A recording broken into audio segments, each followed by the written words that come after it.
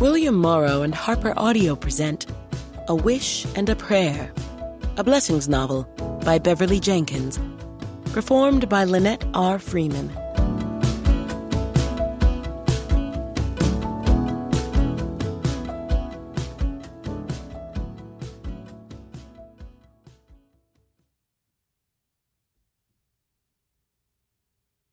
Prologue. December, Florida. Bernadine Brown's vast wealth had gained her entree to many top-notch places, but this was her first foray into the inner sanctum of NASA's sprawling Florida complex. A member of security ushered her into one of the offices, then withdrew silently, leaving her alone with the woman she'd come to see. She was across the room and standing before a window, covered by partially opened blinds. Her name was Dr. Margaret Winthrop, and she was one of the nation's foremost astrophysicists. Bernadine had been expecting a dowdy person in a lab coat. The reality was a tall, trim woman, dressed in a fashionable black suit, with assessing eyes set in a cocoa-brown face as beautiful as that of any supermodel. She gestured Bernadine to a chair. "Have a seat, Miss Brown. But I'm not sure whether I'm pleased to meet you or not." Bernadine complied without taking offense at the honesty. "Thanks for agreeing to see me anyway. My apologies for intruding into your life. May I ask how you found me?" "Your mother, Lenore Crenshaw, actually. She responded to the search Preston posted on the internet. When we spoke, she told me where you worked. And people wonder why I dropped the Crenshaw name." The bitterness in her voice was plain, and it gave Bernadine pause. Mrs. Crenshaw hadn't indicated that she and her daughter were estranged. Winthrop turned her back to the room, as if needing to put some distance between herself and whatever information Bernadine might be seeking. "What's he like?" she asked. Bernadine inwardly smiled, thinking about the 14-year-old affectionately known as Brain. "He's scary smart. Big heart, dry wit. Wants to grow up to be Dr. Neil deGrasse Tyson." Surprised eyes spun her way. "The apple doesn't fall far from the tree," she quoted. "Preston's so intellectually gifted, we've had to bring in graduate students from the university's physics department to keep him challenged. When he gets older and has the opportunity to really exercise his mind, he's going to be a force." Winthrop had refocused on the view through the blinds and stood so still Bernadine wondered what she might be thinking. "His father's name was Lawrence Mays. He was from Philly. Preston's named for Lawrence's grandfather. My parents didn't care for Lawrence or our relationship because he didn't have a pot to piss in, or a window to throw it out of, as my mother was so fond of saying." Bernadine assumed the mother's intolerance was one of the reasons for the daughter's acrimonious attitude. "But he was scary smart, too. Funny, witty, charming. The consummate gentleman. We met at MIT during our junior year. He was on scholarship." "Do you know where I can reach him?" "He died in a car accident 2 months before Preston was born. I was devastated. My mother said the death was a godsend." Bernadine felt sorry for her. The resonating pain was palpable. "Did he have family?" "Yes. His mother and father divorced when he was young, and his mom raised him and his sister alone. I met them once, but I didn't go to the funeral. My parents wouldn't allow it." "Any idea if they're still alive or where they might be?" "No." Bernadine shook her head at what this meant for Preston. She doubted Lawrence's family had been given any say in the decision to send him into foster care. She wondered if they even knew Preston existed. "Did his mother know about your pregnancy?" "I'm sure she did. But if she tried to call after the funeral, my parents never told me." She went silent for a short time, as if thinking back. "You have to understand. I wanted to keep the baby, but they were so opposed and I wasn't strong then. I was 20 years old, a sheltered little rich girl from Boston who'd always followed orders.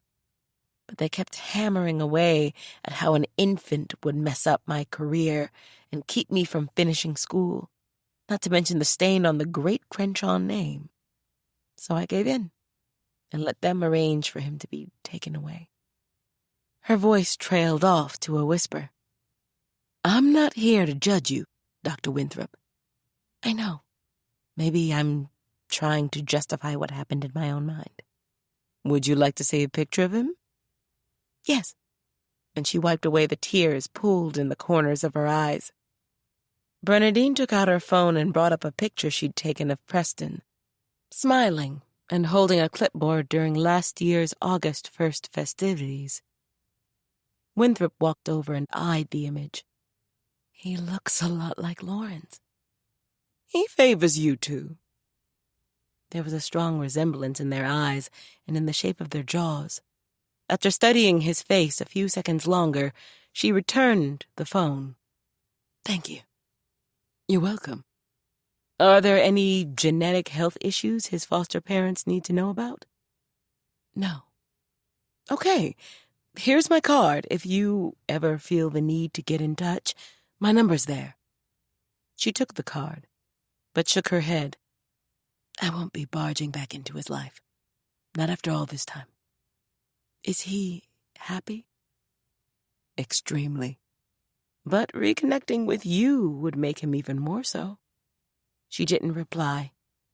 Bernadine told her sincerely, Preston's a very special young man. If you change your mind, I know he'd love to meet you. But she was back in front of the window again, seemingly staring out at the sunset. Is there anything else, Miss Brown? I'm meeting some of my colleagues for dinner. Bernadine hadn't expected such an abrupt ending, but she didn't hold it against her. The visit had obviously opened up lingering, unhealed wounds. No, but thank you again for your time. Would you like Preston to know we've spoken? No, and I'd appreciate it if you wouldn't contact me again. That was disappointing, but Bernadine let it go. Thanks again for seeing me.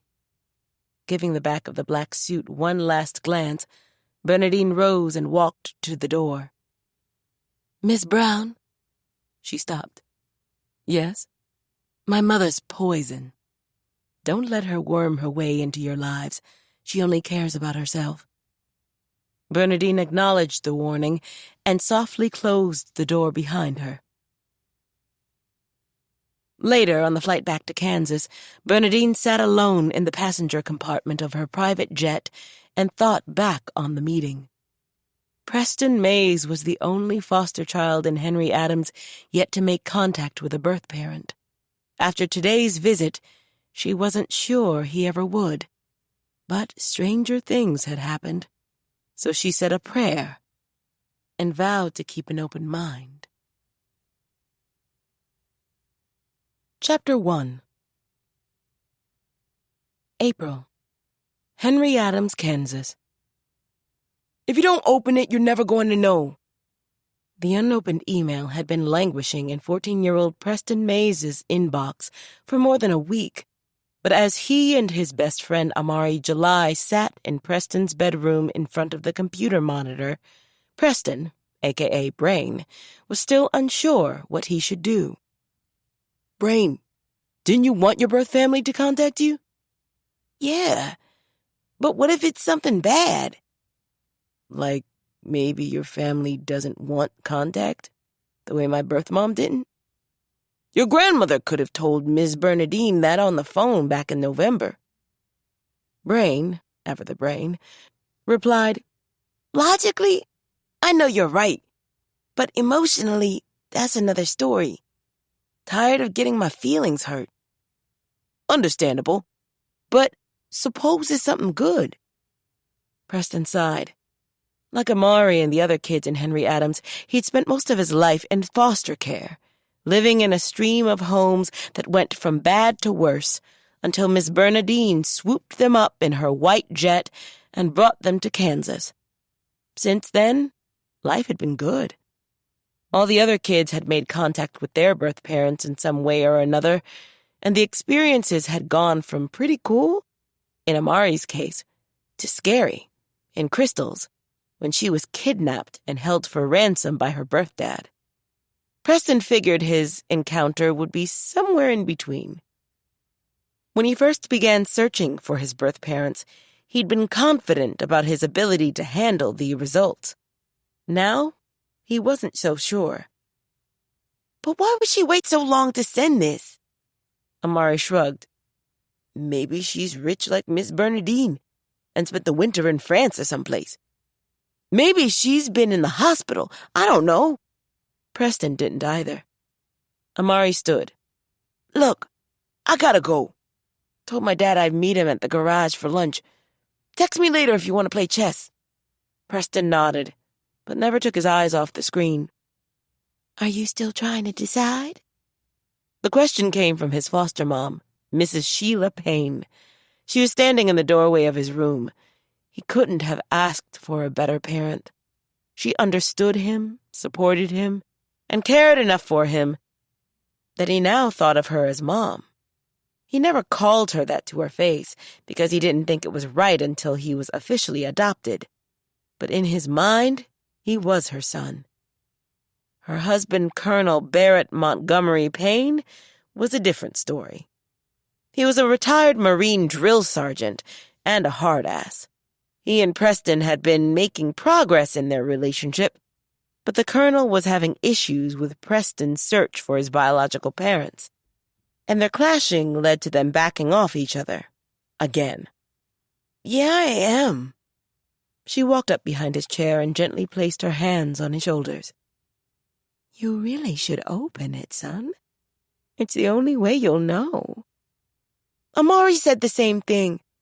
And you're both right, but... Scared there might be drama? Yeah. I've had enough of that in my life. She squeezed his shoulders affectionately. It's up to you. But the not knowing is adding its own drama.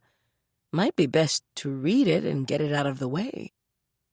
She paused, as if to let that sink in for a moment. Lunch will be ready in a few minutes. What are we having? I'm not sure. The Colonel's cooking. His panicked face met her kind eyes. But it's Saturday. Aren't you supposed to cook today? Barrett volunteered. It'll be okay. Promise. Giving him a supportive squeeze, she left him alone with his screen and his thoughts. When he and the Paynes first came together as a foster family, everything ran on a tight, no-nonsense schedule. The household awakened at a precise time. Mrs. Payne served breakfast promptly at 7 a.m., and the rest of the day followed suit. But now she had a job as the Henry Adams VP of Social Affairs, and one of the first casualties had been what the Colonel called household discipline. He and the Colonel were now responsible for their own laundry and for cleaning up after themselves, and meals were no longer served at the exact same time each day. In fact, on the evenings Mrs. Payne worked late, the Colonel was forced to cook dinner. Because of all the foster homes, Preston knew his way around a kitchen and didn't mind making himself the occasional grilled cheese sandwich. Plus, he had a standing invitation for dinner at Amari's or Tamar's. So getting a good home-cooked meal wasn't a problem. What was a problem for him was the Colonel's inedible food. Out of respect, Preston always ate as much as he could, but the man couldn't cook, period. And now to find out that the Colonel was in the kitchen fixing lunch made Preston sigh. He got up, however, washed his hands, and prayed he and Mrs. Payne didn't end up in the ER. Taking a seat at the table, he nodded hello to the Colonel, who was wearing a camo green apron tied around his waist that read, "Marines burn." That the man burned food a lot made the words very apropos in their own sarcastic way, Preston thought. The day's concoction looked to be rice mixed with a bunch of vegetables like broccoli, cauliflower, and tomatoes. The sight made Preston wish for lunch from the dog and cow instead. He glanced over at Mrs. Payne. She looked back at him. After taking a bite, she set her fork down on the edge of her plate. "Barrett, what is this?" Just a little something I threw together. Healthy looking, isn't it? "Have you tasted it?" Not yet, no. She folded her arms across her chest in the way she'd taken to doing since getting her new job. The stance reminded Preston of how Amari's mom Lily looked when she caught Preston and Amari doing something dumb. "Are you feeding us bad food on purpose?" What do you mean? "I've been married to you for almost 30 years, and I know you can cook better than this." The way the Colonel stuck out his jaw made Preston think Mrs. Payne was onto something. "Forcing us to eat inedible food isn't going to make me quit my job to come home and run campaign again, no matter how much you may want that. I've put up with these awful meals since the winter, hoping you'd get over yourself. But I'm done. No more awful food, Barrett Payne. You hear me?" Preston wanted to leave the table and let the married couple work this out in private, but he didn't know how to do it without calling attention to himself. Although Mrs. Payne hadn't raised her voice, he could tell she was none too happy. To be truthful, if what she was saying was true, and he'd been eating all this bad food just because the Colonel didn't want her to have a job, Preston was none too happy either. She got to her feet. "I'm going over to my office and grab some files. I'll see you both later." Preston wanted to protest at being left in the kitchen alone with the Colonel, but she'd already made her tight-lipped exit. In the silence that followed, the Colonel met Preston's eye. Guess I blew that. "You think? Why are you trying to wreck her new life? You're supposed to be proud of her." I don't like the way things are changing. "So you cook whack food? How's that supposed to help?" Preston realized he sounded just like Amari's mom. He wished she were there.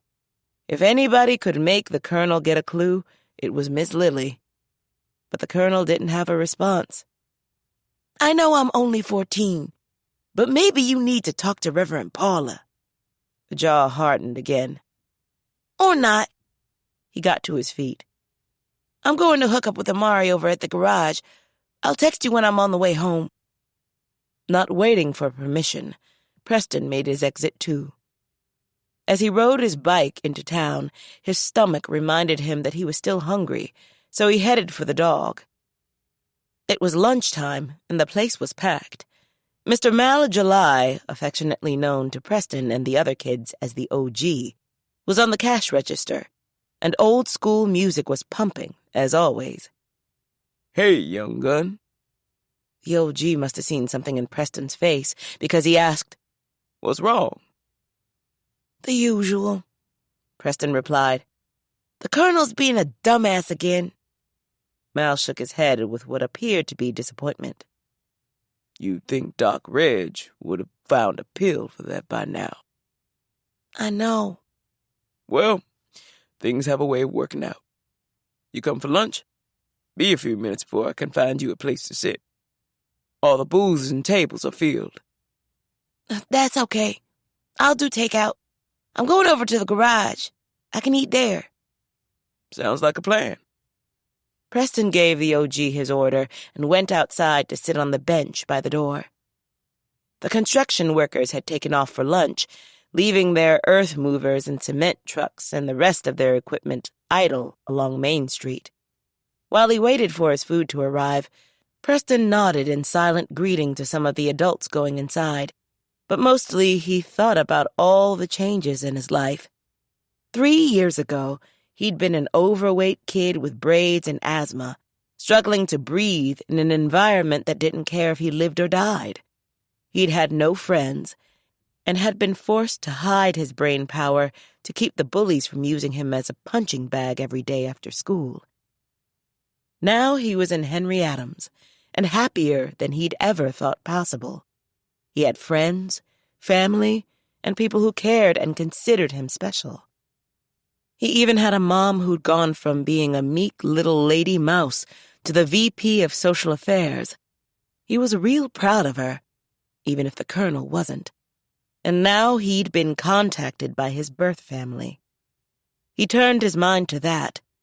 All his life, he'd wondered who his real family might be, and why he'd wound up in the garbage heap of foster care. He'd imagined all kinds of scenarios, from having been stolen from the hospital as an infant by some psycho to having been given up because he wasn't wanted. The latter held the most pain, and the reason he hadn't opened his email. He didn't want to learn that he'd been discarded like an old Game Boy. But as everyone kept reminding him, he'd never know the truth if he didn't read the message sent by his biological grandmother, a woman named Lenore Crenshaw. He pondered that for a moment. Was Crenshaw his real last name? Why had he been contacted by her and not his biological mom?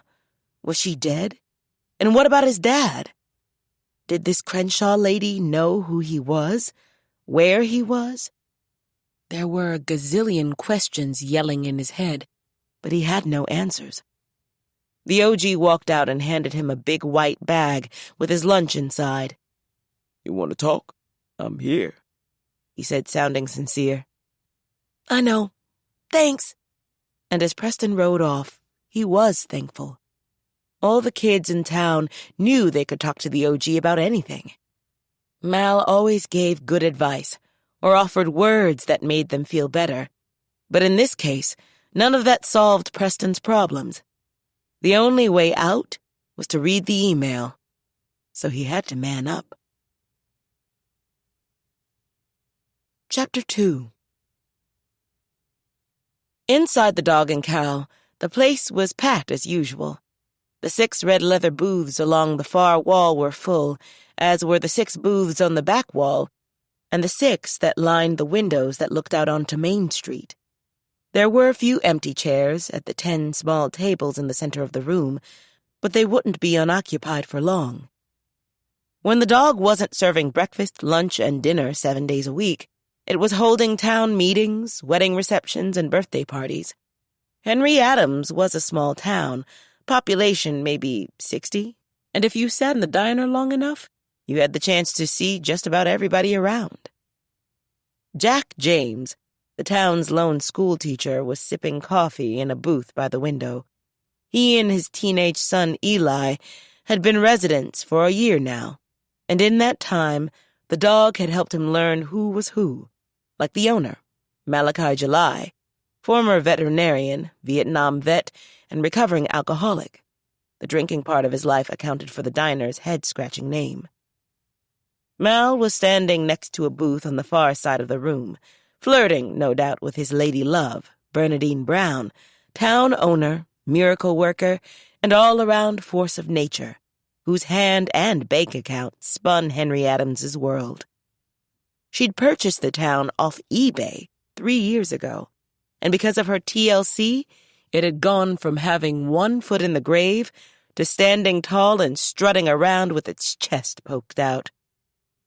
Seated in the booth with her were School Superintendent Marie Jefferson and Marie's BFF, Genevieve Curry.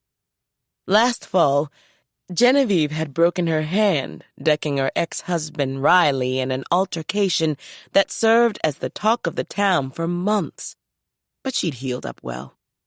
Too bad the same couldn't be said for Riley, the town's former mayor.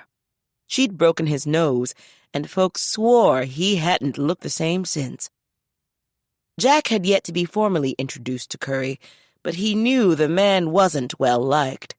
According to the gossip, Riley was currently holed up on the town's outskirts in an expensive double-wide trailer he'd shared with his girlfriend, Texas millionairess Eustasia Pennymaker, until he'd gotten on her nerves so much that she'd packed up her bucks and her beloved sow, Chocolate, and two-stepped it back to her ranch outside Laredo. Word was, Riley was preparing for the big court battle involving his 600-pound hog, Cletus, who 3 years ago had sat on a man and killed him. The county wanted the hog put down, but Riley swore Cletus acted in self-defense. Apparently, he loved the hog more than he had his wife Genevieve, which was one of the reasons she'd socked him. Another reason Jack liked hanging out at the Dog was the fancy red jukebox that played all oldies all the time. Currently, Diana Ross and the Supremes were cooing "Come See About Me," and heads and shoulders all over the room were keeping time. But the number one reason Jack came to the Dog whenever he had a free moment was to watch the diner's manager, Rochelle Dancer, work the room. The locals called her Rocky, but he didn't think a woman with her beauty should have a name evoking Sylvester Stallone or any other pugilist, so he preferred to call her Rochelle. When the Supremes finished singing, the jukebox played the opening strains of Sun Goddess by Ramsey Lewis, a selection Jack thought quite apropos. Ms. Dancer was indeed a goddess, even if she did act like a pissed-off one most of the time. He was pretty sure he was in love with her. Why her? He didn't know. She rarely spoke to him, refused to go out with him, and did her best to let him know that the planet would be a better place if he weren't on it. However, the moment he laid eyes on her a year ago, his heart had opened up for the first time since the death of his wife Eva, and the light that poured in was blinding. Something had happened with Rochelle, too, and that seemed to piss her off all the more. In many ways, he was having fun watching her deny what they both knew, but getting her to own up to it was going to be about as easy as summiting Mount Everest without oxygen. She was still working the room, along with her crack staff of college students, dressed all in black. She topped off coffee cups and checked on every customer at every table except his, probably hoping if she ignored him long enough, he'd get up and leave. But it was a sunny Saturday afternoon, and there was nowhere he needed to be. If he wanted to sit in the booth and drink coffee until she closed the place at midnight, he could. The Dog was all about good food and service, though, and he knew her devotion to duty wouldn't let her ignore him for long. Sure enough, she made her way over to his booth. "Why are you still here?" she whispered crossly. His empty plates had been taken away 30 minutes ago. "I like the coffee." He raised his half-empty cup for more. "Your bladder should be tar by now." She poured from the carafe in her hand. She was 5'6" and so gorgeous he'd seen men walk into the Dog's walls after getting their first look at her. Luckily for him, he'd been sitting down on the day they met. "So, when are you going to go out with me?" "Why do you keep asking me that?" "Because you keep saying no and won't give me a reason. Is it my race?" "You being white has nothing to do with it." "Then what does?" She sighed aloud and looked away for a beat. When she finally looked him in the eyes again, she said, "I'm scared, Jack. Just scared. Okay?" "Of what?" That she'd actually addressed him by his given name made the sunny morning even more so. "Of things going well between us for a while, and then you wind up wearing my underwear." "What?" "Never mind." She walked away. Her underwear. While Jack sat there trying to make sense out of that, Mal walked up. "Why are you looking so confused?" "Rochelle said she won't go out with me because I might wind up wearing her underwear." Jack swore Mal almost smiled. "Any idea what that means?" Jack asked. "You'll have to ask her. Not my place." "There's actually a story tied to whatever this underwear thing is about." "You'll have to talk to Rock." Jack could see her delivering a tray loaded up with full plates over to a bunch of construction workers crowded into a booth up front. Mal's voice brought his attention back around. "A lot of pain went into making that thick hide of hers, Jack. Just keep that in mind." "I will." Patience isn't one of her strong suits. "I've noticed." We're all rooting for you, even though we still think you've got a snowball's chance in hell. Good to know. They spent a minute more talking about the next meeting of Dad's Inc., the local father support group, before Mal moved on to chat with Bing Shepherd and his crew from the Black Farmers Association at a booth in the back. Bing was a World War II vet, and his war experiences were going to be a part of the upcoming week's history lesson for Jack's students. Jack went back to sipping coffee and wishing he knew the details of the underwear story. This sense of not knowing the whole picture was nothing new. For such a small town, the secrets were legion, and it seemed everyone had them, even his students. Mal and 99% of the locals had grown up in Henry Adams, but Jack had grown up in Boston and had been living and teaching in L.A. when he was hired to be the teacher. After losing his wife, Eva, to cancer, he'd had to raise their teenage son, Eli, alone. The idea of teaching in a small town had been appealing. He'd imagined a slower pace and the kind of environment where Eli could shed his grief-fueled anger. Nothing could have prepared either of them for Henry Adams, though. If someone had told Jack he'd find heaven in a small historic black township on the flat plains of Kansas, he'd have asked them to take a drug test. Because of the elders like Tamar July and others like town owner Bernadine Brown, Jack's last 9 months had been the sweetest, wildest ride he'd ever taken. If it was left up to him, he'd spend the rest of his life within the town's loving confines, which might be just long enough to convince the dog's resident goddess to go out with him. A grim Rocky barreled through the door that led into the kitchen. Assistant Chef Sis looked up from the potatoes he was peeling. "Jack still out there?" She could swear he was smiling, and that earned him a glare. But he knew her well enough now that her Medusa stare no longer turned him into stone. He glanced back.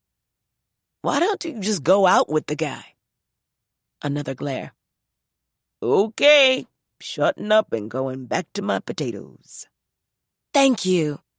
If anybody needs me, I'll be in the office." In the office, Rocky sat down in the chair in front of her desk and powered on her laptop. She had vendor orders to review and pay. She was determined not to think about Jack James, but his good-looking face kept shimmering in her mind's eye.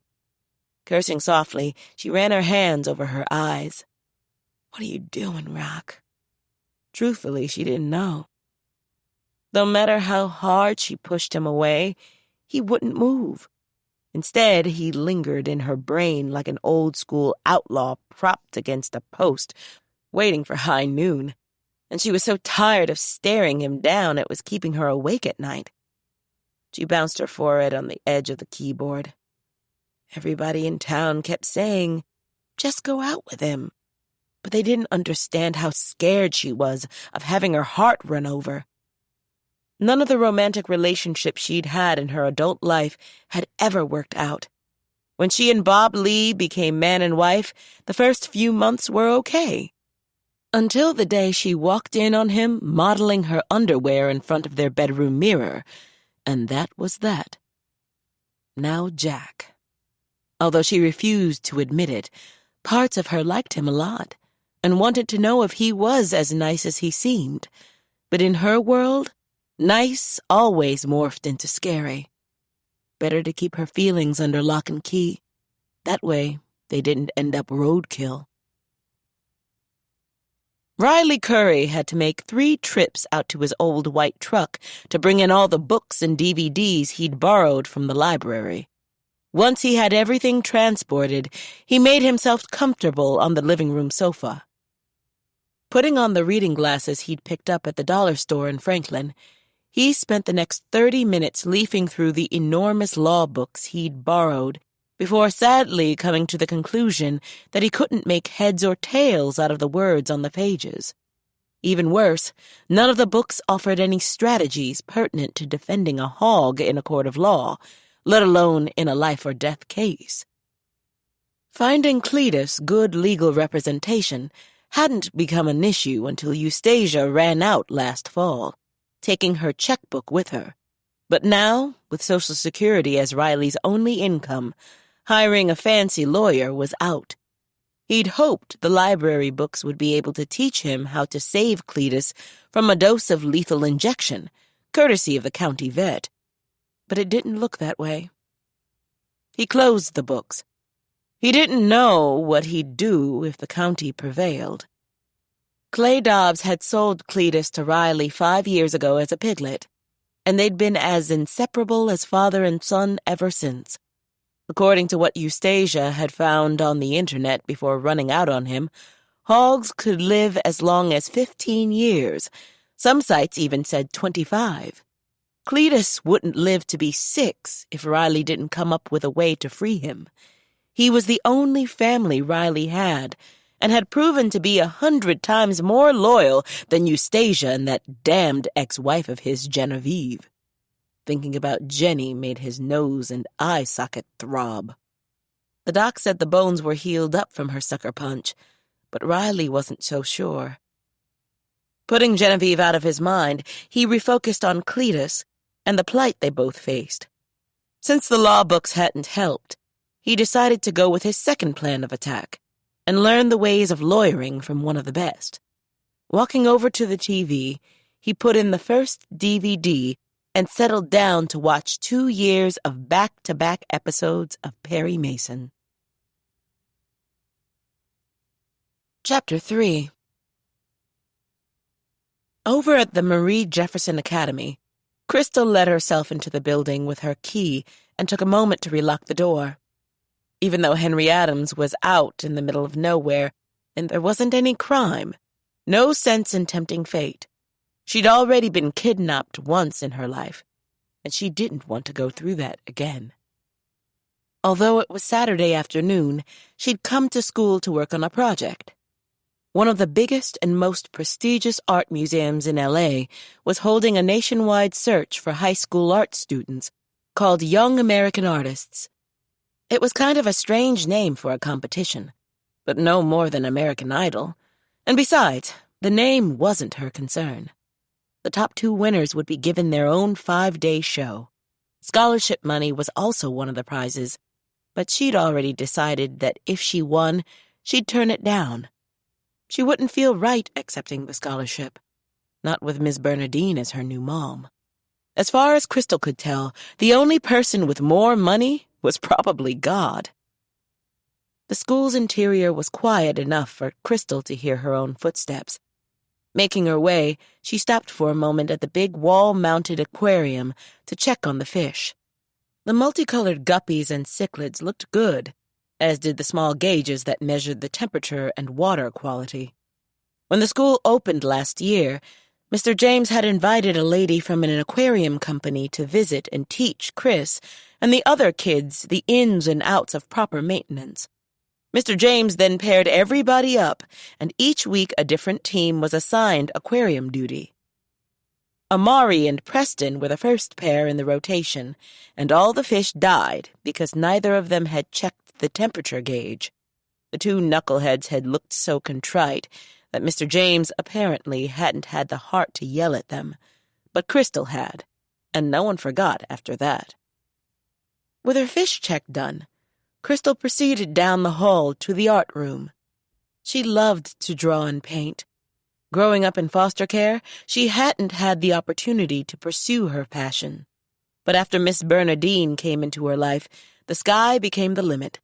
She had all the supplies an artist could imagine, and she really wanted to win the competition so she could show Miss Bernadine that all the money and time she'd invested had been well spent. Not that Miss Bernadine cared about the cash. She just wanted Crystal to be happy, and Crystal was the happiest teenager on earth, as long as she didn't count the 2 new girls who'd enrolled in Miss Marie's academy last winter. Their names were Megan Tripp and Samantha Dickens. They were from Franklin, the next town over, and were as snooty as they were clueless. They were forever staring down their noses at Crystal like she was supposed to be impressed that Samantha's father owned 2 McDonald's and Megan's father was an optometrist. They didn't treat the other Henry Adams kids any better, except for Eli. Him, they swarmed around like ants on a dropped ice cream cone, but he never paid them any attention. So Crystal let him live. The jury was still out on them, though. Putting them out of her mind, Crystal took the draping off her nearly finished triptych and evaluated it critically. She called the 3 canvases life. The first one represented her childhood. It was an abstract, filled with darkness and wild colors and splashes of red to represent how bleak and dangerous life had been for her in those days. The second represented the present.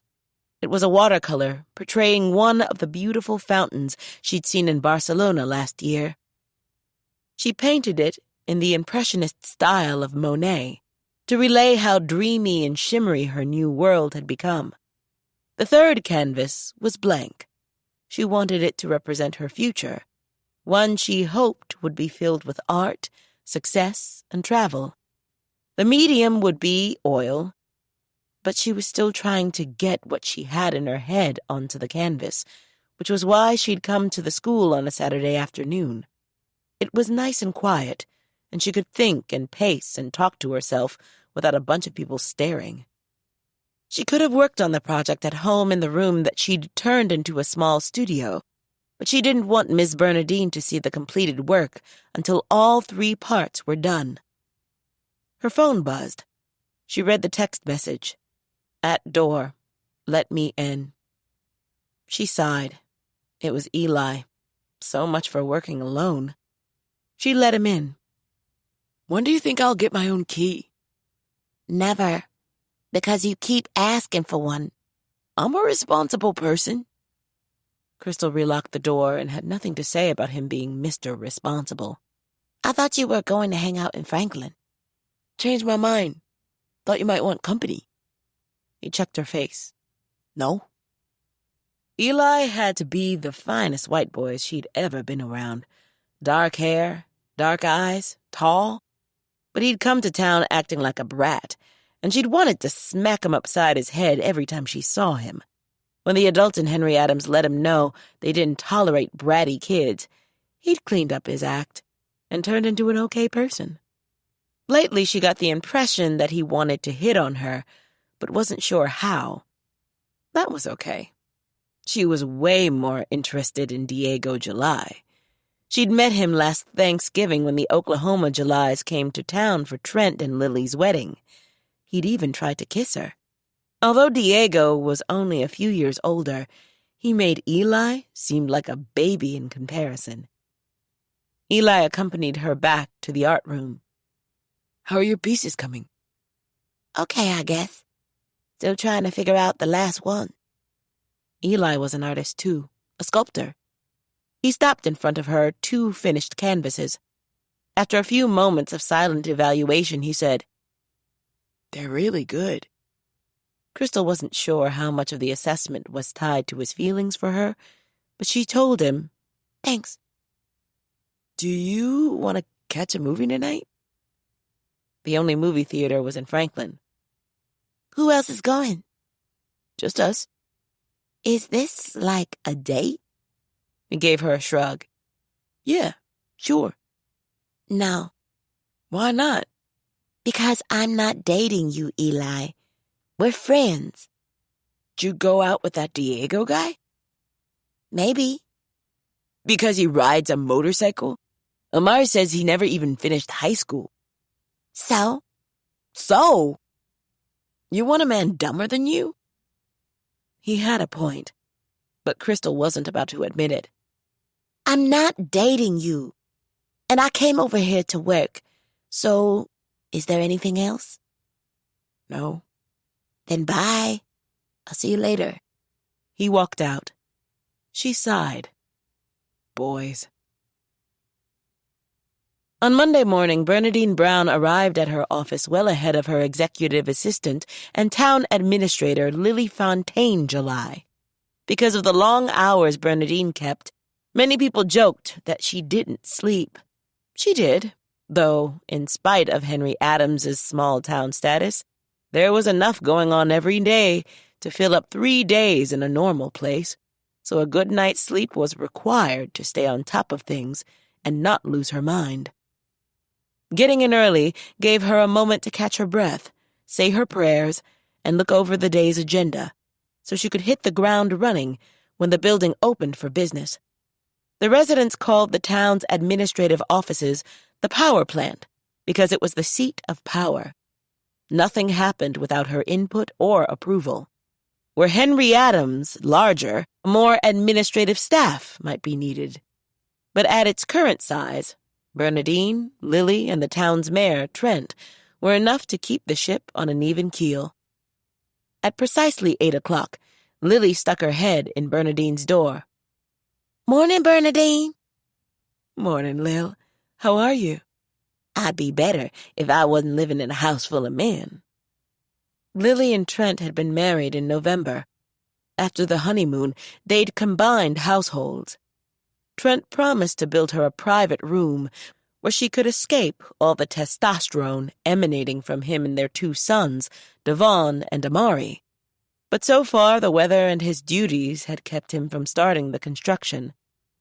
"You know you love your man." "I do.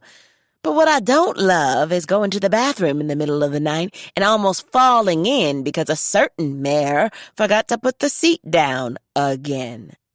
Told him he'd be building me my own bathroom, too." Bernadine knew Lily was just fussing. The former Henry Adams High School track and field queen loved her husband and sons as much as she loved breathing. "So, what's on your plate today?" "Typing up the agenda for tonight's town meeting, and then putting on my hard hat and boots so I can walk the construction sites. I'll see what else shows up as the day goes along. How about you?" "Sheila and I will be meeting about the groundbreaking festivities for the new church and her plans for this year's August 1st festivities. At 11, I'm scheduled to talk to Franklin's mayor about something or other. And Katie's flying in Jim Edison. His firm's handling this mess with Leo."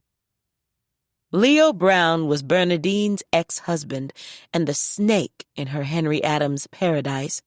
He and his oil company bosses were attempting to make a land grab, claiming eminent domain in order to run a pipeline from Canada to Mexico. Problem was, the land was legally owned by local farmers, who were none too pleased with the company's intimidation tactics. According to the reports she'd been getting from her people, it appeared as if the oil snakes and their lawyers were having a hard time prevailing in court. But she wanted to talk to Jim Edison, the high-powered legal eagle she'd hired to protect the farmers' interests, and get his thoughts on where the case stood.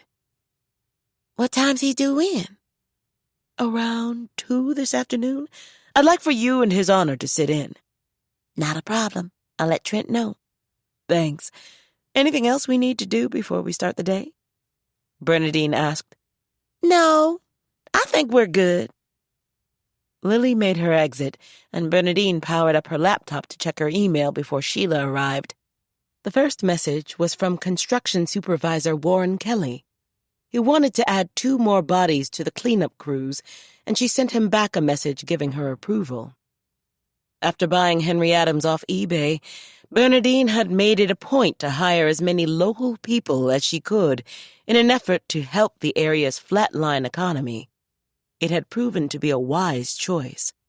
Under Kelly's direction, the contractors worked hard, and the pride they took in their craft was evident in everything they built, from the houses in the subdivision where she lived, to the new recreation center, to the town's awesome, jaw-dropping school. Her dream of revitalizing Henry Adams would never have borne fruit had it not been for her dedicated workers, and she counted them as one of her many blessings. At a bit past 9 o'clock, Sheila Payne knocked on her open door. "Hey, Sheila, come on in." Bernadine loved the confidence Sheila appeared to have gained since being named head of social affairs. The woman who'd acted afraid of her own shadow when the Paynes first came to town was no more. They spent a few moments discussing her thoughts on how she wanted Saturday's groundbreaking to go, and once that subject was done, they moved on to the August 1st celebration. "Tomorrow wants a July 4th celebration this year instead of August 1st. She's decided we need to alternate. Bernadine might own Henry Adams, but Tamar ruled like good Queen Bess ruling England. Did she say whether she wants a parade? Cookout? Cookout, yes, and Henry Adams' idol, too. Like the television show? Apparently. I may regret saying this, but that sounds like a great idea. But I don't know anything about hosting something like that.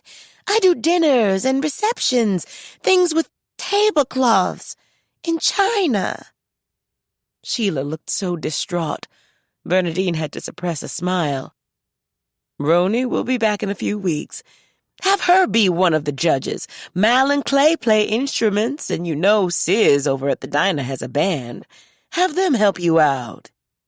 I'm supposed to be in charge of social affairs, Bernadine, and holiday celebrations falls under that.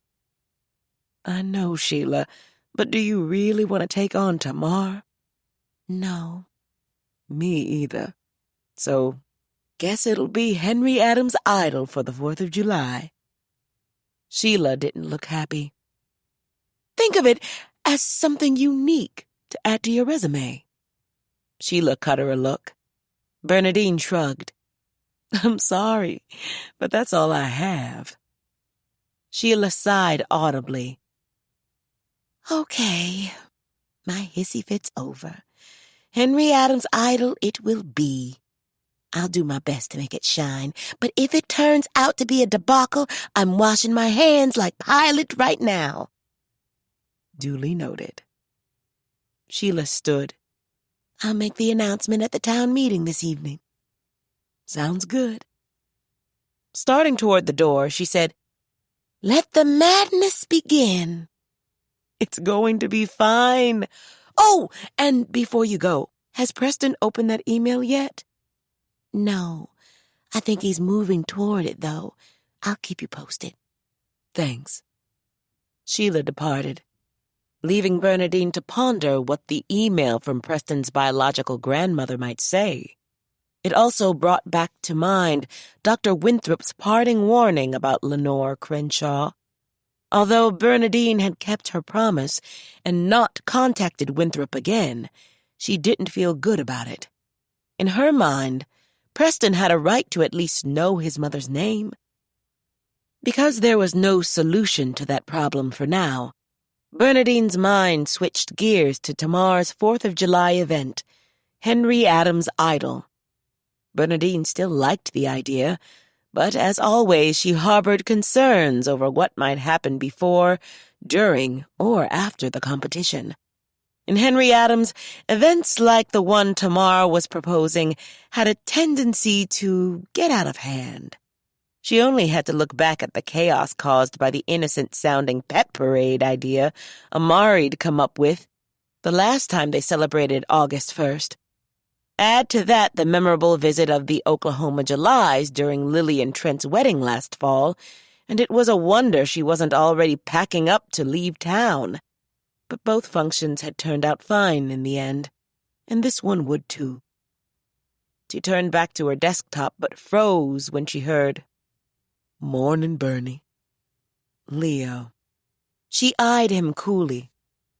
"What do you want?"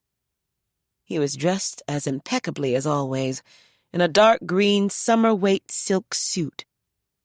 "Just stopped in to say goodbye. Your lawyers have been kicking my company's ass so thoroughly. We've decided to cut our losses and not throw any more money down the toilet. You win, Bernadine. We're pulling up stakes, and you can rest easy, knowing you've saved your hick farmers from the evil empire." "Good. Are you saying goodbye to Marie, too?" When he first came to town 2 years ago, he'd wanted them to reconcile. But when Bernadine told him to kick rocks, he began seeing Marie Jefferson. Ah, the little school marm. Another item to cross off the balance sheet. He dropped Marie when she refused to sell him her land. Bernadine wondered if she could beat him to death with something on her desk, maybe the stapler, and plead temporary insanity. Why would you treat her that way? How's that old 70s tune go?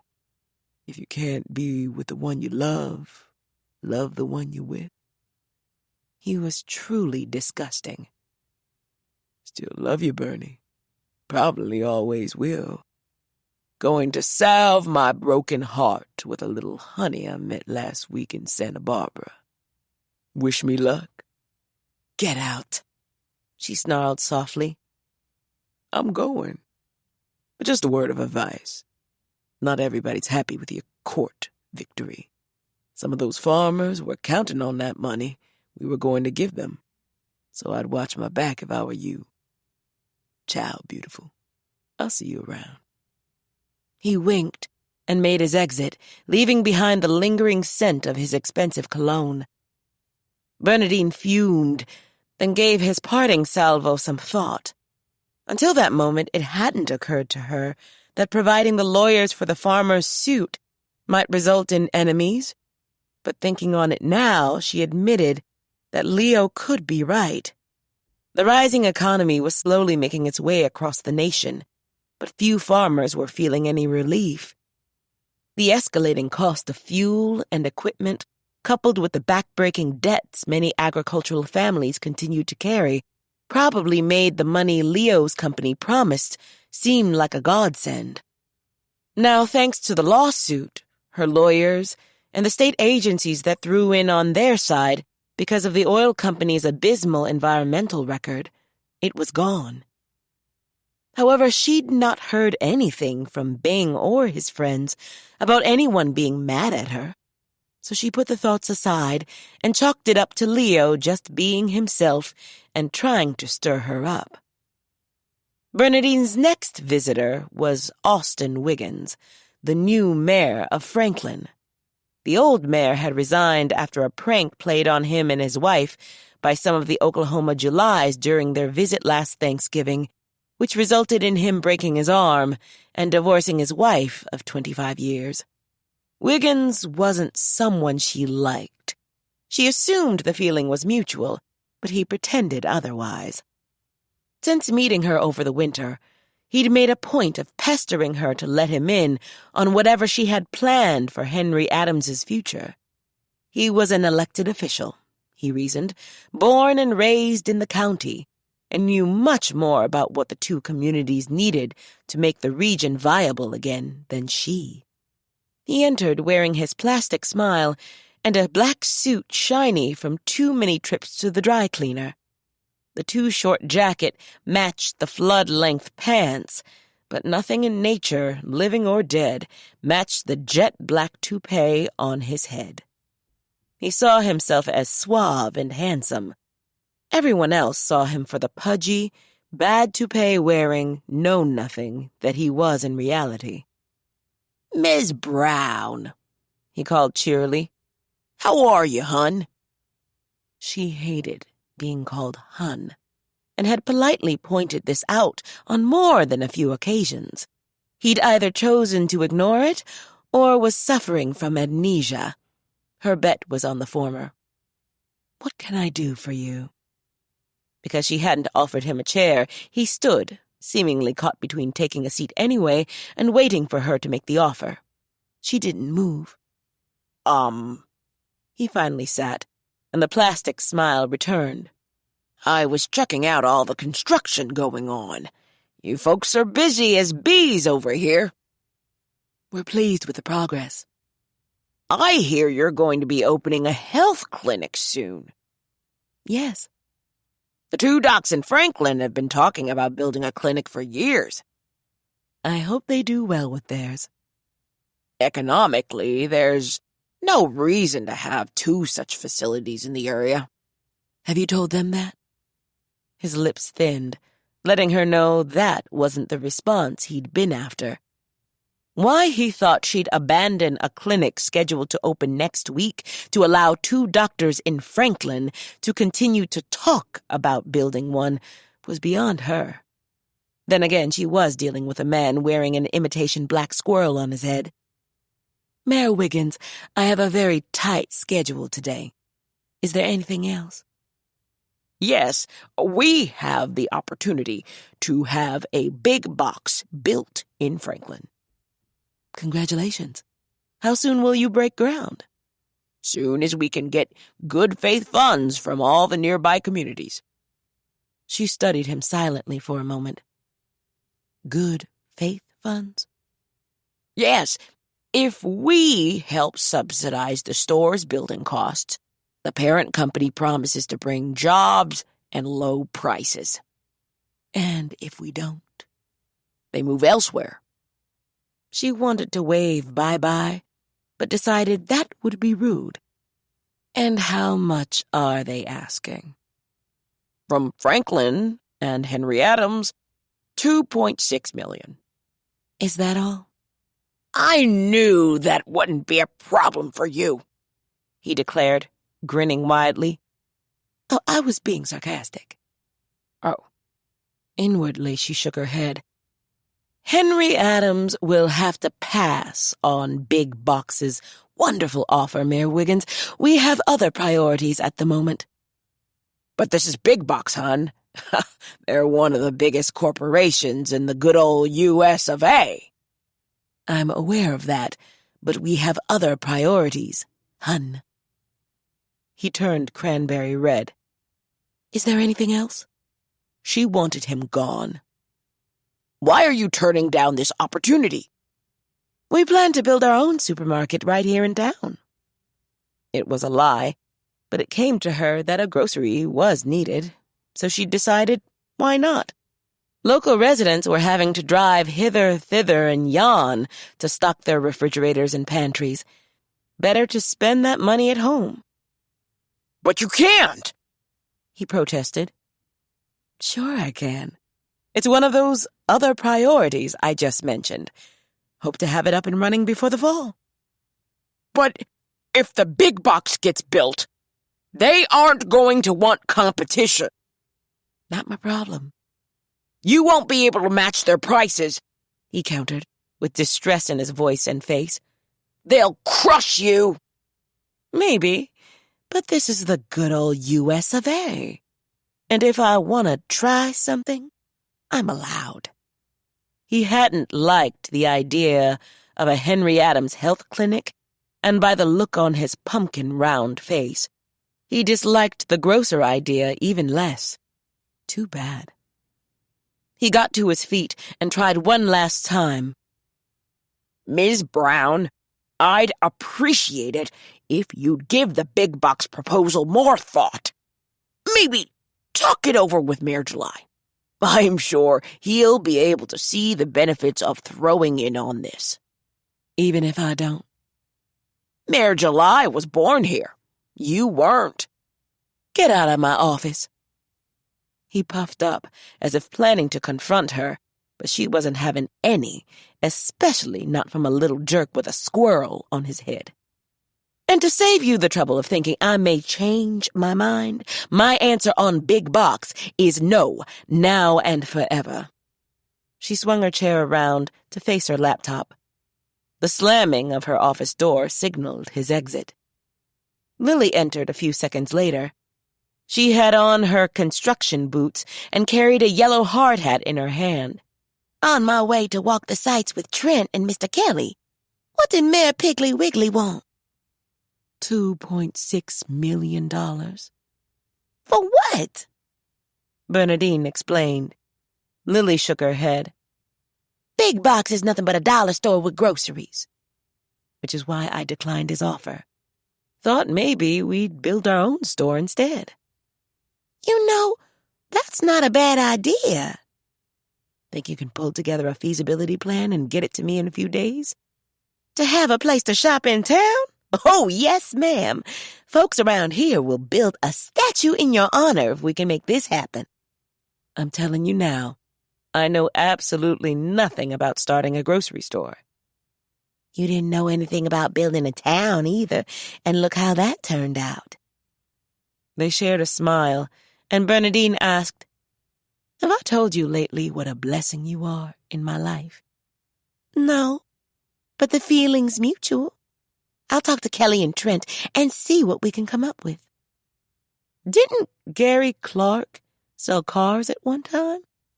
Yes. Why? I think I'll appoint him the manager.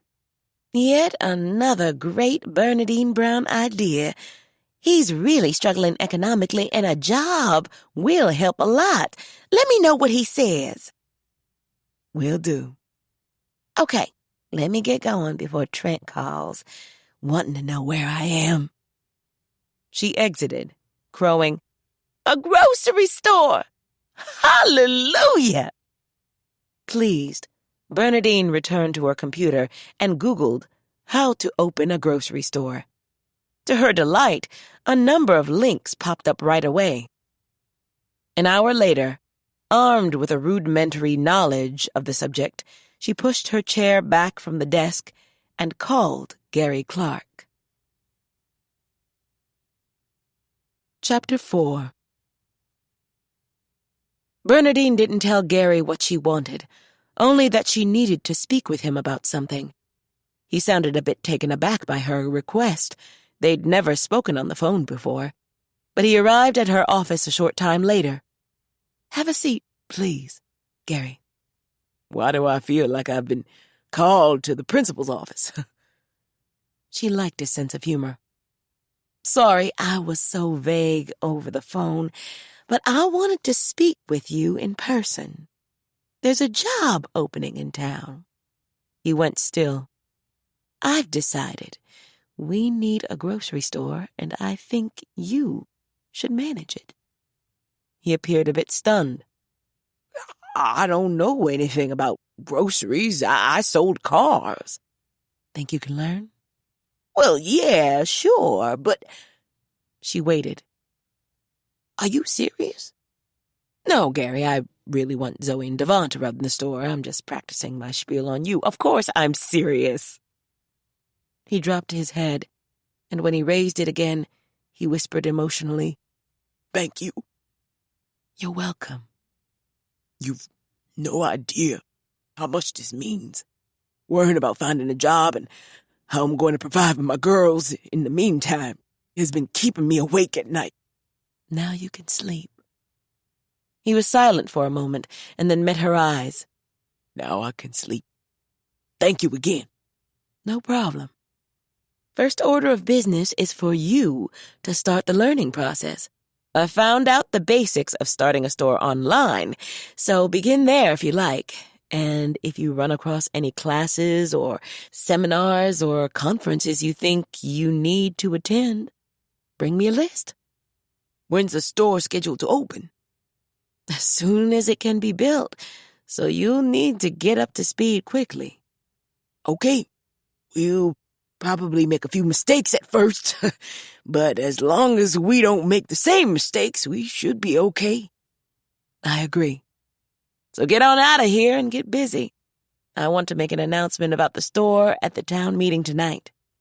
He stood and told her in a sincere voice, You've no idea how much I've been praying. You were heard. Thanks, Miss Brown. Bernadine, he echoed, and departed. Before she could blink, the opening bars of Smooth Operator by Sade sang on her phone. Smiling because she hadn't talked to the person the ringtone was assigned to yet that day, she picked up. Hey, Mal. Hey, sweet thing. How goes the turning of the world? She grinned. Hasn't fallen off its axis yet. How are you? Next she knew, he was walking into her office, still holding his phone against his cheek and ear. Doing pretty good, as you can see. Loving him for always making her days fun, she ended the call. You are so special. The mustache lifted with amusement. Always have been. Came to take you on a lunch picnic. I have a meeting this afternoon. Then we'll have to eat fast. Bernadine absolutely adored Mal July, and the idea of running away with him was way too tempting. But she needed to go over the reports on the farmer's lawsuit before the legal eagle flew in at 2. Mal must have read her mind. I know you have a ton of stuff to do, but sometimes you need to stop and smell the roses on the way to world domination, especially on a Monday, and the weather's perfect. Is that from the Tao of Malachi? Matter of fact, it is. Are we picnicking in your truck again? Because it had been too dark and cold to sit on the grass the first time he took her on a picnic, they'd had it inside his classic Ford pickup. Now they used the cab for that purpose on a regular basis. No, he answered. Real picnic this time. Basket, blanket, and everything. I'm not dressed for sitting on the ground. Did I mention the blanket? She dropped her head to hide her amusement. Looking back up at him now, all the good times they'd had together, be it kite flying or just sitting on her deck enjoying the sunset, rose up and made her realize what a true blessing he'd become. After having her heart smashed to pieces by Leo, she'd had no intentions of opening herself to anyone again. But Mal changed that, along with her life. Okay, I give. Let me send Lily a text letting her know where I am. And once that was done, she stepped out into the sunshine with the only man capable of making her leave her desk and not care about the day's to-do list still resting on top. He drove them to the bank of the creek that ran on the edge of Tamar's land and parked. Her ears were instantly filled with the silence unique to the plains, and the busy morning melted away as if by magic. Thank you for kidnapping me. I didn't realize how full of a morning's been until now. Let's get out, and you can tell me all about it. He spread the blanket on the grass, and they sat and ate salads, and she told him about her morning, beginning with Leo. She asked him seriously, "Are some farmers going to be upset about not getting the oil money?" People being people, probably. Some of them are on their last legs, and Leo's money would have helped. Doesn't mean you did the wrong thing by heading him off at the pass, though. Claiming eminent domain and basically stealing land would have made a lot more people mad. And what if there'd been some kind of environmental catastrophe? Didn't Trent say at the last meeting that Leo and his boys were known for not cleaning up after themselves? Yes. Another reason to run them out of the county. And you can't please everybody all of the time anyway. That's life. I'm starting to feel bad, though. Understandable. You got the whole world in your hands. She grinned. But sometimes not even you can make the world a fair place. So I wouldn't worry about it. Bernadine knew she would, however, and he probably knew that too. So the discussion moved on to Henry Adams' idol. What kind of prizes? He asked. She shrugged. Planning's just beginning. Maybe Clay and I will dust off our old Temptations moves, but I can talk Trent and Gary into signing on. Or we can be Tammy and Marvin, he said excitedly. Bernadine choked on the water she was sipping. No? He asked. Wiping her mouth with a napkin, she shook her head and croaked. No. But I can sing, he said, coming to his own defense. I can't. What do you mean you can't? Aren't you from Detroit? Everybody from Motown can sing. She found that amusing. Says who? Every person I've ever met from Detroit. They lied then, because I can't sing a note. He looked skeptical. Have you ever heard me sing anything in the 3 years we've been together, besides the hymns at church service? When he didn't respond, she said, I rest my case. Okay, he grumbled mockingly. Guess we can't be Tammy and Marvin. She shook her head. You're a mess. But I'm your mess. And he leaned over and kissed her softly. When the world stopped spinning, she whispered, Yes, you are. Preston had a list of reasons why he enjoyed life in Henry Adams, and at the top was school. Back in Milwaukee, he'd been dissed and bullied for being smart. Kids laughed at him, flung taunts his way, and accused him of trying to act white. That reasoning made him wonder what it meant to be black. But he hadn't had the nerve to ask because he didn't want to be answered with more kicks and poundings. The routine, daily thumpings had been enough. In Kansas, however, his big brain was celebrated. His peers and the adults always offered encouragement and thought his dream of being an astrophysicist, like his idol Dr. Neil deGrasse Tyson, both attainable and special. Another reason Preston enjoyed school in Henry Adams was being allowed to eat lunch outside. He never got to do that in Milwaukee. Because of the winter weather, he and the other students had only been allowed to eat outside occasionally. But now that spring had finally shown up, they were using picnic tables for lunch again on a regular basis. There were 9 students enrolled at the Marie Jefferson Academy. Preston's best friend Amari was at another table teaching his little brother Devon how to play chess. His other bestie was Leah Clark. She loved physics just as much, and he sort of had a crush on her.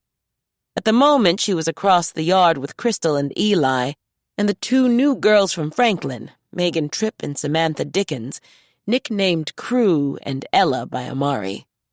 They didn't like the Henry Adams kids, and the feeling was mutual. 2 students were absent. Leah's younger sister Tiffany, Adele, home with a cold, and Zoe Garland.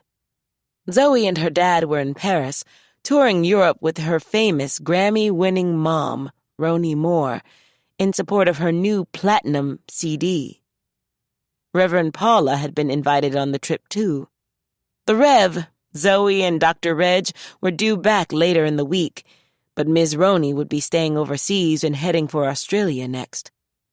Preston looked up at the Cardinal, singing from the school's roof. Another bonus of being in Henry Adams was the fresh air. He hadn't had an asthma attack in over a year. Dr. Reg said it was likely due to relocating to the plains. Many inner-city kids had asthma because of all the junk in the air, from car exhaust, cockroach feces, and cigarette smoke, all of which had been present in most of Preston's foster homes. Kansas's clean air, in tandem with all the bike riding with Amari, hadn't only helped his lungs. He'd shed 15 pounds and grown 3 inches taller since being away from Milwaukee. Instead of the overweight, unhappy kid he used to face in the mirror each morning, he now smiled at his reflection. He saw Leah walking his way. His heart began to beat so hard and loudly, he was scared she'd hear it. When she sat down across from him, he forced himself to act calm. "What's going on over there?" Dumb and Dumber said Crystal was lying about going to Spain with Miss Bernadine last year. They don't believe Miss Bernadine has a jet either. Crystal had given a report on Spanish architecture that morning. "So, what did Chris tell them?"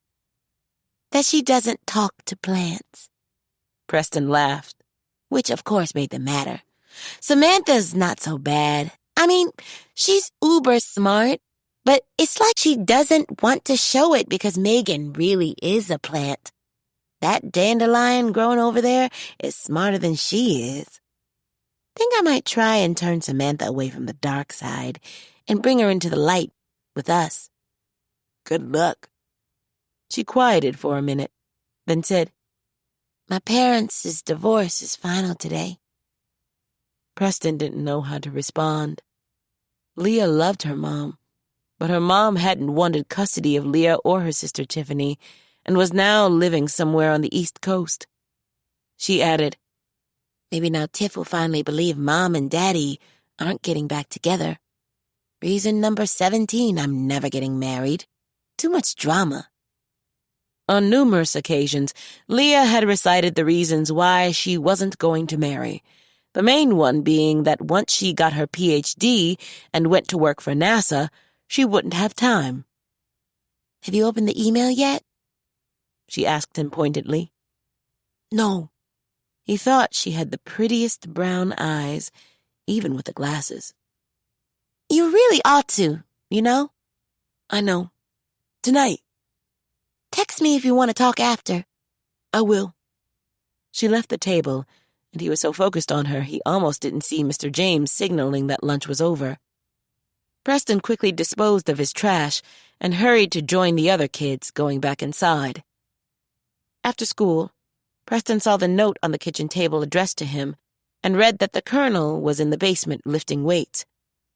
Walking to the top of the steps, he called down, "I'm home!" Okay. Be done in just a bit. He remembered Mrs. Payne saying something that morning about meeting with Tamar this afternoon, but he'd been in the middle of a text to Amari and, admittedly, hadn't been paying her much attention, so he had no idea when she'd be home. After dumping his backpack on a chair, he washed his hands, grabbed a snack and something to drink, picked up the backpack again, and went up to his room. Now he was ready. Having fortified himself with his snack, he sat down with his laptop. After it booted up, he clicked on the email that had been haunting him since its arrival. When it opened, he read, Dear Preston, my name is Lenore Crenshaw. I'm your biological maternal grandmother. I'd like to meet you. Unless I hear otherwise, I will be in Henry Adams on... His jaw dropped. Over the pounding of his heart, he took a quick look at the calendar. Horror gripped him. Oh, he'd really messed up. Quickly clicking the message closed, he ran to find Mrs. Payne, only to remember she hadn't come home yet. The only other person in the house was the Colonel. Preston found him still in the basement, lying on his back, lifting weights. In spite of their on-again, off-again relationship, Preston always found the sight impressive. As a budding physicist, he appreciated the rhythm and symmetry of the bar going up and down, and the almost effortless way the Colonel controlled it. Of course, it wasn't effortless. Sweat beaded the Colonel's face, and the strain in his arms, face, and neck testified how heavy the bar really was. When the Colonel glanced over and saw Preston standing in the doorway, he didn't stop pumping, but asked, What can I do for you? Don't mean to bother you, but do you know when Mrs. Payne's coming home? The Colonel set the bar on the bench above and sat up. He picked up the blue towel lying beside him and wiped his face. I'm probably the last person you should be asking that question. Preston didn't reply to that. He had enough of his own problems without playing marriage counselor. In the long silence that followed, the Colonel stood and ran the towel up and down his damp arms, all the while assessing Preston, who fought not to squirm under the former drill sergeant's steady gaze. So, since I don't have a clue when she'll be home, is there something you need? Something wrong? Yes and no. Trick question, huh? Preston couldn't help it. He smiled. The Colonel did the same. Preston enjoyed being with the Colonel when they connected. He just wished it would last longer than a few minutes. How long have you been lifting weights? Preston waited while he picked up a bottle of water and unscrewed the top. Just around your age. After taking a long drink, he lowered the bottle. Wanted to get big enough to stop my father from beating on my mother. It was another one of the things that connected them. They'd talked about this before. Preston had been beaten a lot in foster care too, but watching somebody bigger and stronger beat up your mom had to have been bad. My grandmother's coming tomorrow. He appeared surprised. Does Mrs. Payne know? No, I didn't even know until just now. I was too scared to open her email when it first came. So I finally did. And she'll be here tomorrow. He looked the Colonel in the eye. I know you think me finding my birth family is a dumb idea, so I'll wait until Mrs. Payne comes home and talk to her about it. He turned to go. Son? Preston stopped, but didn't turn around. Yeah. It's hard for a man like me to say I'm sorry, but I need to. A wary Preston turned back. I enlisted in the Marines when I was 17. I've been a warrior all my life. Feelings are not our thing, because on the battlefield, feelings can get you killed. Can you understand that? Intellectually, yes. A small smile curved the colonel's lips. A little over a year ago, we made a pledge to each other. Do you remember? Semper Fi. Yes, sir, I do. I haven't honored the spirit of that pledge. Preston drew in a deep breath to keep himself steady.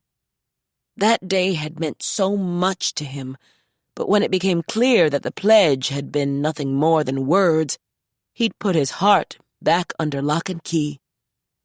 And so you know, I have been talking to Reverend Paula, the colonel confessed, which surprised Preston.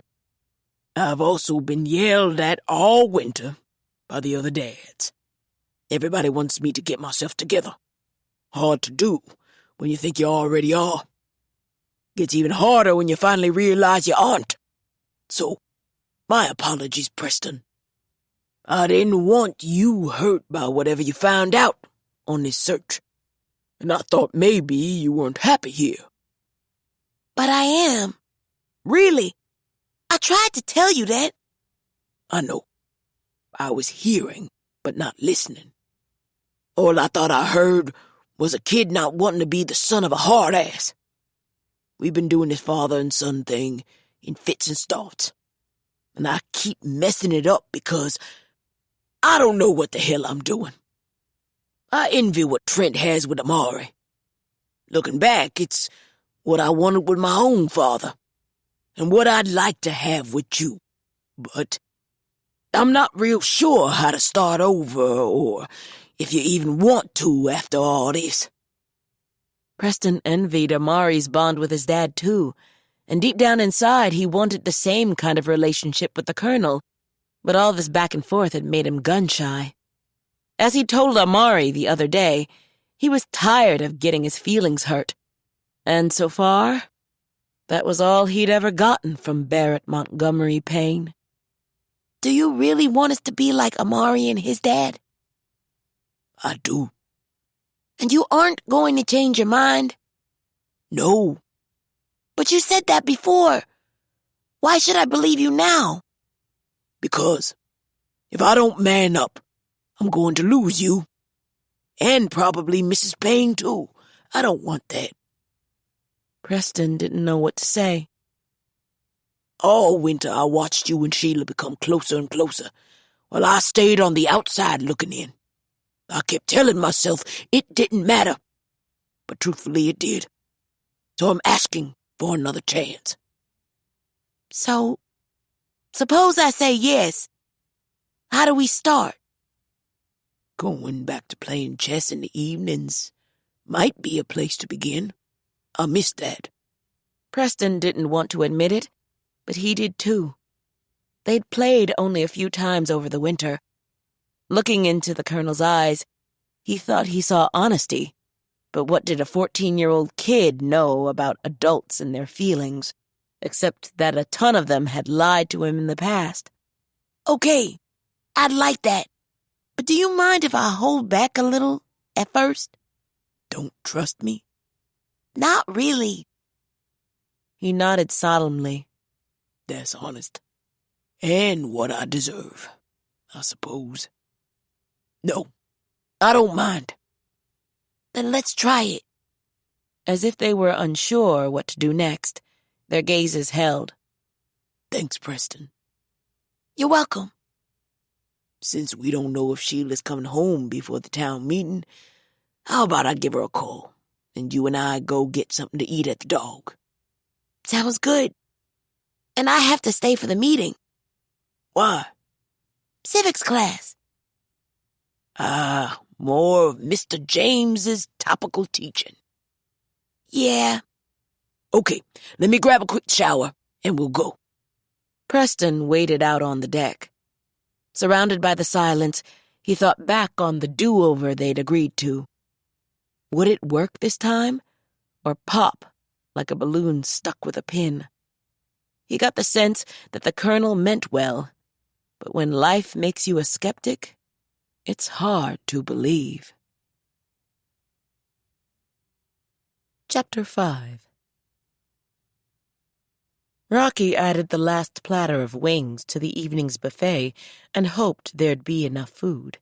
Usually the monthly town meetings weren't well attended, but for this one, people were arriving in droves. According to Mal, the hotshot lawyer Bernadine had hired to take on Leo Brown's oil company was on the agenda, and apparently everyone wanted to hear what he had to say. She went back into the kitchen to grab more plates and found Sis preparing to leave for the evening. Sporting spiky turquoise and black streaked hair, he asked, "You sure you don't want me to stay and help with cleanup?" "No, I'm good. You go on home. I'll see you tomorrow." While Sis made his exit, she walked back over to the kitchen's double doors and peeked out to gauge the size of the crowd. People were still streaming in. At this rate, by the time Trent called the meeting to order, there'd be no place to sit. Again, she hoped she had enough food. Many of the faces were familiar, others not. She spotted Mal over by the door, talking with Bernadine and a brown-skinned, middle-aged man wearing a gray polo and khakis. She guessed he was the lawyer. Through the knots of people standing and talking, she saw Devon seated with Tamar, Marie, and Genevieve, and on the far side of the room, a laughing Amari in a booth with Eli, Crystal, Preston, Leah, and Tiffany Adele. She wondered why the kids had come. But then all questions faded when she spied Jack talking with Barrett Payne and Gary Clark. The dark-haired school teacher with his distinctive good looks and Boston accent had gotten under her skin and refused to be ignored, no matter how hard she tried. Fighting off the urge to fake a reason to approach him, she remembered she was supposed to be ignoring him and retrieving more plates instead. So she picked up a small stack and carried them out to the buffet table. Jack saw Rocky exit the kitchen. Watching her walk over to the buffet table and set down the plate she carried, he wanted to politely excuse himself from his conversation with Barrett and Gary and weave through the crush to her side. He wasn't bothered by the fact that she probably didn't know he was in the room. Just the sight of her talking with Sheila Payne drove home his growing attraction. On the phone last night, his mother, Janet, had gently quizzed him about dating again. Expressing his interest in the manager of a diner had resulted in a long silence on the other end. He'd smiled, however. Although he loved her dearly, he never missed an opportunity to throw her off her conservative patrician stride. And now, that same manager was looking him dead in the face. He greeted her with an almost imperceptible nod, only to watch her turn abruptly and stride through the kitchen doors. Amused, he directed his attention back to Gary and Barrett. Once most of the attendees had helped themselves to the buffet's tasty offerings and were either enjoying them from booths and tables or doing their best with a handheld plate as they stood against the walls, along with the others who'd arrived too late to score a seat, Rocky brought out a chair for herself from the kitchen. As soon as she sat, Trent gavelled the meeting to order. She looked over at Jack and, before he could sense it, looked away. The first item on the agenda was Trent's construction report. Now that Main Street was paved, the sidewalks put in, and the solar streetlights installed, the next project would be Reverend Paula's church. "It'll be built on the land between the power plant and the rec center," he informed them, and proceeded to give details about the ribbon-cutting ceremony scheduled for Saturday morning. He also expressed his hope that the house of worship would be ready for occupation before the end of the summer. While he was talking, Rocky noticed Mayor Wiggins slipping into the meeting, followed by 3 men in business suits, and wondered what they were doing there. She watched them search vainly for a place to sit, in the end resigning themselves to standing with the other people ringing the room. For as long as she'd been alive, Franklin's citizens had looked down on Henry Adams.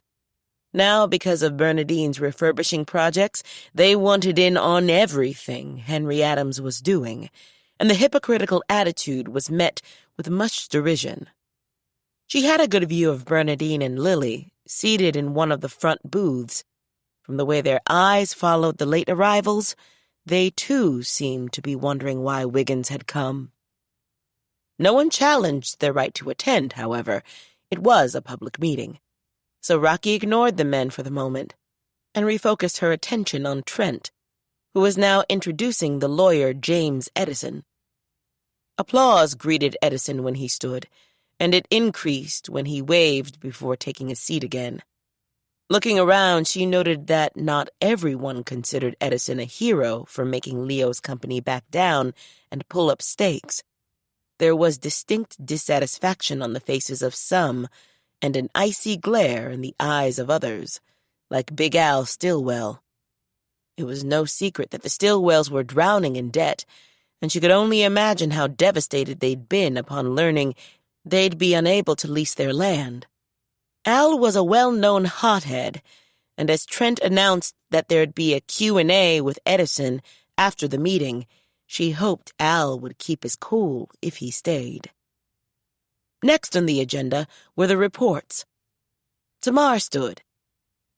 The movies at the Rick this weekend are The Princess and the Frog, followed by All About Eve. Also, Sheila and I have decided to have a July 4th celebration this year instead of August 1st.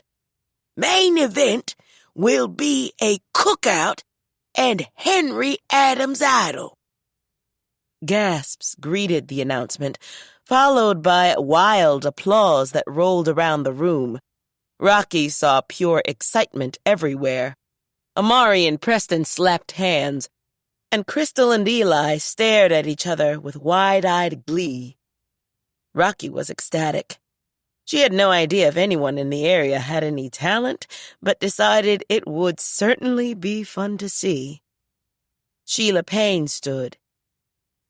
We'll post details about prizes and all that at the rec soon. Amari stood and asked, Can we rap? No! Loud voices replied in unison. Laughter followed. Haters! He called back, grinning, and sat down again. The room continued to buzz for a few more moments until Trent gavelled the meeting back to order. Anybody have anything else they want to talk about? If not, I'll close the meeting. Up went Mayor Wiggins's hand. Trent paused, and Rocky watched him eye the mayor of Franklin critically before saying, Go ahead, Mayor Wiggins. But instead of speaking from where he stood, Wiggins and his bad toupee, followed by the three suits, walked up to the podium. Trent appeared caught off guard, but stepped aside and let them have center stage. First off, Wiggins began, let me say how pleased I am by all the great things being done here in Henry Adams. I really like the idol idea. And if we in Franklin can help, please don't be afraid to ask. That was met with dead silence. As it lengthened, he cleared his throat. As I mentioned to Ms. Brown in our meeting this morning, there's a plan afoot to make this region even better. These gentlemen are lawyers from one of the largest and most profitable corporations in America, Big Box, and they've graciously taken time out of their busy day to come and share with us what I think will be a golden opportunity for not only Franklin, but Henry Adams as well. Rocky saw her own skepticism mirrored on faces around the room. One of the lawyers, introduced as Kevin Epps, stepped up and began a spiel on Big Box's history. After about 3 or 4 minutes of this, people began to get restless. So Trent interrupted. Excuse me. We're all familiar with your store, so how about you get to why you're here? Mal's voice rose from the back. Yes, please get to the point. Epps appeared flummoxed, but gathered himself. Okay, to cut to the chase, we'd like to build one of our award-winning establishments nearby. Trent added. And, well... He looked over at Wiggins as if for help. Wiggins put on his best politician smile. As I told Ms. Brown this morning, opportunities such as this don't come around very often. Bernadine interrupted him. Mayor Wiggins, what did I say to you when we met this morning? He stilled and slowly turned her way. You said many things. Yes, I did. Chief being that Henry Adams wouldn't be contributing $1.3 million to help you build this store. Startled buzzing filled the air. Rocky blinked. $1.3 million? Epps, apparently trying to be helpful, corrected her. The figure is $2.6 million. Eyes popped all over the room, and the buzzing grew. Bernadine assessed the now visibly squirming Piggly Wiggly before saying succinctly, Mayor Wiggins gave me the impression that Henry Adams would be putting up half of the 2.6, and Franklin the other. No, ma'am. Mayor Wiggins assured us that Henry Adams would be footing the entire bill. He shot the mayor a hard look. Piggly Wiggly squirmed some more, then finally tried to wave off the debate and the skillet heating up beneath him. What's important here is whether the people of Henry Adams, those born and raised here, want to have a say in this decision. Bernadine's irritation at the dig was plain. Bing yelled, Are you crazy, man? Laughter rang out. The lawyers didn't appear amused. What's the 2.6 for? Bing wanted to know. Rocky did too. Good faith money in lieu of tax breaks. The lawyer explained. Currently up on our website is an application form for construction workers seeking employment. We know the economy here has been hit hard, so we'd like to hire as many local tradespeople as possible. Tamar called out in a puzzled voice, So let me get this straight. You and Wiggins want us to come up with $2.6 million so you can build your store. Do we get a share of the profits? Epps smiled, as if interacting with a small child. No, ma'am. That's what I thought. Tamar turned her hawk-eyed glare on Wiggins. For the record, what exactly did Ms. Brown tell you when you proposed this to her this morning? Bernadine answered for him. No! Applause greeted that, along with yells of approval. Epps shouted, All you farmers, think about this. We pay a competitive price for your crops. Bing shouted back, Then do away with the 2.6 and we'll consider selling to you. Epps replied tightly, Oh, you'll deal with us anyway. Or watch your crops rot in the silos. We have influence with the distributors. You don't. The room went silent. Bernadine stared and stood up. Is that a threat? No, but let's just say that if they don't sell to our designated suppliers, we can make it very difficult for them to sell anywhere else. And you're sure of that? He boasted. As sure as I work for Big Box. Our company is very influential, in case you don't know. She shook her head and said to the assemblage, We'll be building a grocery store here in Henry Adams, and if our store can't take your crops, my good friend Celeste Reams the owner and CEO of Reams Foods, Will. Rocky dealt with food distributors too, and knew Reams Foods was the largest food processor in the nation. Upon hearing Bernadine invoke the Reams name, Epps and the two lawyers froze. Bernadine asked silkily, "Is something wrong, gentlemen?" They didn't reply. "Celeste and I have been good friends for a long time," she continued. "We're sorority sisters of a sort, and if I'm not mistaken, she owns a big fat chunk of your elite-level stock." Their eyes widened, and Rocky grinned, as did many of the other people in the room. Then, in a pleasant voice, Bernadine quoted Beyoncé, "You must not know about me." Chuckling could be heard on the heels of that, but it wasn't coming from the still frozen big-box legal beagles.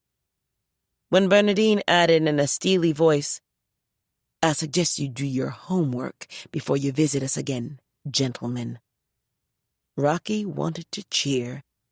A smiling Trent stepped in front of the stricken-looking lawyers and brought his gavel down hard. "This meeting is adjourned." Applause and more hoots of approval raised the roof. Wiggins and his team made a hasty retreat, and a satisfied Rocky went to the kitchen to bring out fresh coffee. She'd just pulled 2 full carafes away from the industrial-sized coffee maker when Jack walked in, immediately rendering her speechless. "Mal's playing host, so I thought I'd come see if you needed assistance." She forced her heart and breathing to start again. Why is he so fine? No. Yes, here, take these out and set them on the buffet table. Putting some distance between herself and him was the only way she'd be able to pull herself together. "Okay, be right back." When he made his exit, Rocky drew in a calming breath and prayed for strength. Out in the dining room, some of the farmers came up to Bernadine to ask if she really planned to build a grocery store and how they might get on the list to provide produce. Others asked if she could get them in touch with Reams Foods. She answered yes to both questions, and upon telling them that Gary would be managing the place, promised further info on the store later. Feeling pretty proud of herself, she walked over to the smiling Mal. He gave her a big kiss on the cheek. "Love your style, girl. I thought the big box guy was going to choke." I hate it when people threaten me and mine. If that squirrel-wearing Wiggins ever shows his ugly little self in my town again, I'll be calling those foofa nuts to investigate that toupee. Mal chuckled. While the farmers gathered for the meeting with Edison, she went to the buffet table for coffee and a bit more to eat. Lily, Crystal, and the kids had gone home, along with nearly everyone else. Across the room, Sheila was talking with a few people wanting more info on the idol competition. In spite of her misgivings, Bernadine still thought the idea was great, and the excitement greeting the announcement showed that a bunch of other people did too. Seeing Tamar and her crew heading for the exit, she gave them a wave and sat to enjoy her food and coffee. "Ms. Brown." She looked up into the unfamiliar face of a man as tall and as wide as a back east oak. Yes? "Name's Albert Stillwell. Just wanted to get a good look at the woman who cost me my livelihood." She froze. "We owned our land for over 100 years. Now we got nothing. You happy?" Oh, of course not. It wasn't my intention to. "You and that big city lawyer with your big city ideas could care less that folks around here could have used that oil money." That's not true. He slammed his fist on the tabletop, and both she and the dishes jumped with fright. "Yesterday the county took my hogs for back taxes. You going to pay that?" You going to pay my daughter's tuition or the rest of the bill's choking me to death? His angry shouting made people look up and brought Mal to her aid. Al, you should probably leave. Mal took his arm. He pulled away. Get off me! She needs to know what her meddling's done. Mal grabbed him. You're leaving. The resulting tussle knocked over a table. Cups and silverware crashed to the floor. Men hurried over to assist Mal in forcing Stillwell toward the exit. He raged back at her. I'll get you, you bitch! See if I don't! See if I don't! The horror on Bernadine's face mirrored that of everyone else in the room. Riley had skipped the town meeting for a host of reasons. He didn't want to be around his self-righteous ex-wife, Genevieve. Bernadine Brown was still running the town into the ground, but mainly because he was feeling so blue. As he did every morning, he'd ridden out to the county pens to check on Cletus. Mentally, Cletus seemed fine. He always came when Riley called, but physically, he'd lost weight. When the county first locked him up, Riley made it a point to tell the vet in charge, a lady doc named Marnie Keegan, that Cletus was more accustomed to human food, but she shrugged him off and fed Cletus what she fed the rest of the animals. Riley even volunteered to pay for some of Cletus's favorite snacks, Doritos, Quarter Pounders, and popsicles, but had been turned down flat. He got the impression that the county people weren't happy that he checked on Cletus every day, but he was the hog's only advocate and wanted to make sure they knew that Cletus wasn't just a run-of-the-mill, everyday hog. He was family. Eustasia's fancy antique wall clock told him it was time for one of his cable news shows, so he picked up the remote and turned on the TV. The anchorman began reciting the day's top stories. Riley'd always wanted Cletus to be a television star, but the dream fell apart the night Cletus sat on Morton Prell and crushed the old fart to death.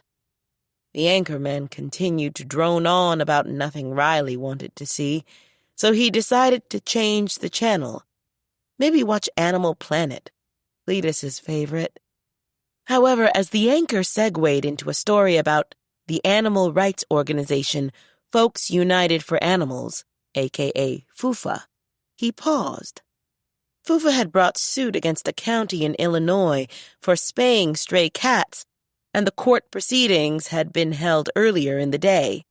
According to the reporter, FUFA's lawyers argued that the county's program violated the strays' reproductive and civil rights and demanded the county stop the procedures immediately. The reporter turned the mic to the FUFA president, a skinny, bespectacled young woman who angrily denounced the judge's decision to summarily dismiss her organization's case after less than 30 minutes of testimony. While she continued to fuss, Riley sensed a plan forming. When her name appeared on the screen, he quickly wrote it down. Heather Quinn. If he could get in touch with her and explain Cletus's story, he might be able to get FUFA to take the case, and maybe even provide a lawyer. The dark cloud that had been looming over him since Cletus's incarceration suddenly gave way to sunshine. Turning off the TV, he picked up the phone and dialed the library. If anybody knew how to find the phone number for FUFA, the lady librarians would. Chapter 6. It was dark by the time the farmers' meeting with Edison ended, so Mal trailed Bernadine home in his truck to make sure she arrived safely. The incident with Al Stillwell was on everyone's mind. After pulling into her driveway, she got out to thank him, only to have him say first, Make sure you call Sheriff Dalton. I will. The lights from his dashboard illuminated the taut set of his jaw. He was still upset. He had no business threatening you like that. Because of the lawsuit, he may lose his place. I understand why he's so mad. He was already underwater, He countered. Trying to put it on you is bullshit. Especially if it makes you start doubting you did the right thing. Thought we talked about this. We did, but that was talk. Stillwell is reality, and I don't want you going out to his place and confronting him. He didn't reply. Mal? Trent went instead. Bernadine sighed her irritation. Just us taking care of our own. Don't worry about it. They went to school together. Al's always had a temper, but this was extreme even for him. Is he married? Divorced. Mother lives with him and his daughter, Alfreda. Frida's finishing up her first year at KU. What about his father? Died when Al was a teenager. He's been the man on the place since. Raises hogs and corn. Bernadine's lips thinned. She continued to feel bad. Thanks for seeing me home, he said seriously. Anything happened to you? Not sure what I'd do. The sincerity in his voice and manner made her heart swell with the love she had for him. Give me a kiss. He obliged, and then drew back, saying, You get some rest. If anything jumps off tonight, call me. I will. Promise. And make sure you lock that garage door after yourself. Check. Concern remained in his manner and voice. Night, baby girl. Night. She got into her truck and drove into the garage. Only after the door began to lower behind her did he back out of the drive. Weary, she cut the engine and sat in the darkness. The confrontation with Stillwell had left her shaken. She'd never had such fury directed her way before, and it was scary. She hated to admit it, but Leo had been right. There was at least one person so angry over the outcome of the lawsuit he'd threatened her. Mal, Trent, and Edison wanted her to call Sheriff Dalton there and then to report the incident, but all she'd wanted was for it to go away, at least for the present. She needed time to think things through. She felt awful. In her mind, she could still hear the pain in Stillwell's voice. Mal had tried to explain earlier that she couldn't make life fair, but that didn't lessen the guilt churning inside. She wasn't planning on pressing charges, not of fear, but out of not wanting to add more weight to the heavy burden Stillwell was already shouldering. He'd had his livestock foreclosed on, no way to pay his child's tuition, and he'd looked upon the oil money as his saving grace. Were she in his shoes, she'd have lashed out at the closest target around, too, which in this case happened to be herself. She understood that, and hoped that once Stillwell returned home and had the opportunity to view the situation in a calmer frame of mind, he'd see the rightness of the stance taken against the oil company by a majority of his neighbors. His anger aside, she'd even offer to foot his tax bill and help with tuition if that would allow him and his family to breathe and not lose their land. Exhaling a big sigh, she left the truck and went in the house. Crystal was seated at the kitchen table, drawing. Colored pencils and opened books were spread out around her. The smile on the teen's face when she saw Bernadine sent the blues packing. "Hey, Mom." Bernadine had officially adopted Crystal during the Christmas holidays, and it was one of the best presents she'd ever received. "Hey, Chris. I thought you'd be chillin'. What are you working on?" Mississippi River assignment. Bernadine set her bag on the table. "Knowledge is power." I guess. But some of this is kind of interesting. Did you know that one time way back in the day, the Mississippi flowed backward? "No, I didn't." Says so right here. Crystal said, indicating one of the books.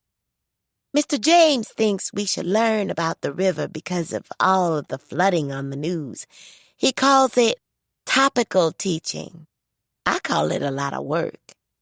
He gave us each an assignment, and mine is to find out how the river has changed in the past 100 years because of the increase in population. Sounds deep. How was your day otherwise? Okay. School was okay, too.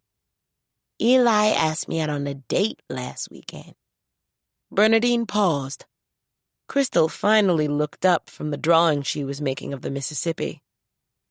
Since this is the first I'm hearing of this, I assume you told him no? I did. Told him we were friends. How'd he take it? Okay, I guess. He said some dumb stuff after I turned him down, but he was the same old Eli this morning at school. Bernadine got the impression that she might need to delve just a bit further into this, so she went to the fridge and withdrew a bottle of water before asking nonchalantly, "What kind of dumb stuff?" Just some dumb stuff about me wanting to date Diego July. Bernadine was swallowing, and then she was choking. Diego? She asked after her throat finally cleared. Why'd he bring up Diego? Eli thinks I like him. Do you? Chris shrugged while drawing. He's kinda cute. Bernadine didn't want to make a big deal out of this, but Diego, I steal cars and been to jail 100 times, July? Not while she was living. He is cute. Most of the July guys are. I know. Eli said, why would I want to date somebody dumber than me? I guess Diego never finished high school. Chris looked up. But I don't think that makes a difference. You're way smarter than the OG, and you're good as a couple, right? It took Bernadine a moment to find her voice. I think it's different when you're adults. We have life experience to keep us balanced. Oh. Chris appeared to think on that for a moment before going back to her drawing. Bernadine asked casually, You haven't heard from Diego since he and the family were here at Thanksgiving, have you? Tried to email him a couple of times just to say hi, but it bounced back. It must be an old one. Bernadine regularly monitored Crystal's email and social media accounts. The other parents kept a sharp eye on their kids' online activities as well. Since she hadn't seen anything come in from Diego either, all she could think was, thank you, Holy Ghost. So, how'd the rest of the meeting go? Chris asked. Okay. She didn't want to tell Crystal about Stillwell because she didn't want her to worry or to think she needed to do something to keep her mom safe. She'd tell her eventually, however. How are you and the witches of Franklin getting along? Are they still working your nerves? Only when I pay them any attention. Today, they tried to tell me I made up going to Spain with you. I refuse to participate in stupid discussions. Good for you. Keep taking the high road. Be easier to just kick their butts, but I'm trying the high road for now. Bernadine bent and placed a kiss on her cheek. I love you, Crystal. I'm heading up to my room. How close are you to being finished? Almost done. I'll look up down here before I come up for bed. You just go relax. Okay. Upstairs in her bedroom, Bernadine took off her work clothes, put on sweats, and after stretching out on the bed, tried not to think about Stillwell. Picking up the remote, she clicked on the flat screen. There were other things on her mind competing for attention, too, like deciding what temperature the oil needed to be when she fried Squirrel Head Wiggly and the big box lawyers, because she doubted she'd seen the last of them. Then there was the arrival of Preston's maternal grandmother, apparently tomorrow, according to the text she'd received from Brain earlier. Bernadine had only talked with Lenore Crenshaw on the phone a couple of times, and frankly hadn't liked the superior tone of the voice on the other end. According to the background check Lily had done on the Crenshaws, they hailed from Massachusetts. Old money. Free black ancestors fought for the colonies during the war. Lenore Crenshaw was one of the first fully documented African-American women admitted into the hallowed ranks of the Daughters of the American Revolution. She thought back on the short visit she'd had with Preston's birth mom, Margaret Winthrop, and the painful story the NASA scientist had shared. That Lenore had mentally pummeled her daughter into giving Preston up for adoption while being happy about his father's death said volumes about who Lenore Crenshaw was as a person. For Lawrence Mays to have earned a scholarship to MIT, he must have been brilliant. But Lenore had chosen to ignore that in order to berate him for where he'd come from. Had he lived, life might have been different. Preston would have blossomed as the son of incredibly intelligent parents, and sadness wouldn't be still pouring out of his birth mother's soul. To say Bernadine wasn't looking forward to the arrival of Lenore Crenshaw was an understatement, and for some unnamed reason, she had a deep sense of foreboding, as if something bad loomed on the horizon. Hoping it was nothing more than spillover from Stillwell's anger, she picked up her phone and put in the promised call to Sheriff Will Dalton. Rocky finished the prep for tomorrow's breakfast and looked around at the now sparkling kitchen. The floor had been swept and mopped, counters wiped down. The only item still on her to-do list included checking on the state of the dining room and assembling the 100 napkin and silverware packs common to every eatery. Placing the large tub of clean silverware on a cart, she added a bundled stack of napkins and pushed her way out to the dining room. And the first thing she saw, of course, was Jack. He was bent over, wiping down one of the tables. His back was to her, so it gave her a moment to view him at her leisure. His dark hair was touched with gray and worn a bit longer than was deemed trendy, but she'd never paid any attention to such things. As a teen, he'd probably been as gangly and thin as his son Eli was now, but age had added weight to his frame, making him no less tall, but fit like a swimmer. A small gold hoop in his ear added a rakishness to his already good looks, and Rocky knew she could stare at him for the rest of her life. After the farmers' meeting ended, he'd asked if she wanted his help with the cleanup, and because his presence had her so off her game, she'd said yes. A few other people stuck around to lend a hand, taking down the buffet table and putting the chairs back in their normal configuration, but they'd gone home a while ago. Now the two of them were the only ones in the building. Jazz great Sonny Chris was playing on the jukebox. The sweet velvety sound of his horn against the diner's silence gave the air a hushed, intimate feel. She pushed the cart farther into the dining room. He glanced her way and slowly straightened. "I have a couple more tables to do, and I'll be done. What's in the tub?" "Silverware. I need to wrap in napkins. But I can do it alone. You don't have to stay any longer." "How many do you have to make?" 100. "Wouldn't 4 hands be faster than 2? "It's almost 10 o'clock. She said, fighting the parts of herself that wanted him to stay. "And?" She sighed around a smile. He was persistent, if nothing else. "Okay. Finish the tables and then come sit over here. I'll show you how to do this." He joined her a few minutes later, and she demonstrated how the wraps were made. His first few attempts were crude, but he improved steadily. "How's this?" he asked, holding up one of his better attempts for her inspection. "Perfect." Their gazes held, longer than was necessary. Rocky ducked her head and resumed working. They didn't talk much, but words didn't seem necessary. With only the silence and the hushed jazz between them, she took a few peeks at him and found him peeking back.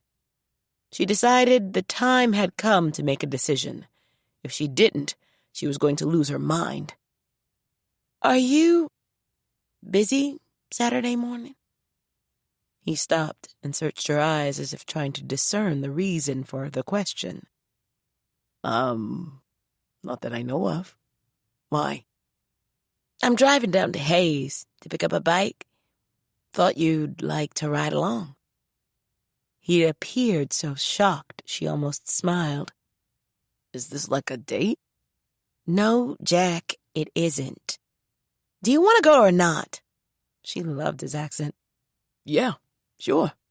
What time? "Leaving here at 6. In the morning? She waited. Okay. Where should I meet you? "I'll pick you up at your place. Just be ready." Sure. Now he was the one who looked rattled. For her, that made them even. He was right. 4 hands were faster than 2. And when they were done, she set their handiwork at the hostess station and prepared to call it a night.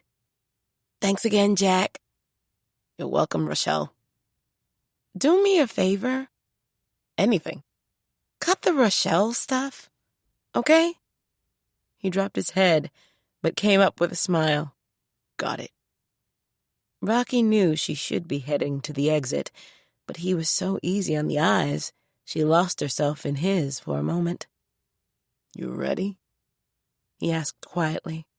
She sensed there was more to the question than its simplistic wording. "Yeah, I think so." Then I'll walk you to your truck. Out in the dark, the new solar lights illuminated the 2 lone vehicles in the parking lot. Her big black Dodge Ram and his squat Swedish import. She asked him, "When are you going to get something that's made in America?" His laugh was soft as the night. Are you hating on my vehicle? "How many miles do you have on that thing?" About 120 grand. She shook her head. "Out here, you need a truck, Professor." So I keep hearing. Rocky hit the clicker in her hand, and the lights on her truck flashed in conjunction with the doors unlocking. "You have a good night." You too. She nodded and climbed up and in. Closing the door, she started the engine. In her rearview mirror, she saw him walking to his car. A moment later, he was pulling out. He headed east toward the subdivision. She made the left onto Jefferson and drove north. When Jack arrived home, Eli was on the couch watching a poker tournament. Jack was still reeling from Rocky's invitation, and it must have shown on his face. You okay? Eli asked, sounding concerned. Rocky wants me to ride with her Saturday to pick up a bike. Wow, really? What kind of bike? Not sure. Is this like a date? She said no. Sounds like a date to me. He looked into Eli's eyes he'd inherited from his mother. If it does turn out to be a date, and something comes out of it, will it bother you? Mom's passing it all? I'm not sure. Can I say that? Sure. I always want to know how you feel. And you should also know that no matter what the future brings, Eva will always be in my heart. The love she and I shared isn't something I can just turn off. In the silence that followed, Eli seemed to think about his words, then said finally, "Good to know. Can I ask you something else?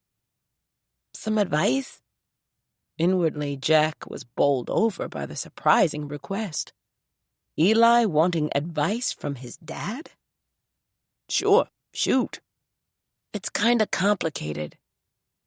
How about I sit down and see if we can uncomplicate it? Okay. wondering who this Eli was and what had happened to his real son. Jack took a seat in the old olive green recliner. So, what's up? I like this girl, but she just wants to be friends. How do I change her mind? You can't make her like you, but you can show her who you are by being a good friend. And maybe over time, her feelings about you may change. So, there's no magic line I can run or anything like that? Not that I'm aware of. The OG may have a couple, though. Eli smiled, and the sight of it filled Jack's heart with all the love he felt for his mercurial child. You know I'm talking about Crystal, right? I kind of figured that, yeah. Dad, since the first day she got in my face, she's all I could think about. I want to be with her. Do what she does, go where she goes. I don't even care if she yells at me. Just so she talks to me. I've been telling Eddie back home about her, and he says it sounds like I'm whipped. We're men, Eli. We all wind up whipped at some point in our lives. Your mother had me whipped from the moment I met her. Thought she was the most beautiful thing God ever made. Hadn't been for her, I probably would have never finished undergrad. Why not? Too busy drinking and fighting. Eli stared. What? Jack found the reaction priceless. I wasn't always your father. Eli was bug-eyed. Fights? You? Had a biker for a roommate my freshman and sophomore years. Guy by the name of Smitty Black. Parents were bikers, too. He was the first person in his family to finish high school and attend college. Did Graham and Gramps ever meet him? And his parents? Very first day I moved into the dorm. I thought they were going to have a heart attack. The memory of the shock on his parents' upper-crust faces as they took in the tattooed, leather-wearing Black family evoked a smile. Smitty and I had some good times. So, when were these fights? Seemed like every weekend during freshman year. Frat boys took exception to Smitty's presence at the area bars, and he took exception to their exception, and the next thing we knew, we were knocking heads and tearing up the place. Jack thought if Eli's eyes grew any larger, they'd pop out of his face and roll around on the carpet. One weekend, during homecoming sophomore year, a bunch of his biker relatives and their biker friends came up for the festivities. Preppies and bikers don't mix. The cops hauled everybody off to jail that night for over $10,000 worth of damage done to the pancake house. Eli's mouth dropped. Even worse, I had to call Gramps to get me out of jail. Having to call your parents for something like that isn't fun, as you well know. Yeah, Eli answered sheepishly.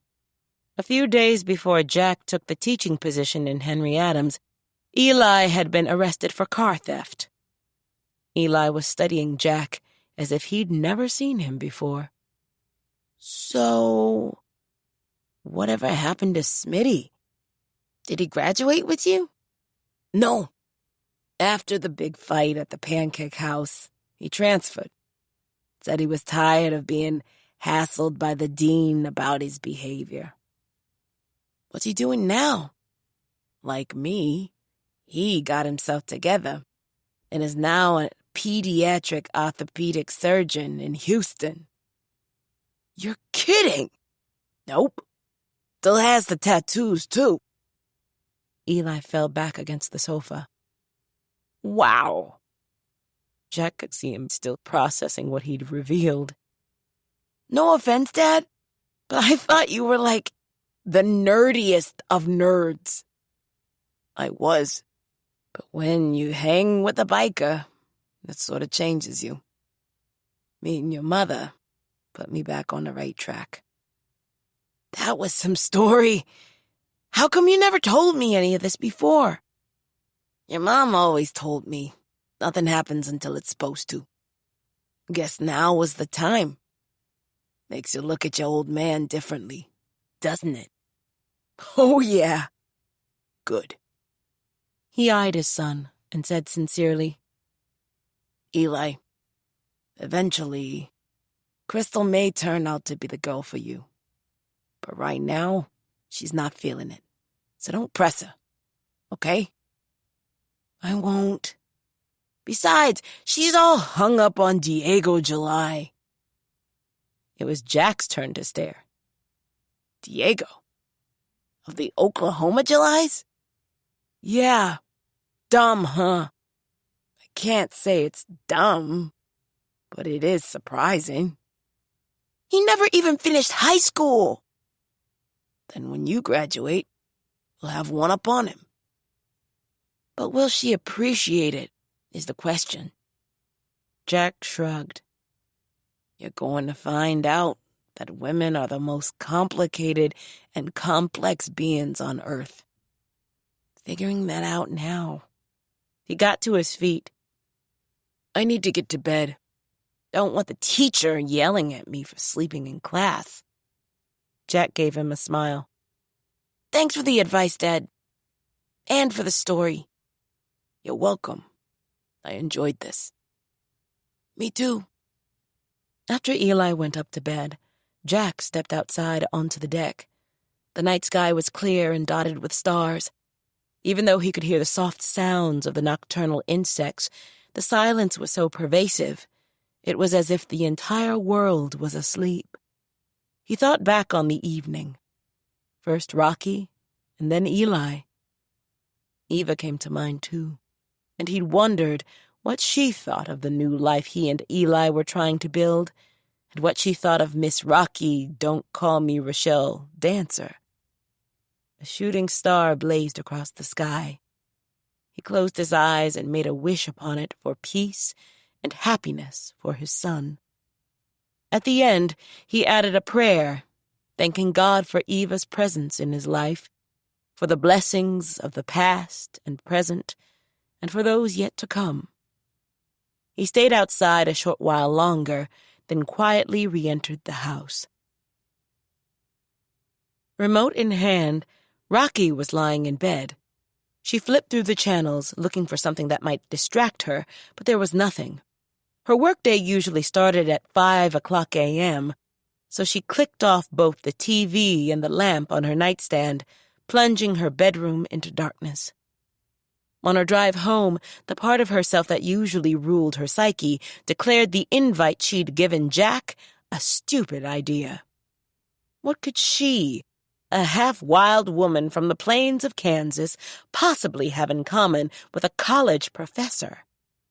She considered herself well-read and fairly intelligent, but she had no idea what a man like him talked about off-duty.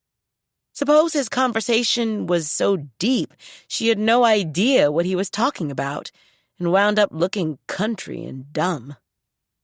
Usually she paid attention to this side of herself because she'd relied on it for so long. When you have a mother with mental illness and the kids laugh because she comes to school to bring your lunch with her hair looking like a fright wig, wearing a muddy nightgown and barefoot, you have to be tough, physically and mentally.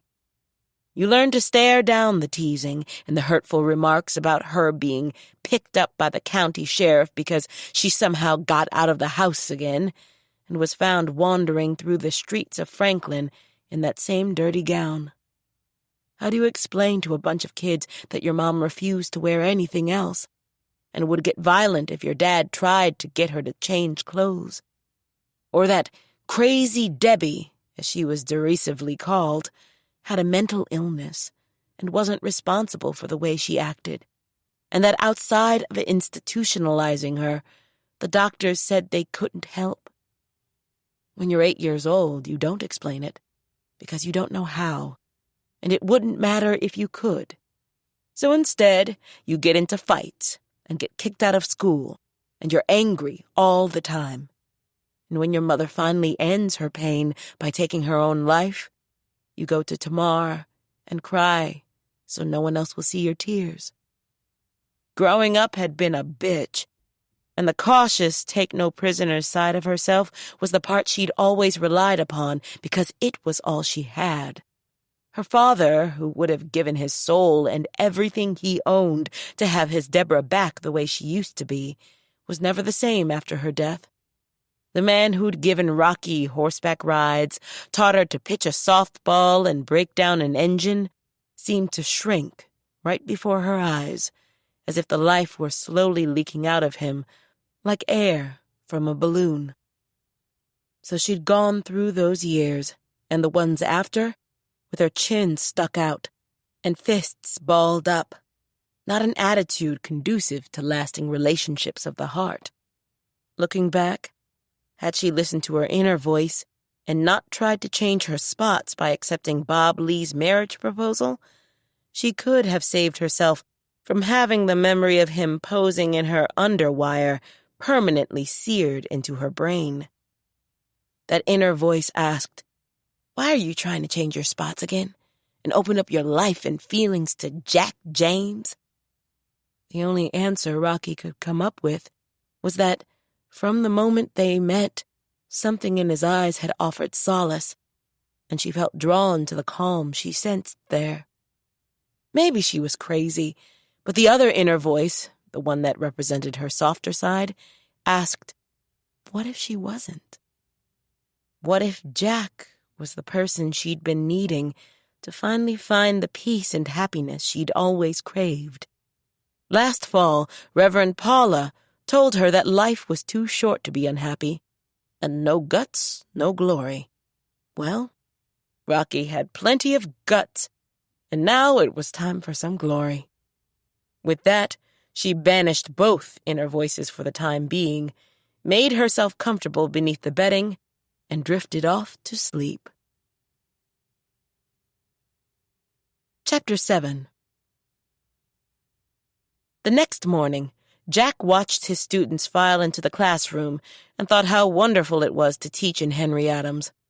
Unlike some teachers in the nation, he had the support of the parents and the community, along with a very nice compensation package. But more importantly, his students were a joy. They were typical kids, filled with the angst, silliness, and hormonal surges of their national peers, and sometimes they made him want to pull out his hair, but he cared about each and every one of them.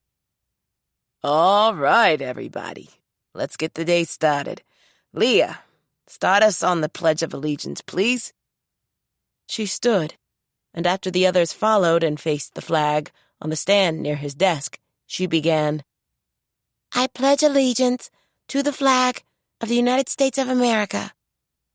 The rest of the students picked up the verse, and when the recitation wound down to the words, and liberty and justice for all, the room faded into silence. A second later, Leah looked Jack's way, and he gave her a nod. She began to sing in her teenage soprano, Lift every voice and sing, till earth and heaven ring, ring with the harmony of liberty. Jack and the others added their voices. Let our rejoicing rise, high as the listening skies. Let it resound, loud as the rolling sea. Jack had never heard of the Negro national anthem, Lift Every Voice and Sing, before coming to Henry Adams. On his first day as the teacher, the kids recited the pledge, and after it was over, he began to introduce himself. But Zoe scooted over to the old piano, hit the opening notes, and Devon began singing, all of which took Jack by surprise. Although there were only 4 voices that day, Amari, Crystal, Devon, and Preston, they sang with a fierceness and a beauty that blew him away. Only after they were done singing did he ask about the song, and was informed that it had been written first as a poem in 1900 by the great African-American educator and writer James Weldon Johnson to commemorate a Lincoln's birthday address by Booker T. Washington. Johnson's brother, John Rosamond Johnson, set the poem to music in 1905. Only Devon had known the anthem before coming to Henry Adams, But during their first school year, Marie Jefferson made the rest of her new students learn the words and the history behind it. Now Jack and Eli knew the words by heart, too, and that the song had been a way for African Americans to showcase inner pride and subtly voice their protest during a time when lynchings were rampant and segregation and Jim Crow were the law of the land. As the song drew to a close, Jack nodded a greeting to Bing, who'd come in during the end of the first verse, and added his bass line to the melody. The two new girls from Franklin, Megan and Samantha, sang while rolling their eyes and making faces, as if the anthem were a joke of some sort. Jack made a mental note to speak to them before the end of the day. He was tired of their disrespect. "All right, everybody. Let's give Mr. Bing a hand for coming in today." Bing beamed under the welcoming applause. He was decked out in a nice black suit and had his World War II vet beret perched stylishly on his gray head.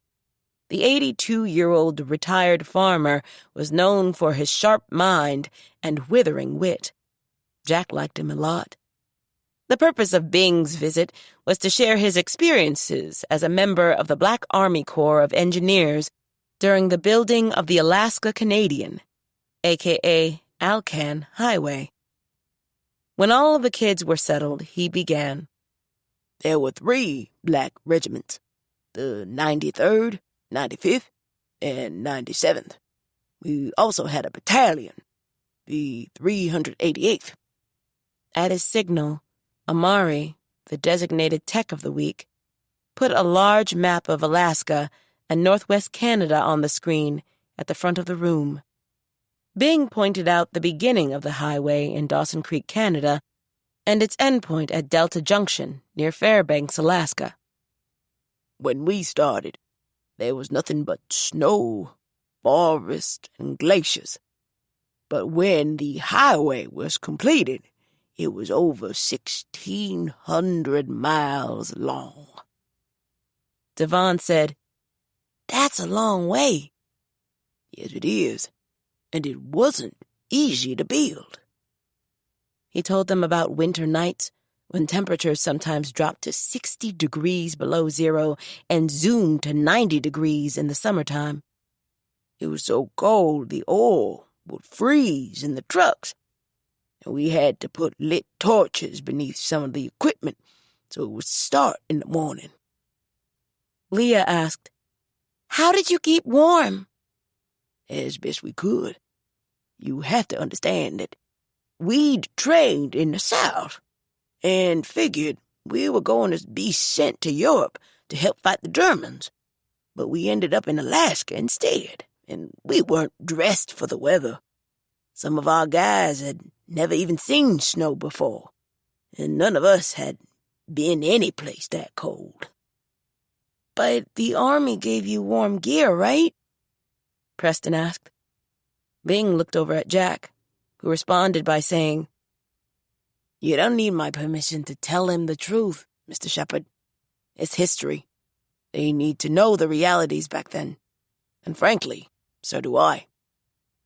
Bing nodded in agreement and told the kids just how rough it had been in the segregated U.S. Army, where they were given inferior clothing, housing, and equipment, and commanding officers who made it well known that the black soldiers weren't wanted. While the officers and other troops stayed in Quonset huts, we had to make do in canvas tents.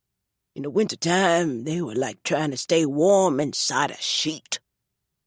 The Army routinely sent them broken-down equipment, and when the black soldiers did get quality machines, they usually wound up being reassigned to the white engineers, also working on the Alcan. Some of our guys had to cut through glaciers with hand tools when their heavy equipment got reassigned. We weren't allowed to go into the Air Force bases where it was warm. Couldn't go to the movies at the bases that other troops got to enjoy on days off. And we were forbidden to go into the local towns, even though we were building them roads. That stinks. Crystal said. Yes, it did. But you know what? What? We got the job done. And we did it well. Only time there was any real trouble was when a group of our guys refused to ride cross-country in the back of an open truck. Sort of like Rosa Parks? Amari asked. No. They knew they'd risk frostbite or paralysis sitting for such a long ride in below freezing weather. What happened to them? They were court-martialed. Wow, that stinks too. Yep, but as I said, we got it done. And we took pride in the roads and bridges we built. In fact, when the 95th was at Sickoney Chief River, we bet our paychecks that we could build that bridge in record time. Did you do it? Eli asked. Yep. Took us 84 hours, half the time it normally took. Amari crowed. Now that's what I'm talking about. Bing grinned. And when all 133 bridges were finished, along with the roads and the 800 culverts that held the pipelines, we'd proven to the army that, yes, black soldiers could handle heavy equipment and perform under extreme conditions, and that our engineers were just as able-bodied and smart as the other side of the army. He spent a few more minutes telling them about the 95th's transfer to Europe after leaving Alaska, and when his talk was done, the kids applauded. Jack did too. He'd learned a lot. Any questions? From the hands that shot up, they had a ton, so Jack sat back to enjoy the rest of the morning. At lunchtime, Preston sat at the picnic table he and Amari claimed as their own and ate the burger Sis brought over from the dog. The dog usually provided lunch for the students, yet another bonus of living in Henry Adams. Like everyone else in town, they were excited about the Henry Adams Idol competition. Preston asked, "Are you going to enter?" "Not sure. After being dissed on the rap idea, I've been trying to come up with something else. I can't sing, so that's out. What about you?" "Unless I can do a talk on the periodic table, I'll be in the audience." Amari laughed. "My parents were talking this morning about entering as somebody called Peaches and Herb, whoever they are." "No clue." "Me either." Amari asked around a bite of his fries. "Do you know what time your grandmother's coming?"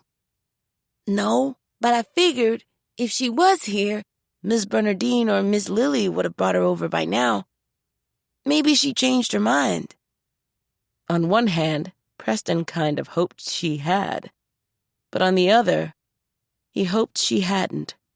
He was pretty mixed up. "The Colonel says I should play it by ear, and that he and Mrs. Payne have my back." Amari paused in mid-bite. "You two talking again?" "Sorta, I guess. He gave me this long speech yesterday about wanting to start over as father and son, and that the issues we've been having are mostly his fault because he doesn't know how to be a dad." "At least he's honest. What did you say?" "That I was okay with trying again, but didn't trust him." "That was honest, too." "That's what he said." Leah sat down with her bag from the dog and pulled out a takeout container, holding her usual salad. Preston asked, "Tiff still sick?" "No, she's faking. Just doesn't want to come to school. She's missing Mom. Dad told her she's coming tomorrow, whether she wants to or not."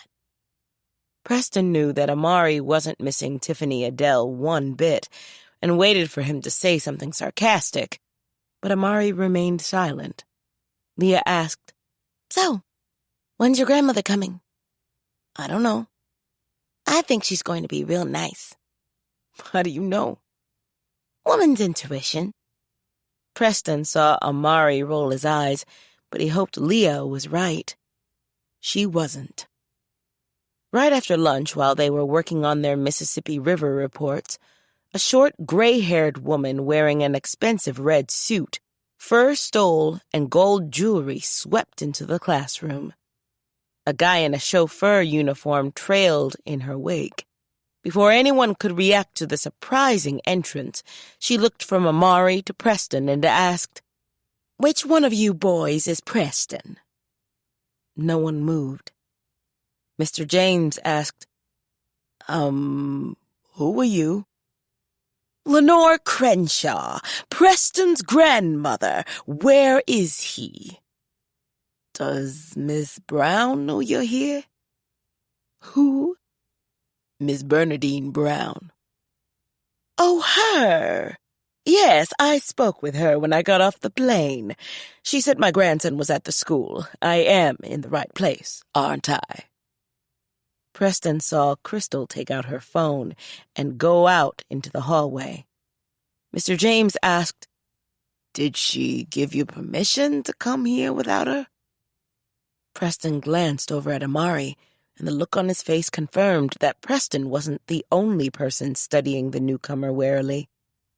"She said to stop by her office, but I didn't think that necessary. After all, I am his grandmother."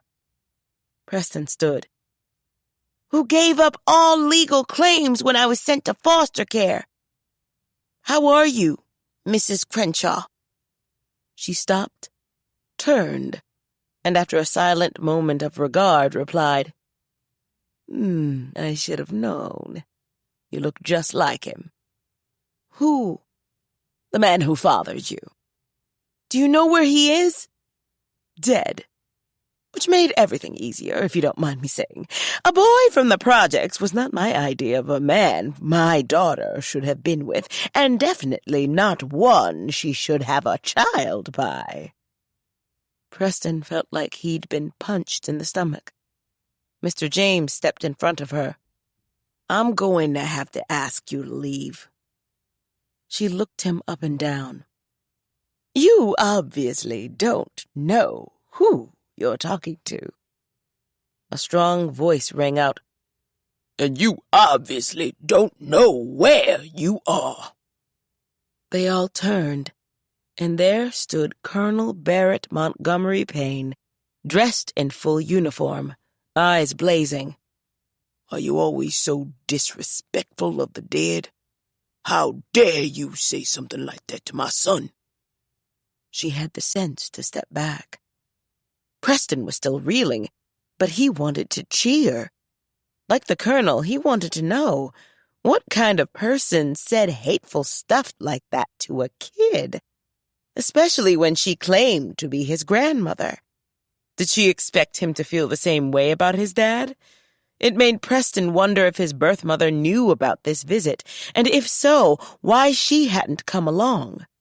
He was now more confused than ever, and although he was trying not to let it show, hurt, too. Beside him, Amari asked quietly, "The colonel showed up right on time, but what's he doing here?" "He said something this morning about meeting Mr. Bing here so they could ride out for a vet's event together. He must have gotten his times mixed up." "Well, if this lady has any sense, she'll book before Miss Bernadine gets here." Too late. Bernadine came striding in a moment later. She took a look at Preston, then at the angry faces of the colonel and Mr. James, before settling cool eyes on the woman in the fur with the chauffeur. "I thought we agreed on the phone that you'd come to my office when you arrived." "You must be Miss Brown." Miss Bernadine didn't respond. She just looked mad. His grandmother gave her a snooty up-and-down glance. "I didn't realize it was mandatory, nor did I expect such a rude introduction to this tacky little place. What exactly is your function here?" Miss Bernadine leaned in. "I own this tacky little place." Are you the mayor or something? No, I'm the owner. Well, I'm here to retrieve my grandson. Preston stared, wide-eyed. Miss Bernardine appeared just as surprised. Retrieve as in how? I'm taking him back east. I was about to explain that when I was verbally accosted by this so-called colonel. Preston wondered if this woman was crazy. He prayed that whatever she had wasn't genetic. Do you want to talk to her, Preston? Miss Bernardine asked. No, ma'am. If he never saw Lenore Crenshaw again, life would be good. Barrett, do you wish to speak with her in my office? Yes, I would. She lives at Tamar's. I'll give her a call and have her meet us there. The tension in the air was thick. Amari leaned over and whispered, This is better than TV. Shut up. Preston whispered out of the side of his mouth. Miss Crenshaw, you can come to my office, or you and your chauffeur can leave my tacky little town. Your choice. I will not be bullied. Nor will I. So what'll it be? I can have you escorted off the property if you prefer. Preston and Amari's eyes widened again. You're threatening me with the police? Nope. County sheriff. We can also slap you with a restraining order if you want. I'm sure Judge Davis won't be hard to find. It was apparent to Preston and everyone else in the classroom that Lenore Crenshaw was unaccustomed to having someone get in her face who wouldn't back down. She viewed Miss Bernardine as if she'd never seen anything like her before, and he was pretty sure she hadn't. The owner of their tacky little town was one of a kind. All right, fine. Mrs. Crenshaw finally huffed out. Your office it is. Come, Philip. She swept out, and Philip the chauffeur, who'd remained as emotionless as a statue the entire time, followed as ordered. After their departure, Miss Bernardine told Preston reassuringly, Don't worry. Even if she had the right to take you anywhere, I'd tie her up in court so long you'd be 40 years old before the final ruling came down. He gave her a smile. The colonel asked him, Are you okay? Do you want to go home? No, I'm good. Preston wanted to tell him how great it was that he'd shown up when he had, but didn't want to get all emotional in front of his classmates. We'll get this straight and talk about it when you get home then. Watching Payne and Miss Bernardine exit the classroom, Preston felt better, but he didn't want to see Lenore Crenshaw ever again. He glanced over at Crystal. Thanks for calling in the big guns. No problem. From the front of the room, Mr. James said, Okay, everybody. Let's get back to our reports. Chapter 8. By the time Bernardine entered her office, she was so outdone she was sputtering. She'd specifically told the Crenshaw woman not to approach Preston without her, but she'd done so anyway. Then again, she was probably unaccustomed to having anyone tell her what to do. Judging from the attitude she'd displayed at the school, it was no wonder Dr. Winthrop had changed her name. Have a seat, Miss Crenshaw. Barrett? Both chose a chair and complied. The hard set of Barrett's face showed he was still steaming, and from the phone video Crystal had sent Bernardine of what transpired at the school before she arrived, he had every reason to be. Crenshaw, on the other hand, just looked haughty. Bernardine was about to begin the interrogation when Sheila Payne rushed into the office. Got here as quickly as I could. Bernardine did the introductions. Lenore Crenshaw gave Sheila a dismissive glance and turned away. Sheila's jaw tightened at the obvious slight, but she took a seat next to her husband and sat silently. The rude behavior only increased Bernadine's ire. "Now, why are you here again?" "To fly Preston back to Boston so he can take his rightful place in my family."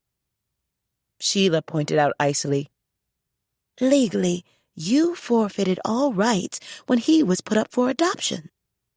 "I understand that, but when I explained to the courts that it was a mistake, I'm certain it can be straightened out." A mistake? The colonel echoed skeptically. Are you saying your family wanted to keep him? "Oh, of course not.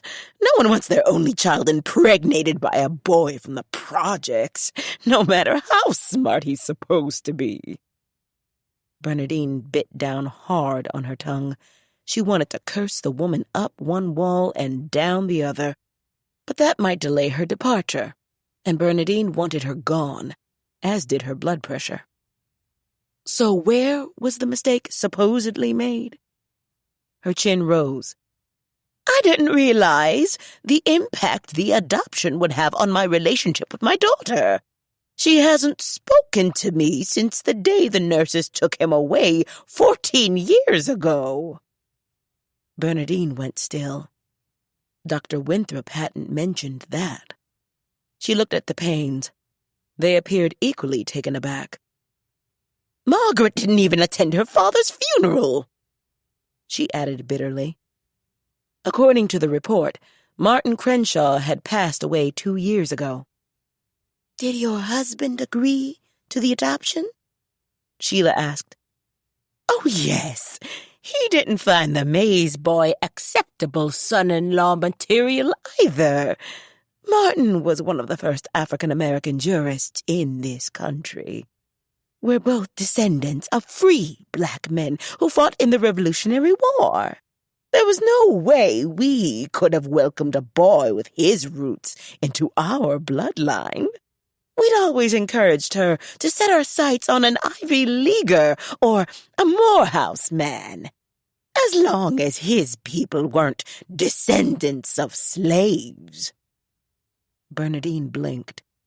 She'd heard there were people in the race like the Crenshaws, but never wanted to believe it was true. Barrett said emotionlessly, You and your husband must have been quite a pair. The sarcasm went right over Mrs. Crenshaw's head. "Yes, we were. And when Margaret began showing serious interest in this Mays character, my husband and I presented a united front."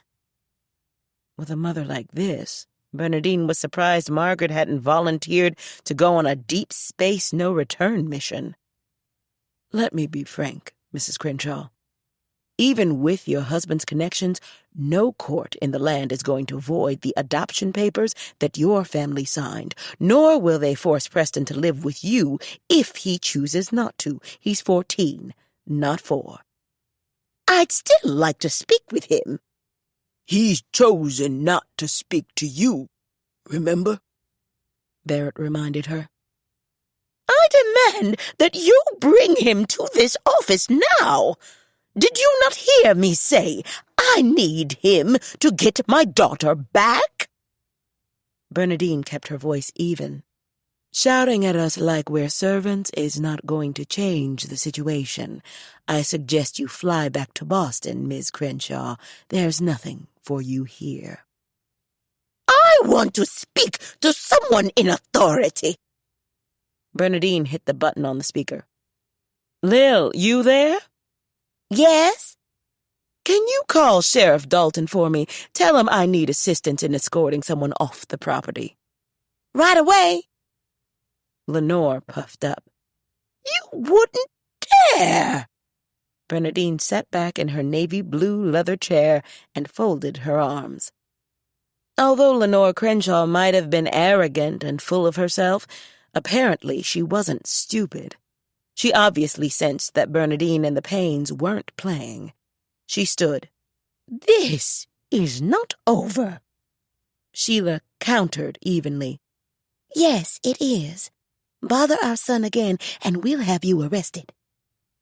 Face filled with fury, Crenshaw turned to Bernadine, who responded with a smile that didn't reach her eyes. "Have a safe flight." She snapped at the chauffeur. "We're leaving, Philip." And they did. Bernadine hit the button on the speaker and had Lily cancel the call in to the sheriff. "Sheila now will be following through on the restraining order," Barrett said. "Good, because if you don't, I will." Bernadine knew he'd had issues with the birth search, so she was a bit concerned about how he might handle discussing this meeting with Preston. Apparently, Sheila had misgivings too. "You aren't going to tell Preston I told you so, are you, Barrett?" He shook his head. "I saw his face when she said those awful things about his father. I'm not going to pour salt on the wound." "Good," she said softly.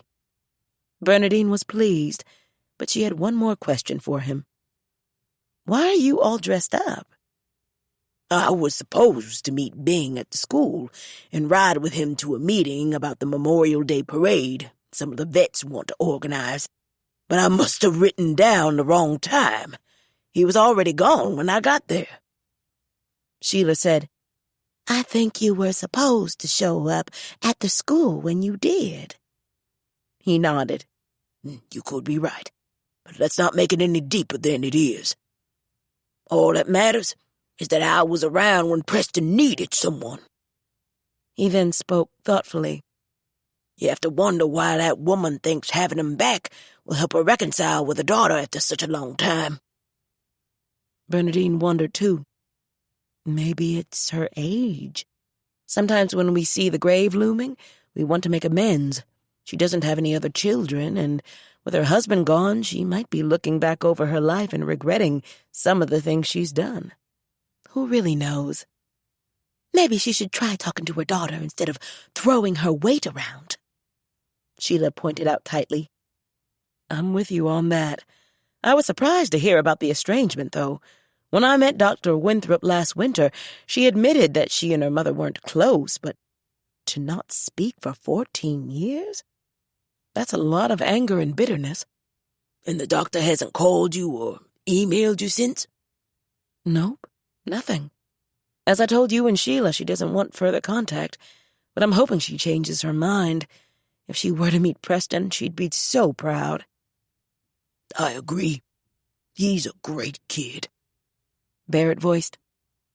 Bernadine added, and Winthrop didn't seem anything like her mother either, which is a good thing. Yes, it is, Sheila said, nodding. Pleased with how the situation had turned out, Bernadine told Barrett, Thanks for your help at the school. "I didn't do anything but scare her off my son, but you're welcome." He got to his feet. "I should find Bing and apologize for missing the meeting. Feels good wearing the uniform again." "And you wear it well, Barrett," Sheila added. He snapped off a salute, gave them a smile, and left them alone. In the silence left behind, Sheila said, "He was the handsomest man I'd ever seen when my cousin Gail introduced him to me." He's still real easy on the eyes, Sheila. She chuckled in reply. "That he is. And I'm glad he was there for Preston today. I've never wanted to strike another person, but I wanted to pound Mrs. Crenshaw." I wanted her in a cage match myself. Let's hope she takes our advice and stays away. Were you and Tamar working on the Idol project? "Yes. We already have 10 contestants, and we haven't even put the word out yet. I texted Roni and received a reply this morning. She's pretty excited about being one of the judges." Good. Anything you need my help with? "Not at the moment. Genevieve and Marie have volunteered to be on the steering committee, so if we need more hands, I'll let you know." Okay. Sheila stood. "Thanks again for taking on the dragon grandmother and for bringing Preston into our lives."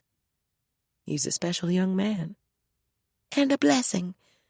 Too bad his biological mother will never know him." Yes, it is. Sheila departed, and Lily's voice came over the intercom. "So, What happened?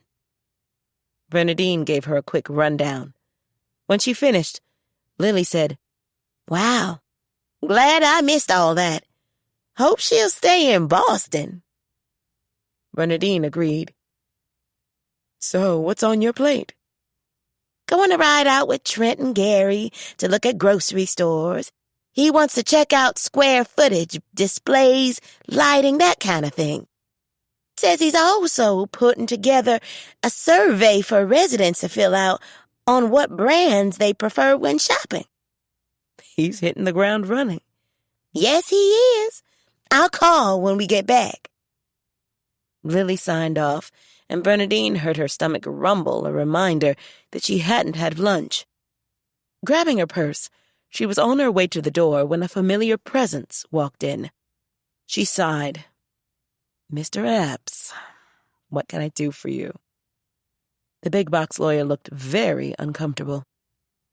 May I speak with you for a moment, please, Miss Brown? Wondering what this was about and why he seemed so meek and mousy when last night at the meeting he'd been yelling and threatening people, she said, I have a moment. Go ahead. She could tell by his body language that he wanted a seat, but she didn't offer. You were saying? First of all, I'd like to apologize for losing my temper last night. It was very unprofessional. She waited. And my, district manager sends his apology as well. Really? That was surprising. Had Epps been called on the carpet? There was a sheen of perspiration on his forehead, and he mopped at it with a white handkerchief withdrawn from inside his blue suit coat. He also hopes you won't inform Ms. Reams of the incident. And that I make it clear, Big Box was unaware Mayor Wiggins lacked permission to speak on your behalf during the negotiations. She found this all very interesting. So, you told your manager you'd been unprofessional? He wiped his brow again. No. One of the lawyers with me last evening is his son-in-law. Ah, and he tattled on you. Yes. He clipped out. So if the son-in-law hadn't outed him, would Epps still be acting as if the residents of Henry Adams were a bunch of uneducated hicks he could just steamroll over? She had no answer. Epps revealed, We've informed the mayor that we won't be building in Franklin. And his response? He's threatening to sue. Since she hadn't been party to the negotiations, Bernadine had no way of determining whether Wiggins had a legitimate claim or not. But knowing what she did of him, she'd go with not. However, as a token of goodwill, the Big Box corporate office would like to make a donation in your name of $50,000 to a charity of your choice. She found the offer amusing. Apparently, they were so scared she'd called Celeste and Tattle that they were willing to bribe her, because basically that's what the donation amounted to. She'd never been offered a bribe before and didn't know whether to be sarcastically flattered or flat-out offended. Send the money to Doctors Without Borders. Who? She walked over to her desk and found one of the nonprofit organization's business cards. While he studied it, she said, I'll have their board notify me when they get your check. He paused and scrutinized her for a moment, making her wonder if he was surprised she knew someone on the charity's board. She wanted to quote Beyoncé again, but didn't. Is there anything else? Just that if and when we decide to build in this area, Big Box hopes to have your support. She assumed he was waiting to hear that his bribe had purchased both that and her silence. She hoped he wasn't holding his breath. I'm sure Doctors Without Borders will appreciate your donation. Now, I'm on my way to lunch, if there's nothing else. Have a good day, Mr. Epps. He appeared to want to say more, but apparently decided not to chance it and made his exit. She made a move to follow him, but the sight of a young woman in the hallway carrying a large something wrapped in voluminous green paper made her stop. Would she ever get to the dog for lunch? "May I help you?" I'm from Franklin Flowers. Are you Miss Brown? "Yes," Bernadine replied, surprised. These are for you. Bernadine sent the young woman away with a nice tip, then carried the flowers over to the coffee table. Wondering who on earth would be sending her flowers, she gently unveiled the contents. Inside was a lovely cobalt blue vase holding the most beautiful and colorful arrangement of long-stemmed roses she'd ever received. "Oh, my," she whispered. There were yellows and reds, corals and whites. Blown away, she found the little folded note attached and read, "Roses for my Rose. Mal." Tears sprang to her eyes. "Oh, my." Emotion rose with such strength she covered her mouth as if to hold it inside. After she and Leo began drifting apart, she had spent the last 20 years of her marriage going through the motions. He made sure she had everything money and status could buy, but her heart had ached for love like the Kalahari ached for rain. And along came Malachi July, her wellspring, her source of all things fun and good. And her heart was in bloom again, just like the roses. She dabbed at the tears in the corners of her eyes.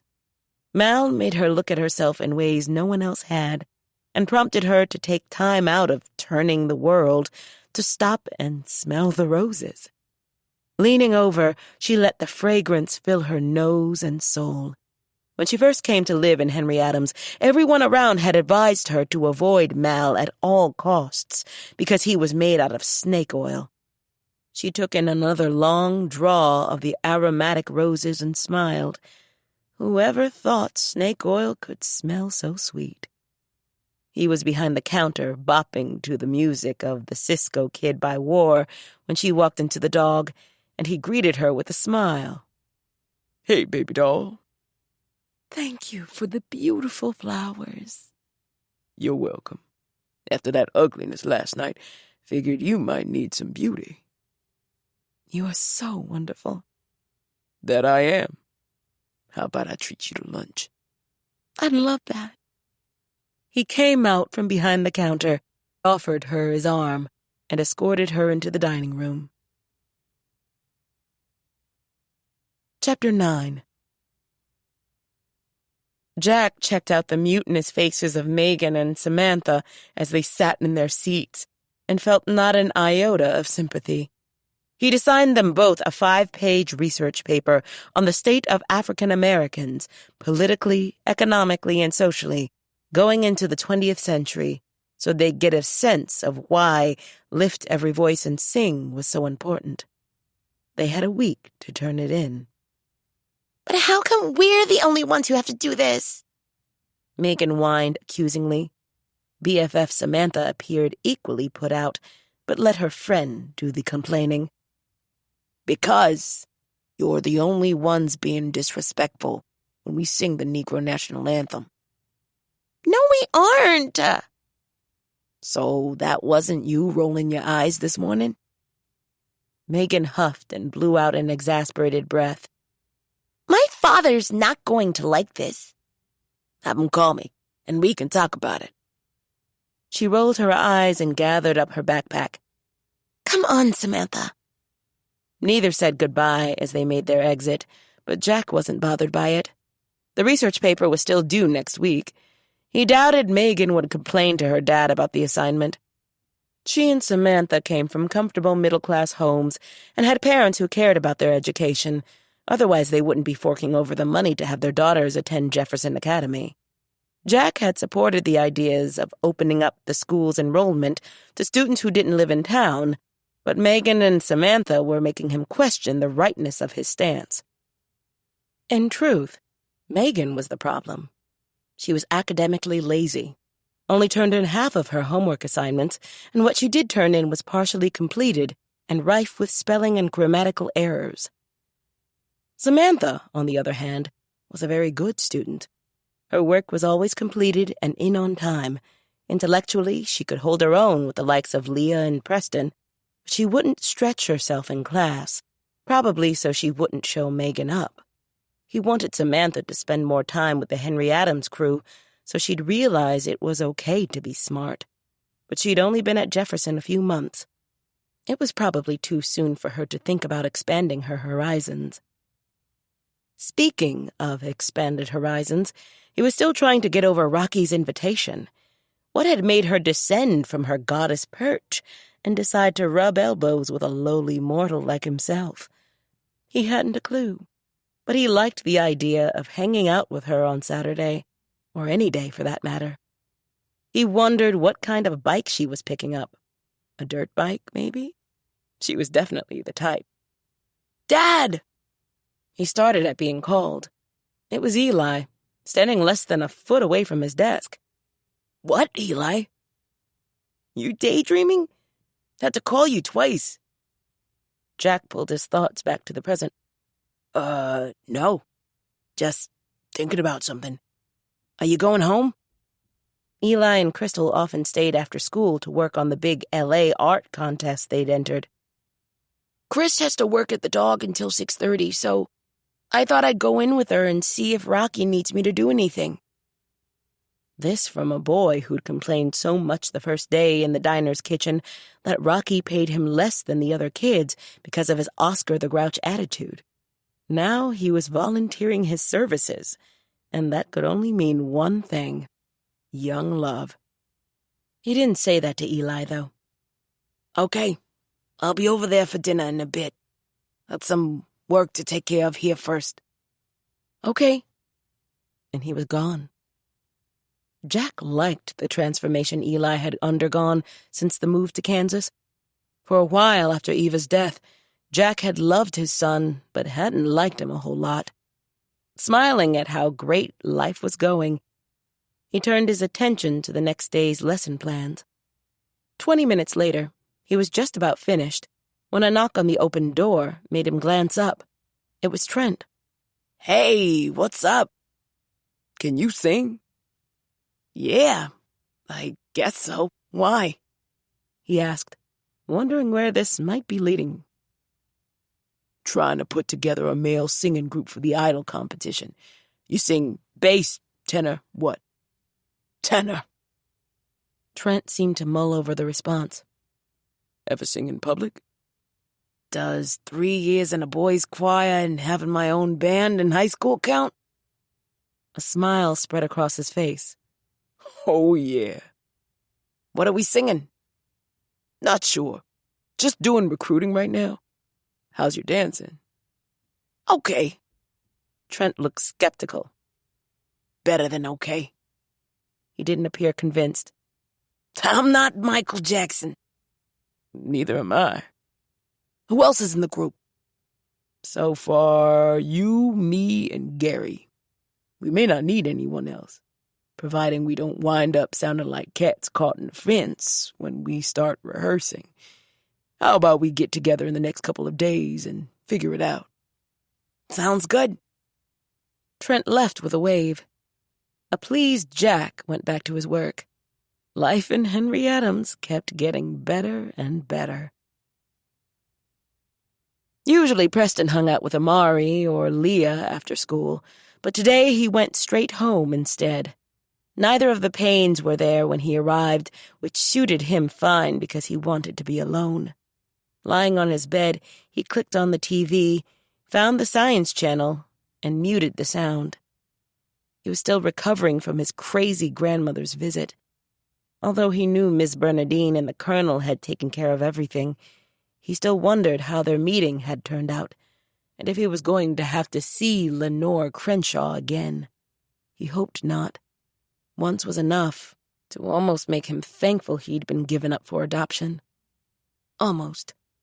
She obviously couldn't stand his father, and although Preston had never known the man, he was angry and offended on his behalf.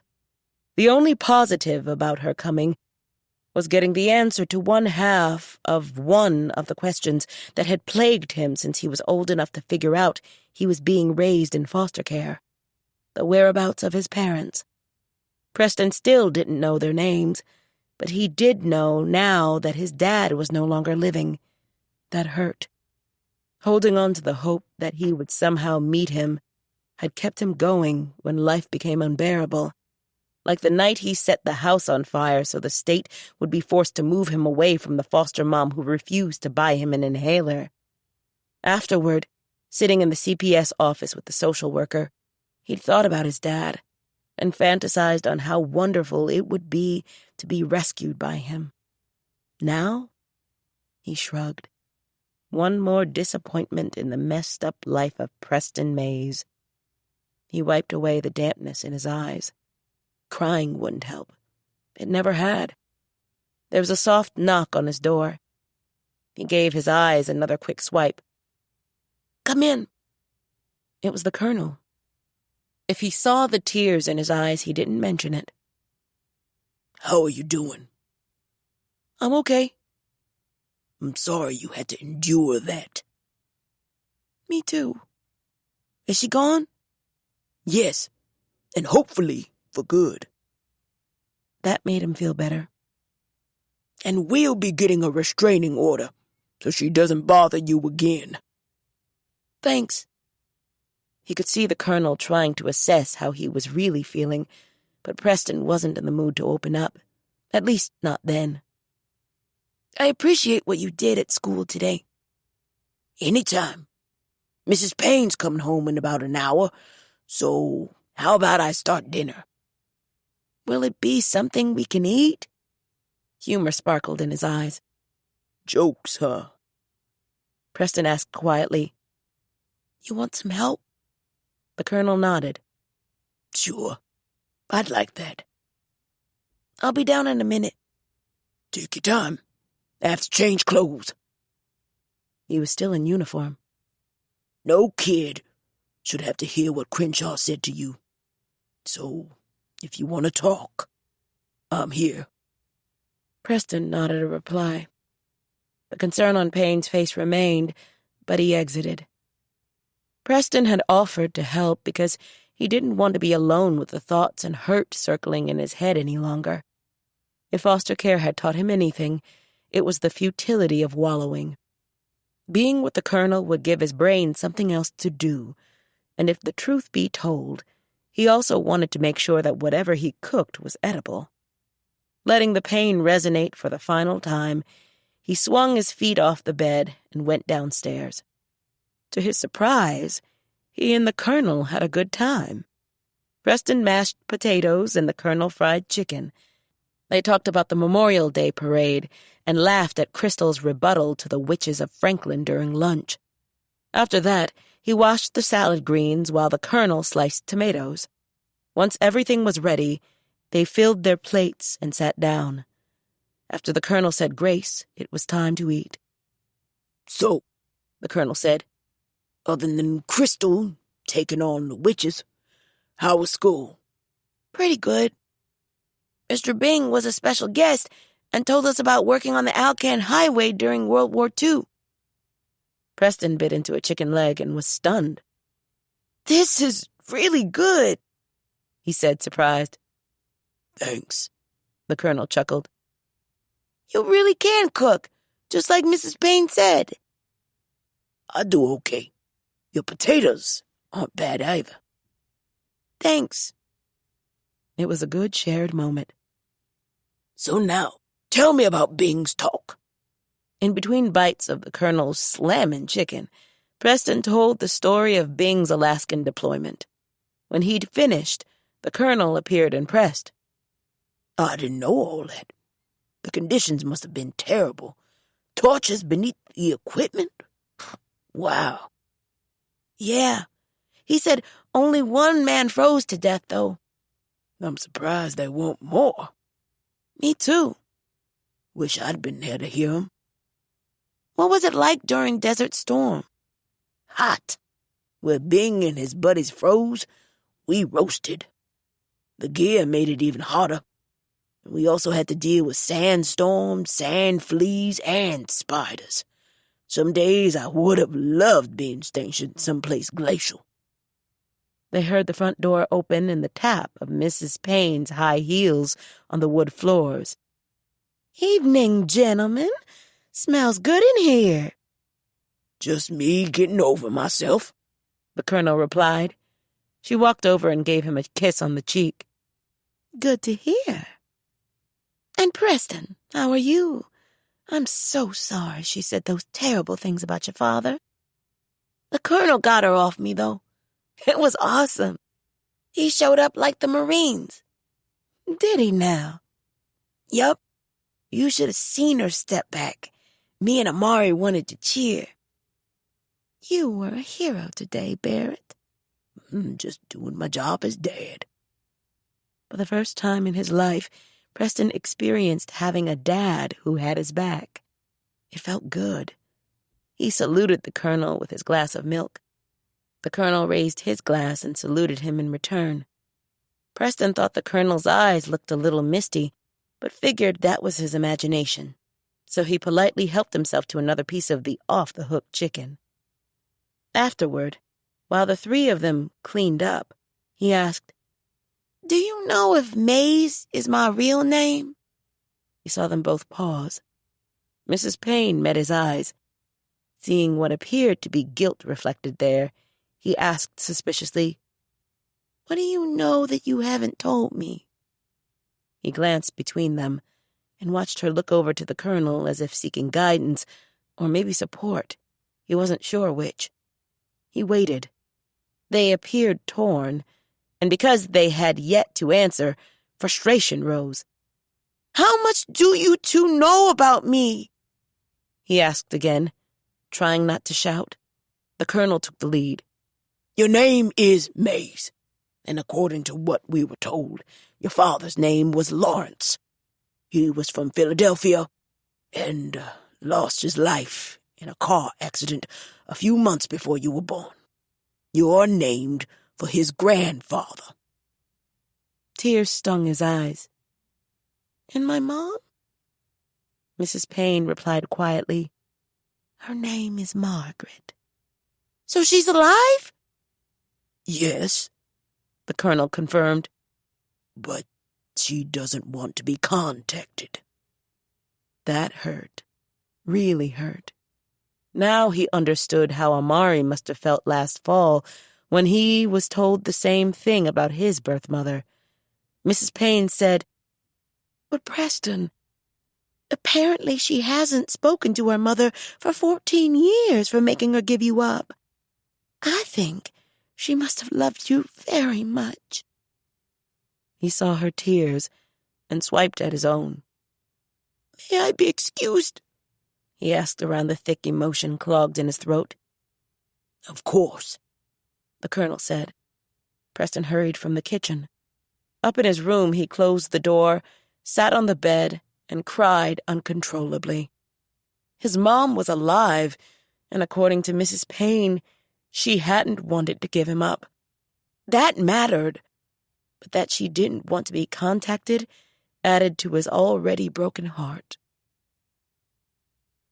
A time zone away, on the outskirts of Boston, Lenore Crenshaw entered the formal dining room of her stately old mansion, feeling alternately angry and blue about her trip to Kansas. The moment she returned to Boston, she had gotten on the phone to the former clerks and colleagues of her late husband, Marvin, explained her dilemma, and been informed that the brown woman was correct. Not even she, a member of the DAR and wife of one of the nation's first black jurists, could rescind the adoption request she'd signed nearly 15 years ago, nor was there anything to be done about the threatened restraining order either. So what was she supposed to do? She'd asked in a last-ditch phone call to one of Marvin's frat brothers, a member of the Supreme Court, but he didn't have an answer. Neither did anyone else, it seemed.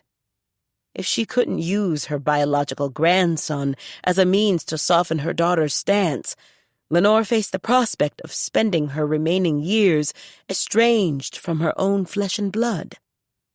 No one had faulted her and Marvin for making the decision they had made concerning Margaret's out-of-wedlock child. It hadn't mattered that Margaret and the boy were planning to marry. That wouldn't have been allowed either. What mattered, once the father of the child was dead, was extricating Margaret from the embarrassing situation so the Crenshaw family could get back their well-heeled, scandal-free lives. Lenore couldn't have imagined showing off a baby with such questionable parentage as her grandchild.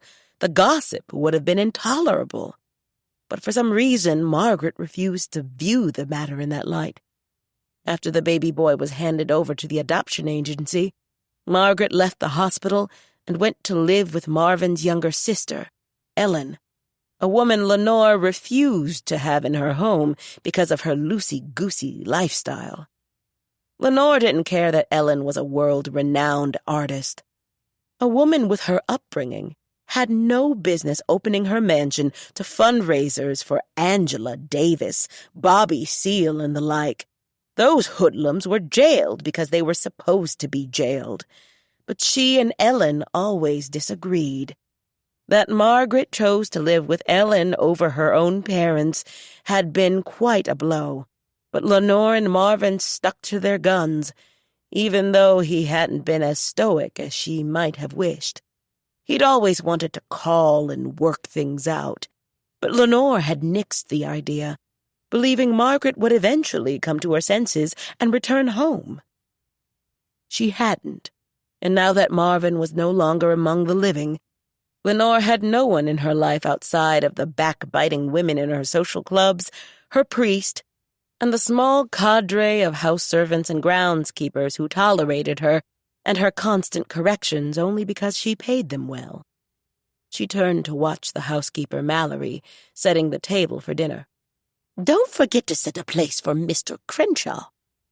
"Yes, ma'am." Marvin had passed on, but Lenore continued to act as if he hadn't, because it made her feel less alone. Having Margaret in her life again would help with that as well, if she could just find a way to bring her back into the fold. During her initial phone conversation with the brown woman, Lenore got the impression that Preston really wanted to meet Margaret. If she could somehow bring that about, Preston might be so grateful he'd willingly talk to Margaret on her behalf. "Dinner is served, Mrs. Crenshaw." "Thank you, Mallory." Lenore took her seat at the head of the elegantly set dining table. As Mallory quietly placed a salad in front of her for the first course, Lenore began to formulate a plan. She'd given the brown woman Margaret's phone number, and even though she'd no idea what transpired afterward, she was certain something would happen if she shared Margaret's contact information with her son. Her mind made up, she decided to send Preston an email first thing in the morning, after which she'd cross her fingers and hope it all worked out in her favor. Over at the power plant, Bernadine slowly packed up for the ride home. Her eyes brushed the beautiful roses, and she debated whether to take them with her or not, but decided she liked having them where they were. She and Mal often met at the end of the day, but he was at his weekly AA meeting, so she was going home to relax, enjoy Crystal, and try to come down from the long day that had begun with the visit from Preston's grandmother. She was tempted to put in a call to Margaret Winthrop to let her know about her mother's antics, but she didn't because of the no-contact mandate she'd agreed to. Bernadine still thought Margaret should be alerted, but she had enough on her own plate at the moment. She'd figure out what to do about that later. She took one last look around her office to make certain she had everything. Before she could start toward the door, the desk phone rang. Lily was already gone for the day, so she picked up. "Good evening, Miss Brown." The voice was deep, sinister, and electronically altered. Ice filled her veins. "Who is this?" "We're going to play a game. It's called Run Bernadine Out of Town, and if you don't leave, you die. Hope you're ready." The laugh that followed sounded like Satan himself, and then the line went dead. Heart pounding, she dropped into her chair. With shaking hands, she called Sheriff Dalton and then Mal. Chapter 10. Dalton arrived 15 minutes later, accompanied by a younger man wearing a suit she'd never met before. "Thanks for coming so quickly," she said. Henry Adams had no police force, so it and other small towns relied on the county sheriff and his deputies for law enforcement. "Lucky I was just up the road and not 200 miles away. This is my son, Kyle. He's currently with the Bureau, but for some reason wants to give that up and come home and be a county sheriff like his old man." "Pleased to meet you, Kyle." "Same here," Dalton said. "So tell me about this call." Bernadine related the chilling phone call. "Any chance you taped it?" It came to her that it had been. "Yes, Lily has the answering machine set up to record everything that comes in on the landline." She forced her hands to stop shaking. "Will it upset you too much to play it back for us now?" Even though she could still hear the satanic laugh echoing in her head, she told him no. She replayed the call, running it through the speaker on her desk. When it was over, she noticed Kyle take out his phone and step out into the hallway. The sheriff said, "That's one of those cheap voice alteration devices.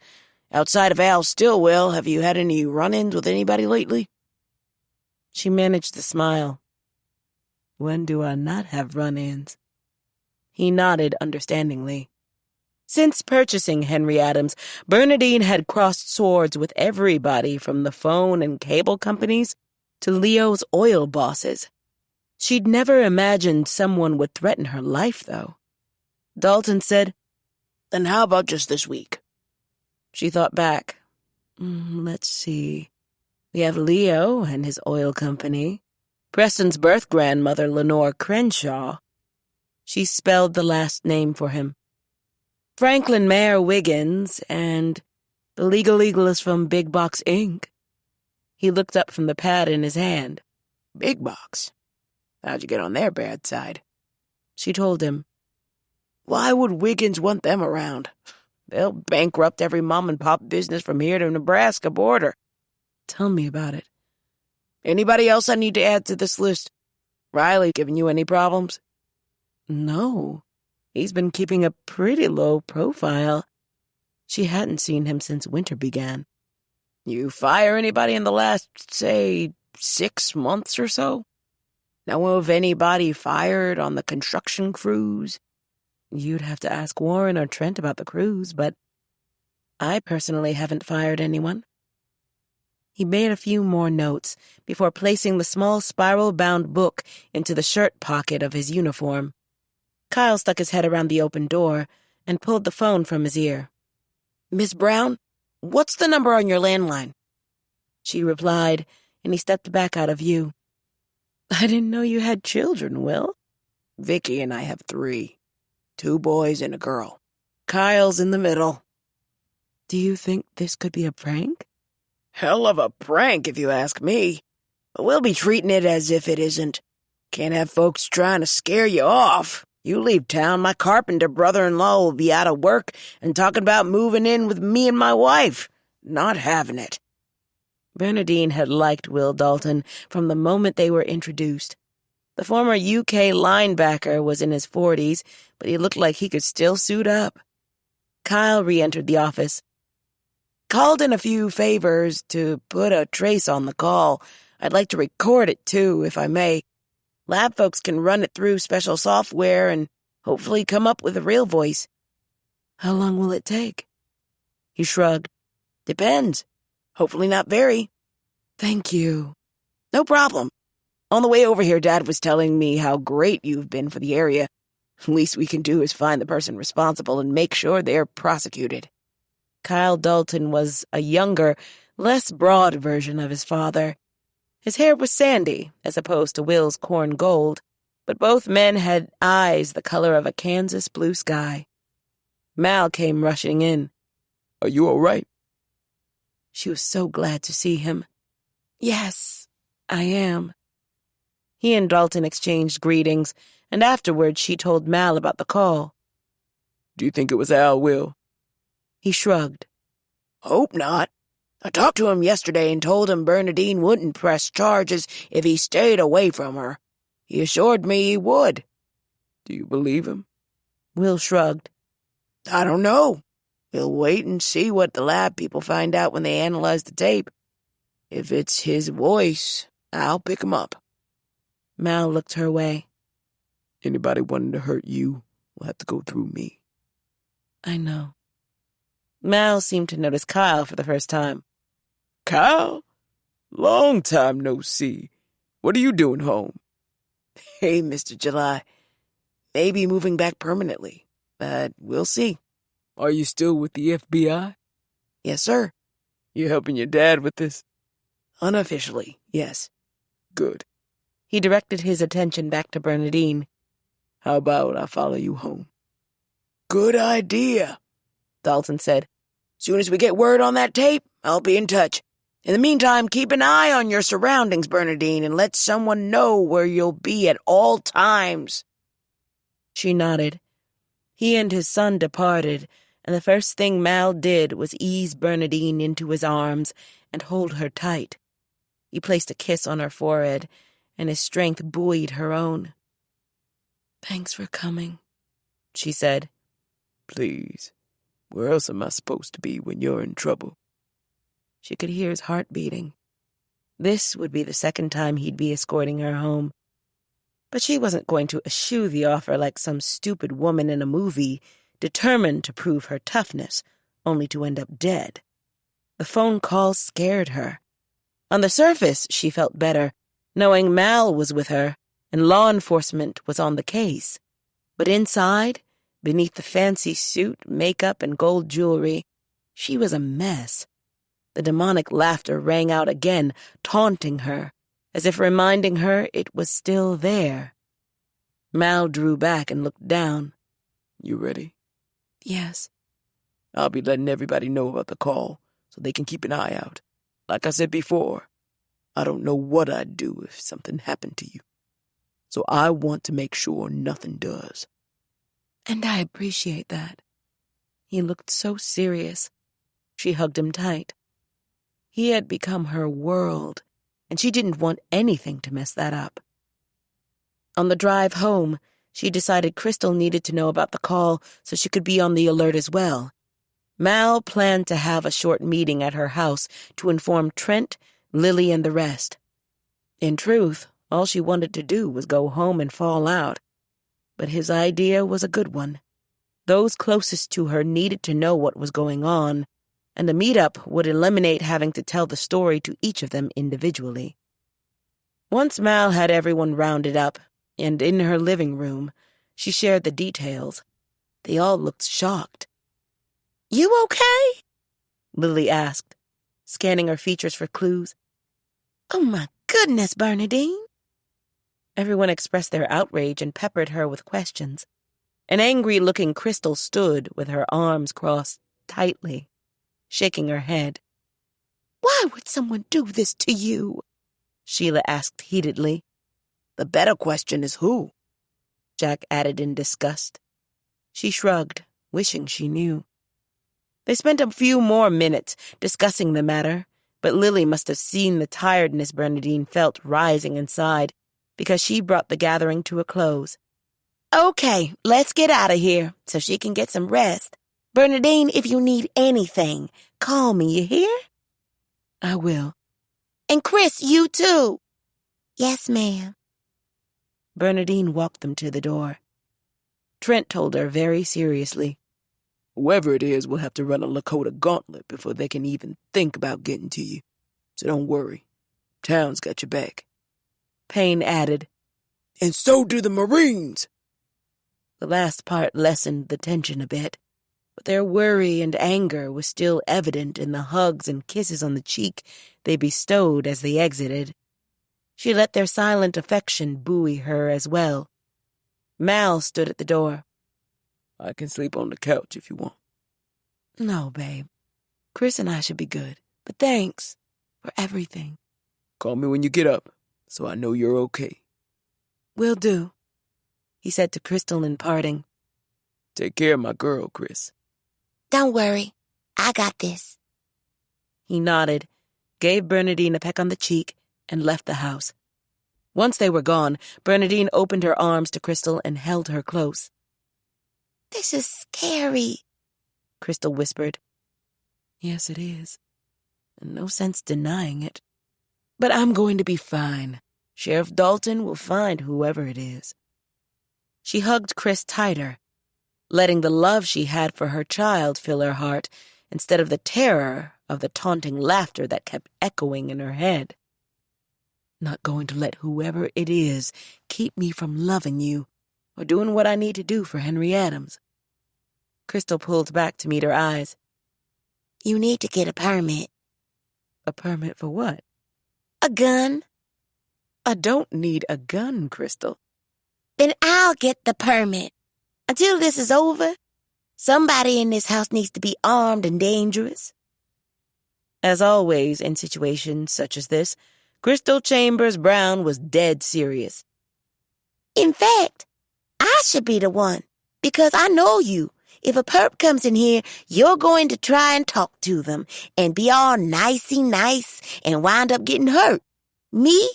I light that sucker up. Think I won't. Crystal. No, if something happens to you, I don't know what I'd do. Maybe run off with Diego or... In response to Bernadine's shocked and then narrowed eyes, her voice trailed off. Bernadine instantly went into mama mode and asked quietly, Why would you run off with Diego? The teen queen of Henry Adams squirmed. I was just using that as an extreme example. Again, why would you run off with Diego? Thought you said your emails bounced back. Looking guilty as hell added itself to Crystal squirming. The truth, please. Crystal chewed on her bottom lip and viewed Bernadine as if trying to determine just how much trouble she might be in. Bernadine waited. We've been emailing since Thanksgiving. Lord, he's too old for you, Crystal. Only 3 years. Too old in terms of a life. But I lived on the street. Yes, but not anymore. You have a different lifestyle now. Are you seriously willing to give up all you've become to ride on the back of a bike with someone who hasn't even finished high school? Bernadine wanted to scream at her. I miss the old me. Life is meant to go forward, Chris, not backward. Aren't you happy? I am. But after meeting him, I feel like I'm living in a cage, and all I want to do is get my freak on. You only have a year of school left. Once you head to college, you can get your freak on as often as you like, as long as you keep those grades up. Crystal crossed her arms impatiently. I know he's tempting. All bad boys are. But he's not for you, Chris, at least not now. You have your whole future ahead of you. Don't blow it on a July who can't stay out of jail. It was obvious that Crystal wasn't feeling the lecture, but Bernadine didn't care. She was not going to let her child get sidetracked by a stupid crush. Do you remember what your mother said to you the last time we saw her? Yeah. Listen to you. And? I don't remember. Stay away from fast boys. Go to college. Do something with your life. Silence. Bernadine wasn't done. It hurt knowing Chris had been lying to her all this time.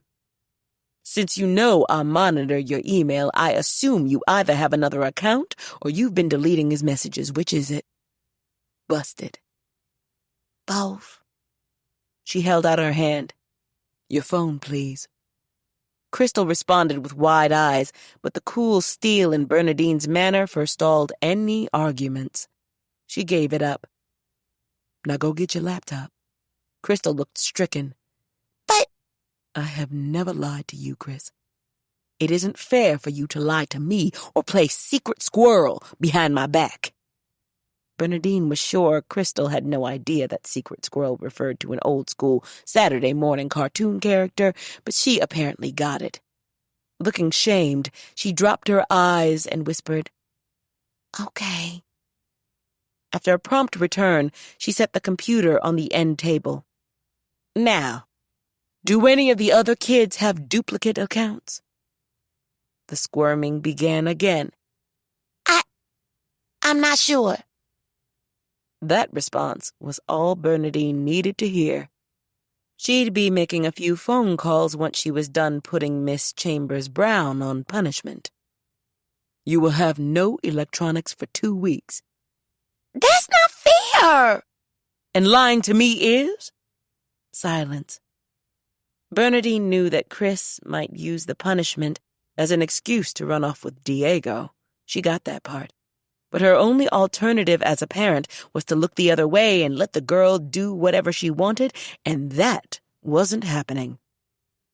"Right about now, you probably think I'm the meanest old bitch in the world, and hooking up with Diego looks better and better. But the real world has rules, and if you can't follow the rules at home, how are you going to follow them once you begin your own life?" More silence. "And I will be calling Diego's grandfather to let him know what's going on."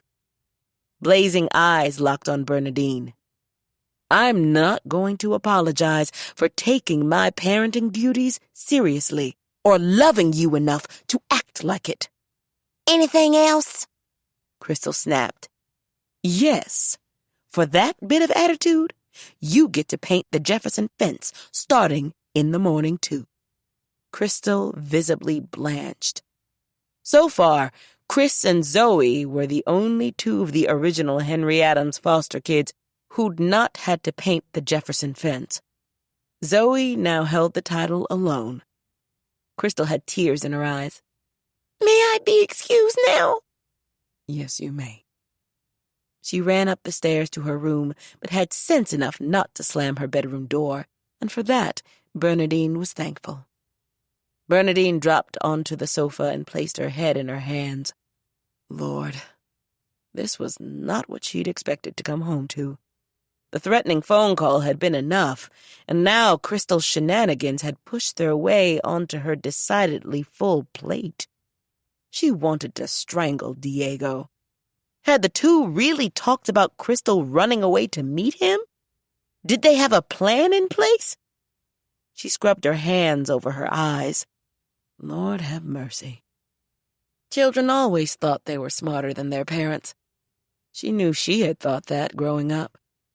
Then reality would hit when your parents proved you wrong and dropped the hammer. She could now relate to how they must have felt. Having to come down on Crystal made her feel like crap. Playing the role of a heavy wasn't something she relished. Most parents wanted to be loved and liked by their kids, and she was no exception. However, unlike some parents, she didn't consider Crystal her friend. Bernadine had friends. Crystal was her child, and children needed guidance, structure, and love that was sometimes tough, so that if they were lucky, they'd grow up, get themselves together, and then be considered friends. Not now. To her surprise, a short while later, Crystal came back downstairs. Bernadine prayed this wasn't going to be Mother versus Daughter, the sequel. She waited. I came down to ask if you want me to cook you some dinner. Sure. I also want to apologize for lying. Having been a teenager, Bernadine wondered whether this confession was truly sincere or just an attempt to get back on her good side. Seeing the tear-swollen eyes, she guessed it was a bit of both. I appreciate the apology. But you still have to do the time. I know. So, what are we having? I have a salmon recipe I want to try, and we can have salad. Sounds great. Let me go up and change clothes. Still looking teary, Chris nodded and left for the kitchen. When it came time for them to sit down and eat, the atmosphere at the table was still strained, but the ginger salmon was fabulous, and Bernadine let Crystal know. "You're turning into quite the chef." Sid said he might let me work the grill this summer. Who knows? Maybe after I become a world-famous artist, I'll open a restaurant, decorate it with my art, and call it Crystal's. I like. This moment with her adopted daughter was what she'd been needing after all the drama. The comfortable routine of a shared meal eased the stress.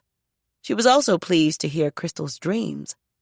The old, tattooed, weave-wearing Crystal had arrived in Henry Adams with only one, finding her addict mother. But now her world had expanded so much that her dreams were boundless, and Bernadine felt blessed by all Crystal had and could become. She just hoped they could put this mess with Diego behind them and move on. They ate in silence for the most part, and when the meal was done, Chris offered to clean up alone, but Bernadine declined the offer. "I appreciate it, but if we both help, we can get it done faster. It's been a long day and you have school in the morning." That Crystal also had a fence to paint remained unspoken. After the cleanup was done and the dishwasher filled, Crystal asked, "Does being on lockdown mean I can't do my art?" "No. Doing your art is okay." "Thank you." "You're welcome."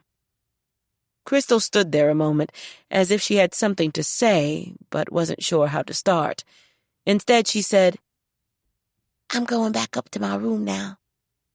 She was on her way out of the kitchen when Bernadine called softly, "Chris?" She stopped and looked back.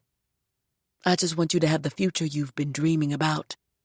Not one where you're a teenager with a baby." "I'm not stupid enough to get pregnant."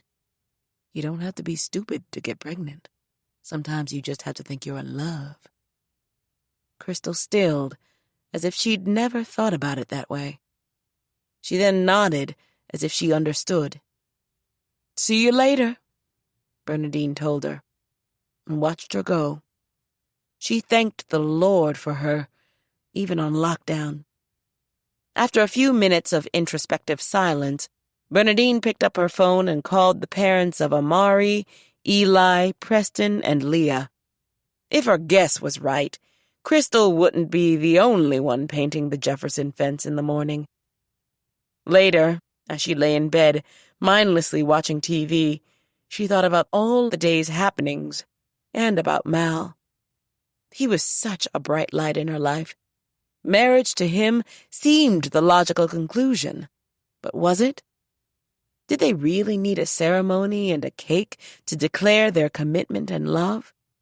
They'd been together going on 3 years now, but for some reason the discussion had never come up, and she wondered if it was because neither of them were ready to put the issue on the table.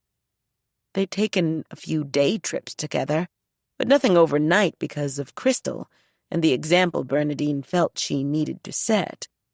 She often wished, though, that they could spend more time together alone as a couple. That admission was a big step for her. She was fiercely independent and had become even more so since purchasing and running Henry Adams, and Mal was the same way, so much so that he'd never married. She wondered if maybe matrimony had never come up because neither of them really wanted it. There was no way of getting the answer without asking him, though. For now, she'd have to set it on a back burner. Too much other stuff going on. She'd deal with it when things quieted down. As if cued, the ugly voice from the phone call resurfaced in her head and laughed long and hard. Chapter 11. Across the street, Preston was in his bedroom, browsing the internet for the latest news on the Hadron Collider, when the Colonel came in. Both Paynes had been up to check on him because of the tumultuous day, but this time the Colonel's unreadable features sent a chill of alarm through his blood. "Am I in trouble?" Depends on the answer to this question. Do you have an email account that you've been keeping a secret? Preston couldn't help it. He began shaking. His mind raced like electrons in a particle accelerator as he tried to figure out how he'd been found out, and how long Reverend Paula might preach at his upcoming funeral, because he knew he was dead. Waiting on an answer, son. Is Mrs. Payne going to join us? She'd probably want to hear my answer, too. No. This is going to be one of those father-son conversations. Oh. Preston really wanted Mrs. Payne there to keep the Colonel from punishing him by making him do 9,000 push-ups or something else marine-ish. Then again, if the Colonel knew, she probably did too, and was as upset as the man standing tall and straight over his chair right now. Amari and I just wanted to play. Realizing he'd inadvertently given up his boy, he took in a deep breath to try and calm himself down. Think, Preston, think. Too late, however. The Colonel was shaking his head as if he found the response pitiful, or sorry, or both. Didn't you and Amara get in enough trouble the last time for playing overage games? Preston had no answer. The Colonel did. I guess not. So, this is how it's going to go. I'll confiscate your phone, computer, and flat screen for 2 weeks. You'll come straight home after school. No movies at the rec on Friday nights, no friends over, or calls on the landline in or out, unless there's fire or blood involved. Preston slumped. And the reason I'm not yelling is because I spent my entire career yelling at recruits. You're not a recruit. You're my son. You already know how disappointed Mrs. Payne and I are. He did, but at least the Colonel hadn't added, and in case you're thinking there won't be a fence involved in your immediate future, you're wrong. Preston's head dropped. Damn. I'll be taking your laptop and phone now, son. He sighed and got up. After unplugging the laptop, he handed it over, along with his phone. The Colonel wasn't done. I also need screen names and passwords for every account. Preston got a pen and wrote them down. The Colonel glanced at the list for a moment, then stared stonily into Preston's miserable eyes. I'll see you at 0600. Good night. Good night, Preston whispered. Alone, Preston sighed heavily.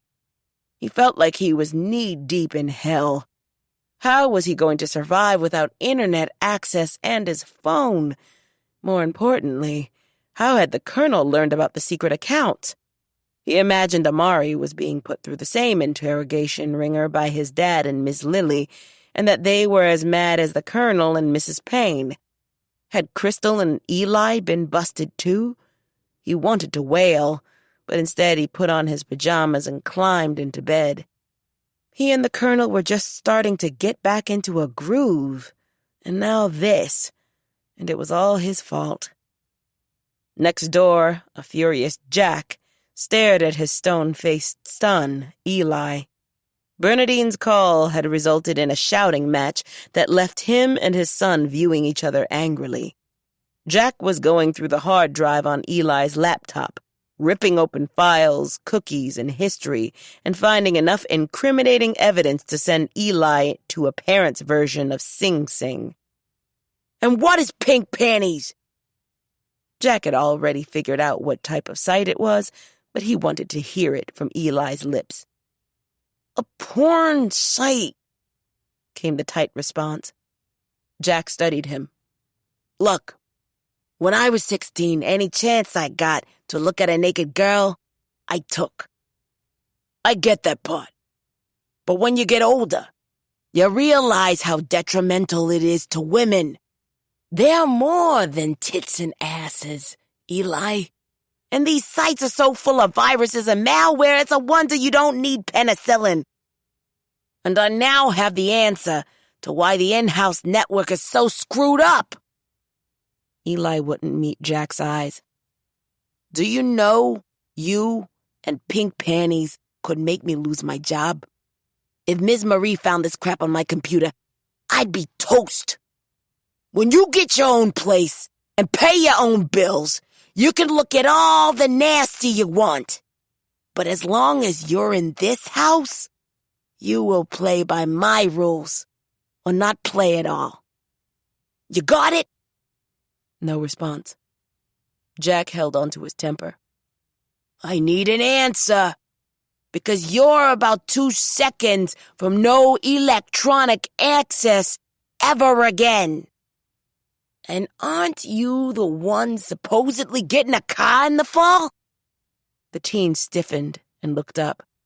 Figured that would get your attention. If this happens again, you'll be riding your bike until you're 35. Eli looked down at his shoes. Okay. In the meantime, everything you own that communicates belongs to me for the next 2 weeks. Phones, iPods, laptop, television, all of it.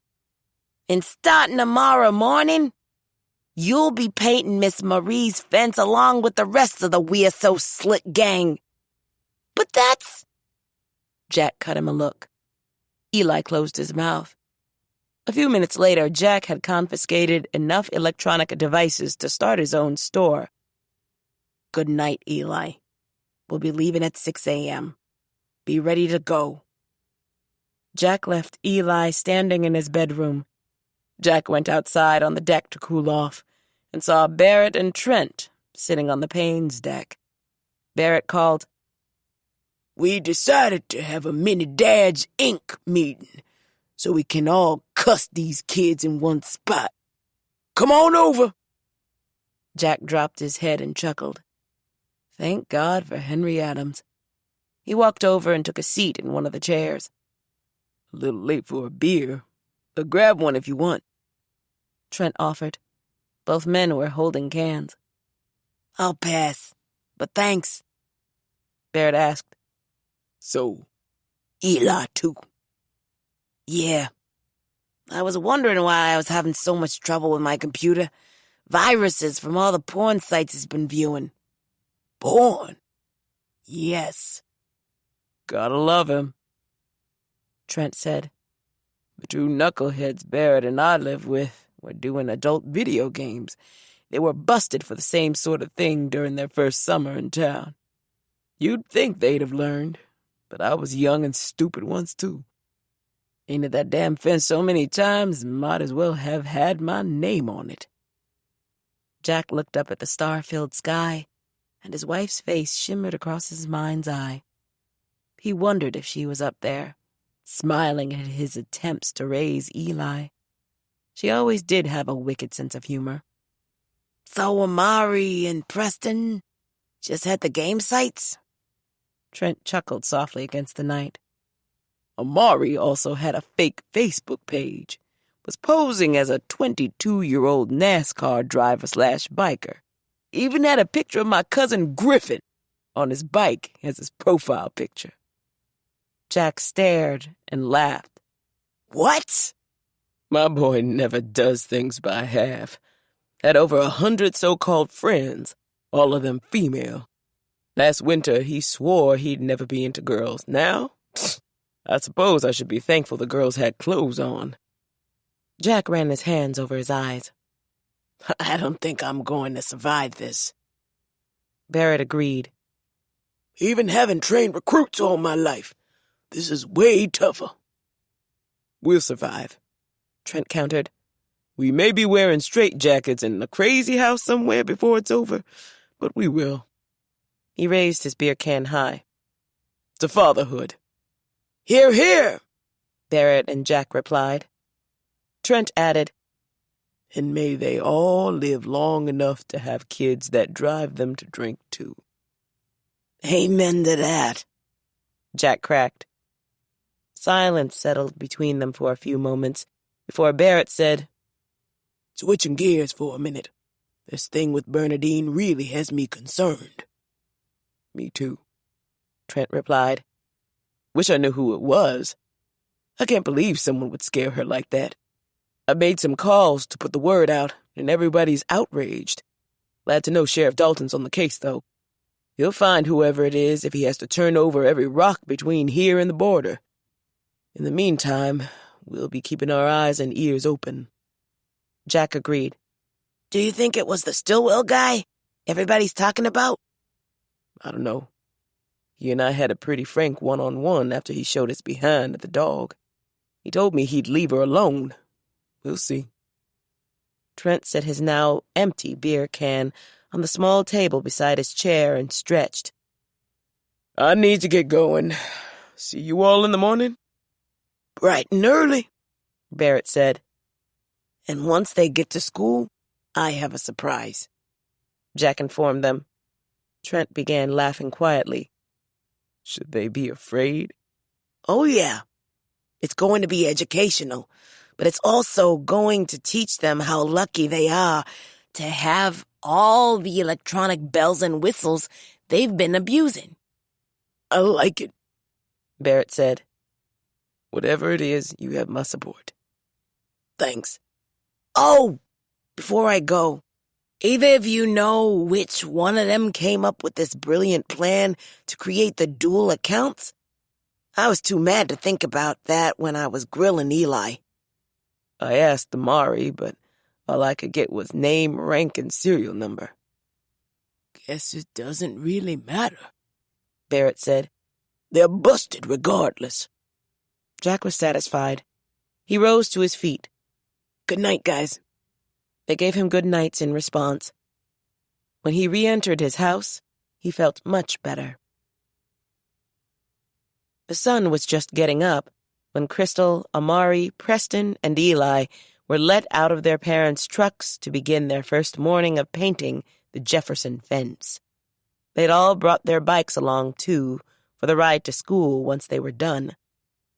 Trent stayed to help unload the gallons of whitewash, bags holding new brushes, tarps, and the rest of the items the painters would need, then tipped his hat and headed up the walk to visit with Marie for a minute before driving back to town. Because Amari and Preston had done the fence before, they'd learned it was faster to work as a pair. Me and Amari will take this in, Preston explained to Chris and Eli. You two take the end way down there, and we'll meet in the middle.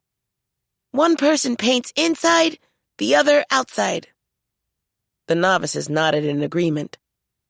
Amari pulled the new paint rollers out of a bag and grumbled. And remember, Miss Marie expects us to clean up and stash everything in her barn before we leave. Dad expects us to get to school on time, too, Eli added. Amari cursed. What I want to know is how we got busted. Who told? 2 denials came from Preston and Eli. Crystal said nothing.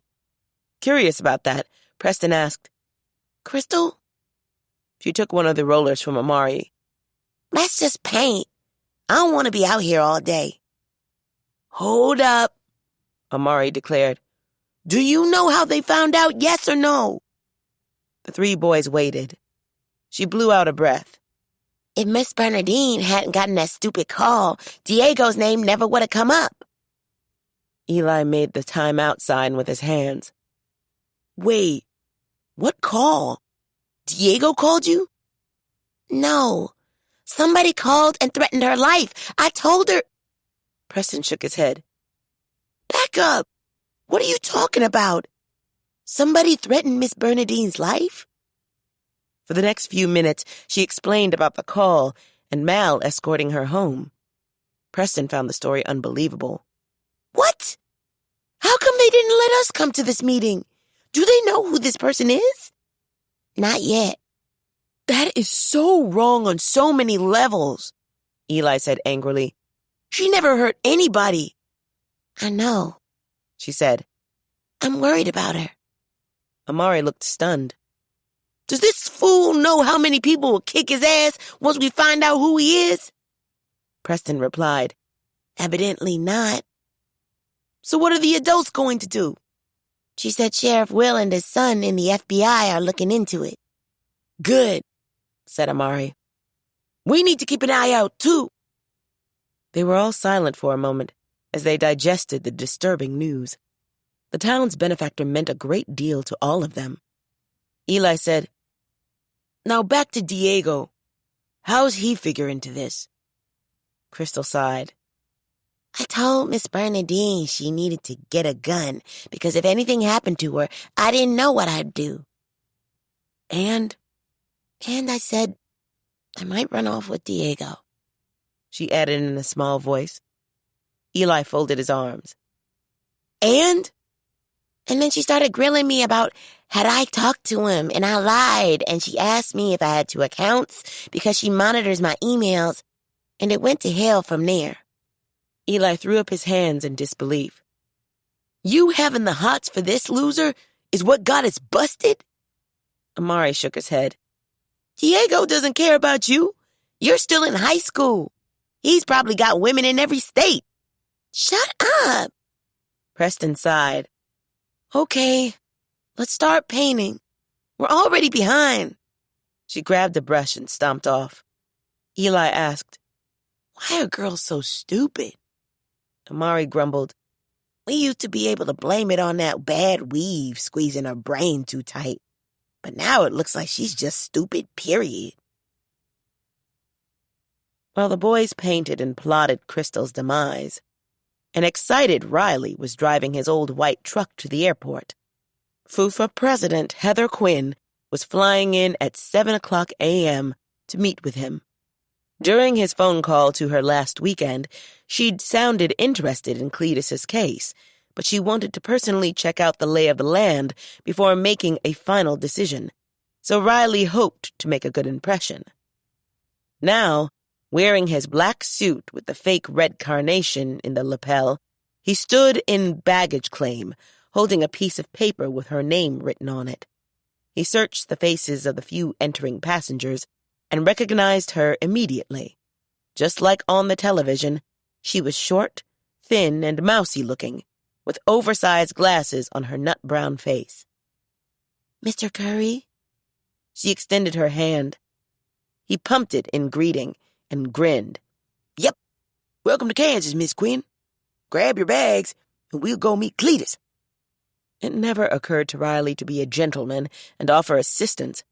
In his mind, he was already introducing her to Cletus and imagining her being as impressed by the hog as he was. As a result, he missed the studied glance she gave him over the thick black frames. Minutes later, he was in the driver's seat and she was placing her suitcase in the truck bed. When she got in on the passenger side, she sent him another look, but he was too busy telling her about how smart his hog was and all the tricks he could do. Once she had her seatbelt secured, he kept up the chatter and guided them to the highway. "So, your hog killed a man?" "But in self-defense. He didn't like Prell hitting him with the table leg, and neither did I." "Did you explain this to the county?" "Yes." Riley didn't know why she was asking these questions when he'd already told her the story on the phone. "And they still want to put him down?" "Yes." "That doesn't sound fair to me. Every sentient being has the right to defend itself when faced with violence." Riley didn't know what the word sentient meant, but he wholeheartedly agreed with the rest of her statement. "You think FUFA can make them change their minds?" "With the right publicity, we might." "Cletus is pretty famous on the internet." "What do you mean?" So Riley told her about Cletus's wedding to Chocolate and the resulting video of the event that went viral. She stared. "The hog is married?" "Yep, and a minister and everything. Eustacia brought Chocolate a gown all the way from Europe, and Cletus and I wore matching tuxedos. Lots of Texas bigwigs were in the audience." "Is the video still up?" "Far as I know." Heather shook her head in wonder. She'd met some odd characters in her 6 months as president, but he had to be in the top 10. Heather had a real love of animals and had been a crusader on their behalf most of her adult life. It was her dream to make FUFA as well respected as PETA, instead of being thought of as a group of wackadoos, a label well-earned considering its past actions and campaigns. One of its former presidents was currently serving time in a Canadian prison as a result of an ill-conceived operation. He and a few other members had broken into a mink farm facility and released 100 or so of the animals out into the snowy Ontario countryside. Those that didn't freeze to death were run over by traffic on a nearby road. The Canadians hadn't been happy and proved it by sentencing everyone involved to 5 years for breaking and entering, trespassing, and endangering animals. A more recent example of wackadooism was the cat sterilization debacle in Illinois. Although the case had been taken on before her watch, she was currently the president of record and thus forced to defend the organization's ridiculous stance before the media. Heather wanted a top-of-the-line animal case that would propel Fufa to legitimacy. On the face of what Curry had told her on the phone, she'd thought his hog might be the golden ticket, but now after meeting him, she wasn't so sure. What kind of crazy people threw weddings for hogs and wore matching tuxedos? Had Riley a lick of sense, he would have noticed she was paying more attention to the passing landscape than his tales of Cletus's accomplishments. But he kept talking, telling her about Cletus's extensive wardrobe, his love of Animal Planet, and Riley's dreams for a sitcom. That got her attention. You want to put him on television? Wait until you meet him. You'll see he was born for TV. Given the right agent and director, he could be bigger than that pig on Green Acres. Proud of himself for being the owner of such a stellar hog, he missed her sigh and the way she pinched her nose between her eyes, as if she had a headache coming on. So, are you married, Mr. Curry? I'm divorced. Do you think your ex-wife would be willing to testify for our side anyway? No, she and Cletus don't get along. I see. Riley didn't offer any further explanation, so she didn't ask anything else. They reached the pens a short time later, and he parked the truck in the gravel parking lot. They got out, and he led her onto the property. The complex consisted of a low-to-the-ground brick administrative building and a bunch of barns behind which were the wooden pens for the animals. Riley watched the county veterinarian, a tall, horse-faced woman with brown hair named Dr. Marnie Keegan, come out of the building and walk toward them with a plastered-on smile. He knew she didn't like him visiting every day, but he didn't care. "Morning, Mr. Curry. Who's that with you?" Heather answered for him. Heather Gwynn, president of FUFA. Pleased to meet you. She stuck out her hand. Keegan gave Quinn a wary up and down during their shake. "Nice meeting you, too. What brings you to our neck of the woods?" Mr. Curry's invited me to take a look at this case. If what he told me is true, I'd think you'd consider the animal's state of mind during the death of Mr. Prell and see that he was simply trying to defend himself. Riley stood beside Heather, looking pleased as punch. "He sat on a man and crushed him to death, ma'am." I understand that. But what would you do if someone was beating you over the head with a table leg, Dr. Keegan? She didn't appear to like the question. "My response has no bearing on this." It will when our lawyer puts you on the stand. Keegan stiffened visibly. I'm a vet, too. And we're supposed to be advocates, especially for an animal subjected to physical abuse. Keegan crossed her arms. "Have you met the subject?" No, but that's why I've come. "Follow me, then." She led them around to the fenced-in pen behind the barns, and as they came closer, Riley was surprised to see that Cletus had company. There looked to be a dozen or more hogs in with him. "When did these other hogs get here?"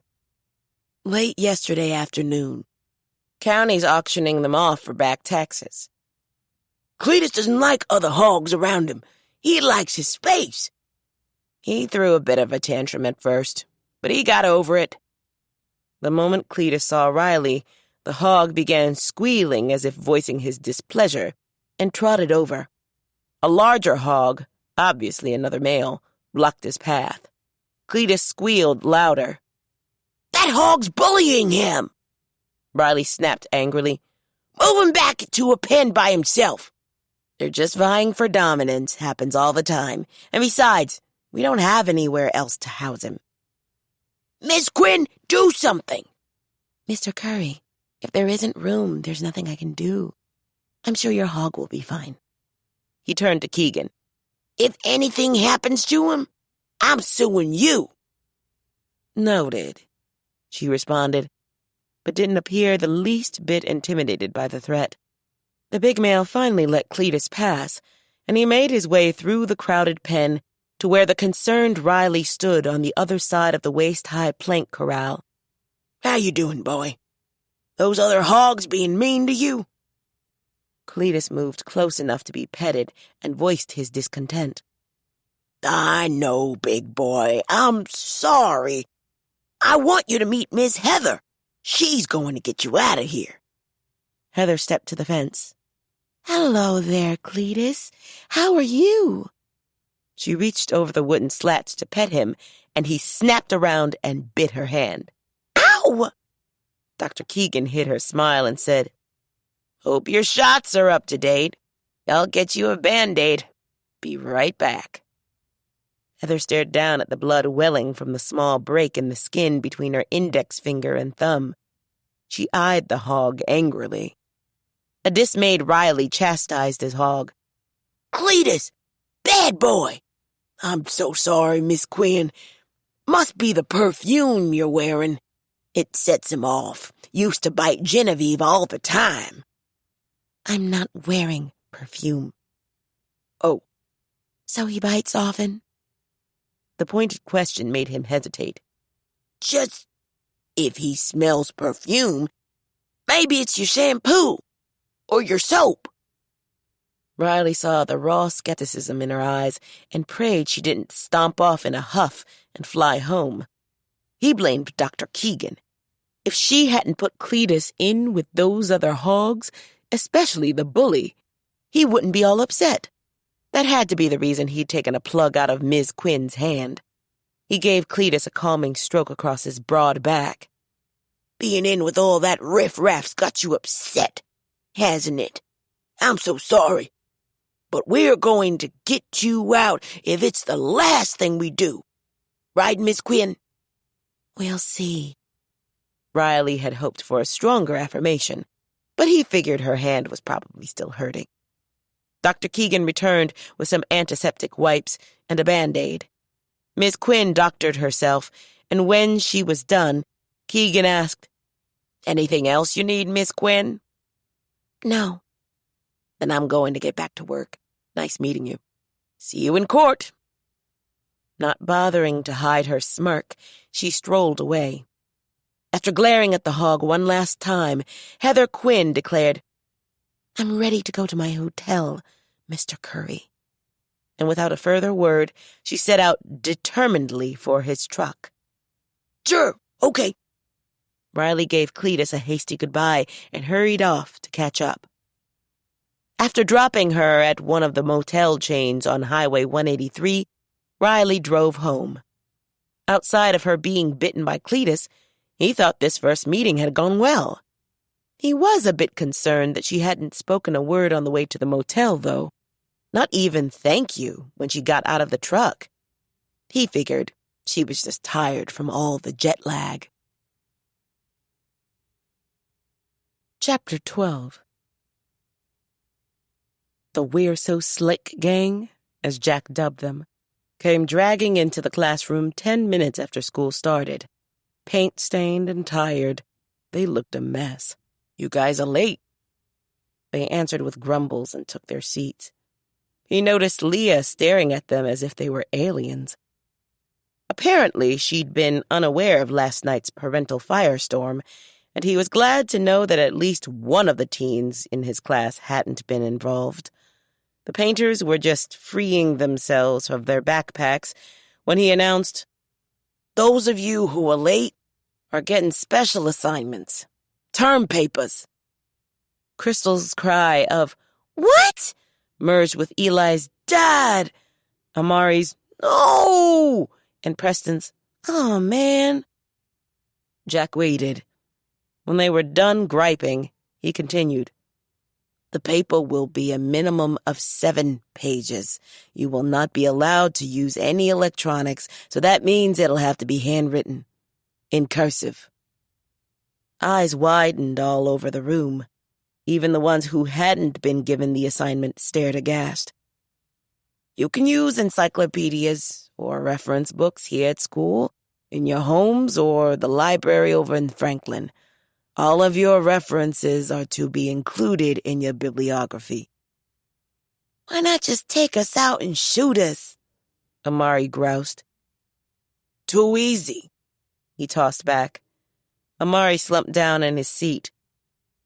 This assignment will serve 2 purposes.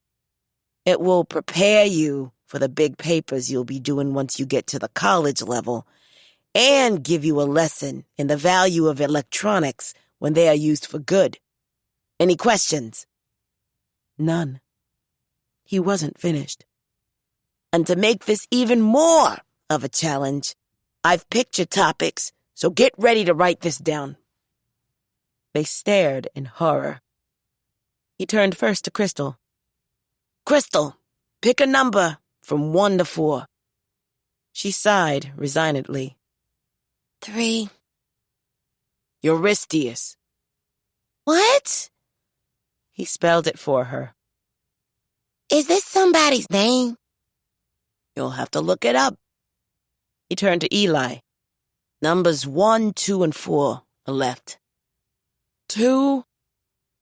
Eurybiades. Eli's mouth dropped. Jack spelled it for him and moved on to Amari. You're next. He sighed heavily. Give me number 1. Euripides. I hope that's some kind of car. He grumbled, writing down the letters as Jack gave them. Preston, you get number 3 by default. Eurydice. Shaking his head, Preston wrote while Jack spelled. Now, the rest of you aren't allowed to help them in any way, unless you want a paper of your own. The look on the faces of Tiffany, Devon, Leah, Megan, and Samantha said they had no intentions of getting anywhere near the projects, especially Megan and Samantha, who were under the gun with their own papers, but at least allowed to use their laptops. A disgruntled Eli asked, When's this due? 2 weeks. A week to do the research, and a week to write the paper. That's all? Crystal cried. But we have to paint the fence, too. Not my problem. No extensions will be given. Man, Preston declared. Any questions before we move on? None. They appeared to be too mad. Okay, let's get started on last night's math homework. Bernadine's morning wasn't going so well either. Having tossed and turned all night because of the threat, the laughing voice, and Crystal, she was still unsettled as she got dressed for work. She'd never dealt with anything this bizarre before, and she wasn't sure what kind of precautions she needed to take other than being careful and on alert. Would the person or persons threaten Crystal or someone else close to her heart next? Did she need to hire private security? She probably should have asked Will Dalton that. She and the residents of Henry Adams lived under such idyllic conditions. It was easy to lose sight of the fact that they actually lived in a world where security precautions were de rigueur. She sighed, then forcibly pushed aside the troubling thoughts, along with all the rest of the scenarios and questions clamoring for attention, and concentrated on getting herself ready to head to the power plant. All the drama notwithstanding, she had a town to run. The phone played the I'm Every Woman ringtone, so she picked up. Morning, Lil. Morning. I'm at the dog. Reporters are camped outside the power plant. What? Why? Probably to interview you about that call last night. There's a story about it on the front page of the morning paper. She blew out a breath. See if anyone's out in front of your house. Bernadine moved to the window. Making sure she stayed behind the open drape, she peeked out at the street. Sure enough, there were 3 vans, all bearing logos of local television outlets. I'm not giving any interviews. Why would they want to give this nut publicity? Her text alert chimed. Hold on. Mal just sent a text. What she read made her smile. Lil, he's on his way. I'll see you after I run the gauntlet. She ended the call and went downstairs to wait for Mal. While there, she brought up his message again. She'd paraphrased it to Lily, but in actuality it read, Whitney, on the way. Kevin Costner. Amused all over again, she put the phone in her purse. Yes, he was her light. He arrived a short while later and parked his truck in her driveway. In response, the press poured out of their vans in pursuit, but he was already on the porch and inside before they could catch up and stick their microphones in his face. Not happy with all this, he said, after greeting her with a kiss. Me either. Have you heard from Will? Not yet. Logically, she knew the lab wouldn't have been able to provide any information overnight, but that hadn't kept her from hoping. Thanks for coming. You could handle those jokers outside on your own, but I thought it might be fun saying, no comment, over and over again. Never knew anyone besieged by the press before. She could always count on him and his humor. Ready? She was. They're probably going to follow us. I know. And I don't want them hanging around the building all day making me crazy. Then we implement Plan B. Why am I suddenly afraid? He gave her that July grin. You're going to love it. All right, Hannibal, she replied, making reference to the leader of the A-team. But I want to get to work in one piece. Trust me, he said, Hannibal's usual response. She punched him playfully in the arm. Come on, crazy man. Let's go. As soon as they stepped out of the door, the press pounced. Bernadine had never been besieged before either. And although there were only 3 reporters, 2 men and a woman, the scene was just like on TV. Making her way through the tangle of them and their cameras, she ignored the questions and focused on not falling down the stairs. Shoving microphones in her face, they barked out, Miss Brown, do you know who the caller is? Miss Brown! Miss Brown, what time did he call? Miss Brown, do you have a message for him? On the other hand, Hannibal Costner, shielding her as best he could, kept up a steady reply of, No comment, no comment. His voice was terse, and he was glaring, but he shot her a sly wink, so she knew he was having a ball. Because his truck was parked only a short distance away, the entire ordeal lasted maybe 3 minutes. Then she was in the passenger seat, drawing on her seatbelt. He jumped in on the driver's side, slammed his door, and keyed the engine.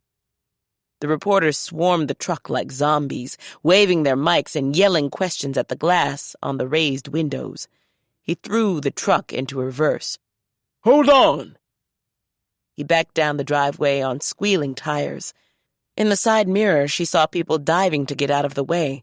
With another squeal, the truck hit the street, and the souped-up old Ford took off.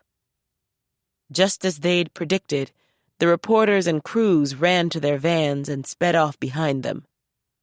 Let's lose these jokers, he crowed with glee. They roared up the road that led from the subdivision to Main Street, hooked a screaming left, and blazed down Main.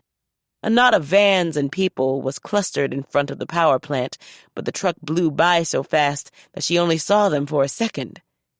More press? She called. Probably.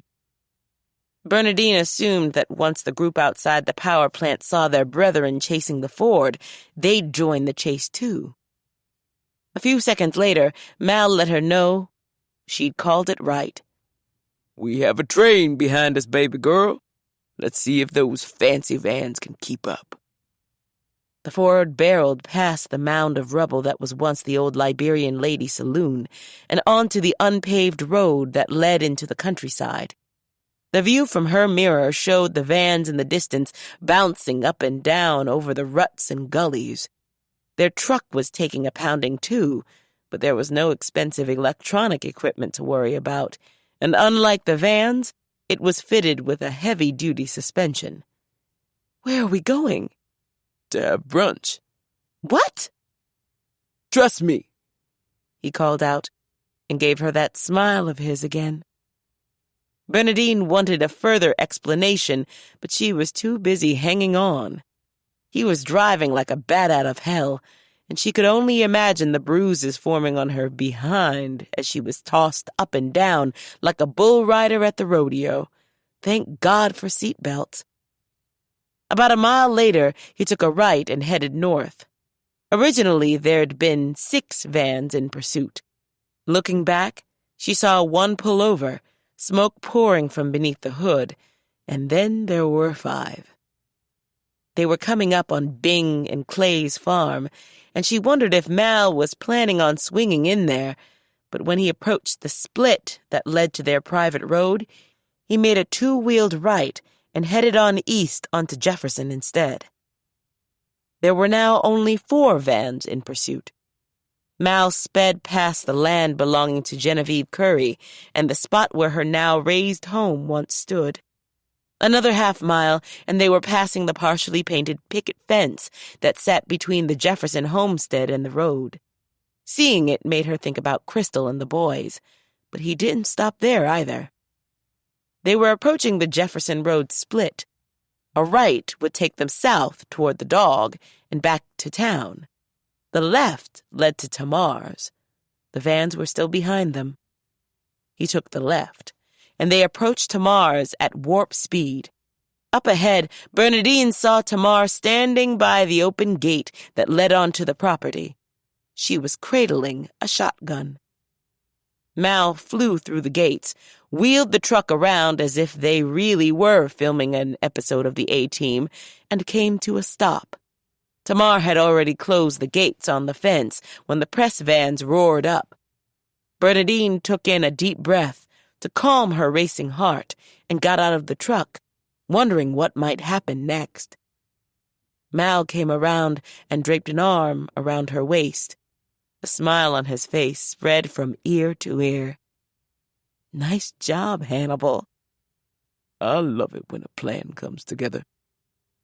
She threw back her head and laughed. The press wasn't laughing, however.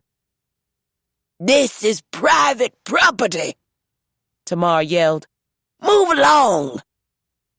Bernadine didn't know if it was arrogance, hearing loss, or just plain stupidity that made them ignore the July matriarch, but they left their trucks with their mics and cameras and quickly approached the fence. Tamar rarely repeated herself, and she didn't this time either. Instead, she purposefully primed the barrel on the pump-action shotgun, and the ominous sound froze the entire contingent in their tracks. Bernadine saw their surprise. They looked from Tamar to the smiling Bernadine and Mal standing by the Ford. One of the reporters called out boldly, "Miss Brown, are you going to—" The blast from the shotgun drowned out the rest of the question. I'll be shooting tires and windshields next. You got 15 seconds to get off my land. They ran like Godzilla was on their heels and scrambled back into their vehicles. The road was public property, and if they wanted to sit on the shoulder in their vans until the first snow fell, they had that right. But no way were they going to get anywhere near Bernadine Brown in the foreseeable future without trespassing on July land. She was pleased. Tamar looked pleased, too. As she passed them on her way back to the house, she said, Bernadine, I don't ever remember us having this much fun before you moved in. But thanks. You keep this old girl young. Mal said, "Thanks for the backup." Anytime. She climbed the steps to the porch and disappeared inside. Bernadine asked, "So she knew we were coming?" "Yep. Gave her a call on the way to your place. Come on. Let's drive down to the creek. I figure if we stay here long enough, they'll eventually get tired and go home. But until then, I'm declaring a Bernadine Brown Mental Health Day." "But I have to go to the office." "Where you will spend the day being pestered on the phone and in person by stupid questions from obnoxious people." She had to admit, he was right. The press were still positioned on the side of the road. She got in the truck. They drove down to the creek bank, where they were out of sight of the road. The weather was a bit cool and windy. The sun was shining, and there were no microphones or cameras, just peace and quiet. After parking, Mal walked around to the back of the truck. When she joined him, he was removing a cooler and a small hibachi grill from the bed. "What's this for?" "Our brunch. I swung by the wreck and grabbed a pair of your sneakers out of your locker. They're in that sports bag." She was impressed by his forethought. "You really did have a plan." "Told you." She took the sneaks out of the bag, put them on instead of the shoes. Nothing worse than attempting to walk on spring-softened earth in 5-inch heels, and followed Mal to the bank to begin the Bernadine Brown Mental Health Day. A short while later, they had the blanket spread out and were sitting on it, sipping cold water from bottles he'd taken from the cooler. "I've never been in a high-speed chase before," she said. He chuckled. "You obviously learned to drive from Tamar." Before he could offer a reply, they were interrupted by the buzz of her phone. She glanced at the caller ID. "It's Will Dalton." She and the sheriff chatted for a few minutes before she ended the call, sighing. "What did he say?" "They traced the call to a phone booth at a gas station up on 183. Manager didn't remember seeing anybody suspicious around the time the call came to me, and his outside security cam's busted, so Will's people can't get a look at any images it may have caught." "That's disappointing." She agreed.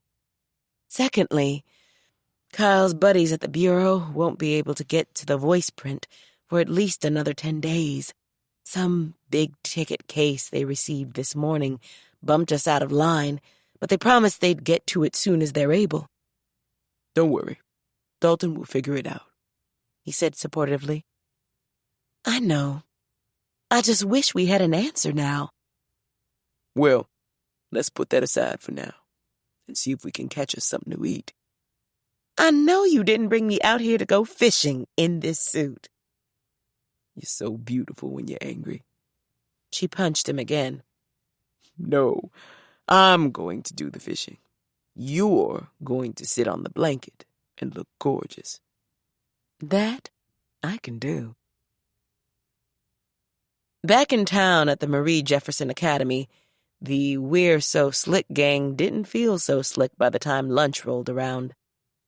Leah carried her salad over to the picnic table where they gathered and sat down. Taking in the gloomy faces, she asked, "What did you all do to make Mr. James so mad that he gave you that messed-up term paper assignment and made you paint the fence?" The boys shot Crystal a dirty look, after which Preston explained, "We got busted for having those secret email accounts, like that kid you told us about." "You actually did it? Didn't I tell you the kid got caught by his parents? I wondered why my dad asked me about that last night." Leah's story about a teen in Baltimore who'd successfully pulled off the ruse for nearly a year had intrigued them all. "I can't believe y'all are that dumb." "Me either," Preston sadly agreed. He wasn't looking forward to more painting after school. "I can," Tiff chimed in, and was roundly ignored. Amari cracked. If it hadn't been for Miss I'm hot for Diego. Shut up, Amari, Crystal snarled. And he did, which surprised Preston. Then again, Amari probably sensed that Crystal was about 2 seconds from kicking major butt from having people in her face all morning, and although he'd grown a lot taller over the winter, Crystal could probably still whip him like he was Devon's size. Leah raised an eyebrow. Diego? Diego July? Crystal concentrated on the straw in her soda and didn't reply. You know he's probably just playing you, right? Exactly, Eli said, throwing up his hands. Finally, a girl with some sense. Will you marry me, Leah, please? She answered with a roll of her eyes. I'm not marrying you. Artists starve, and so do their wives. Even if I do get married, and I'm not, it would be to somebody like Preston. He's smart, and physicists make big bank. Preston coughed so hard he thought he might need his inhaler. When he turned his widened eyes to Leah, she smiled and gave him a cute little wink that set him wheezing. Amari pounded on his back. You okay, man? Still in the throes of the coughing fit, he pulled out his inhaler, gave himself a few puffs, and got some relief. I think I choked on a piece of carrot. When he glanced Leah's way, she was eating and acting as if nothing had happened. Let's change the subject, he said, around the tangle in his throat. So who do you think made that messed up call to Miss Bernadine? Leah shook her head. My dad talked about that this morning, too. He said if we see anything suspicious, to let somebody know. Amari said, What's really messed up is that it could be anybody. Lots of folks are mad at her for trying to do the right thing. The big box lawyers, Mr. Brown, that whack oil company, and everybody in Franklin, seems like. Devon had been sitting quietly, but asked with the concern, Is somebody really going to kill her? Preston shook his head. I don't think anybody's going to allow that, Devon. Especially not us, Amari pledged. Messing with her will get somebody jacked. They better ask somebody. Miss Brown meant so much to everybody. Preston couldn't imagine what would happen if somebody did hurt her. Like the rest of the people in Henry Adams, he was worried. Devon said, I want to be in Henry Adams' Idol. Amari shrugged. Okay, go for it. I need help. What kind of help? I want you and Preston and Eli to be my flames. A confused Preston met the eyes of the equally confused-looking Amari. Are you talking about real flames, as in fire? No, I want to be James Brown. His backup singers were called the Flames. Leah asked, James Brown? That old dead guy? Crystal got up from the table. I'll see you all later. I'm not in this. Why do you want to be him? Preston asked, wondering if they should all maybe follow Crystal. Because he's cool, and he was my grandma's favorite soul singer. They were staring at him as if he were from Mars. Devon explained, All you have to sing is, please, please don't go. I do the rest. Somebody has to put the cape on me, though. Eli asked skeptically, Cape? Like Batman? Amari asked. No! Devon said in a frustrated voice. Don't y'all know anything? Amari cracked. I know I'm not being a flame. Tiff snapped. Stop being so mean. He's your little brother. You're supposed to be helping him. And you're supposed to be keeping your nose out of my business.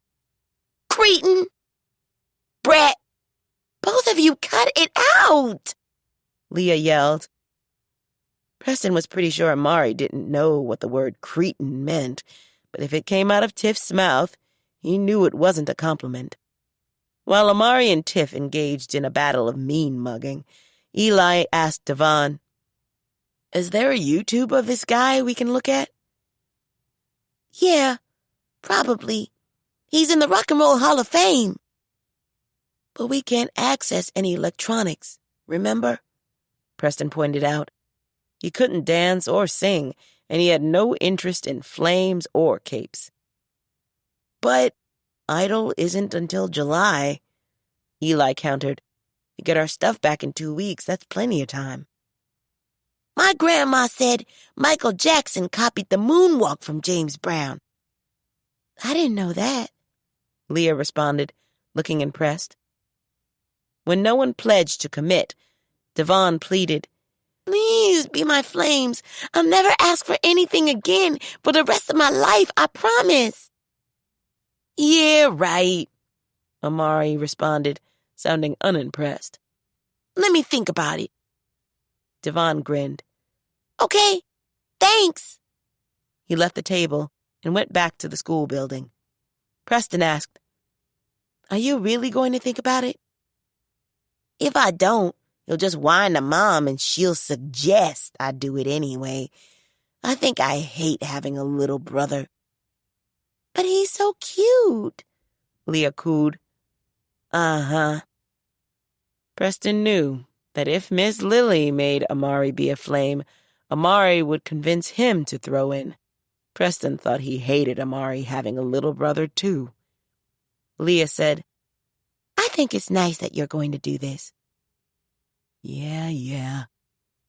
When Preston and the others saw Mr. James waving their way, they gathered up their stuff and left the picnic table to return to class. On the way, Preston glanced hesitantly over at Leah, but she was talking to her sister and didn't seem to notice him. She wasn't hot like Megan Fox or Beyoncé, but she was nice, liked sports, and was super smart. In his book, that made her a babe. He kept hearing her say she wanted to marry someone like him. He knew she'd been generalizing, but that she'd actually thought of him in those terms was thrilling for a 14-year-old kid who wanted to pursue physics as a way of life and who'd never had a girlfriend.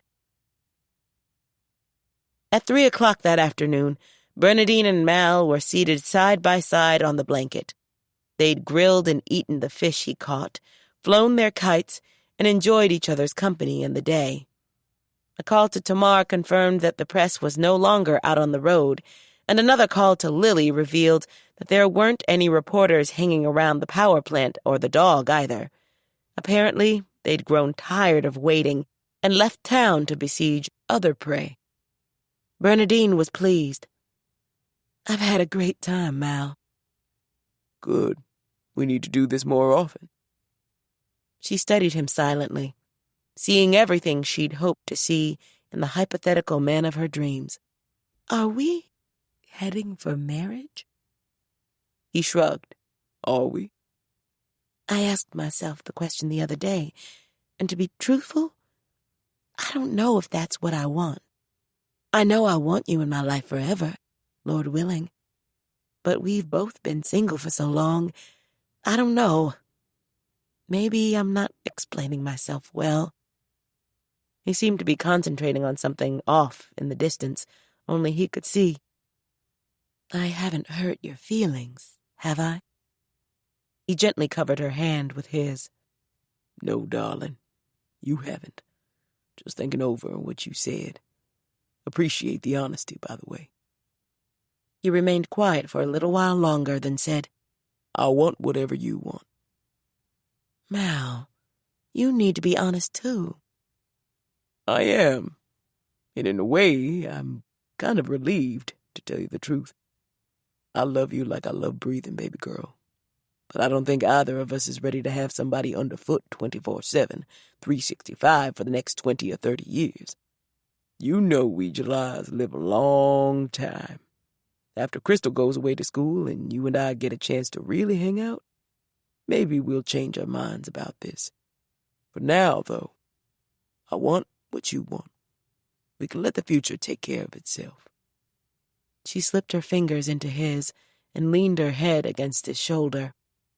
I love you, You'd better. That short talk and the loving kiss that followed sealed their hearts and commitment to each other. Chapter 13. Mal dropped Bernadine at her house so she could retrieve her truck and then followed her over to the power plant parking lot. Only after he watched her go inside did he pull off and drive away. Just as Lily said, there were no reporters either outside or in, so Bernadine entered her office, glad to be free of them. She gave herself a few quiet minutes to sit and think about how blessed she was to have Mal in her life, then prepared to start turning the world. Apparently, Gary Clark had stopped in earlier. She found a note from him on her desk. Attached to the note was a sample of the grocery survey he would be handing out to everyone at the Friday night movies. She was scanning through it when the landline rang. The memory of last night sprang to life, and she tensed and waited for it to go to voicemail. To her relief, the caller was Greer Parker from CNN. Surprised to hear from him, she picked up before he could finish his message. "Hello, Mr. Parker. How have you been?"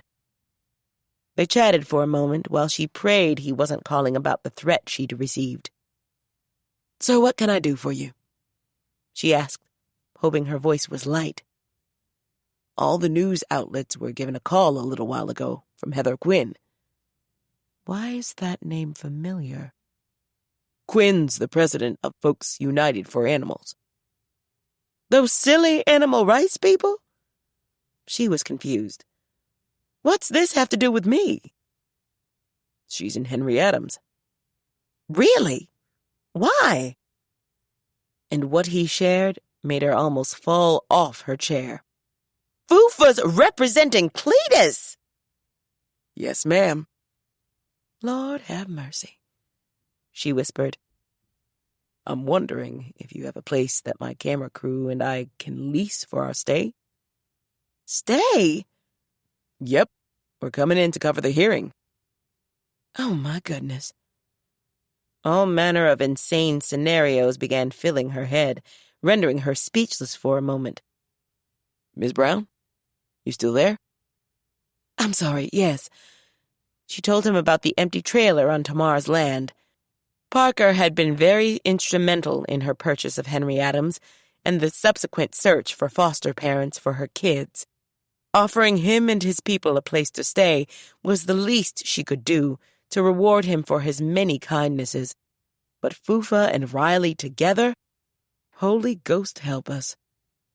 She and Parker finished pulling together the arrangements for his arrival, and with a thank you, she hung up. Immediately afterward, she dialed Lily, who was out at the church construction site. And when she came on the line, Bernadine said, "Girl, you are not going to believe this." For the rest of the afternoon, she fielded calls from the press, both local and national, about the upcoming hearing. So many came through that she finally sent them all to voicemail so she could get some work done. She'd play them back in the morning, but the entire time, all she could think about was the circus that would be coming to town, with Riley as the ringleader. After school, Jack drove down to Fort Hays University to meet with the chair of the physics department. The graduate student who'd worked with Preston and Leah last year had left the university over the winter to begin work on her doctorate at one of the big schools on the East Coast. The meeting would be to talk about replacing her. It was important to Jack and Marie that Preston and Leah continue to be challenged and get the best support they could as they prepared for college. The meeting went well. He spoke with a couple of potential candidates, and 2 hours later he was on Highway 183 again, heading north for home. There was virtually no traffic, a fact that always amazed him, as did the miles and miles of open land that stretched to the horizon on either side of the highway. After driving for decades in Southern California, it had taken him a while to get used to the emptiness of the Kansas countryside. But he'd adjusted and now enjoyed the relatively stress-free travel. It began to rain as he approached the small town of Plainville, and then pour buckets. Turning on his wipers, he decreased his speed as a precautionary measure and concentrated on driving safely so he would make it home in one piece. He came up behind a battered, slow-moving pickup, piled high with baled hay. The unsecured load was wobbling back and forth as if threatening to spill out onto the 2-lane road. So Jack inched his car out a bit to the left and peered through his wipers to check for oncoming traffic, hoping to pass. In that half-second, the truck lost its load, and huge bales of hay were bouncing around on the road in front of him. Panicked, he steered sharply to the left to avoid running into them. The car spun on the rain-slicked pavement like an ice skater in the Olympics, then barreled off the road and tumbled down the embankment into the wire fencing strung along the adjacent field. The airbag deployed, and that was the last thing he remembered before the world faded to black. Jack hated hospitals. They all reminded him of the eternity he'd spent sitting in them while Eva was fighting for her life. Radiation, chemo, experimental protocols. She'd been fearless. He'd been terrified. And now here he sat in the ER of the Hayes Hospital with a broken left wrist and stitches in his forehead, waiting to be released. The trucker who'd come upon the accident scene had called 911 and stayed with him until an ambulance arrived. Jack had regained consciousness, but the pickup that caused the crash apparently never stopped. An hour later, Jack and his cast, sling, stitches, and vial of prescription pain meds were given the okay to go home. He'd put in a call to Eli earlier, and after assuring his son he was okay, asked that Eli call Trent or someone to come and pick him up. So far, no one had shown. He supposed he could call a cab, but the reality of what it would cost for a ride home from Hayes made the frugal Bostonian he'd grown up as cringe. There were no other options, so he pulled out his phone and, balancing it precariously in his injured hand, hit the app for directory assistance. While he was waiting for it to come up, Rocky walked in. He was so surprised, he fumbled the phone and dropped it, further fumbling to retrieve it and cursing himself for looking like such an idiot. He asked with wonder, "Somebody you know in the hospital?" "Yes, you. Eli said you needed a ride." "Eli?" "Tall kid. Looks a lot like his father." Jack dropped his head in amused chagrin. When he raised it again, she was smiling. "Ready to go?" He nodded. For the first few miles, they drove through the pitch-black night in a silence gently broken by the jazz playing through the speakers. He was still amazed by her presence. "Why'd you come?" "Eli said you needed an assist. Friends look out for friends." "Is that what we are? You and I? Friends?" "I think it's a good place to start." She looked over at him, riding shotgun. "No?" "Yes, definitely." Because of the darkness in the cab, it was difficult to assess her reaction to his reply, but he sensed she was pleased. "I think my car's totaled." "You needed a new one anyway." He chuckled softly. No sympathy there. "The deputy who took the accident report said he'd call in the morning and let me know where it's towed." Silence settled in again, and he turned to view the darkness out his window. "What was it like, growing up out here as a kid?" She didn't respond, and just before he thought she hadn't because he'd unwittingly offended her in some way, she said quietly, "Hard. Very hard. But we'll talk about that sometime. Right now, let's just enjoy the drive, the company, and listen to some jazz." Her enigmatic answer notwithstanding, Jack thought that a grand idea. An hour later, she pulled into his driveway. Even though it was nearly midnight, he didn't want the ride to end. They hadn't spoken much, But as on the evening they'd spent together at the dog, conversation hadn't seemed necessary. It was as if the vibe and being together were all that mattered, and he'd enjoyed both immensely. However, his desire to remain in her company notwithstanding, they both had responsibilities to meet in the morning, so he reluctantly opened the door and got out. Thanks again, Rock. Get some rest, Professor, and take care of that wrist. If you or Eli need anything, give me a call. The offer sent him soaring. We still on for Saturday morning? Yes. Now go in, before Lily comes out on the porch and starts yelling at me about my engine waking up the neighborhood.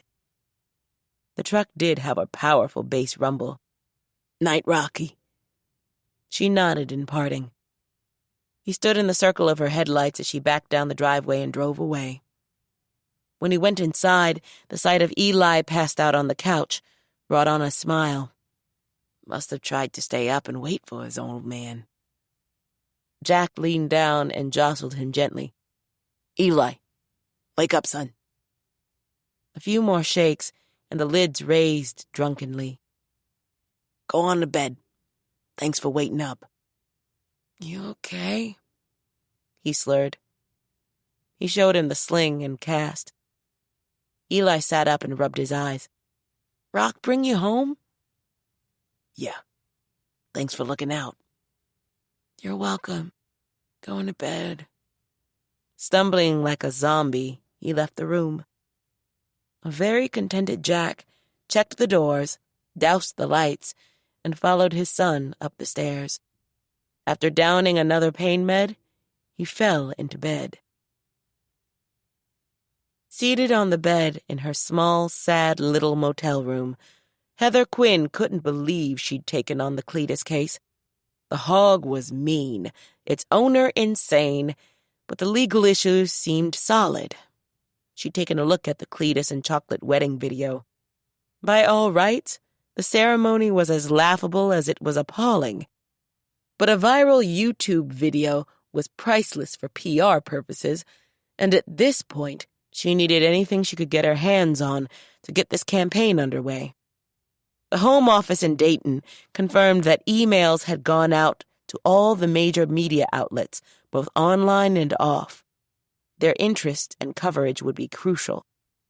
Her personal distaste for Cletus aside, the hog had been defending itself when it crushed that man to death, and it was her plan to get America to agree that no animal, no matter its temperament, should have to pay for that with its life. The hearing was scheduled for Monday morning. She just hoped Curry had been truthful about the details of the event.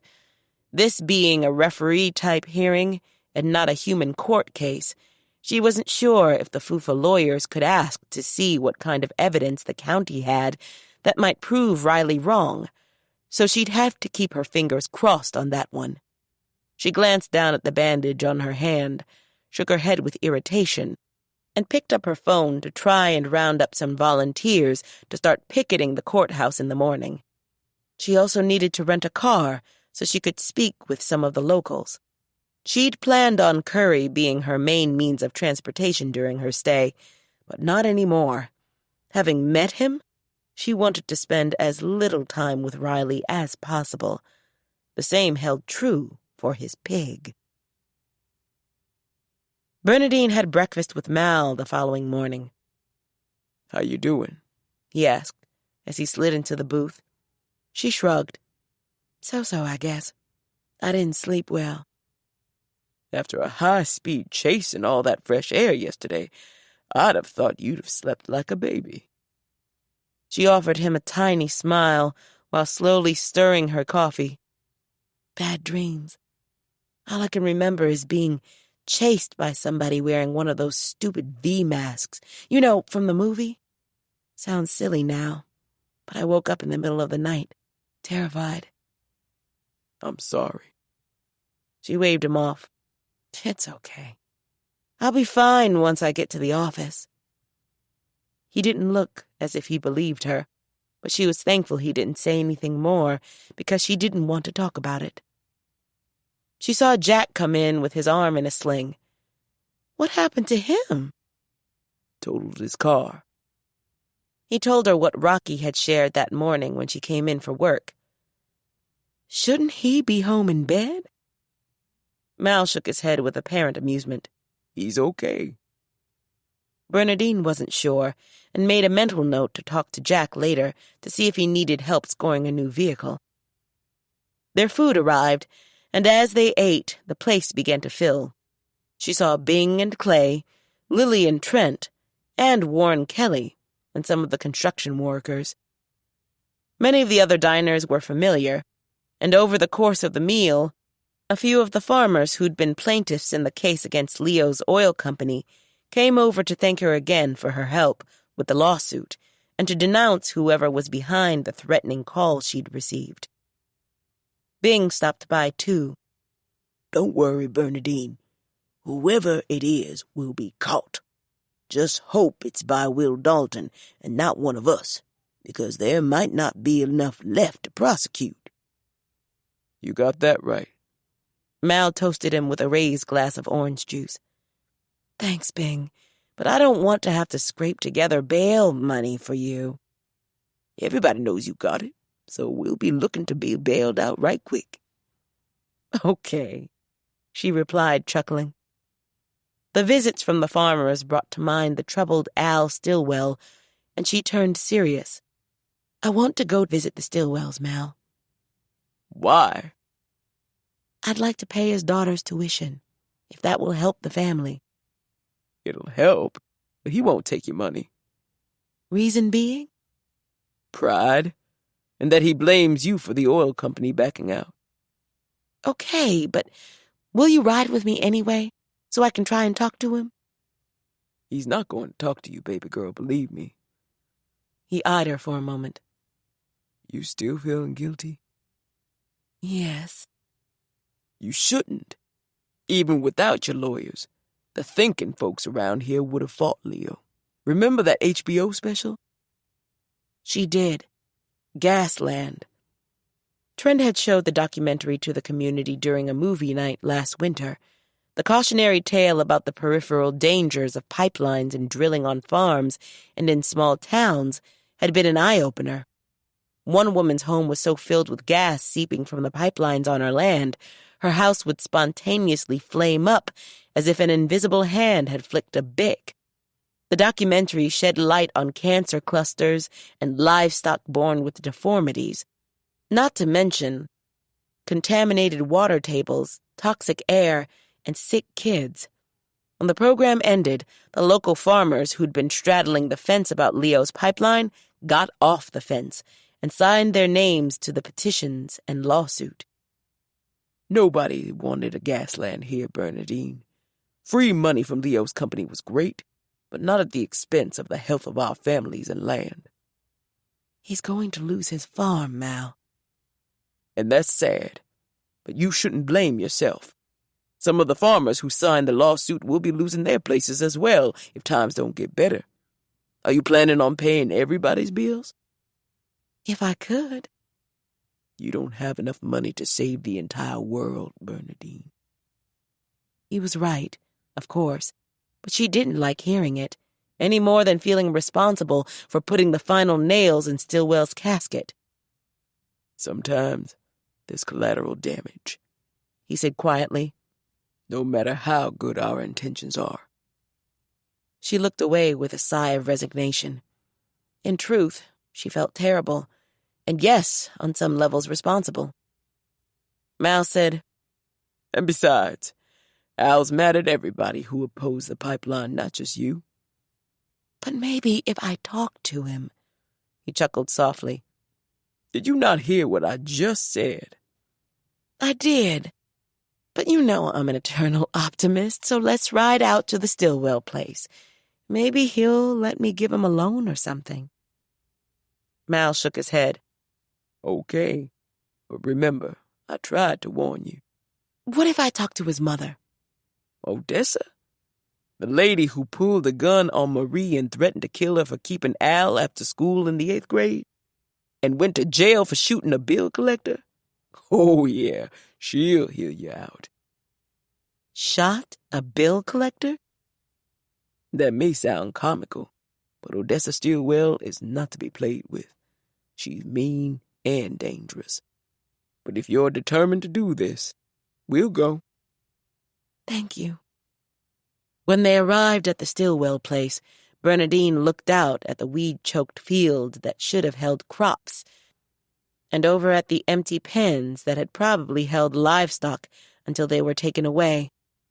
The house had been white at one time, but the paint was peeling now and worn. The home looked tired, as if crumbling under the weight of the pain and suffering of the people inside. Mal parked the truck, and they got out. Halfway up the walk, an older woman wearing dirty jeans and an aged T-shirt stepped out of the torn screen door and sighted them with the raised shotgun she held steadily in her hands. Bernadine froze. "What do you want, July? You come to gloat?" No, Des. "Bank's giving us 30 days to pack up and get out. Hope you and the rest of them do-gooders are happy." His lips tightened. He looked down at Bernadine. "Who's that with you?"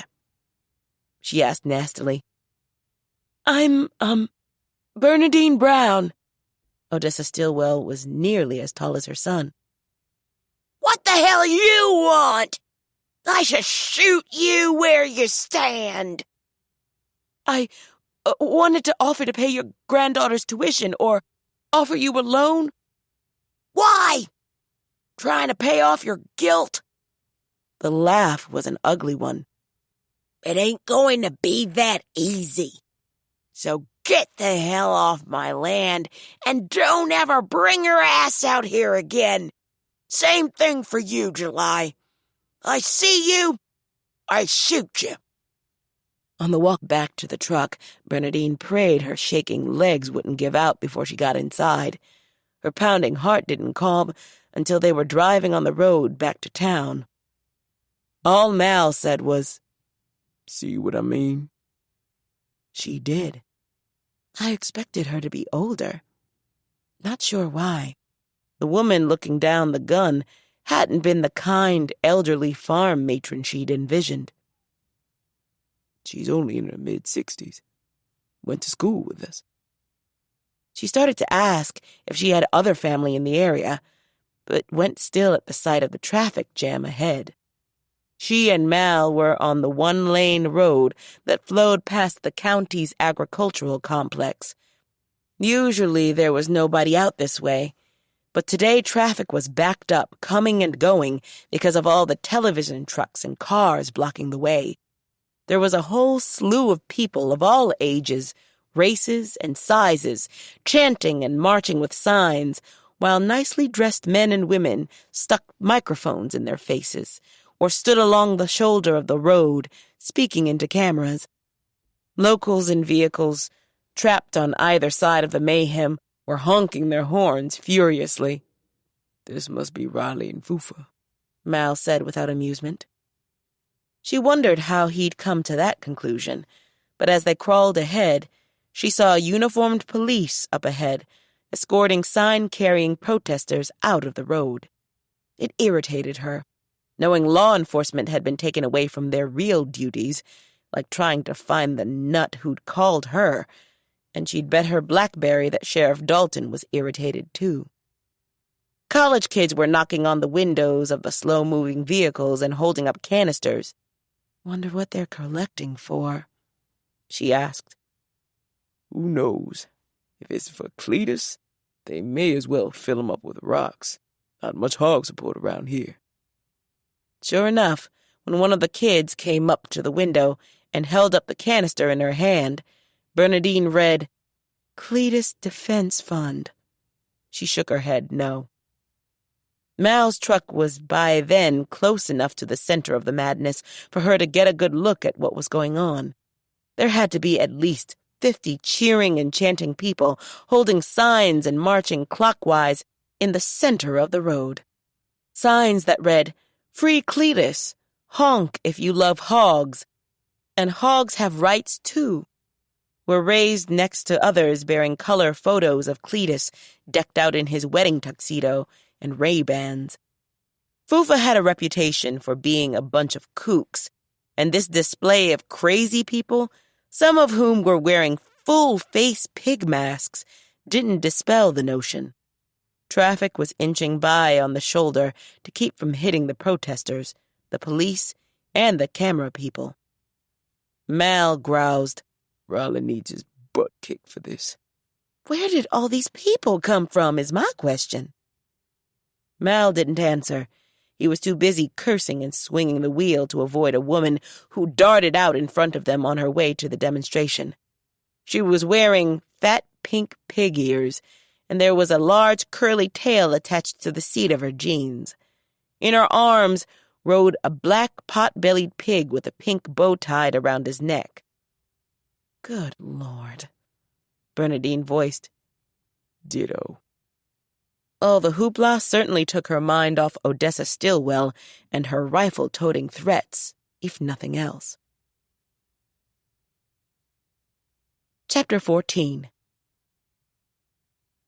Heather Quinn worried about what was going on with the demonstration out on the road and how long it might be before the police came and closed it down because they didn't have a permit. But her client didn't seem concerned in the least. Riley Curry was standing next to the pens, showing off his pride and joy to the assembled media. Of course, he'd had to point his hog out to them because the big city reporters couldn't tell one hog from another. But the camera crews and photographers must have taken 1,000 shots of Cletus, if not more. Earlier that morning, when she and Riley first arrived on the scene, he'd taken a suitcase out of his truck and said he wanted to wow the reporters by decking the hog out in camouflage gear, complete with beret and aviators. But Dr. Keegan vetoed the nonsense. Heather was so relieved and grateful she could have hugged the county vet. As it were, the reporters and photographers were going gaga over Cletus, even unclothed. So Curry seemed to have put away his pique and contented himself with basking in the attention of his version of a press conference. "Mr. Curry, what's the first thing you and Cletus plan to do if he's set free?" He grinned like a polished politician. "When he's set free," he countered. "We're going to sit in front of the TV and watch Animal Planet. It's his favorite channel. Then we are going to see about taking him to Hollywood." He pointed at a reporter standing to his right. "Yes?" "Do you think Cletus and Chocolate will ever reconcile?" "We'll have to see, won't we?" He turned to a female reporter who'd raised her hand. "Yes, you over there, in the blue. Is it true your wife, Genevieve Curry, left you because Cletus made her life unbearable?" He kept up his smile. "Only because she kept wearing a perfume Cletus didn't care for." Heather growled inwardly. Perfume had not been the issue.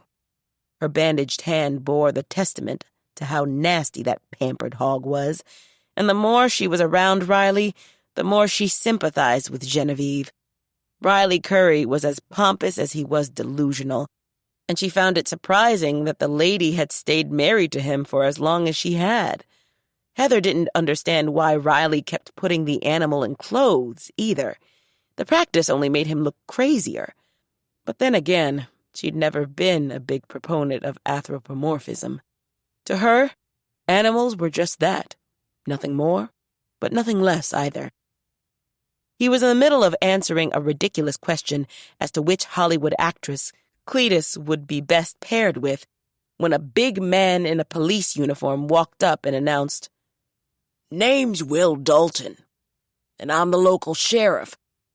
You're trespassing on county property, and you got 5 minutes to get yourselves packed up and out of here." His no-nonsense manner negated any discussion, and the camera crews took a few quick parting shots before scrambling after the reporters to their vans. "Who's in charge of the yahoos tying up the road?" he asked, turning on Riley. While Curry stood wide-eyed and silent, she walked up and stuck out her hand. "Heather Quinn." President of Folks United for Animals. Dalton shook. You make a habit of trespassing? Trespassing? Don't play dumb with me, miss. We both know you don't have a permit, and when you don't, it's called trespassing. I didn't think rural areas like this one required permits to strike a blow against injustice. This may look like Green Acres, but it's still America, so don't give me that bull about you not knowing. The way I figure it, you were looking for some free publicity, called the rally, and figured that all you'd get this time around was a warning. Guess what? You're right. However, any more demonstrations will need a permit, or I throw you and Riley in jail. That he'd nailed her thinking right on the head momentarily caught her off guard. As if having read her mind, he warned, Don't judge the smarts of folks around here by your client, ma'am. Good to know. He gave her an assessing look. Okay. Get going and take Mr. Curry with you. Yes, sir. Thank you. He didn't appear to buy her meek surrender at all. He folded his arms and waited and watched as she shouldered her laptop and picked up the box containing the press releases and flyers she and the volunteers had been passing out. Curry complained, Can I at least say goodbye to Cletus? From what Doc Keegan said, you and Cletus have been holding court all morning, so get going, Riley. Now. Heather saw him pout his displeasure, but he got going, and so did she. After the walk to the car, she dumped the box in the trunk of her rental car. Where are you headed to now? Curry asked. To Henry Adams, to pass out flyers. I'm hoping the residents will come out and support us at the hearing. Don't waste your time. They're all on Genevieve's side. They don't like me or Cletus, and the feeling's mutual. She paused. You don't have one supporter in the entire town? He didn't respond. What about over in Franklin? Might be a few there. She knew he and his wife didn't get along, but the entire populace? Okay. I'll check that out after I speak with the people in Henry Adams. You want me to go with you? No! She shouted. Then upon hearing herself, drew in a calming breath and smiled falsely. I mean, might be best if I went alone. Suit yourself, but don't say I didn't warn you. I won't. I'll call you when I get back to my motel room. He got in his truck and drove away. She ran her fingers through her hair and tried to convince herself everything would be okay. When she glanced up, Sheriff Dalton was standing next to his patrol car, watching her. Miss Quinn, have you seen the tape of what Mrs. Curry's home looked like the night Cletus sat on Prell? No? You might want to get a copy before you go to court on Monday. He got into his car, but he didn't pull off until she drove past. Curry hadn't mentioned anything about a tape, and it made her wonder why Dalton's tip sounded so ominous. In the parking lot behind the power center, Bernadine stepped down out of Mal's truck and heard him groan. "Now what?" she asked him. The little guy walking toward us in the too big suit is a process server. As long as he's not an assassin, I'm good. When the man reached them, he asked, "You Miss Bernadine Brown?" "Yes." He handed her a sealed envelope. You've been served. Have a good day. Take care, July. Opening the summons, she asked Mal, "How do you know him?" He served me and the rest of Dad's ink when Riley sued Genevieve for assault. Bernadine read the contents. Once she finished, she was so angry she balled it up and shoved it into her tote. What's it about? If I'm not being too nosy. Mayor Piggly Wiggly and his minions on the city council want to sue me for breach of contract. What contract? Exactly. I may have to hire an assassin just to make his craziness go away. Is this tied to Big Box? I don't really know, but I'm going to assume it is. When's the hearing? Monday afternoon. Same day as Cletus's hearing. Bernadine sighed deeply. The world had gone insane. Great. Let's hope Judge Davis is so mad after dealing with Riley she sentences old squirrel head to a firing squad. He laughed. Let's hope. Inside her office, she dropped her tote into the bottom desk drawer and plopped down into her chair. First, Mrs. Stillwell, then the fools from Fufa, and now a court summons. Neither she nor the town had contracted with the city of Franklin for anything, let alone something that called for a court appearance. But just to make sure she wasn't mistaken, she hit up the intercom and asked Lily. Lily entered the office, saying, I don't even have to look it up. We haven't signed any contracts with them because Wiggins can't be trusted. Just wanted to make sure I was right. You are. And if he brings anything to court that says otherwise, I'll eat. Excuse me, called a soft female voice from the doorway. They turned, and there stood a young woman whose small brown face was dominated by a pair of thick black-framed glasses. She was wearing a cheap gray skirt and matching jacket over a worn white blouse, all of it looking like hand-me-downs. May I help you? Bernadine asked. My name is Heather Quinn. I'm looking for Miss Brown. The familiar name made Bernadine wish for the power of invisibility, but since that wasn't possible, she sighed inwardly and confessed, I'm Bernadine. What can I do for you? I'm the president of FUFA, and as you've probably heard, we're representing Mr. Curry at his hearing against the county on Monday, and Lily chose that moment to make her escape. I think I hear my phone ringing. Bernadine, let me know when you're ready for lunch. Oh, and I'll get in touch with Jim Edison about the summons. Bernadine cut her BFF a look that Lily promptly ignored because she was too busy leaving. Please, have a seat, Ms. Quinn. Thank you. You have a very nice office. Thanks. What brings you here? Do you believe an animal should be euthanized for defending itself against an assault? Bernadine assumed Quinn was referring to Cletus, and to be truthful, she hadn't dealt with Prell's death from that perspective. No. Would you be willing to say that on the stand at the hearing? I doubt my testimony will make much of a difference. Why not? Because once Genevieve Curry gets up and tells her story, it'll all be over but the shouting. Cletus may have been protecting himself against Prell, but that hog has no business being in a household or trotted through town like a pet poodle. He's mean, and he bites. Quinn held up her bandaged hand. I know. Then you understand. I do.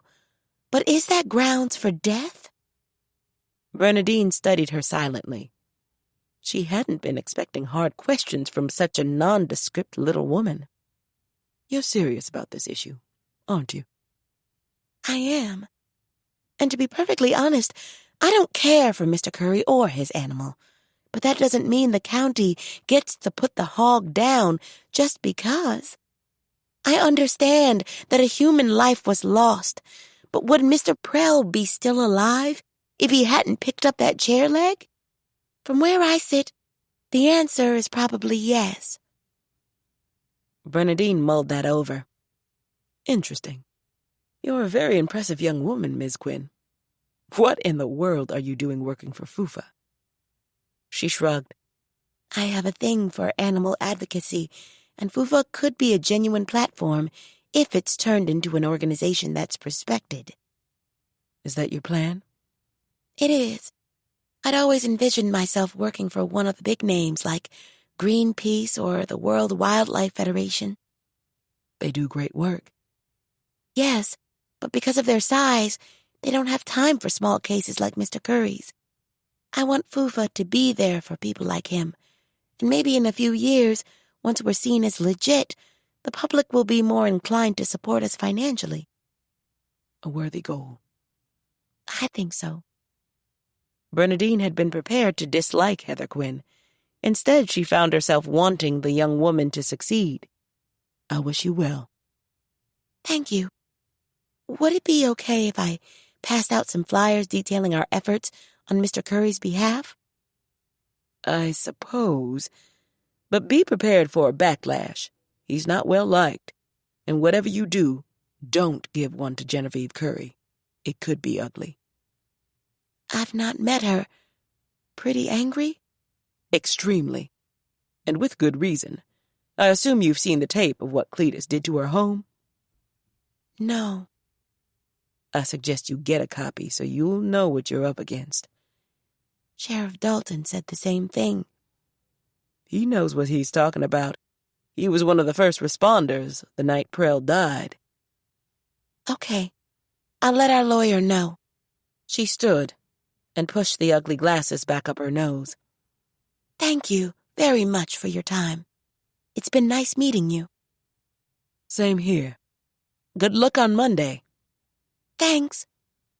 She exited as quietly as she'd arrived, leaving Bernadine with some food for thought.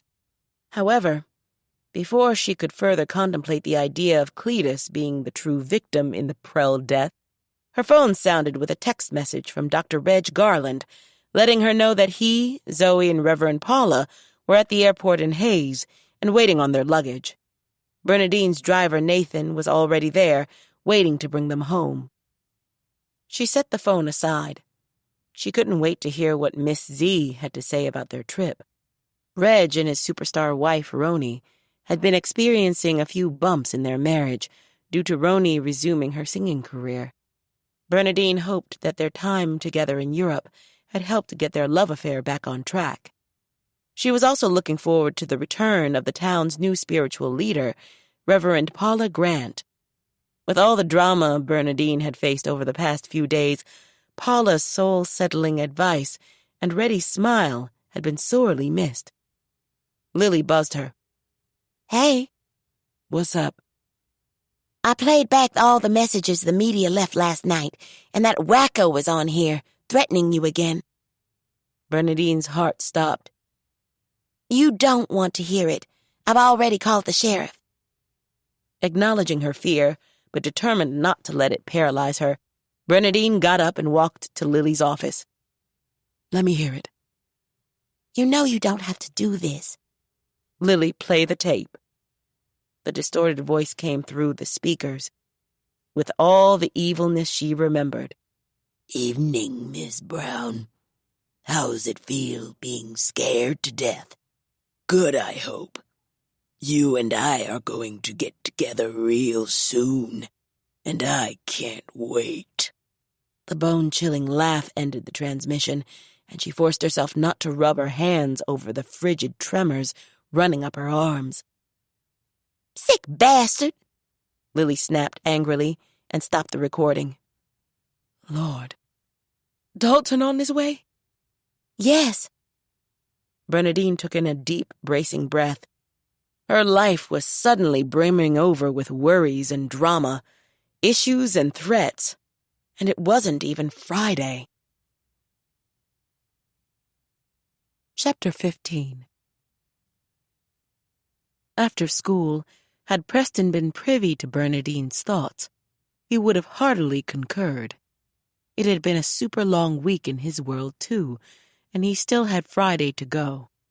By his estimation, they'd be done painting the Jefferson fence by tomorrow afternoon, but that was tomorrow. For now, they were still painting, and as he dipped his brush in the pan for what seemed like the millionth time, he swore to never do anything to put himself in this stupid position again. I am never painting this fence again, he yelled out in irritation. On the other side of the fence, Amari painted and grumbled, Me neither. This sucks.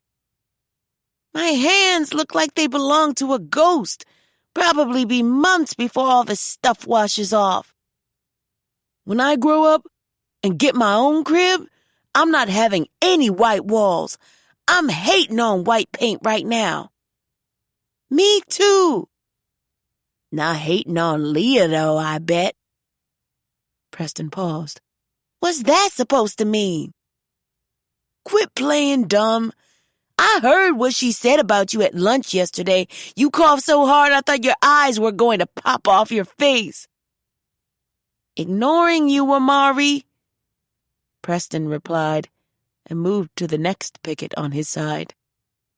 Too late for that, my man. I'm your BFF. Preston had to grin on that one. He was right. They were best friends, and it felt good knowing he had one. Amari stroked the slat on his side. You like her, and now it looks like she likes you back. Maybe. Let's not get it twisted. I understand. This girl thing is complicated. My dad says it only gets worse when you get older. You talk to him about stuff like this? Sure. I can talk to him about anything. At least, so far. Must be nice. This wasn't the first time Preston had envied Amari's relationship with Trent. From the very first day Preston came to town, he'd thought Trent July was special. He and Amari had both expressed the hope that Trent July would be their foster dad, but because each foster parent could only take one child, Amari and Trent's love for cars made them an easy match, and Preston went with the Paynes. Amari was checking him out with a thoughtful look he always wore when family was concerned. I've been telling you for years that you and the Colonel are going to be okay. You'll see. Preston believed it, but then again, he didn't believe it, if that made any sense. Amari added, You and Leah, too. They smiled at each other through the fence. So, what happened with Devon and this flame thing? Did Miss Lily make you help? Of course. So as soon as we get off this whack lockdown, she said she'd find us a video to watch. My dad said this brown guy was the shizzle back in the day, and that Devon was right about Michael Jackson copying his moves. He said every kid in America knew Brown's dance moves when he and Mom and the OG were growing up. The OG too? Yeah, I guess Brown would be just a little older than the OG if he was still alive. So, we have to be flames? Preston asked disconsolately. Yeah, but at least we don't have to put lye in our hair. Preston stopped in mid-stroke. Lye? You know, I think something is really wrong with Devon. He asked Mom if he could get a process. What's that? From the way Dad explained it, it was something guys did to their hair back then to make it real straight. Sort of like a perm? Amari stopped and seemed to think on that. Yeah, I guess so. Mom and Dad tried to explain it to me, but I didn't get it. They talked about lye and heat and curlers. Curlers? Devon wanted us to wear curlers? Told you. Something real wrong with him, Brain. Real wrong. An appalled Preston agreed. He was liking this whole flame business less and less. When the 2 hours were up for the day, they gathered their gear, stashed it in Ms. Marie's garage, and washed up. Done, they grabbed their backpacks, hopped on their bikes, and pedaled toward home. To Preston's surprise, Mrs. Payne was seated at the kitchen table. Hey, Mrs. Payne. Hey, back. You look tired. How's the fence detail going? We should be done by tomorrow, hopefully. Do you think you can drive me and Amari over to the Franklin Library Saturday morning so we can work on our papers? I can't because of the groundbreaking, but I'm sure Barrett can. So, have you found out who Euripides is? Yeah, he's a Greek playwright. Very good. I know you all are grumbling because of the assignment, but I love the way Mr. James thinks. We don't. What smells so good? Tomato sauce. We're having spaghetti. Her spaghetti was one of his favorites. Where's the Colonel? Helping Bing with the planning for the parade. He should be here shortly. Something you want to speak to him about? Maybe, but it can wait. He wanted to have a father-son talk, or at least that was his plan, even if he wasn't sure it was a good one. Okay, go get your shower, and when you come back, we'll eat. The spaghetti was off the hook. Because he was starving, he ate 2 big platefuls, along with the salad and some garlic bread. And as he sat back, content and full, he once again noted how much better life was now than the one he'd had in foster care. The Colonel arrived home a short while later, and the discussion at the table ranged from the parade to the FUFA demonstrators to a news story Mrs. Payne had seen earlier about a young woman in Australia discovering the whereabouts of the universe's missing matter. Preston's eyes popped. Really? Scientists had been trying to find the location for ages. And she's an intern? Not a real physicist yet? He asked. That was so awesome that a young person had been able to do something the big guys hadn't. She's a 22-year-old undergrad student at the University of Melbourne, studying aerospace engineering and science, Mrs. Payne said, apparently enjoying his reaction. That is so awesome! The Colonel said, Explain this missing matter thing, Preston. Preston was so excited, all he wanted to do was run upstairs to his computer and read everything he could find about the discovery. But then he remembered he was on punishment. He couldn't even call Leah to ask if she'd heard about it. Man, swallowing his disappointment, he launched into a kiddie version of why the news was so important. Science knows there's a bunch of matter left over from the beginning of the universe, but nobody's been able to find it. So, is this the dark matter I sometimes hear you and Leah talking about? No, he said. This is the regular kind. Mrs. Payne, did the news say how she did it? Something to do with X-rays, I believe. Wow, I wonder where she found it. Galaxy filaments, she responded, sounding unsure. Man, I sure wish I could use my computer. Hint, hint. The Colonel lifted his glass of water. Hint acknowledged and ignored. Preston looked down at his plate, but rather than feel sorry for himself, he smiled. That Mrs. Payne had taken the time to listen to the news story and tell him about it meant a lot. That said she cared. Thanks for knowing I like this kind of stuff. She nodded. That's a good parent's job, right, Barrett? Right. It was Preston's day to do dishes, so after the meal, Mrs. Payne went to her office to work on details for the groundbreaking, and he loaded the dishwasher, while the Colonel put away the leftovers. They talked about the day, his term paper, and that Ms. Brown had received another nasty call. I hope they catch this person soon. So do I. Preston closed the dishwasher door and started it up. Can we go out on the deck and talk for a minute? Sure. They stepped outside. The Colonel took a seat at the glass-topped table, but Preston remained standing, leaning back against the wooden rail. What did you want to talk about? Girls? The Colonel appeared slightly amused. And what about them? How do you figure out what they mean when they say stuff? Honestly, I have no idea. But give me an example. He told the colonel about what Leah had said at lunch yesterday. How'd it make you feel? After I finished sucking on my inhaler, I felt really good. So you like her? I do. She's so smart. She's fun, and she knows how to stand up for herself. Then catches a pretty mean pass. Preston agreed.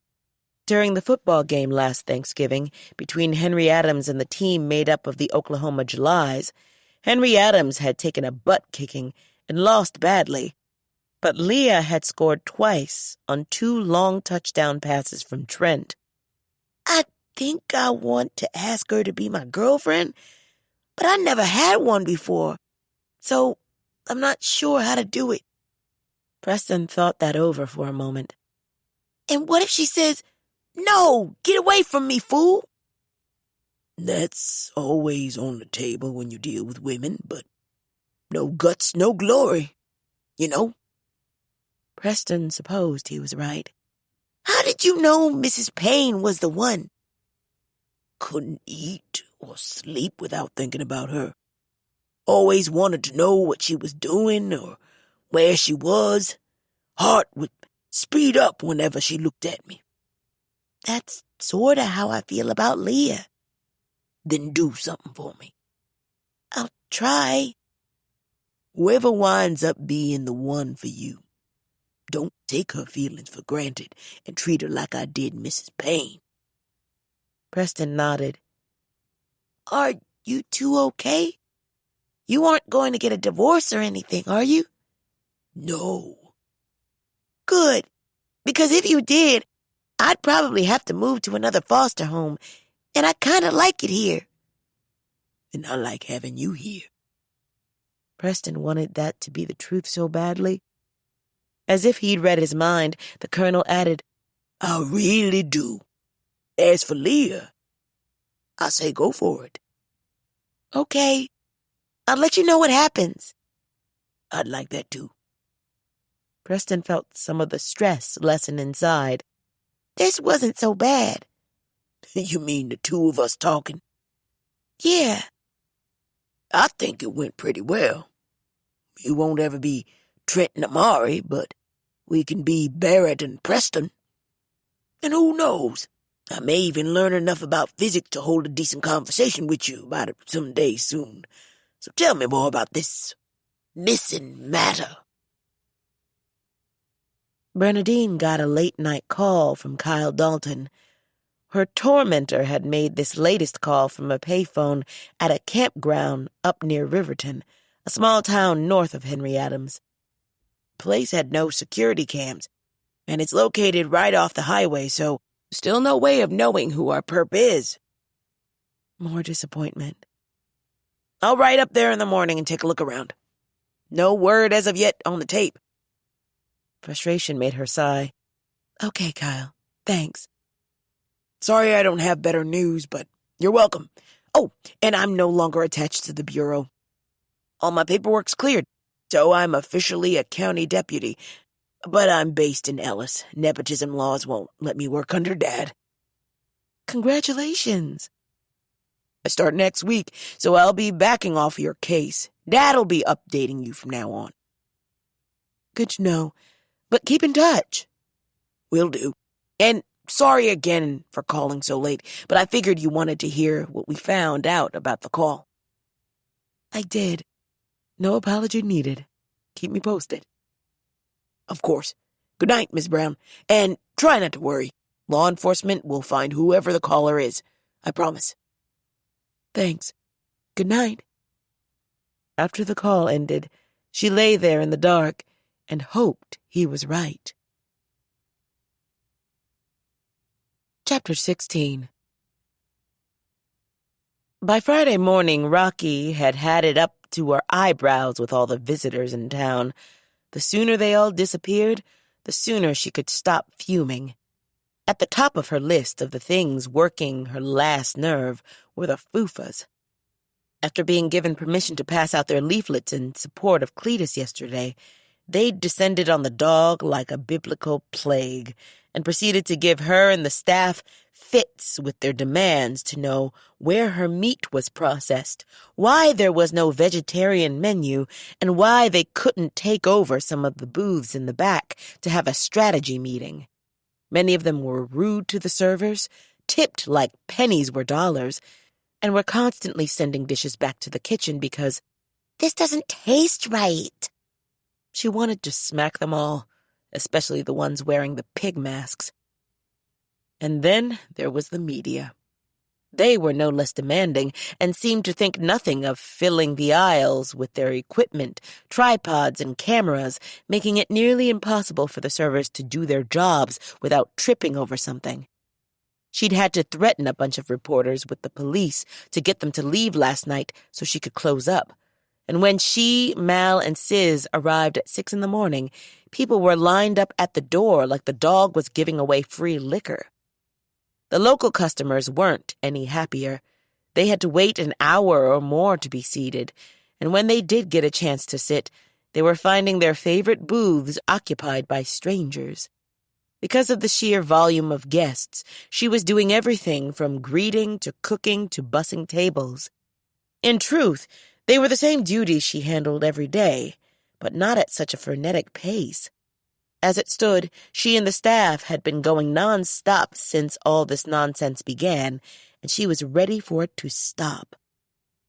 When she looked outside to see how many people were still waiting to get in, the only thing that kept her from snapping was the sight of Jack, standing near the end of the line. He gave her that crooked smile he and Eli worked so well, and for some reason all the drama melted away. To reward him for being her calm in the midst of the storm, she walked over, took him by the hand, and led him toward the entrance. "Hey!" one of the foofas complained. "Why's he cutting the line?" She ignored him. Once they were inside, she pulled him into the office.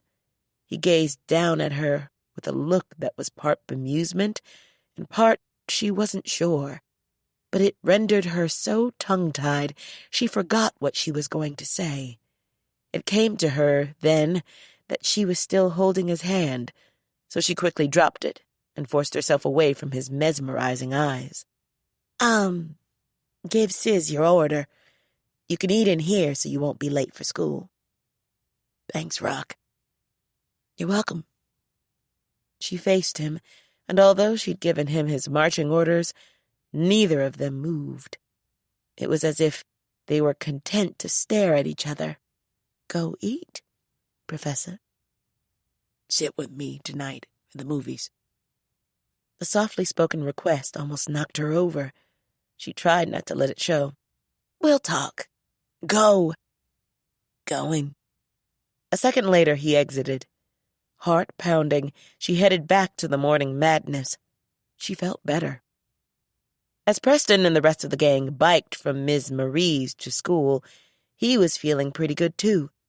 They were done painting for the morning, and there was only a little bit left to do.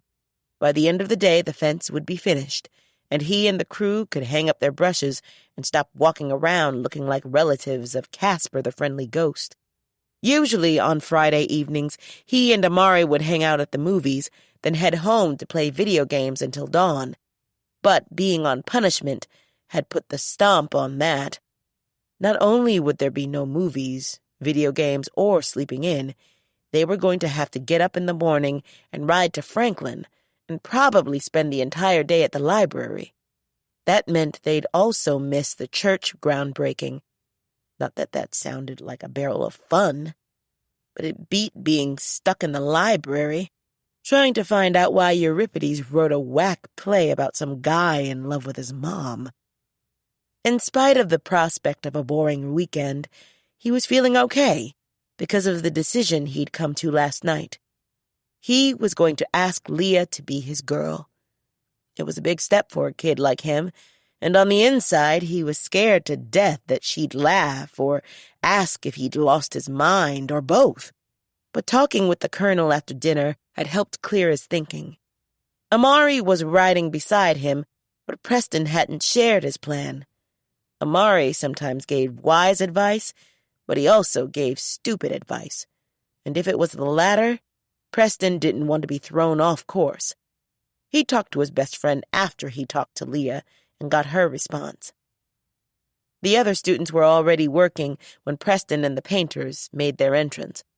Mr. James gave them a nod of greeting, and after they took their seats, he asked, "Does anyone know what the Eta Aquariids are?" Leah's hand shot up.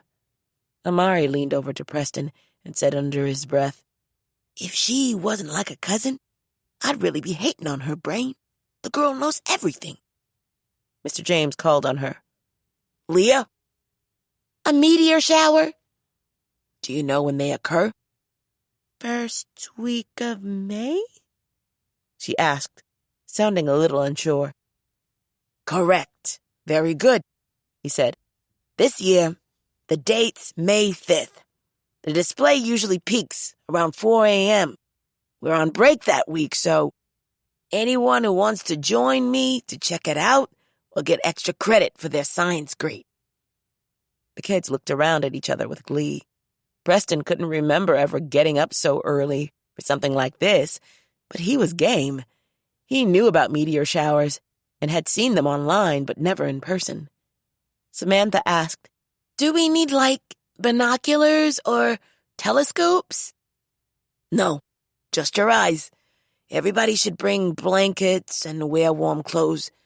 Maybe something to sit on in the grass, too.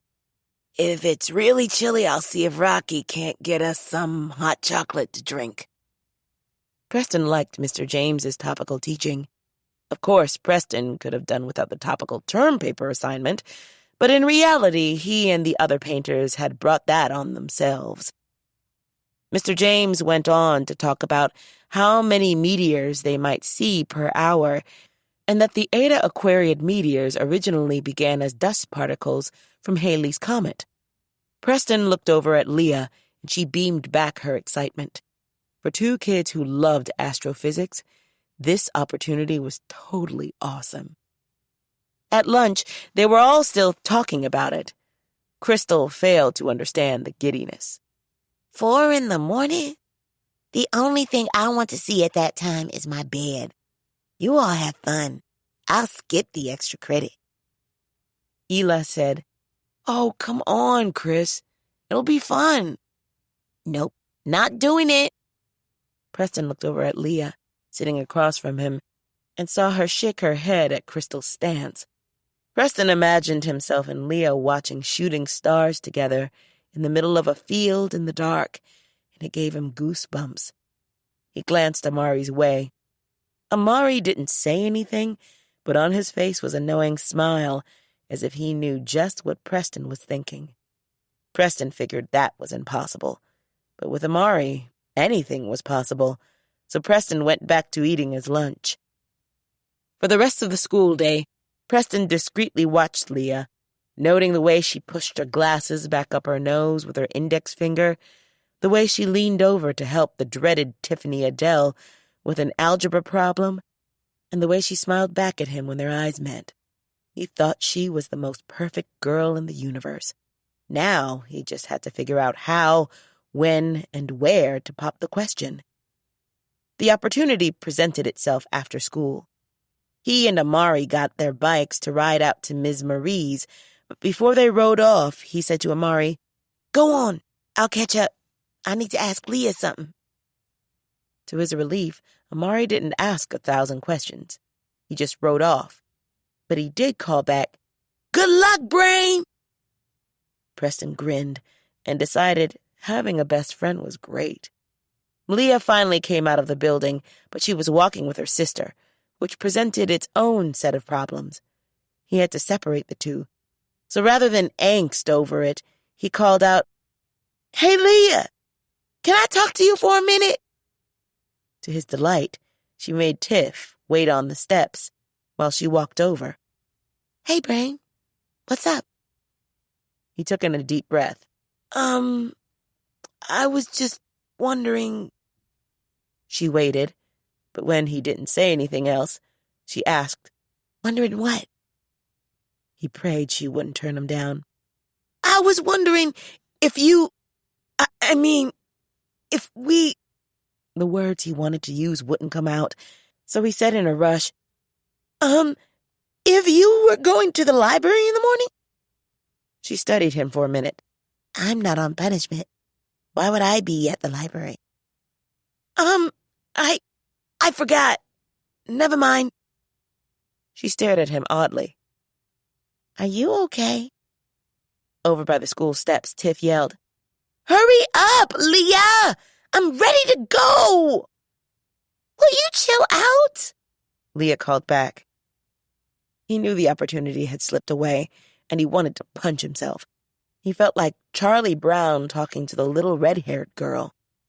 Look, I have to catch up with Amari. Maybe I'll see you sometime this weekend? The puzzled look remained on her face. Sure. Okay. She hurried off to join her sister, and a miserable Preston hopped on his bike and pedaled away. Stupid, stupid, stupid! The voice inside yelled, and he had to agree. By the time he got home, he was feeling so blue, not even the joy of having finished up the paint job on the Jefferson fence lifted his mood. His big plan of asking Leah to be his girl had fizzled like a wet sparkler on the 4th of July, and because he'd handled it so badly, she probably thought he was a doofus. He hung his bike up on the hooks on the wall of the garage and was about to enter the kitchen when he heard the Paynes talking. One of the things Preston had learned in foster care was the necessity of eavesdropping on adults. If they were planning to move you to another home or intent upon some other kind of stupidity, such as leaving you home alone for 3 days to fend for yourself so they could fly to Cali for a wedding, like one foster mom did to him when he was 8 years old, it was best to know in advance and be prepared. Eavesdropping was one of his survival skills, and Preston prided himself on being good at it, which is why when he heard Mrs. Payne say his name, he stopped just outside the door that led into the kitchen to listen. I talked to the court about it today, and they said the adoption process is fairly simple, Mrs. Payne said. Preston's heart began pounding. Were they talking about making him official? The colonel replied, But are we ready, is the question. His joy plummeted. Mrs. Payne must have made a face in response, because the colonel said softly, That's not what I meant. I meant, are we as husband and wife ready? Is our marriage sound enough? The last thing I want is for him to be in a home where his parents are simply tolerating each other. You do care about him, don't you? More than I ever thought I would. Any man would be proud to call him son. He's smart, sensitive, and upfront. Calls me out occasionally, too, and I like that about him. He's the child I always wished and prayed for, Barrett, and we're going to be okay. Preston felt tears wetting his cheeks, and he wiped them away, but soon they were flowing like the Mississippi, and next he knew he was sitting on the floor, sobbing his heart out. Finally he had people who loved him and cared about him and wanted him to be in their lives, not just temporarily or because the state was paying them to feed and house him. If what he'd heard was true, and he had no reason to doubt otherwise, he had a family. A real freaking family. And then he cried some more. He had no idea how long he'd been sitting there, but when he looked up, the colonel was standing over him. Hey, what's wrong? I didn't know you were out here. Preston quickly tried to pull himself together, but it was too late for that. The old Preston who'd endured so much for so long was afraid to ask, but the new hopeful Preston somehow found the courage. You and Mrs. Payne really want to adopt me? You heard us, huh? Yes, sir. Barrett stuck out his hand, and Preston grasped it and let himself be helped to his feet. He dashed away the lingering water in his eyes. To answer your question, yes, very much. Preston hated crying, especially in front of the Marines, so he tried to stop, but his eyes kept filling up. It's okay. I'm a little misty myself. And sure enough, Colonel Barrett Montgomery Payne, USM, retired, had tears in his eyes. Going to make it my mission to be the best dad ever. Mrs. Payne called from inside. "Barrett? Are you in the garage?" Yeah, honey. Just talking to Preston. "Okay. Dinner's almost ready." Preston was glad it was just the two of them talking. He knew how emotional and sentimental Mrs. Payne could be, and were she to step out and see what was going on, she'd start to cry, and then Preston would start to cry again, and they'd all be crying until Sunday. But this had to be the most moving experience of his life. I suppose I should ask you if you want to be adopted. "I'm crying like a 4-year-old here. What do you think?" The Colonel's face showed a smile. Preston met the steady gaze of the man who wanted to be his dad. "Can I call you something besides Colonel?" Up to you. "Amari calls Trent Dad, but I want you to have your own name. How about I call you Pop or Pops?" It was the Colonel's turn to wipe at his welling eyes. Either one is fine. Real fine. As if they'd been doing it for a lifetime, Preston's Pop spread his arms wide, and Preston walked into the first real hug he'd ever experienced. And it felt so damn good. He had to take in a deep breath because it filled up his heart so much. "Thanks, Pops," he murmured. No, thank you, son. You given this old jarhead a purpose. Preston stepped out of the embrace and extended his fist. "Semper Fi," he whispered. Barrett touched his knuckles to his son's and nodded. Semper Fi.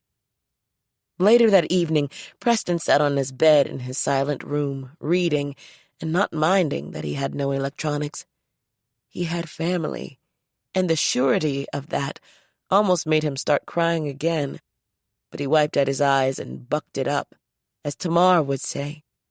He was having such an amazing life. He wanted to stand on the porch and shout his happiness to Alpha Centauri.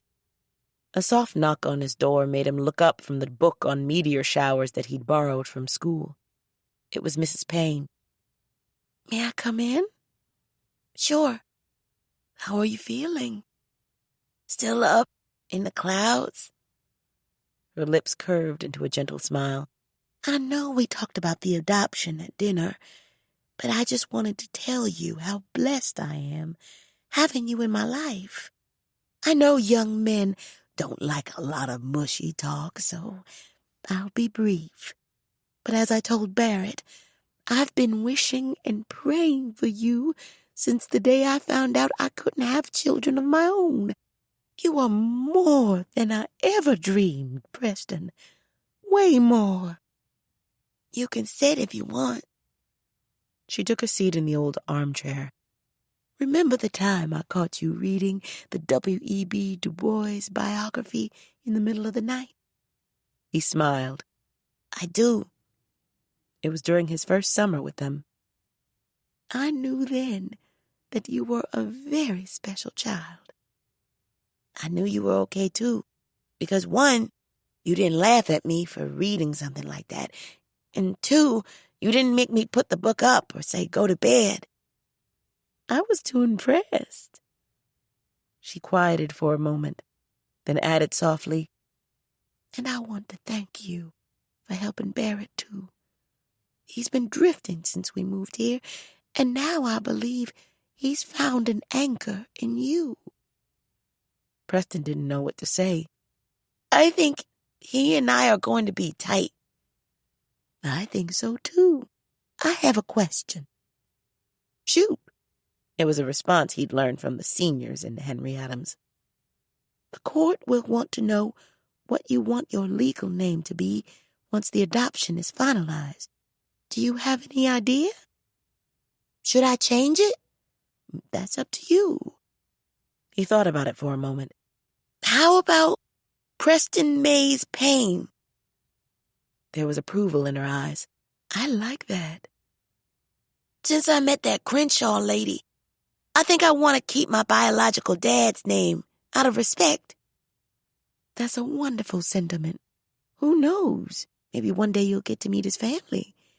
Even though you never knew Lawrence Mays, I believe they'd be proud that you chose to honor him by keeping his name. He agreed and studied the woman who'd been nothing but kind to him since the first day they met. Now I have a question for you.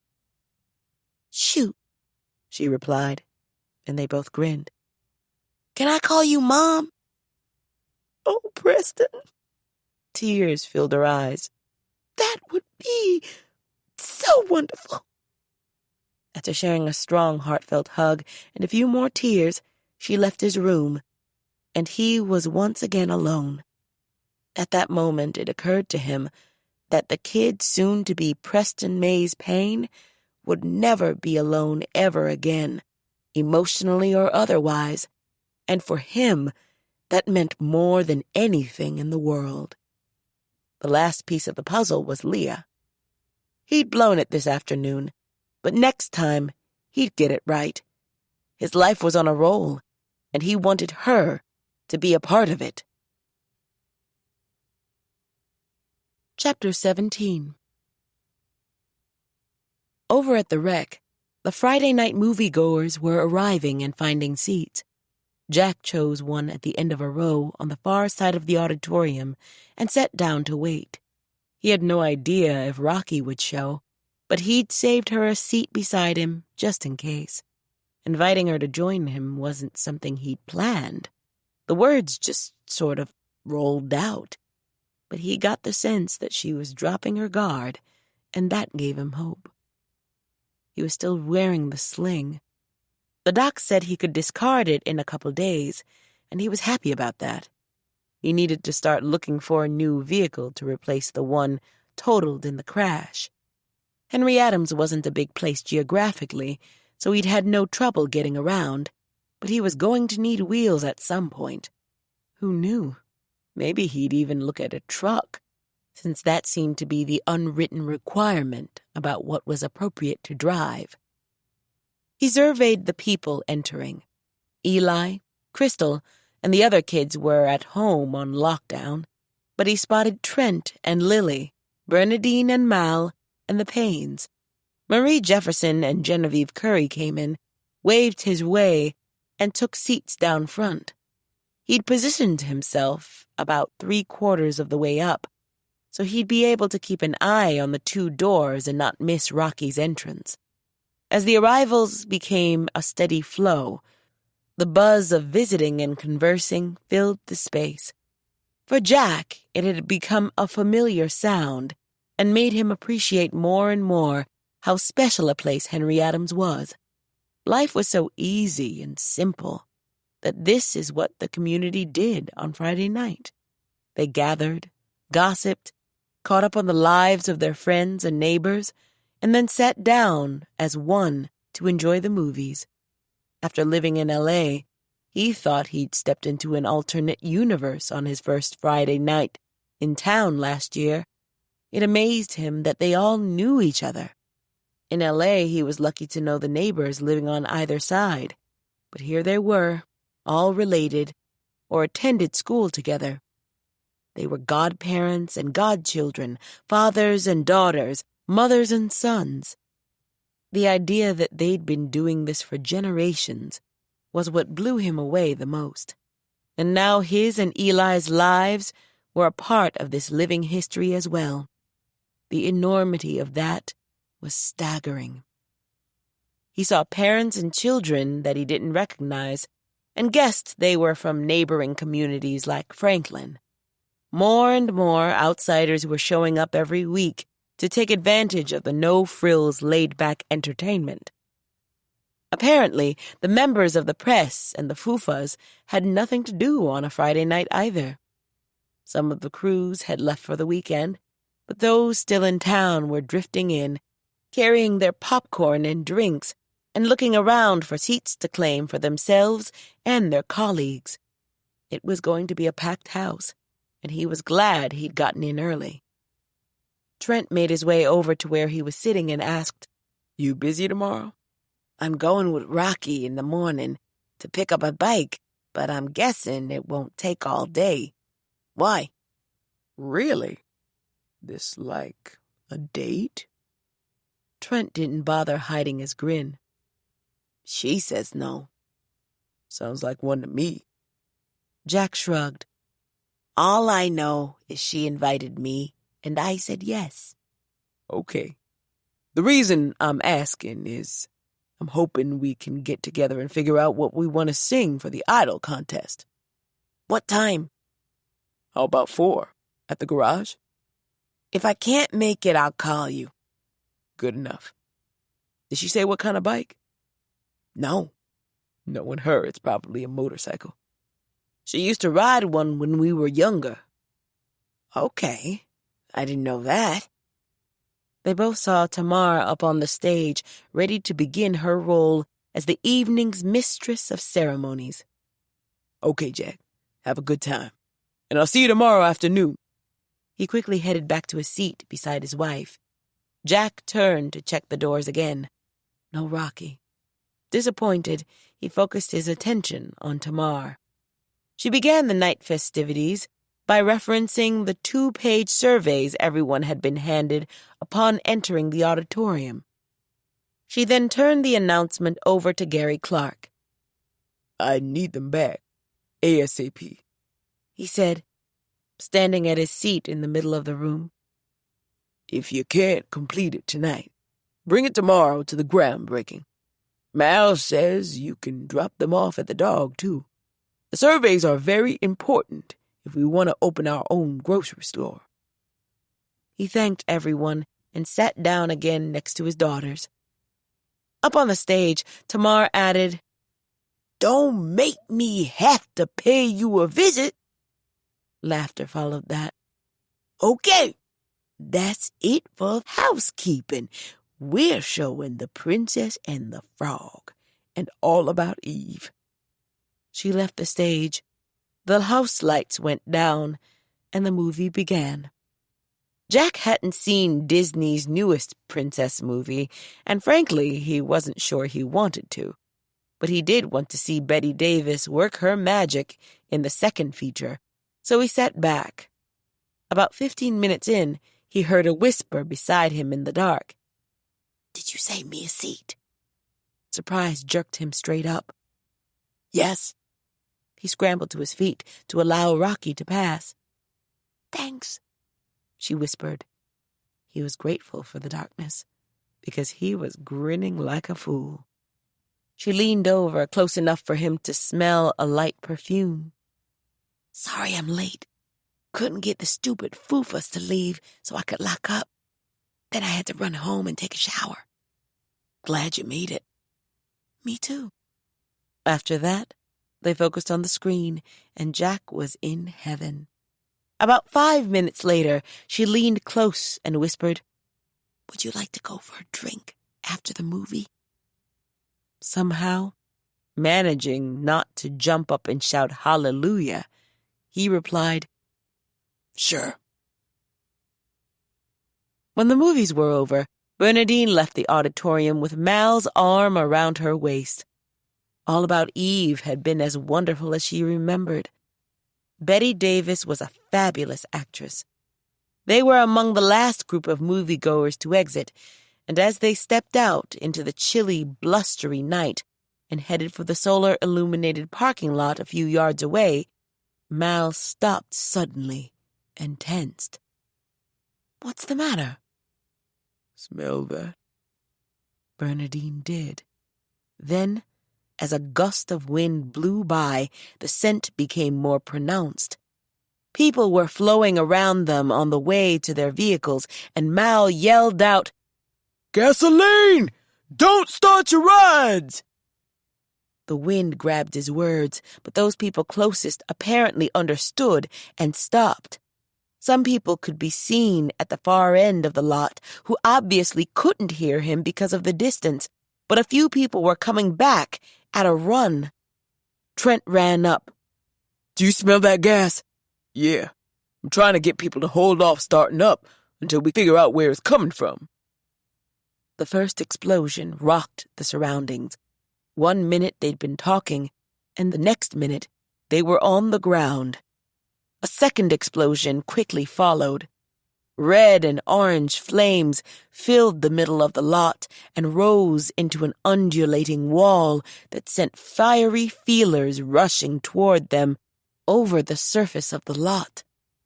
"Run!" Mal bellowed. He grabbed Bernadine's hand, pulled her stumbling to her feet, and together they joined the panicked race back to the building. Behind them, blast after blast reverberated against the night, shaking the ground so forcefully she almost went down again. Some of the older people were knocked off their feet, but friends and neighbors rushed to their aid to get them moving again. Thick black smoke burned their eyes and throats. Scraps of flaming, spinning metal began showering down like rain, adding to the terror. Hands went up to shield heads, only to be burned. Chunks of white-hot debris slammed into shoulders and crashed into backs. Screams rang out. People fell and were helped up. She noticed Bing limping along slowly with his arm around Clay, supporting his weight. Mal saw them too. The building was just up ahead, so Bernadine pushed him toward his friend. "Go! I'll be okay!" He ran to assist them, and she covered the last few feet while frantically looking around for anyone else needing help. Her thoughts flew to the kids at home and prayed they were safe. Trent, Gary, and Barrett ran by her, loaded down with fire extinguishers, but she wasn't sure that would make a difference. She turned to see. The entire lot was engulfed in walls of dancing flames. People were still running by her, jostling her as they passed, and all she could do was stare transfixed at the most surreal scene she'd ever witnessed. Camera crews were running toward the blaze. Trent and his crew were spraying wide arcs of foam in an effort to keep the fire from jumping to the grass and eating its way up to the building. Her fear was that there would be more explosions from gas tanks igniting, and they might be hurt. But she left them to their grim task, covered the last few feet to safety, and dragged herself inside. The auditorium's interior was in chaos. Injured and dazed people were everywhere. Down by the stage, Rocky was tearing open a packaged case of bottled water, while Jack, with his arm in a sling, did his best to get the bottles passed out to the people lining up. Tamar was on a bullhorn, giving directions to keep the badly injured in the lobby and announcing that ambulances were on the way. Lily was on her phone. Her face and hair were streaked with black smoke. Men Bernadine knew to be reporters were carrying stacked Red Cross-type cots up the aisles to the lobby to accommodate the injured until the ambulances arrived. The water, cots, and blankets Marie and Genevieve were handing out were from the emergency supplies kept on site in case of a blizzard or tornado. No one had imagined they'd be needed for something like this. Bernadine finally shook off the shock of the nightmarish last few minutes and hurried down the center aisle to help. Rushing in behind her were Dr. Reg Garland, carrying his doctor's bag, and Reverend Paula Grant, wearing her clerical collar. In the end, 35 people were injured. 3 of them had to be airlifted to Wichita to be treated for severe burns. A Franklin couple, Mike and Peggy Sanderson, who'd come to the movies to celebrate their 30th wedding anniversary, died when their truck caught fire. Afterward, the weary locals and the first responders gathered at the Dog. Rocky opened up the kitchen and made coffee and sandwiches. The teens, along with Zoe and Devon, had ridden to the wreck on their bikes, and after making sure their parents were okay, they were put to work in the kitchen. Reg Garland and Reverend Grant looked dead on their feet from their ministrations to body and soul. Bernadine was sick from the death and destruction. She'd never imagined something so horrific happening in her town. Sheriff Dalton had arrived at the wreck with some of the first responders. The parking lot was still too hot to do any preliminary forensics, he told her. But he admitted that a fire of such size and ferocity didn't usually happen by chance. He'd return in the morning, along with ATF agents, to try and get to the bottom of things. She took the cup of coffee Mal placed in front of her. Thanks. He was wearing the same grim look he'd been wearing all evening, a look mirrored on the faces of everyone sitting in the dog. Clay just called from the hospital. Bing's leg is broken. He'll stay there overnight, and Clay will bring him home in the morning. Did he fall? Lily asked, seated beside Trent, who reeked of smoke and extinguisher foam. Mal shook his head. He got hit by a flying truck door during the first explosion. He's lucky to still be with us. Who would do this? She knew no one had an answer, but felt the need to express the question anyway. Al Stillwell instantly came to mind.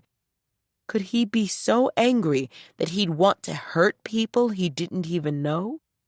She understood him wanting to take revenge on her, but the Franklin couple who'd lost their lives had no connection to the lawsuit whatsoever.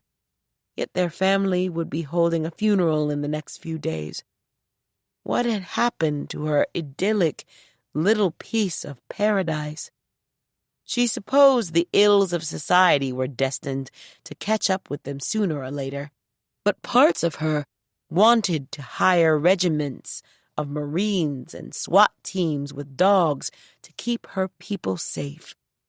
Greer Parker walked over to the booth where she was seated and said somberly, We filmed some of the fire.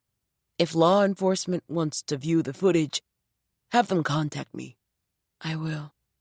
So sorry about all this, Miss Brown. Not what you expect to happen in a town like this, Bernadine agreed. When everyone realized there was nothing more any of them could do, people started to head to their vehicles for the ride home. But some realized belatedly that they no longer had a vehicle. Marie had lost her old Pontiac, Mal's Ford had been parked at the dog, and Trent's at the garage, so theirs had been spared. Lily's hadn't, and neither had Gary Clark's. Bernadine lost baby, too. Those without transportation were offered rides home with those who did. Once that was sorted out, Reverend Paula asked, Bernadine, what about the groundbreaking tomorrow? Are we on or off? Bernadine looked around at the kids. Sheila and Barrett, Rocky and Jack, and everyone else waiting to hear her response. We're on. If we hide under the covers, whoever started that fire wins. And I refuse. Applause, yells, and shouts of encouragement greeted her announcement, letting her know she'd made the right choice. Reverend Paula smiled tiredly. Then I'll see everybody at 11 o'clock. Rocky gave Jack, Eli, and Eli's bike a ride home. While Eli grabbed his bike out of the bed, unlocked the door, and went inside, Jack sat silently. Rocky looked over. You okay, Professor? Who would do this? She shrugged. I don't know. It's a shame those people had to die. I hope Dalton finds whoever did it and puts them away before they do something else. I can't imagine how that poor family must feel. Reverend Grant said she heard the explosions out at Tamar's. Rocky wanted to somehow banish the bleakness she saw in his eyes. Are you still going to get your bike? Yes. You heard Bernadine. We're not running scared. So I'll be here at 6. Then I'll be ready. We'll have to take rain checks on that drink. I know, but I'm glad we were there to help. Mal dropped Bernadine and Crystal off at home. Inside the house, Crystal asked, "You sure you're okay?" "I am. I'm just sad about the people who died." "Me too." "Thanks for helping out in the kitchen." "No problem." At first I thought the booms were thunder. Then Doc Reg knocked on the door and said there was a fire. We could see it from the porch. He left Devon and Zoe with me and told us to stay put. But when we heard more of those big booms, Eli came over and said he was going to see what was happening. So we got everybody and rode in. Are we going to be in trouble? Bernadine hugged her close. "No, sweetie. You all did what you thought best, and no one can yell at you for that. Plus, Rocky and Mal were glad for the help." "I hope they catch the person." "Me too. Now I'm going up to shower and then to bed. You should do the same." Crystal gave her another hug. "I'm glad you're okay," she said fiercely. "Me too." Lying in bed, Bernadine stared unseeing into the darkness while the memories of the fire played in her head. Now that it was all over, the terror and helplessness that had been holding her in its grip since the initial blast dissipated, was replaced by righteous anger. How dare someone do this? How dare cost the couple their life just for coming to see a movie in celebration of their anniversary? If she had to offer every dime she had as a reward for information, she would. The arsonist was not going to get away with this. Whoever it was would be found, prosecuted, and locked up if it took the rest of her life. Chapter 18. Early the following morning, Rocky left her trailer and walked out to her truck. The sun was just rising, and it tinted the dawn sky with pinks and golds. She shivered a bit in the chilly air. Even though it was late April, spring was still having difficulty giving winter the final boot, and as a result the temperature was in the mid-40s. Glad for the warmth of her old black leather jacket, she got into her truck and started it up. Hoping her engine didn't disturb Tamar, the CNN guys, or Reverend Paula, after the rough night they'd all had, she backed down the gravel drive that led out to July Road and used it to get to Maine. Passing the dog, she saw the lights on, indicating that Mal and Brian, the part-time cook who filled in for Sis on the weekends, were on their jobs. A minute later, she drove by the wreck and slowed to take in all the activity. A line of cop cruisers and unmarked cars were parked out front. Men and women in jackets emblazoned with local and national acronyms were all over the site, carrying clipboards and talking on phones.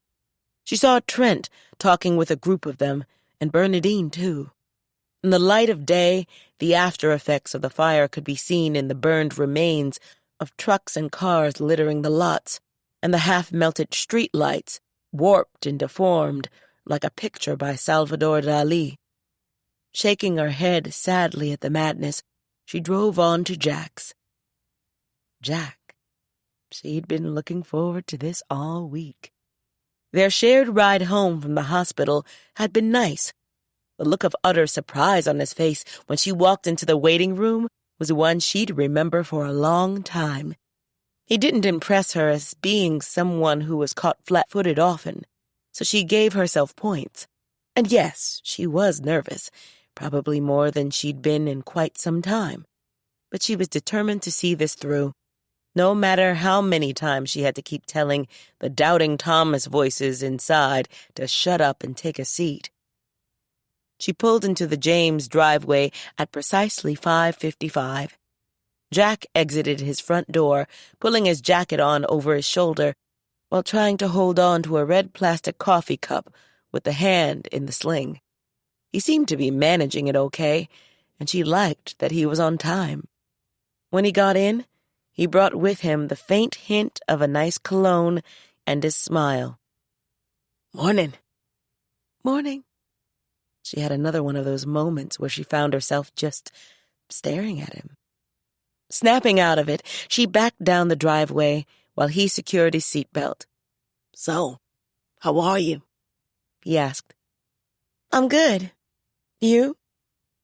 They were heading to the highway. Doing good, too. On the plains of Kansas, early morning radio was dominated by farm reports, so she had her iPod plugged in. David Sanborn's horn flowed sweetly. Traffic was light. Rocky didn't know what to say, so she let the music take over the silence. Thanks for the invite, He said to her. You're welcome. What kind of bike are we picking up? Vincent Black Shadow. She could tell by his furrowed brow that he didn't have a clue as to what that was. It's okay. Most people have no idea what it is either. But it's a motorcycle. A classic. My dad used to have one when I was growing up. I've been looking for one to either buy or restore for about a year now. She merged onto the highway and blew by a few slower-moving trucks. Once the road ahead was clear, she set the cruise control and relaxed. She glanced his way. Did you love your wife? Madly. She liked that. Men sometimes stumbled over that question, as if owning up to their feelings was against some kind of male code. But he'd answered without hesitation. Was that too nosy? No. How'd you meet? He sat back, and the dreamy look that came over his face seemed to match the feelings he'd proclaimed so unashamedly. I met her at the campus bookstore, and from the moment I met her, I was in love. Did you love your husband? Thought I did, until I caught him in my underwear. He spit out coffee and began coughing. There are napkins in the glove box. Continuing to cough, he gave her a sideways look, then wiped his mouth and used another napkin on the drops of coffee dotting the black console. So that's what you meant on Saturday when you said you were afraid I'd wind up wearing your underwear. I've been thinking about that, on and off all week. Needless to say, I wasn't happy. How'd he look? Think Cletus in a bikini. He was still smiling. That must have been something. Oh, it was. So much something, I made Trent drive me to the airport so I could leave town. She paused as she thought back and said in a soft tone, Really thought Bob would be the one. Nope. Rocky wasn't sure what telling him all this meant, but if they were going to be embarking on whatever this was they were doing, she wanted him to know the ins and outs of how life had shaped her, good and bad. She turned to see how he was taking all this and met eyes so filled with quiet interest she had to look away or drive off the road. That your only marriage? Yes. I don't seem to do well in relationships. Either the guy's crazy or I am.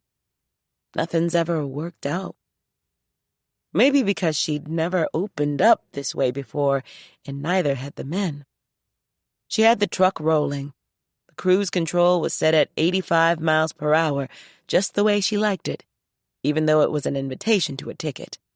As they blew past a marked cruiser hiding in plain sight on the shoulder, she hoped the patrolman would let her fly on, but in her rearview mirror, she saw him swing out and gun after her. Damn! He peered into his mirror. How fast you going? 85. He stared with so much surprise she chuckled. It's one of the things Tamar and I have in common, a girl's need for speed. Slowing the truck, she pulled onto the shoulder, rolled down her window, and said, Can you hand me that red envelope out of the glove box, please? He complied. Watching the trooper close the distance between his vehicle and hers, Rocky realized she knew him. The recognition made her relax somewhat. When he reached the window, she said, Hey, Carl. Rocky? He swept surprised eyes over her, and then Jack. How've you been? She asked. Been good. You on your way to a fire? Nope. Going to Hayes to pick up a bike. Who's he? A friend. The way Carl scrutinized him from beneath the circular brim of his hat made Jack think the cop would say more. But he didn't, shifting his attention back to Rocky. Let me have your license and registration. She passed them to him. He gave Jack another glance before walking back to his cruiser to run her info through his onboard computer. You two know each other, I take it? Yeah. Dated him for a while a few years back. Ah. Jack's brain instantly began asking all the questions the male brain does when confronted with a former boyfriend, but he had enough sense not to say anything out loud. Carl returned and gave her back her license and registration. Letting you off with a warning, Rock. Thanks. How long you had this truck? He asked, checking it out approvingly. Jack put the registration into the red envelope and closed the glove box. About a year. Heard you were back in town. Since you're looking at me, you heard right. Still a hard-ass, wise-ass. Always. He smiled for the first time. Okay, go get your bike. And slow down, would you, please? I don't want to scrape your hard-ass, wise-ass off the pavement. Thanks, Carl. He tossed Jack a farewell nod and departed. She merged back into the traffic, and after a few minutes, eased it back up to 85. It didn't surprise him that she'd paid no attention to the trooper's parting request. Why'd you two break up? Found out he was married. I don't do homewrecking. Do you think Shakespeare's Kate was really a woman of color? The gears in Jack's brain jumped off the track. Had he missed something? Taming of the Shrew. Scene 2. Petruchio says, Kate, like the hazel twig, is straight and slender, and as brown in hue as hazelnuts. Jack blinked. Took a Shakespeare class at the community college a few years back. I asked the professor about it, and you'd have thought I was playing the dozens with his mother the way he looked. Jack was still trying to get his brain to move. What did he say? Told me, don't be ridiculous. Told him to read the passage, but he refused. I dropped the class. She glanced over. So what do you think? He thought he had yet to meet a more fascinating woman. I think you amaze me, Rocky. Good. Not sure what men like you talk about when you're off the clock. Don't want to bore you. No chance of that. She nodded, as if pleased. Jack was still mulling over his fascination when they exited the highway and drove into Hayes. They pulled into what appeared to be a salvage yard by the look of all the rusted cars and farm equipment strewn about. The truck halted in front of an old cinder-block building that had the words Weller's Cars and Parts across the front in letters so faded and weathered they were barely discernible. She gave the horn a quick toot. A few seconds later, an old man in a pair of jeans and a long-sleeved denim shirt came out, leaning on a brown cane. He walked slowly over to her rolled-down window with a smile splitting his whiskered face. Morning, Miss Rock. How are you? Doing good, Freddie. This is my friend, Jack. Jack, Freddie Wellers. Pleased to meet you, Mr. Wellers. The old man peered into the cab. Same here, Jack. What do you do? The abrupt question caught him off guard. I'm the teacher in Henry Adams. Freddie scanned him silently with piercing blue eyes.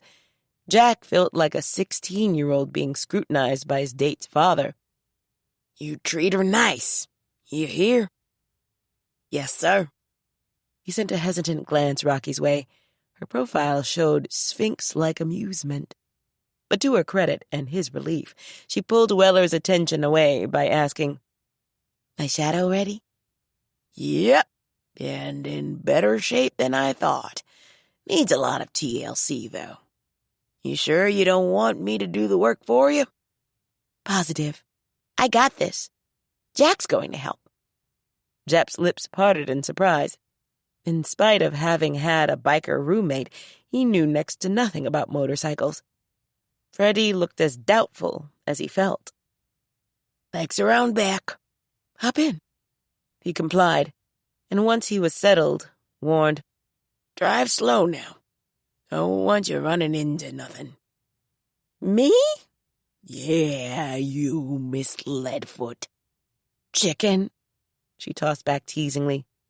Cluck, cluck. She shot Jack a smile that made his insides feel like they'd been warmed by the sun. He was really enjoying being in her company.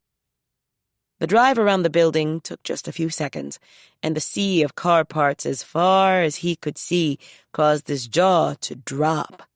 Piles of tires, fenders, and flattened doors were stacked sky high. As she made a turn that drove them deeper into the yard, he marveled at a small mountain range of old engines, transmissions, and busted windshields, rising next to hundreds of mounded struts and blackened exhaust pipes that would never breathe again. There were tractor parts and ancient refrigerators, along with washing machines, banged-up dryers, and stoves with no doors. He now understood why Freddie had cautioned Rocky to drive slow.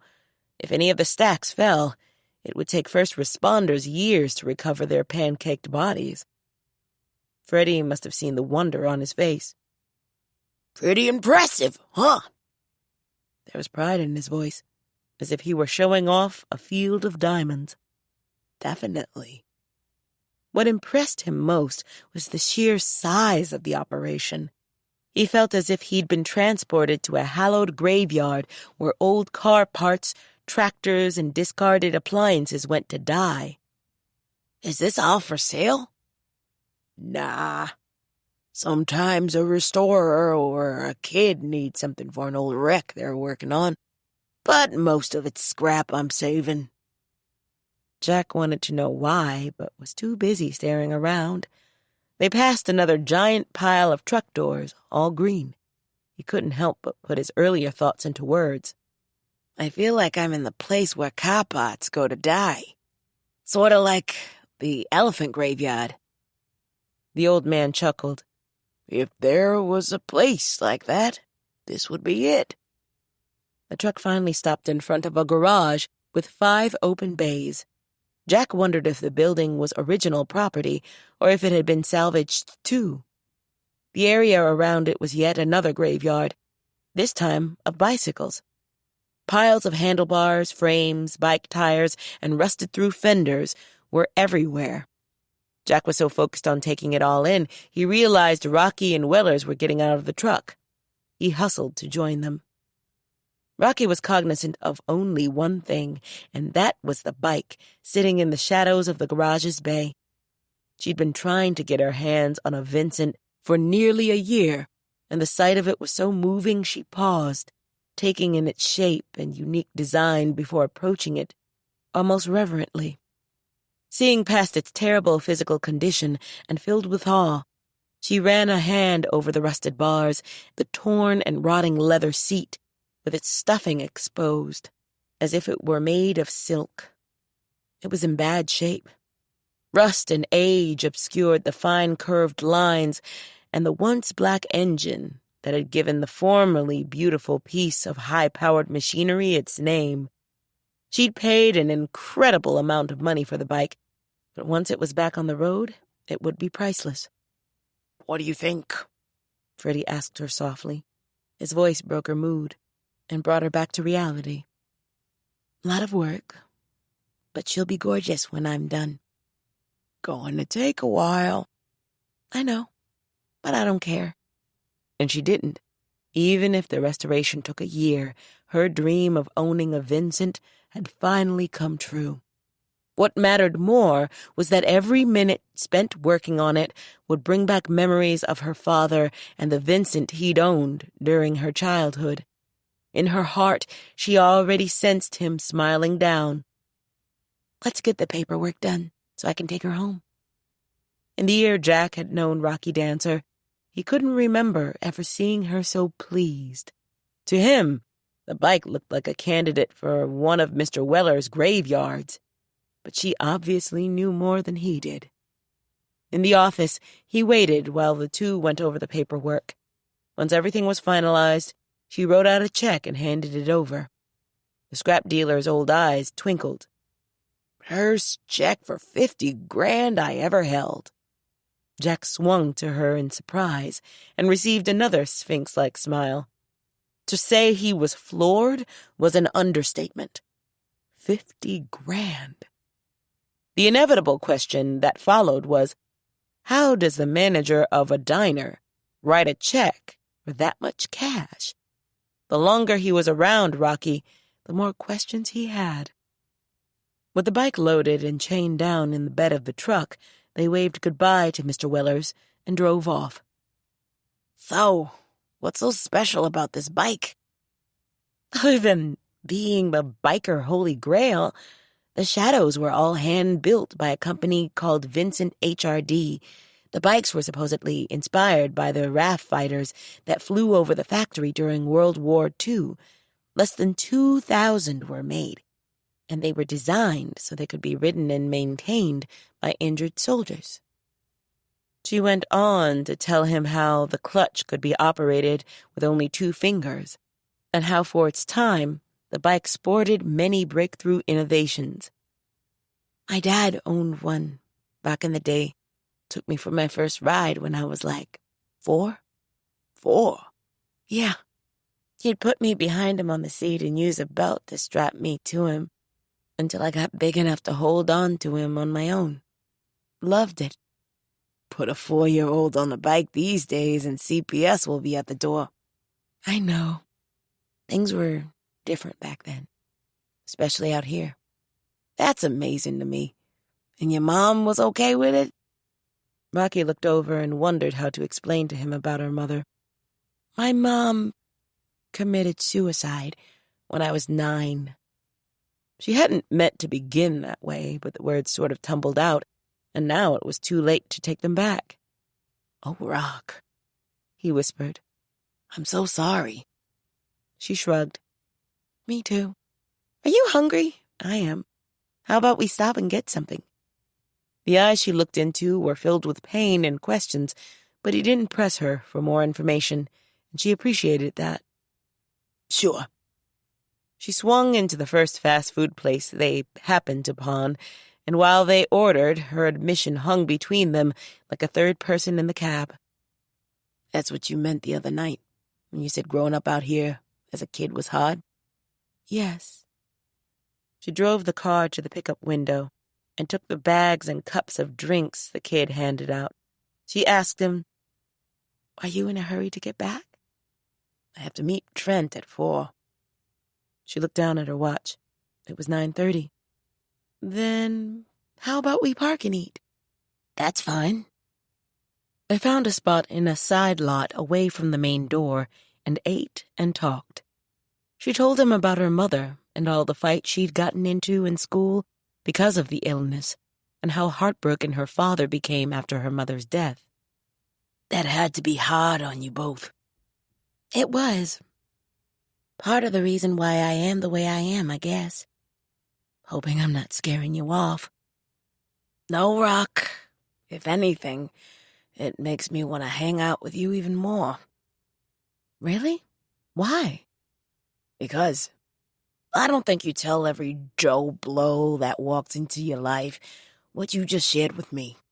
That you trust me with that. I don't know. It's hard to explain, but I want to know everything about you now.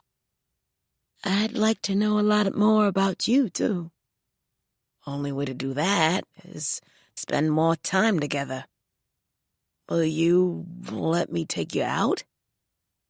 Sure. She looked over his way. Happy now? Extremely. How about you? Ditto.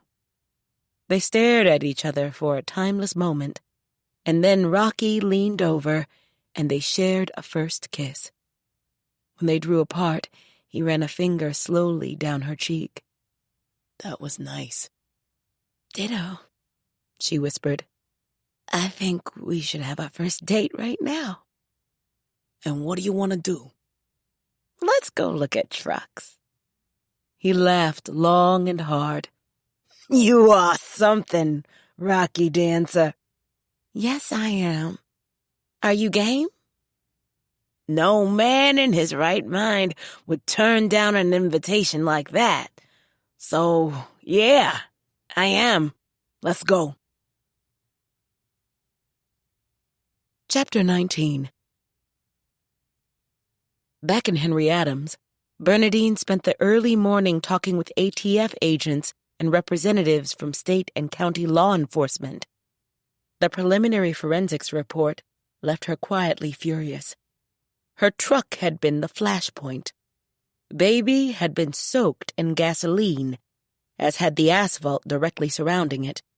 From there, the gas was splashed around in random circles, all the way to the edge of the far lot. Now standing with Sheriff Dalton in what was left of said lot, he spoke while she listened tensely. The perp was apparently waiting in that tall grass over there.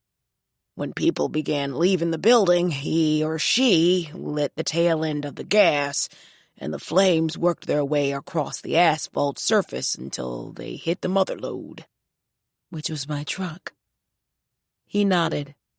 Yours exploded first. So someone was out to kill me. Or screw with you, not sure. All we know is that your truck was definitely targeted, so we're assuming the fire was aimed at you. For whatever purpose. Do you think it's tied to the calls? Possibly. Probably. So your recommendation? I'd get security cameras mounted on every building in town to start, and install a system in your subdivision. Big brother comes to Henry Adams. He didn't reply, but the grimness in his gaze matched her own. I want to offer a reward, if it'll help. Can't hurt. How much are you thinking? $250,000. He stiffened. If that's not enough, I'll throw in another $250,000. I want this murderer caught, Will. I know. So do we. I'll get the paperwork started. Anything else I should know? What about the threatening calls I received? They still haven't gotten to it yet. ATF's got their K-9s out in the field, trying to determine if the person left a trail. Other than that, that's all for right now. Okay, keep me posted. If you need me for anything, I'll be at the dog. Tight-lipped, she walked around the yellow crime scene tape and started up the street to the diner. When she arrived, everyone looked up. A few eager reporters hastily grabbed their digital recorders and made a move to approach, but the glare she blasted their way froze them on the spot. They seemed to rethink the matter and sat down again. She looked around the dining room and silently beckoned to the people she did want to speak with, and they followed her into Rocky's quiet office. Once the door was closed behind them, she told them what the sheriff had shared with her about the investigation and his recommendations. Trent, I want you to find us a cutting-edge security system, and I don't care how much it costs. Lil, get a hold of the fire chief over in Franklin and tell him we need guidance on purchasing 2 fire trucks and what we need to do to get the trained personnel to man them. There'll never be another fire in this town that we have to fight with fire extinguishers. She saw nods of agreement. As soon as the police are done with their investigation, I want that lot raised and redone. Same for the lights. She turned to Reverend Paula. Get in touch with the Sandersons family and find out if they need any help in any way, whether it's funeral costs, college fund, whatever, and get back to me. Marie was next. Get yourself a new car and send me the bill. Lily, you too. Both of you need wheels today. Monday at the latest. Before either could voice a protest, Bernadine turned to Mal. Babe, I need you to get me the names of the 16 people who lost their vehicles in the fire. Tell them I'll be adding $10,000 to whatever they get from their insurance companies. She looked around. If anybody thinks of anything else we may need to address the fallout of this insanity, let me know. Now, I'm going back out there to have a quick press conference and then breakfast. That said, she left. She was on point about the brevity of the press conference. The reporters sensed she was too angry to answer nonsensical questions such as, did she want to give the arsonist a message? So they stuck to basic information like the state of the injured, how many town residents had lost cars in the fire, and how soon she planned to rebuild the parking lot. And when it was over, she sat with Mal and ordered breakfast, and they left her alone so she could eat in peace. But she couldn't escape the news reports on the dog's multiple big-screen TVs. Right in the middle of her eggs came a shot of the fire blazing like a movie from hell. She understood last night's event was the news du jour, and tomorrow something else would be at the top of the hour, but she didn't want to see it again. Without being asked, Mal got up, pointed the remote, and preempted the news with Mighty Mouse cartoons. Diners laughed and cheered.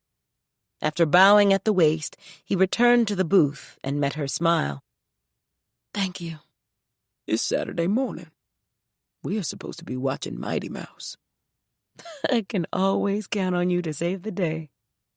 Pretty good at beating up cats, too, just so you'll know. She laughed, and it felt good. Last night's tragedy had stolen some of the joy tied to the groundbreaking for the new Henry Adams African Episcopal Church, especially since it would be built in the open field adjacent to the rec center. One had only to look over and see the parking lot strewn with charred automotive remains and a swarm of law enforcement people still gathering evidence. 30 people showed up, however. Add to that the large number of media who'd seemingly given up on getting anything further out of Bernadine, but were looking to cover something until she offered more, or until the Cletus hearing on Monday, and you had a good-sized crowd. The event was low-key. Reverend Paula opened with a prayer for the Sandersons and the people who had been injured. She next offered a few remarks about the importance of spirit and her hope that everyone in the area, regardless of religious affiliation, would look upon the church as home. This can be a church for Baptists or Catholics or AME. The liturgy may be different, but not the touch and presence of the Holy Spirit. Her next words were drowned out by the passage of a noisy car caravan filled with sign-holding sillies in pig masks screaming, "Long live Cletus! Cletus rocks!" and other Cletus-based nonsense as they drove past. The media instantly swung their cameras toward the cars. Some reporters ran to their rental cars to give chase, while others put on their anchor faces and began speaking into microphones to send breaking news about this latest development back to their individual home stations. Bernadine sighed angrily at their lack of respect. The arched eyebrow of Reverend Paula and the irritation on the faces of everyone else seemed to mirror her feelings. She couldn't wait until the crazies left town. Once the foofas were no longer in sight, Reverend Paula finished speaking, and everyone prepared for the ceremonial groundbreaking. Trent was present in his role as mayor, so Sheila handed him and Reverend Grant each a shiny new spade with a beautiful blue silk ribbon wrapped around the handle. Lily, videotaping the ceremony for the Henry Adams Archive Project, moved into position. Reverend Paula, wearing brand-new black and silver cowgirl boots, pushed her spade into the earth. Beside her, Trent did the same. The first spades of dirt were turned, and a vigorous round of applause split the late morning air. In spite of all the turmoil, Bernadine's heart swelled. This would be the first new house of worship erected in Henry Adams in decades, making it yet another milestone on the town's journey to recovery. The reality of that further brightened both her mood and the day. Usually after such events they convened at the Dog for a good time, but out of respect, Trent suggested it be postponed. He offered instead the idea of a celebratory cookout next weekend, after all the injured came home, the Sanderson funeral had been held, and the fufa hoopla around Cletus's hearing was over, and everyone agreed. As the groundbreaking broke up, Bernadine saw Lily separate herself from Marie and Genevieve and make her way through the thinning crowd to her side. "Where are you headed?" Lily asked. "Office. Want to get Paula caught up on what's been going on while she's been away, and wait around for Jim Edison. He's flying in this afternoon." The attorney who'd handled the lawsuit against Leo's company would be representing Bernadine in the suit being brought against her by the city of Franklin. For the life of her, she still couldn't figure out how the Franklin powers that be expected to prevail with no evidence to support their claim. But she'd let him and Judge Davis sort it out on Monday. She and Edison were meeting to discuss strategy. With all that was going on, she was not happy about having to take the time to prepare for Mayor Wiggins and his silliness, but it couldn't be helped. Lily looked at her watch. "Trent and I are supposed to pick up the kids at the library in a few hours. I'll stop by the fire station and see if the chief's in, so I can get started on the trucks and all." "Make sure you start looking for a car." "Will do. Not being able to get around is not fun." While Lily moved on, Bernadine waved goodbye to a few locals getting into their cars, then waited for Reverend Paula to finish her visiting. Once that was accomplished, they made the short walk up the street to the power plant. In her office, Bernadine gestured Paula to a seat, got coffee for both of them from the urn in the lobby, and after taking a seat at her desk, filled the Reverend in on the past week's drama. She began with the visit of Preston's grandmother, then told her about the threatening calls, the big box mess with the city of Franklin, and the electronics lockdown earned by the kids. Only after did she relate the confrontations with Al and Odessa Stillwell. Paula shook her head. "The devil's been a-dancing, as the old folks say." "Up and down the street." "Personally, I think trying to make amends with the Stillwells was the right thing to do, but we can't force people to accept our generosity, be it in spirit or in cash. And right now the family is too angry and probably a bit scared, knowing what they're facing. Sometimes that makes people act in ways that aren't, shall we say, Christian. Jesus said, 'Love thy neighbor,' not pull a shotgun on them." Bernadine had been in dire need of a dose of the priest's upfront way of looking at life. "Keep leading with your heart, Bernadine. Nothing wrong with that. You've helped me a lot." "Then my job here is done," she said, smiling and getting to her feet. "I'm going home to catch up on my jet lag and finish my sermon for tomorrow's service." "Thanks for listening." "That's what I'm here for, and thanks for catching me up. Call me later if you want." A short while later, the lawyer Jim Edison arrived for their consultation on the Franklin lawsuit, and she gestured him to a chair. "I saw the fire on the news. My condolences on the deaths." She thanked him and got down to business. They spent the better part of an hour talking strategy.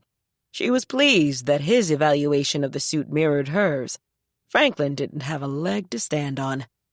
When their conference concluded, he closed his laptop. "This will be a preliminary hearing, and it shouldn't rise to the level of a trial. Let's just hope the judge agrees. Judge Davis knows her stuff. I'll be counting on that." He stood. "I'm rooming at one of the hotels on 183 until after the hearing. If you need legal advice on any of this madness, give me a call." Thankful for his offer, she watched him leave the office and turned to her computer to learn what she could about purchasing fire trucks. At 4 p.m., Jack and Rocky rolled up to Trent's garage. They'd had such a good time on their first date looking at trucks that Jack had put a down payment on a sleek silver Chevy he planned to take possession of just as soon as he got rid of his sling. Thanks for the help with the truck. "No problem. Trucks, I know. Romance, not so much. You're going to have to be patient with me." He liked her honesty. I have plenty of that. She leaned over and gave him a kiss. I had a great day, Professor. Me too. He ran a slow finger down her cheek. Talk to you later. She drove away, and he walked inside. Hey, you made it, Trent said, smiling. Gary was with him. I did. Hey, Gary. Hey, heard you and Rock went on a date. We did. And I even bought a truck. Trent laughed. What? Silver Chevy. I'll pick it up soon as I can dump this sling. You know this makes you an official Henry Adams Townie, right? And I'm glad to be. So, what are we singing? Have you decided? Trent replied, Thought we'd see who's got the strongest voice first and go from there. Sing something. Jack paused to think about what song he'd do. With their eyes on him, he was admittedly a bit self-conscious, but he ignored that and began the opening lines to Bruce Springsteen's My Hometown. By the time he reached the bridge, both men looked impressed. He sang on, and when he was done and the last note faded away, they applauded. Trent declared, We have a lead singer, boys. Oh, yeah, Gary said, chuckling and clapping. Hell of a voice, Mr. James. Jack was embarrassed by the praise. Thanks. Trent said, Now, let's find a song so we can win this idol thing. After a few minutes of back and forth, and viewing a bunch of old-school R&B male groups on YouTube via Trent's laptop, they narrowed it down. I say we go with the Temptations, Jack said. The decision was unanimous. They decided on which song they'd do, and with the help from the videos, began rehearsing. Chapter 20. On Monday morning, Riley arrived at the courthouse and was pleased by all the activity going on out front. Chanting demonstrators carrying signs featuring Cletus's picture and slogans supporting his case marched up and down the sidewalk, while scores of media people took pictures and did interviews. Vans bearing the logos of news outlets from as far away as Lawrence were parked along the curb. Heather Quinn promised him Fufa would get Cletus some publicity, and damned if they hadn't. He'd paid particular attention to his attire for the hearing. His suit was cleaned and pressed, and he dusted off his fake red carnation and placed it in his lapel.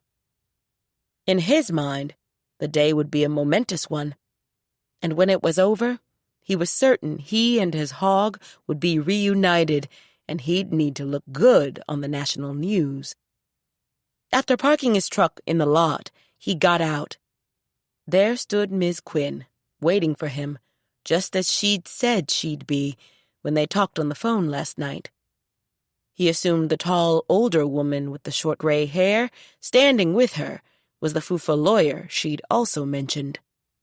Quinn nodded a greeting. Good morning, Mr. Curry. I want you to meet Pat Starks, our lawyer.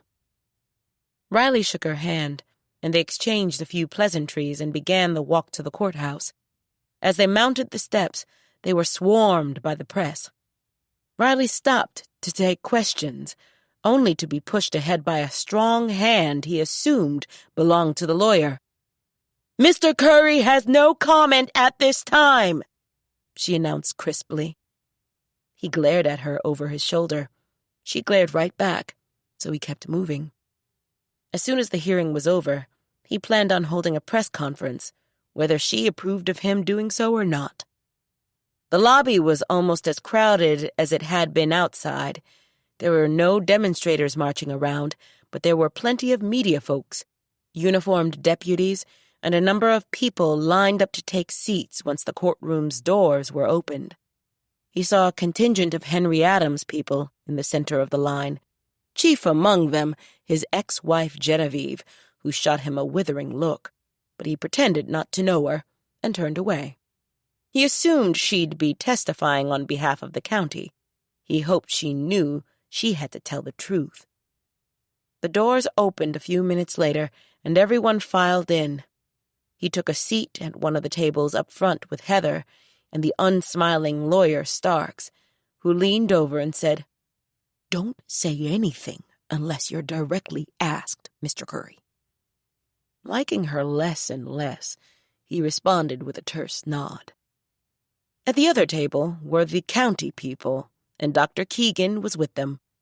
None of them said hello, so Riley didn't either, and instead thought about the judge.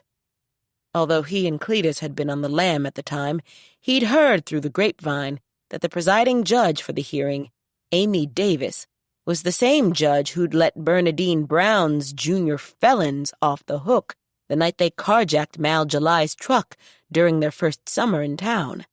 She'd also approved the legal adoptions of the little hoodlums by their bleeding heart foster parents.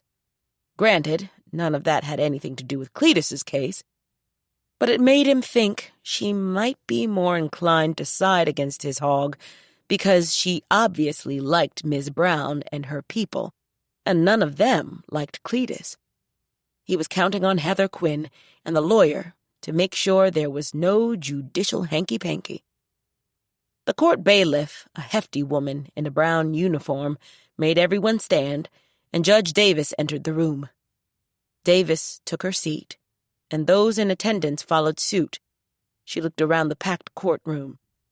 "Now, before we start these proceedings, let me say to the lawyers, since this is not a formal judicial hearing, I will allow some leeway, but I expect decorum from both sides at all times." She then addressed the courtroom. "And anyone causing a ruckus will be escorted out. Am I clear?" Everyone nodded, including the foofas wearing the pig masks and the ones sporting rubber hog noses. "All right. The county may present its case for the euthanization of the hog owned by Mr. Curry." "His name's Cletus, Your Honor," Riley called. Snickers were heard.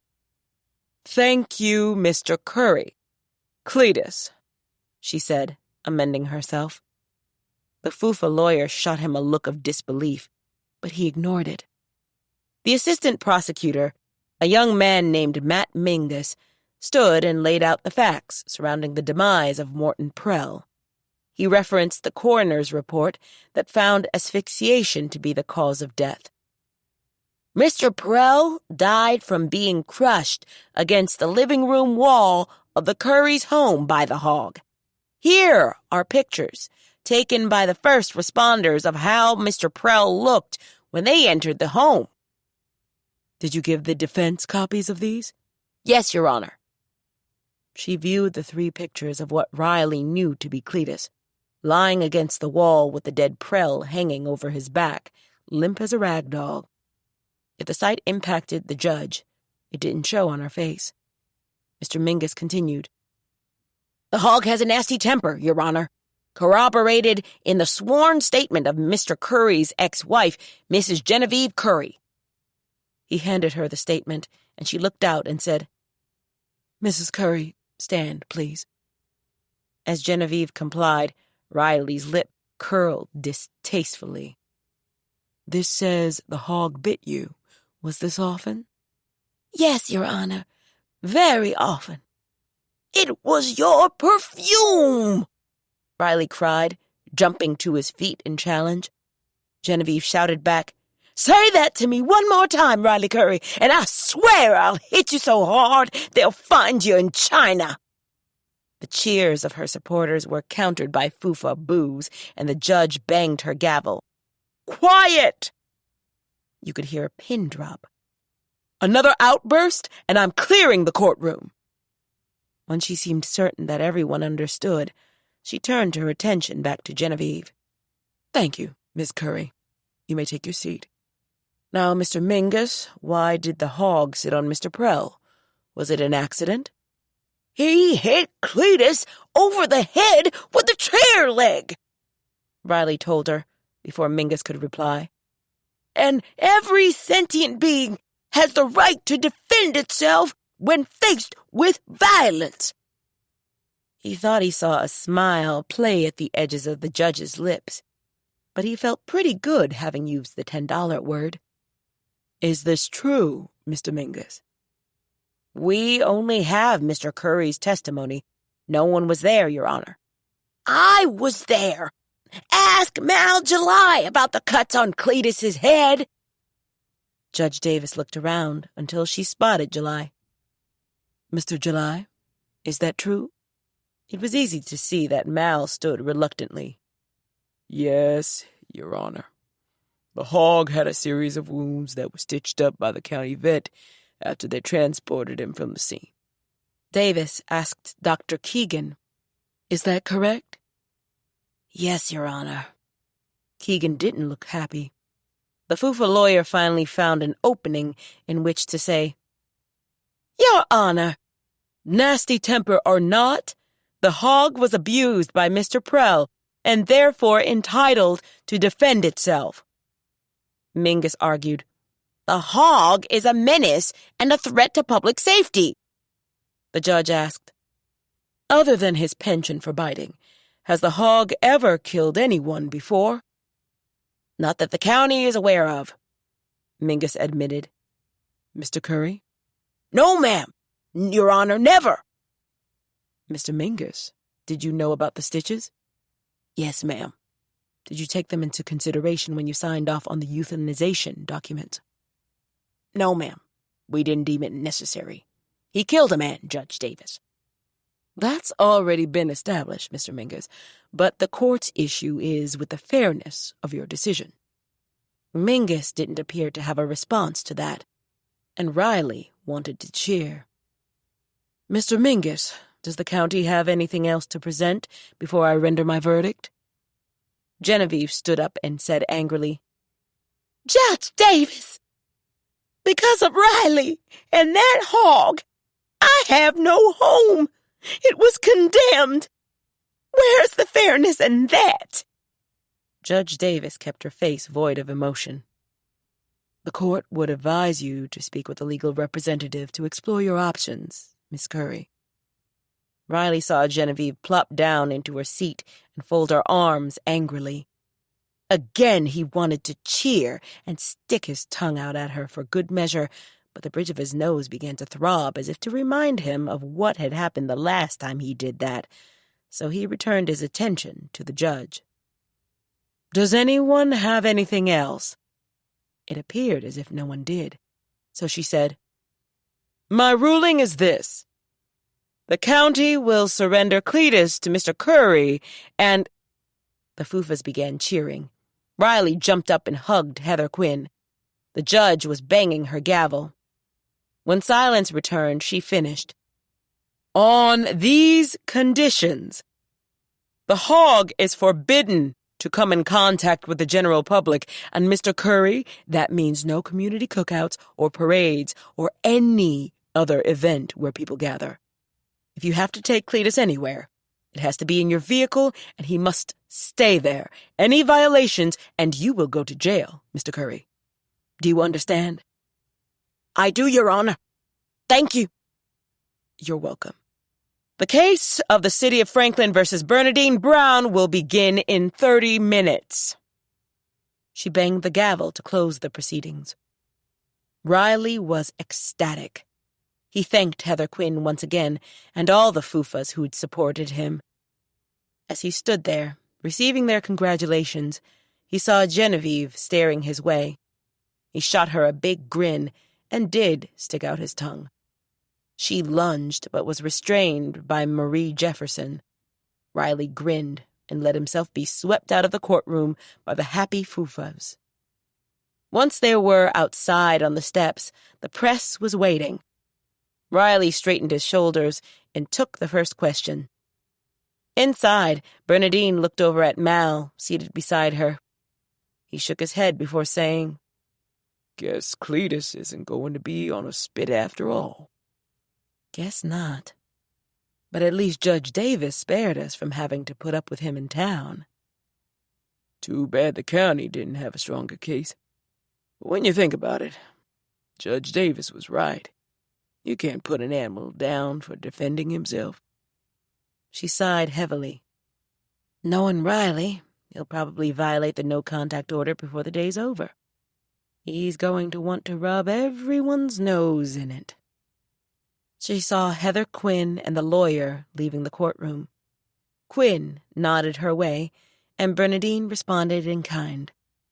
Although Bernadine wasn't happy with the court decision, she wished the young woman the best. A few minutes later, Bernadine put Riley and his victory out of her mind because it was her turn to stand before the judge. Edison joined her at the table Riley and his people had used previously, and she watched skeptically as Wiggins, his toupee, and the City of Franklin's attorney took their spot at the adjacent one. Once Judge Davis was seated again, she glanced at the paperwork and said, "Mayor Wiggins, I don't have a copy of the contract you are referencing for this preliminary hearing." Edison said, "Because there isn't one, Judge Davis." She paused. "What do you mean, there isn't one?" "Ms. Brown and the City of Franklin have never entered into any contracts of any kind." "Then why are we here?"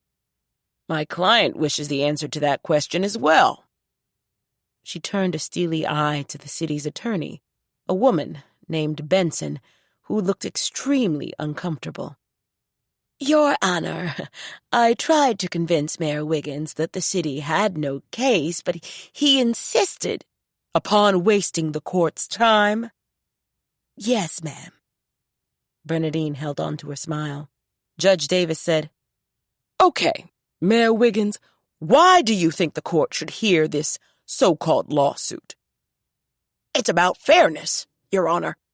Ms. Brown, by refusing to aid the region in its quest to recover from the recent recession, is putting everyone in danger." "How so?" "A big box store would be a boost to our community, but she refuses to pay her share of the good faith fees, so they are not going to build a store in Franklin." Davis looked first at Bernadine and then back at Wiggins. "Now let me get this straight. Did she previously agree to pay this share?" "No," Edison responded before Wiggins could. "Then, Mayor Wiggins, what do you want the court to do?" "Make her pay. She has the money." Judge Davis sat back for a moment and viewed Wiggins as if she couldn't believe the words coming out of his mouth. "You want me to make her pay?" "Yes, for the good of the region." His lawyer was looking off as if praying to be magically transported elsewhere. "First of all, this is America, Mayor Wiggins, and no court in the land can make a person pay for something they're not contractually obligated to. Second, if you ever waste this court's time with something this ridiculous again, I will throw you in jail for contempt. Now get out of my courtroom." She brought down her gavel, stood up, and left the bench without another word or a backward glance. Edison glanced over at the smiling Bernadine. "Wish all my cases were this easy." "Nice work, counselor." "Thanks. I have to be in San Francisco in the morning for another client, so I'll be heading back to the airport." "Safe travel." He thanked her, shook hands with Mal, and was on his way. The Franklin contingent left hastily. She hoped this would be the last confrontation with Wiggins, but knew that would be too good to be true. She looked out at all the Henry Adams citizens who had accompanied her to show their support and said, "Let's go home." On the ride back in Mal's truck, she said, "Hopefully things will get back to normal." "Depends on how you describe normal. Personally, I'll just settle for all those pig masks getting the hell out of Dodge." She would too. That, and finding the person behind the fire in the wreck parking lot. 2 days later, everyone in Henry Adams rode over to Franklin for the Sanderson funeral. Although only a few people in town knew the couple personally, Bernadine felt it important that they go and pay their respects because of how and where they died. Standing beside Mal at the service, she looked around and saw everyone from Bing in his wheelchair and leg cast to the Henry Adams kids who had been allowed out of school to attend. All were in their Sunday best, and it was her hope that the family appreciated the show of respect. Later, after the trip to the cemetery, the mourners returned to the small Unitarian church for the traditional repast. Bernadine was pulled aside by Mike Sanderson's father. Miss Brown, I want to thank you for coming. It was my way of showing how terrible we all feel, Mr. Sanderson. Thanks. Please call me Joel. The father was tall and gray-haired, with lively green eyes. Having never met his son, she had no way of knowing if the two favored each other, but she sensed they did. Thanks also for your generous offer to pay for the twins last year in school. Mike and Peggy worked so hard to make sure their girls were able to attend college, but it's been a struggle in the past year and a half, with Mike out of work. I'm glad to help. The deceased couple had 20-year-old twin daughters, Megan and Marie. She'd met them earlier. If there's anything else I can do to help to make the burden lighter, please don't hesitate to call. He gave her a hug, his green eyes teary. Thank you. My condolences, she said softly. When he backed away, he wiped at his eyes. I see my wife waving this way. She must have somebody over there she wants me to meet. So let me get going. Again, thanks for your generosity. You be blessed, Miss Brown. You as well. She was about to go seek out Mal and see if he was ready to head back to town when someone touched her arm. Miss Brown? She turned to see a young woman she'd not met before. Yes, hello. Hi, I'm Frida Stillwell. Bernadine stilled and prepared herself to be blasted by Frida's anger. I hear you'll be helping Megan and Marie with their tuition. Yes. Do you know the family well? Mrs. Sanderson was my Girl Scout leader. I loved her a lot. My condolences. When my parents divorced, I spent a lot of time over at their house. Mrs. Sanderson helped me deal with a lot of stuff when my grandmother refused to let my mom take me with her when she and Dad split. Bernadine found herself moved by the admission. I offered to help with your tuition, too. I know. Graham told me, and she told me what she said. I'm sorry she was so nasty. You don't have to apologize. I feel like I do. Are you going to have to leave school? Already have. At least for this semester. But I have a full-time job off campus, and I'm pretty sure I'll be able to get some money for the fall. Bernadine felt infinitely better. I'd never ask someone to go against their family, but if you want my help, just call me. Thanks, but I think I'm good. In fact, I know I am. Bernadine found herself liking the young woman. How's your dad? She shrugged. He's gone to Oklahoma to see if he can find a job in the oil fields. I wouldn't worry about him. Bernadine wasn't sure how she was supposed to take that. Okay. Please keep in touch, if you'd like. She nodded. Nice meeting you, Miss Brown. Same here. As Frida Stillwell made her way back across the crowded hall, Bernadine found herself thinking, how curious. Riding back to town with Mal, she told him of her encounter with Frida and asked him for the story behind the custody fight. It was ugly. Al was never faithful, and Anne, his wife, had it. She filed for the divorce, but Odessa threatened to tell the courts she was unfit. Was she? Not that I know of. But then, you don't always know the real deal sometimes. Maybe Odessa had something on her. Maybe not. Anyway, Anne left, and Frida stayed. That's sad. Yeah, it is. The family never mixed much. You didn't see them at picnics or anything like that. But when you did, Frida always looked sad. Felt real sorry for her. She said she'll have money for school in the fall. Good to know. Bernadine thought so too. Chapter 21. As the last few weeks of April merged into the steady warmth of the month of May, things sort of quieted down in Henry Adams.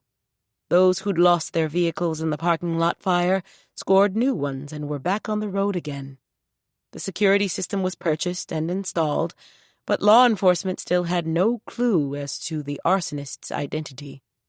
Jack and Rocky were officially a couple, and now that his sling was gone, they were often tooling around in his new Chevy truck, christened the Silver Surfer by Eli. When they weren't tooling, they were working on the restoration of her Vincent Black Shadow over at Trent's garage. The We're So Slick gang finished their papers and turned them in. Officially, off lockdown, they were so grateful to have access to their electronics that they vowed to never put themselves in a position to be without them ever again. The first thing Preston did on the day he was allowed to log back on was to check his email. Waiting in the inbox was an unopened message from his grandmother, Lenore Crenshaw. Damn. He thought his parents and Miss Bernadine had forbidden any further contact. Apparently, the directive had gone in one ear and out the other. Knowing if he didn't open it, it would drive him crazy, he braced himself and clicked. It read simply, Dr. Margaret Winthrop, NASA. What the hell's that supposed to mean? He asked aloud. He went downstairs and found his parents in the basement. They were dancing. The tango. He knew it was the tango because of the ballroom dancing contest he'd watched with his mom last winter on the public television station. He'd done it mainly to please her, and although he thought the whole thing dumb, and an activity only old people probably enjoyed, he'd filed it away in his brain because, with Mr. James as his teacher, he never knew what the next assignment might be. But there they were, doing all the leaning and posing and twirling around to the weird music that apparently went with the dance. His mom even had on some of the old-fashioned high-heeled shoes the ladies in the contest had worn. It was obvious they didn't know he was in the room, so he waited and watched, especially his pops. He wondered how and where he'd learned to dance. Preston was pretty sure it wasn't part of the Marine boot camp regimen. The colonel was posed up like a bullfighter and looked both strong and powerful going through the steps. His mom was snapping her head back and forth, and he liked the way she smiled up into the colonel's face, too. Her eyes sparkled with enjoyment. The music ended, and Preston clapped and entered the room. They both looked surprised, and then bowed. You guys are good. I never knew you liked to dance. His mom nodded. We haven't done it in a while, but I've missed it. So have I, his dad said, beaming down. Preston got the impression that they'd gotten a lot closer lately, and he liked that. We're rehearsing for the idol contest, she said. That surprised him almost as much as seeing them dancing. And I think we can win. No one else is going to be doing the tango far as I know. Preston was pretty sure he was right. He couldn't imagine what the audience would think when they saw them, and being a teenager, he wondered whether he'd be embarrassed by their performance. But he told himself that them doing something together they enjoyed overrode any potential personal issues he might have. Need your help with something. Do you know who Dr. Margaret Winthrop is? She's your birth mother, his pop said, looking a bit wary. Where'd you get the name? My grandmother. There was an email from her when I logged on just now. From the date, looks like she sent it right after she was kicked out of town. His mom sighed angrily. Why would she do that? knowing her daughter doesn't want contact. That's so cruel. He thought so too, but then again, his grandmother had shown herself to be that way the day she visited. This was just another example. Does she really work for NASA? Yes, she's an astrophysicist. His eyes widened. His mom searched his face with serious eyes. Please don't contact her, Preston. She doesn't want it, and I don't want you to be hurt thinking you can change that. Sadness rose inside to replace the elation. She was right, of course, but he wished she weren't. Is it okay if I look her up on the net? I just want to know what she looks like. His father said, Sure, no harm in that. And wanting to know is natural. Thanks. With concern in her voice, his mom asked, Are you okay? I guess. But like you said, sending me her name was real cruel. They nodded understandingly. I'm going over Amari's for about an hour for our idol practice. How's the James Brown review going? Don't ask. Amari thinks Devon's insane, and I do too. Preston wasn't looking forward to the rehearsal or the competition. Are you two still coming to watch the asteroid shower with our class in the morning? Wouldn't miss it for the world. Thought we'd leave here around 3:30. The colonel said. Everyone was meeting out at Tamar's because there were fewer lights there than anywhere else, especially now that the solar lights were all over town. I'm going to bed soon as I get back. See you later. I like the dancing. Up in the room, Preston stared at the name he'd printed out. He wanted to Google it right then so badly, but James Brown and the other flames were waiting. He went across the street, and Trent let him in. They're in the basement. Just follow the sound of your boy fussing. Preston hadn't any idea what that meant, but while going down the basement steps, he heard, Mom, I am not wearing a wig.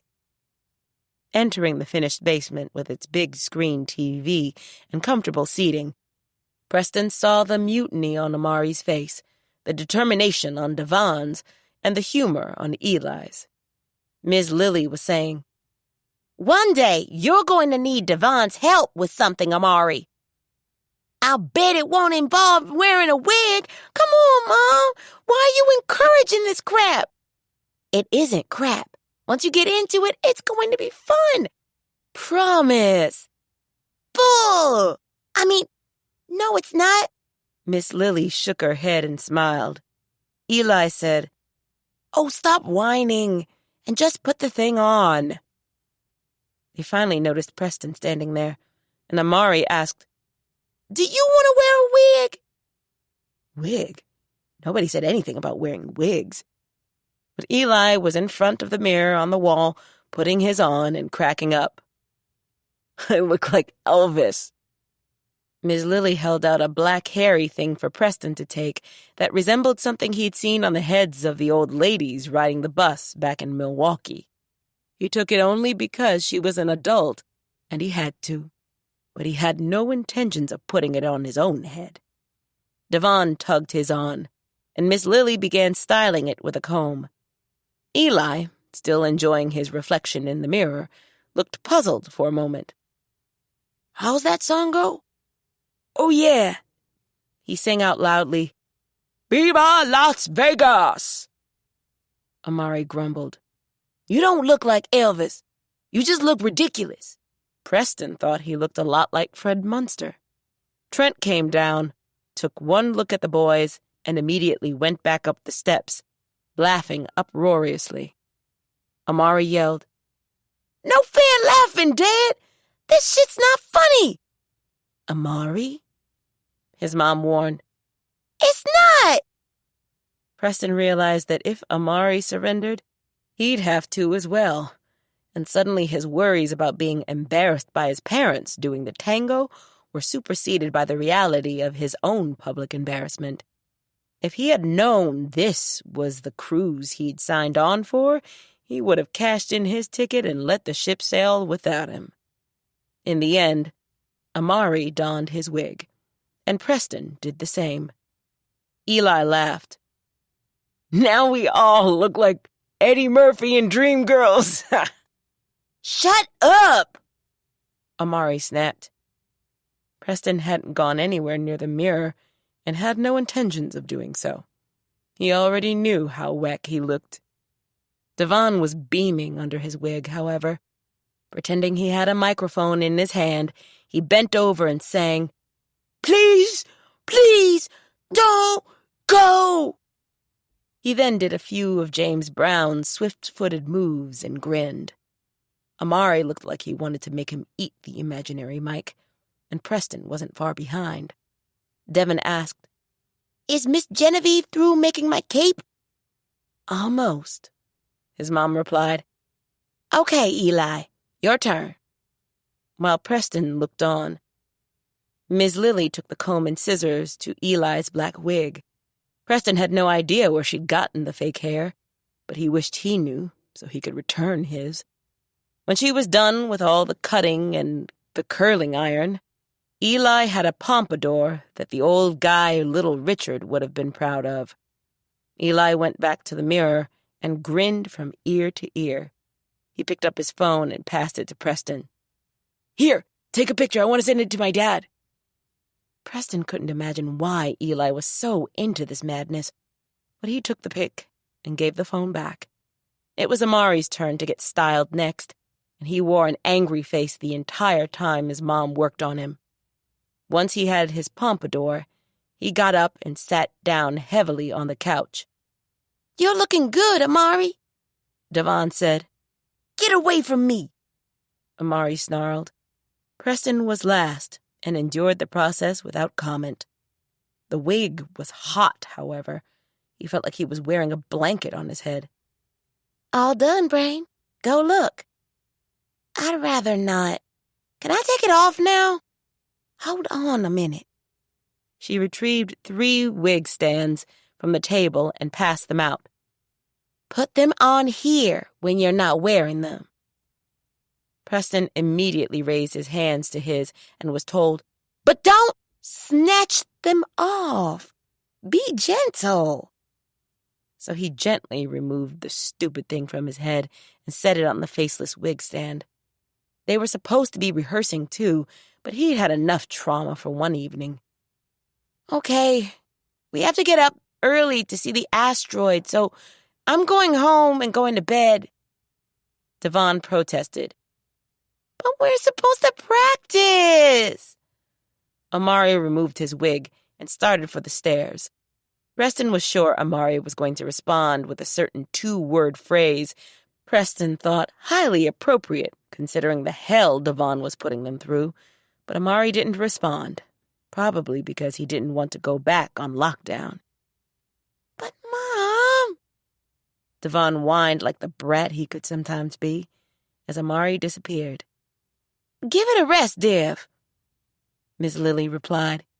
You have a whole month and a half before the contest.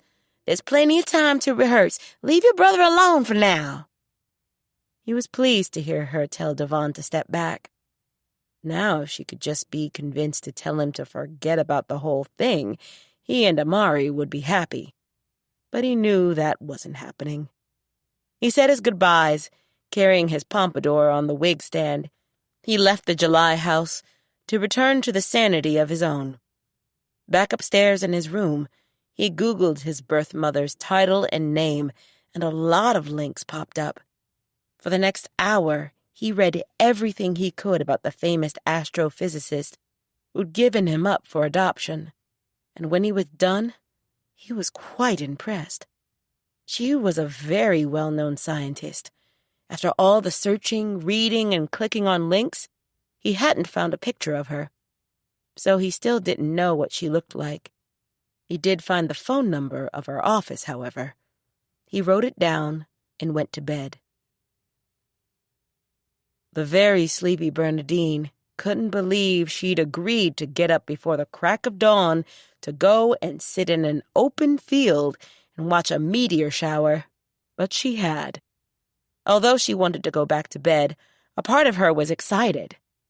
This would be her first time participating in such an event, and from what she'd been hearing from her friends and neighbors, they'd never done anything like this either. The gathering was another example of Jack James's topical teaching. They were all so lucky to have him as the community's teacher. She tiptoed around getting dressed because Crystal was still asleep and she didn't want to wake her. The town's oldest princess refused to get up at such an ungodly hour, extra credit or not, and Bernadine didn't force the issue. There were going to be a lot of more important things the two of them would butt heads over before she grew up and went out into life on her own, so Bernadine refused to sweat the small stuff. Dressed, she went downstairs and got coffee and a bowl of cereal. As soon as she was done eating and the caffeine kicked in, she called Mal to let him know she was ready to be picked up.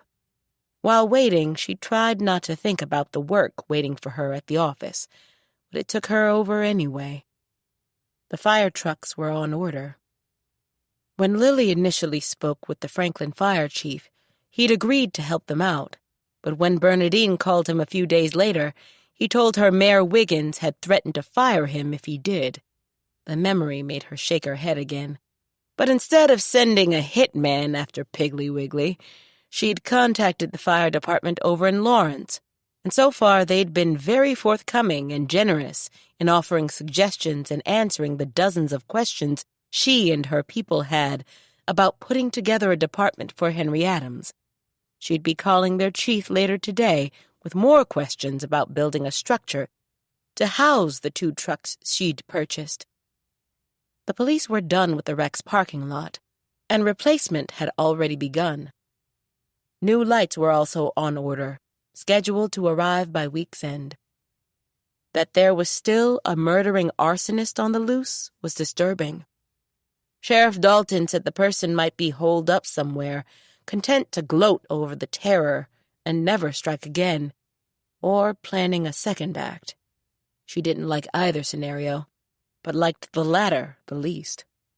Her reward for information leading to the arrest and conviction of the person responsible, widely publicized, had resulted in a few tips, but so far, none were of any substance. A short toot of a horn signaled Mal's arrival, so she put all that away for now and left the house in anticipation of having a good time. And a good time was had by all. The pre-dawn air was quite chilly, so Rocky had coffee on hand for the adults and hot chocolate for the children. "Can you believe all these people?" she asked Mal, keeping her voice low. All around them, people were engaged in hushed conversations, as if not wanting to disturb the darkness. "This is something," he replied, glancing around. Everywhere one looked, flashlights and small lanterns spotlighted people seated on blankets, air mattresses, and lawn chairs. There were couples, both old and young, families with little kids, off to the side a whole section of the dog's college-age waitstaff with their friends.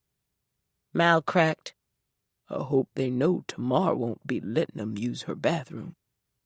She chuckled and quieted along with everyone else as Jack stood in the glow of a flashlight and began an explanation of what they'd all be seeing. When he was done, the lights were doused and all eyes were trained on the sky. The shower began rather slowly, but soon the gathering began seeing 10 and 15 streaks of light every few minutes, and as the spectacle gained speed and oohs and ahs could be heard, she wondered how many wishes were being made on all the falling stars. She offered up a few wish-filled prayers of her own for those she loved and for all the children around the world, eking out lives under the boot of poverty, wars, and abuse. As the day moved closer to dawn, there were fewer and fewer sightings, the signal for everyone to pack up and head home. They could now all say they'd witnessed a meteor shower, particularly the one known as Eta Aquarid. While everyone out at Tamar's drifted off to work, the dog and in some cases back to bed, Riley Curry was up making breakfast for himself and Cletus. He was so happy to have his hog back home where he belonged. He'd let Cletus sleep inside on the floor beside Riley's bed. That privilege lasted only long enough for Riley to get out of bed one morning a few days later and step barefooted into one of Cletus's surprises. So from that night forward, the hog slept outside in the hog house Eustacia had commissioned for Cletus and Chocolate to occupy. It was equipped with a sleeping area, a large sunken tub filled with mud for wallowing, and a wall-size high-def television that showed the Animal Planet 24 hours a day, every day. And that was what Cletus was watching when Riley entered, carrying a huge dog bowl filled with rice cereal and milk.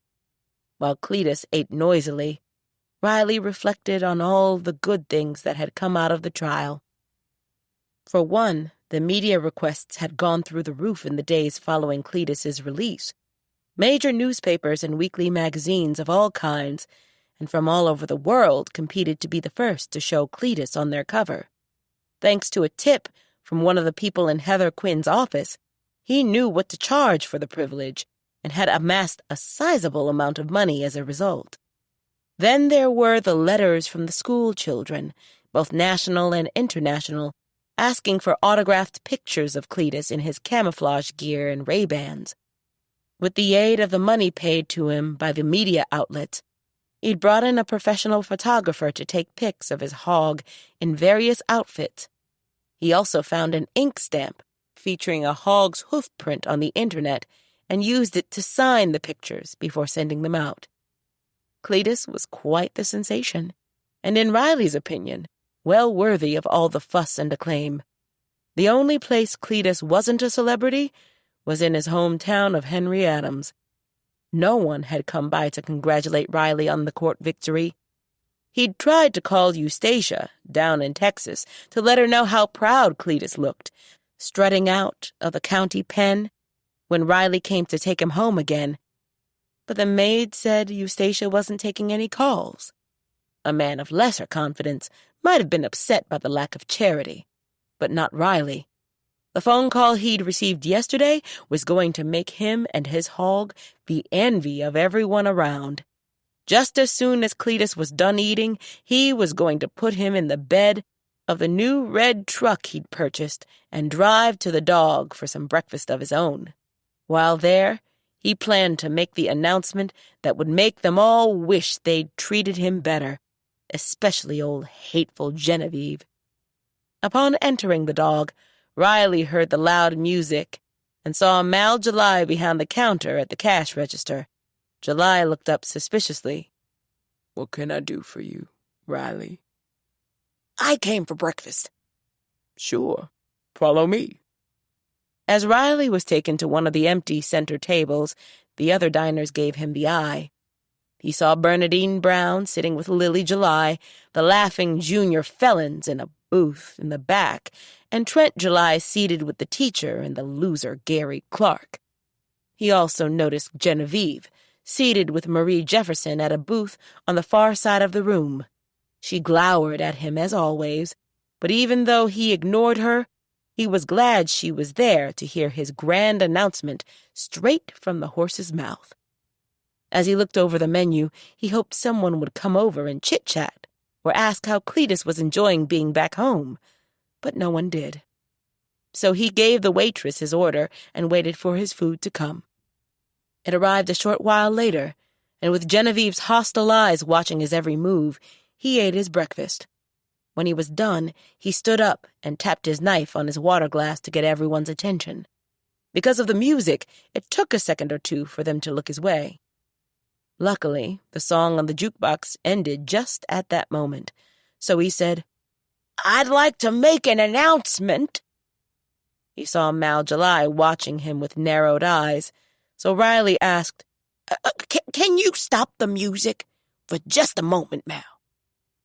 A few boos were heard, and it was obvious that July didn't want to comply with the request, but he did, and the diner was silent. Glad to see that everyone was now focused on him, especially Genevieve, he said, This town won't have me and Cletus to kick around for a while. Cheers and applause filled the room before he could complete what he'd planned to say. Would you let me finish? He yelled.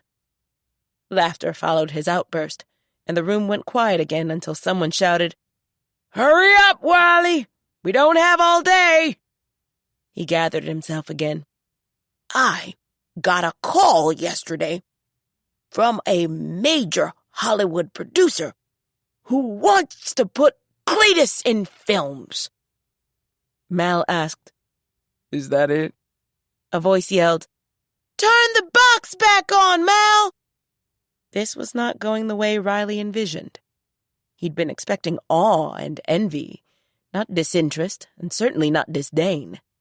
In an attempt to regain his momentum, he added, And Cletus is going to make me the richest man in Kansas. Genevieve countered dryly. And when that happens, make sure you use some of that money to hire you a top-notch lawyer, because I'm suing you for embezzlement, mental anguish, destruction of property, and anything else I could think of. More cheers erupted. The music came back on, and an angry Riley snatched up his bill and went to the cash register to pay it. Storming back to where he'd parked his truck, he started it up and drove away. He got the last word, he figured. He hadn't left a tip. Chapter 22. After breakfast, Preston, Leah, and Amari left the dog and walked down Main to spend the day at the rec. Because they were on school break, they were going to shoot some hoops, play chess, and maybe watch a mummy marathon on the big screen in the auditorium. On the way, they talked about the awesome meteor shower, and then Mr. Curry's announcement. Who would be stupid enough to put that dumb pig in a movie? Amari asked. Preston certainly didn't know. Especially since Mr. Curry acts like he's a few fries short of a Happy Meal. I sort of feel sorry for him, though, Leah confessed. Why? Preston asked, surprised. He doesn't have anybody but Cletus. Amari asked, Do you know what he let that pig do to Miss Genevieve's house? I don't feel sorry for him one bit. I don't either, Preston added.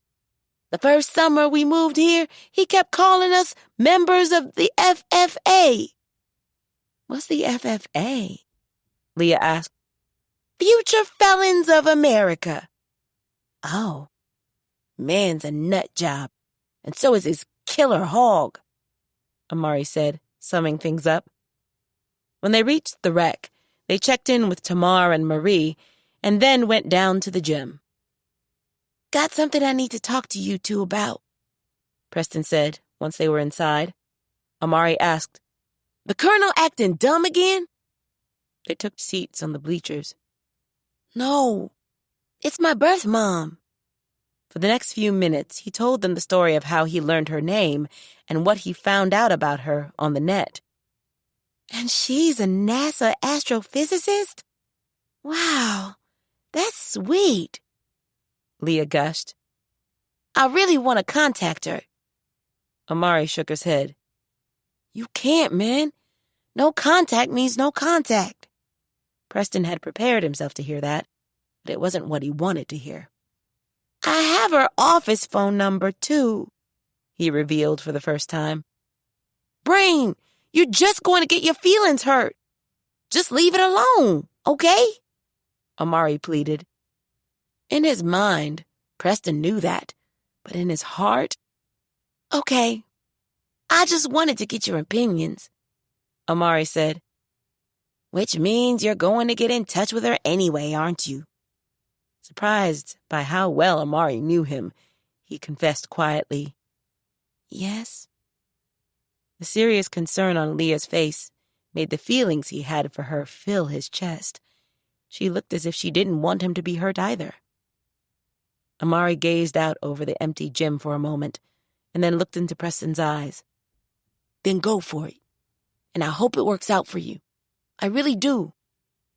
Preston sensed Amari was thinking about his own situation and the no-contact message his birth mom had sent to him via Griffin July last fall. Although Amari was a master at hiding his true feelings, Preston knew he was still hurting inside. I'll let you know how it turns out. Let's go get the balls. That night, around 1 a.m., Preston picked up his phone. Punching in the numbers to Dr. Winthrop's office, he waited for the call to go through. He'd chosen this particular time because he was sure to get her answering machine. He didn't want to bother her, but he did want to leave a message, and once he finished saying what he wanted to say, he'd never contact her again. The machine came on, and for a moment he was so nervous and tongue-tied he hung up. It was like the mess he'd made out of trying to talk to Leah about being his girl all over again. Taking in a deep breath to calm himself, he gathered his courage and dialed the number again. When the machine kicked in, he waited for the beep and said, Hi, Dr. Winthrop. My name's Preston Mays. I know you didn't want to hear from me, but I just wanted to leave you a message, and I promise I'll never bother you again. I'm not mad at you for not keeping me. I'm having a real good life. My parents love me a lot, and I love them. He could feel emotion starting to rise inside, so he kept talking. I love physics, too. And one day, when I'm older, I'm going to make you and my parents very proud. He cleared his throat around the tears. I'm going to be officially adopted soon, but I'm not changing my name. Even though I never met my birth dad, I plan to be Preston Mays Payne, out of respect. Plowing on, he whispered, And thanks for having me. Otherwise, I wouldn't be here. He ended the call, dragged his hands over his wet eyes, and burrowed into the bedding to go to sleep. Miles away in Florida, Dr. Winthrop was working late. When she walked into her office and saw the light flashing on the answering machine, she hit the button and sat down at her desk to go over the notes she'd made for the briefing tomorrow. But as the caller introduced himself, she froze. Staring at the machine, she listened in shock. When the voice of her son faded away and the office was once again still, she realized there were tears running down her cheeks. With a shaking hand, she replayed the message, and this time when it ended, she put her head in her hands and wept from both pain and joy. A few days later, a large package arrived at the Payne household via FedEx. It was addressed to Preston. While his parents looked on curiously, an equally curious Preston opened it. The hardware packaged inside left him stunned. It's a telescope! There was also an envelope with his name on it. Did you buy me this? He asked, opening the note, but when he saw the NASA letterhead, he started to shake. His pops asked, You okay? He showed them the letterhead, and his mom's hand flew to her mouth. I know I wasn't supposed to call her, but I left a message on her answering machine. I didn't think she'd do this. What's the note say? He read it aloud. Dear Preston, every budding astrophysicist needs good equipment. Dr. M. Winthrop. It was short and sweet, and way more than he ever dreamed he'd get as a response to his call. Is it okay if I keep it? Of course, the colonel told him. It was sent in good faith and should be accepted in the same way. Do you agree, Sheila? Yes. She walked over and peered down at the pieces. Are you going to be able to put it together? I'm going to call Leah to help me. She has a telescope at home. The colonel nodded. Then go ahead. You're probably going to want to use it as soon as it gets dark. The elated Preston looked at his parents. Are you mad at me for calling her? Water under the bridge, son.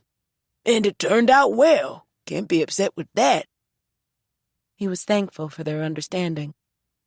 I told her I had a family that I loved a lot. His mom said, "And we love you a lot." I told her that too. His dad grinned and said, Call Leah. Leah's dad dropped her off a short while later, and the colonel promised to bring her home after dark. As they moved the box out onto the deck and viewed all the pieces, Leah said excitedly, This piece is top of the line, boyfriend. Preston's head shot up in response to that last word. What? Nothing. You sure? He nodded. Let me go get my laptop so we can download the manual and the registration form. Upstairs in his room, he picked up the laptop and prayed his feelings for Leah didn't make him say something stupid. Even with Leah's knowledgeable help, it took them almost 2 hours to put the scope together and get it properly mounted on the tripod that came with it. He was impressed by Leah's mechanical knowledge and the ease with which she handled the screwdrivers and ratchet set. When it was finally done, they both stood back and looked at it with pride.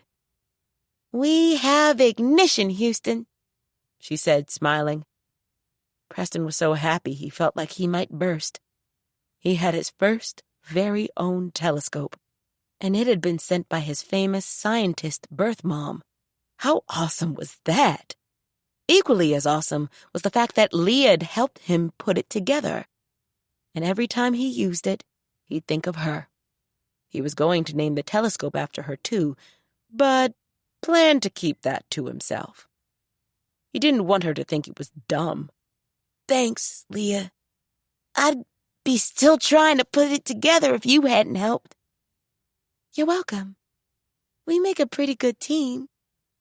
Yeah, we do. The best. She was looking at him, and he was looking at her. He could feel the words he'd been wanting to say to her for weeks start to bubble up. She spoke first. I have a question for you. Shoot. Why do I feel like there's something you've been wanting to ask me? He froze, and his brain did the same. She turned away and leaned on the deck rail and gazed out at the open field. Never mind. I'm probably just imagining it. Sorry. No, you're right, he hastily replied. She faced him again. Am I? Yeah. It's like this. I want to ask you if you'd be my girl, but I've never asked anyone before, so I don't know what I'm supposed to say or how.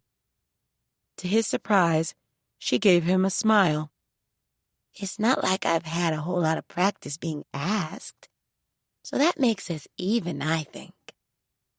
Emboldened by her confession, he said, I like you a lot, Leah. I like you a lot too, Preston. He wanted to jump up on the top rail and let the world know how happy he was. So, can we be boyfriend and girlfriend? Just as soon as you talk to my dad, we can. Your dad? He croaked. Yeah. He told me any boys that want to be more than friends have to come talk to him about it first. Why? She shrugged. One of those old school things, I think. He said any boy who was serious about me should have enough courage to do that. Preston doubted he'd be able to spell courage, let alone find enough to talk to Mr. Clark about his feelings for Leah. Not that Mr. Clark wasn't a good guy, but this whole thing had become way more complicated than he'd ever envisioned. She was waiting for him to make a decision, though. Okay, I'll talk to your dad. Good. His mom appeared at the screen door. You two ready for dinner? He said they were, but his stomach was suddenly all knotted up at the prospect of talking to Leah's dad, and he doubted he'd be able to eat a thing. But he did because she'd made her off-the-hook spaghetti. After dinner, he and Leah cleaned up the kitchen, and when they were done, he said to her, I need to talk to my pops for just a minute. That's fine. I'll be out here looking at the manual. His parents were in the living room, watching the evening news. Pops, can I talk to you about something real quick? Sure, What's up? Alone? No offense, Mom, but it's guy stuff. No offense taken. How about I go keep Leah company until you two are done? Thanks, Mom. She's out on the deck. After her departure, Preston gave his dad a quick rundown on the situation. The Colonel's initial response was, Good for Gary. I like that. I don't. I'm scared to death. Just be yourself. And answer any questions he has as truthfully as you can. That's all? Yes. Gary knows you're a good kid. I'm sure he'll be pleased that Leah's going to be with someone as level-headed and smart as she is. I know I would be, were she my daughter. Then, do you mind waiting around after we take her home so I can talk to him tonight? Not a bit. And I'll be pulling for you. Thanks. No problem. Preston and Leah had a great evening. Their excitement over the telescope quadrupled as they took close-up looks at the night sky. The moon looks so close. I feel like I could reach out and touch it, he told her, looking into the eyepiece. That's an awesome telescope. The one we have at home, Dad picked up at a flea market. It's in good shape, but it's Jurassic compared to yours. For the next hour, they took turns peering at the moon and the nearby constellations and being amazed. And then it was time for her to go home. He didn't want her to go, though. He'd really enjoyed having her over and wished she could visit all the time. Thanks for letting me come over, she said as she opened the screen so he could carry the telescope inside. Thanks for helping me put it together. He set the tripod down in the kitchen. Later, he'd take it up to his bedroom. Well, let's go, so I can talk to your dad. On the ride, they were so busy being excited about the astronomy books they wanted to get and how tight the telescope was, Preston forgot all about his talk with her father. But as soon as the Colonel pulled up into the Clark driveway, the knots took over again. They got out, and while Leah headed to the door, his pop said, Good luck. And by the way, the first rule of impressing a girl's father is to escort his daughter to the door. Damn. Leah, hold up. Thanks, he said hastily, and hurried to catch up to her before she reached the porch. He was at her side when she opened the door and stepped in. Her father was up on a ladder, changing a light bulb in the fixture in the front hall. You two have a good time? He asked, as he reattached the glass globe by tightening the small screws. We did, Leah said, holding onto the ladder until he finished and climbed down. His telescope was so sweet. The view is, oh my goodness. Her dad chuckled. Thanks for having her over, Preston. And thank Barrett for me, for bringing her home. I will. Can I talk to you about something before I leave? He folded the ladder and set it against the wall. Sure. What is it? Leah said, Bye, Preston, and hurried up the stairs and out of sight. Her father viewed her hasty departure curiously before turning his attention back to Preston. Sir? Mr. Clark raised an eyebrow, but Preston did his best to ignore it. I really... Mr. Clark crossed his arms over his chest.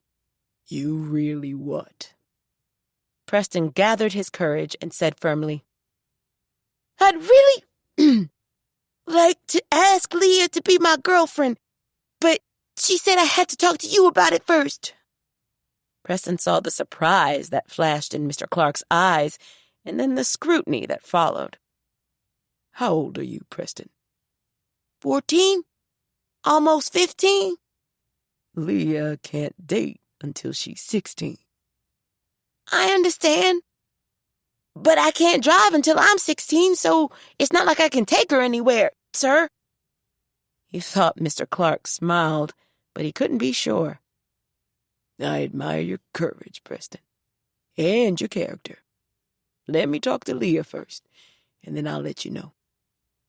Preston hadn't envisioned this part about having to wait either, but his only option was to say, Okay, thanks.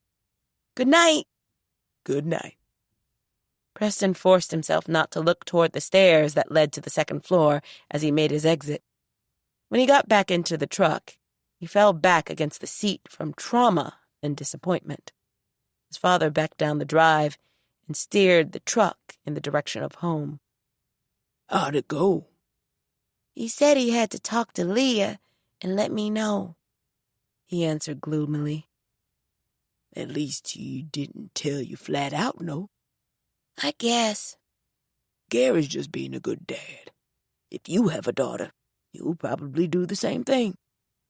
No, I won't, because I'm going to remember how it felt to be under the spotlight. His father chuckled. And I'm going to remind you of this conversation if and when you do have a daughter, so count on it. When they got home, Preston carried the telescope upstairs and set it in his bedroom by the door that led out to his small deck. He was still amazed that he'd received the awesome gift, and he wondered if he'd hear from his birth mom again. He also wondered how long it might take Mr. Clark to say yes or no. But he supposed his pops was right. Mr. Clark hadn't said no right off the bat. Taking out his phone, he sent Amari a text inviting him over. 5 minutes later, Amari walked in the door. Hey, Brain, what's up? He told him first about Leah and having to talk to her father. Amari shook his head. Nope. If I have to go through all that, I'm not having a girlfriend. I didn't know you had to talk to a girl's father first. I didn't either. Pop said it's an old school thing. Was that the big news you sent the text to me about? Yes, but I got some other big news. See my new telescope? Oh, wow. That is tight. Amari walked over and checked it out. Your parents got this for you? No, my birth mom. In that moment, Preston wasn't sure he should have shared that. Amari went still and had the oddest look on his face. Your birth mom? Yeah. I just wanted you to see it. Didn't mean to make you sad and stuff about your own mom.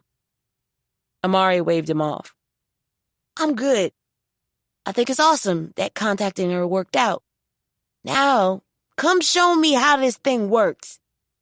Before they could begin, Preston's phone sounded. He checked the message. It was from Leah, and all it said was, Yes! Amari looked at his smiling face. What? Leah's dad said yes! Way to go, Brain! They exchanged a high five. Amari cracked. Next thing you know, you're going to be booking the dog for your wedding reception. Preston rolled his eyes and laughed. Yeah, right. But he felt good. Bernadine had had a long day, and now driving home from her last meeting, an update at Tamar's on how to best schedule the rehearsal times at the school's Kiva and the rec auditorium for the people in the idol contest who wanted access, she was glad the day was done. The evening's meeting was one of the few pre-idol work sessions she'd had to attend. Tamar, Sheila, and their crew had everything in order, and she thanked heaven for them.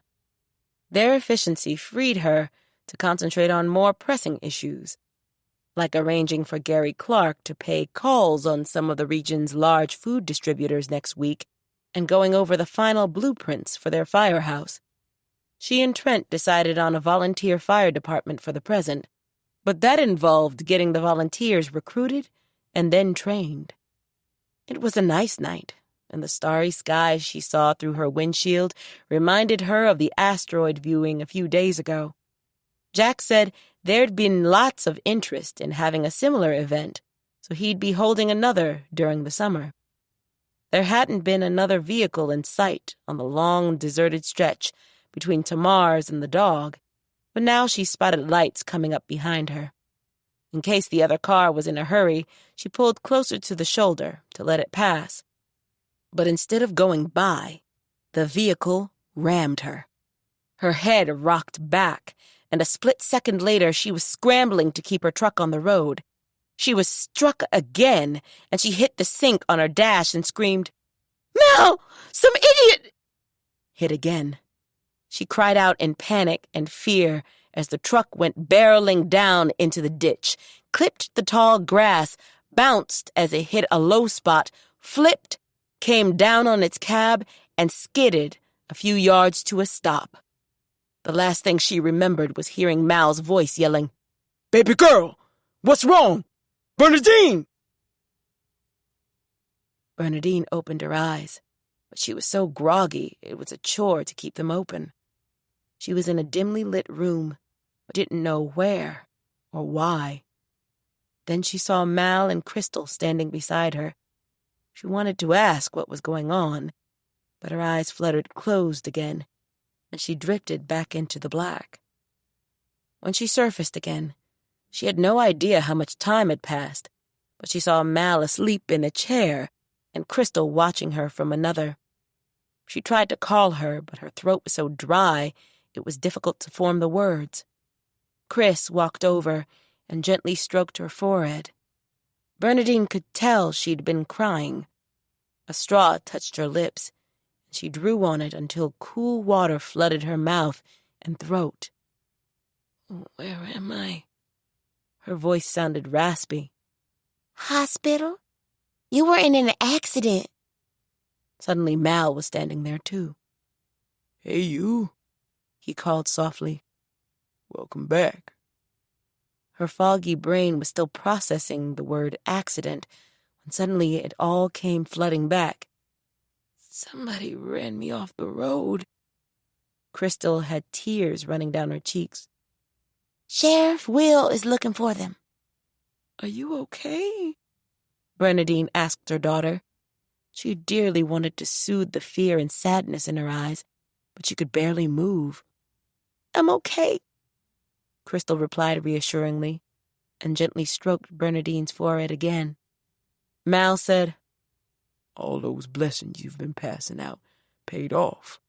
Doc said there's not a scratch on you. You have some bumps and bruises, and your neck and back are going to be pretty sore for a while. But you'll be able to go home maybe as early as tomorrow. They want to keep you around for observation, just to make sure, though." Some of her anxiety diminished. "How's my truck?" "Pretty much totaled," he told her. "So I have to buy another truck?" "Looks that way, but you were lucky. Trent and I found you just a few minutes after you crashed. It could have caught fire, anything, especially if you'd been out on the highway or some other place far away from home." "Was the other truck still there?" He shook his head. "But there were glass and pieces of the truck all over the road. It sustained a lot of damage. Dalton's put a notice to all the body shops in the county. So if that truck shows up, he'll know." Bernadine realized she was even more tired than she'd been earlier. Seemingly sensing this, Crystal said, "Go back to sleep. OG and I'll be here with you until they let us take you home." Chris bent and hugged her as best she could, and the kiss she placed on Bernadine's cheek eased her back into oblivion. Chapter 23. Bernadine's accident was the talk of the town, and when she was released from the hospital a few days after the crash, she came home to a house so packed with flowers that her living room looked like a florist's shop. She was sore and bruised all over, but not so much that the outpouring of goodwill the flowers represented didn't have an impact. "Wow," she whispered, as Mal helped her ease down onto the sofa. There were roses and lilies and vases of colorful snapdragons standing next to others holding daisies, zinnias, and gorgeous blooms she didn't know the names of. A smiling Crystal said, "There's a bunch in your bedroom, too. I started running out of places to put them." I can see why. Her back was aching something fierce, but she ignored it as best she could for the moment. She was just grateful to be home and in one piece. She'd take another pain pill in a little while. Mal said, How do you feel about visitors? Lots of people wanted me to let them know when you got home. Give me a few hours to get situated, and then you can open the floodgates. There was a knock on the door. I'll get it, Crystal said. In the small moment that she was gone, Mal said, You scared this brother to death. Glad you weren't hurt any worse than you were. Me too. Thanks for finding me. Sometime soon I want to hear the details. Crystal returned with Sheriff Will Dalton, who asked, How are you, Bernadine? I've been better, Will. You? It's been a pretty good morning. Got a tip on the arsonist and your accident. She sat up as straight as the pain would allow. Did it pan out? Took the suspect in a little while ago. Who? Dessa Stillwell. Bernadine was stunned. Really? Frida Stillwell came to the office this morning.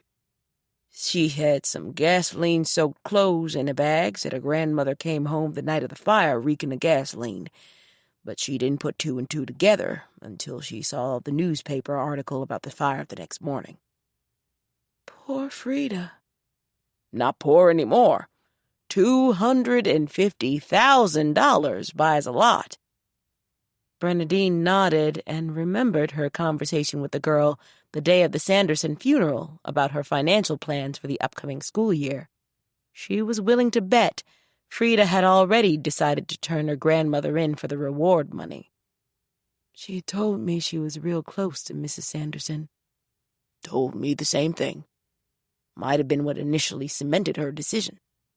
Mal said, That, and that she and Dessa never got along. Dessa ran Bernadine off the road, too. He nodded. Frida said when Dessa came home, Frida asked her about all the damage to the truck, and Dessa said she'd hit a deer, but when her grandmother parked the truck in the barn and began stacking hay bales around it like she was hiding it, Frida wanted to know why. Dessa told her to get back in the house and mind her own business. When she heard about your accident, she figured out why her grandmother was trying to hide the truck. That's when she called my office. The deputies executing the search warrant on the place this morning found a voice enhancer, too. So the mystery about the threatening calls is probably solved. Bernadine hoped he was right. I wonder why she didn't call you right after the funeral.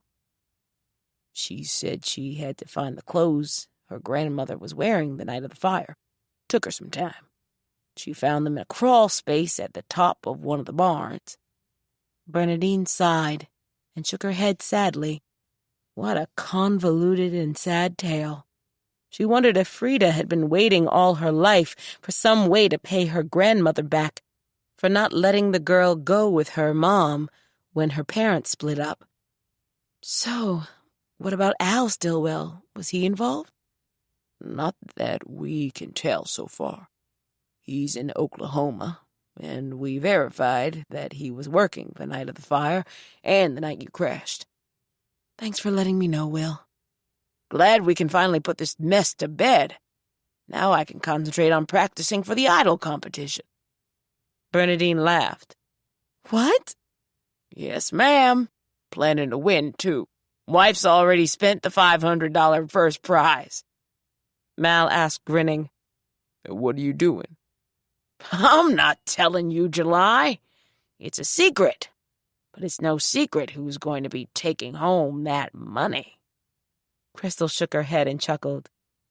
You old people are a mess. Later that evening, seemingly everyone within 50 miles had stopped by to wish Bernadine well. She was particularly happy to see Roni, who'd finally returned home from her whirlwind worldwide tour. Reverend Paula came by to pray with her, and when the last group of visitors finally departed, Bernadine hobbled into the downstairs guest room, downed some pain meds, and crawled into bed. But as she lay there, she thought about Frida and her grandmother. On one hand, her money would offer Frida a tremendous future. But on the other hand, her money and the lawyer it paid to handle the lawsuit had contributed to what Dessa felt was no future, and Bernadine wondered if she'd ever rid herself of her feeling of guilt. By the end of May, Bernadine was all healed up and back in her office, working full-time. Jack bought Eli an old car so that he and Crystal could attend a series of weekend art classes at the Fort Hays University, which freed Jack up on those same weekends to help Rocky with the motorcycle. Preston heard nothing further from his birth mother or grandmother, but at his mom's suggestion, he sent Dr. Winthrop a handwritten thank-you note for the kick-ass telescope. He continued to hold hope that they'd meet face-to-face one day in the future. And according to the rumors, Riley and Cletus had flown to Hollywood. And all over town, people were practicing for Henry Adams' idol. Some contestants, like Jack and the Mad Dads, the name Amari gave them, practiced publicly at the Kiva under the contest's music director, Roni. Others, like the Paynes, were practicing secretly, hoping that the element of surprise would boost their chance of taking home the big prize. Devon's rehearsals were better, too, mainly because Trent quietly bribed Amari and Preston with a $20 bill to encourage them to play along. On a late Monday afternoon in the middle of June, Bernadine looked up from her desk to see Tamar enter her office. Trailing in the matriarch's wake was the leather-clad, oh-so-handsome bad boy Diego July. Tamar said, "He's here to talk to Crystal." "She's down at the college in Hays, checking out an art exhibit. Hello, Diego." "Hi, Ms. Brown." "I'll send her a text." Bernadine couldn't read Tamar's mood, but she sensed Tamar wanted the matter between Chris and Diego resolved as quickly as possible, and Bernadine did too. When Crystal read the text from Ms. Bernadine on her phone, she blinked and read it again. Diego? At her office? Goosebumps flew up her back. She looked around for Eli and saw him over by a canvas, talking to a couple of kids from Franklin High. She hastily gathered up her tote and the brochure she'd picked up when they entered the exhibit and hurried over. "Excuse me, but Eli, you have to take me to the power plant now." He looked up from his conversation. "Be ready to go in just a minute." Ignoring the irritation on the faces of the kids he'd been talking with, she countered insistently. "We have to go now. Miss Bernadine wants me at her office, and it's an emergency. Come on." She grabbed him by the arm. He told the kids, "I guess I'm going now." While she pulled him along, he dug into his pocket for his car keys. "Your mom okay? She's not hurt again, is she?" No, Diego's here, and—" "Diego?" Eli asked flatly, and came to an abrupt stop. "I'm driving you back to see him?" "Yes, and don't trip. Car's over there." "I know where I parked." During the ride back to town, she pulled down the mirror to check her hair and makeup. She ignored the way Eli rolled his eyes. "So you think he's here to ask Miss Bernadine for your hand?" "Stop hating. Stop being so damn dumb." Just drive." "Don't worry, getting your dumb butt to Diego as soon as possible." "You're just jealous." "Of a jerk who never finished high school? You doing meth now?"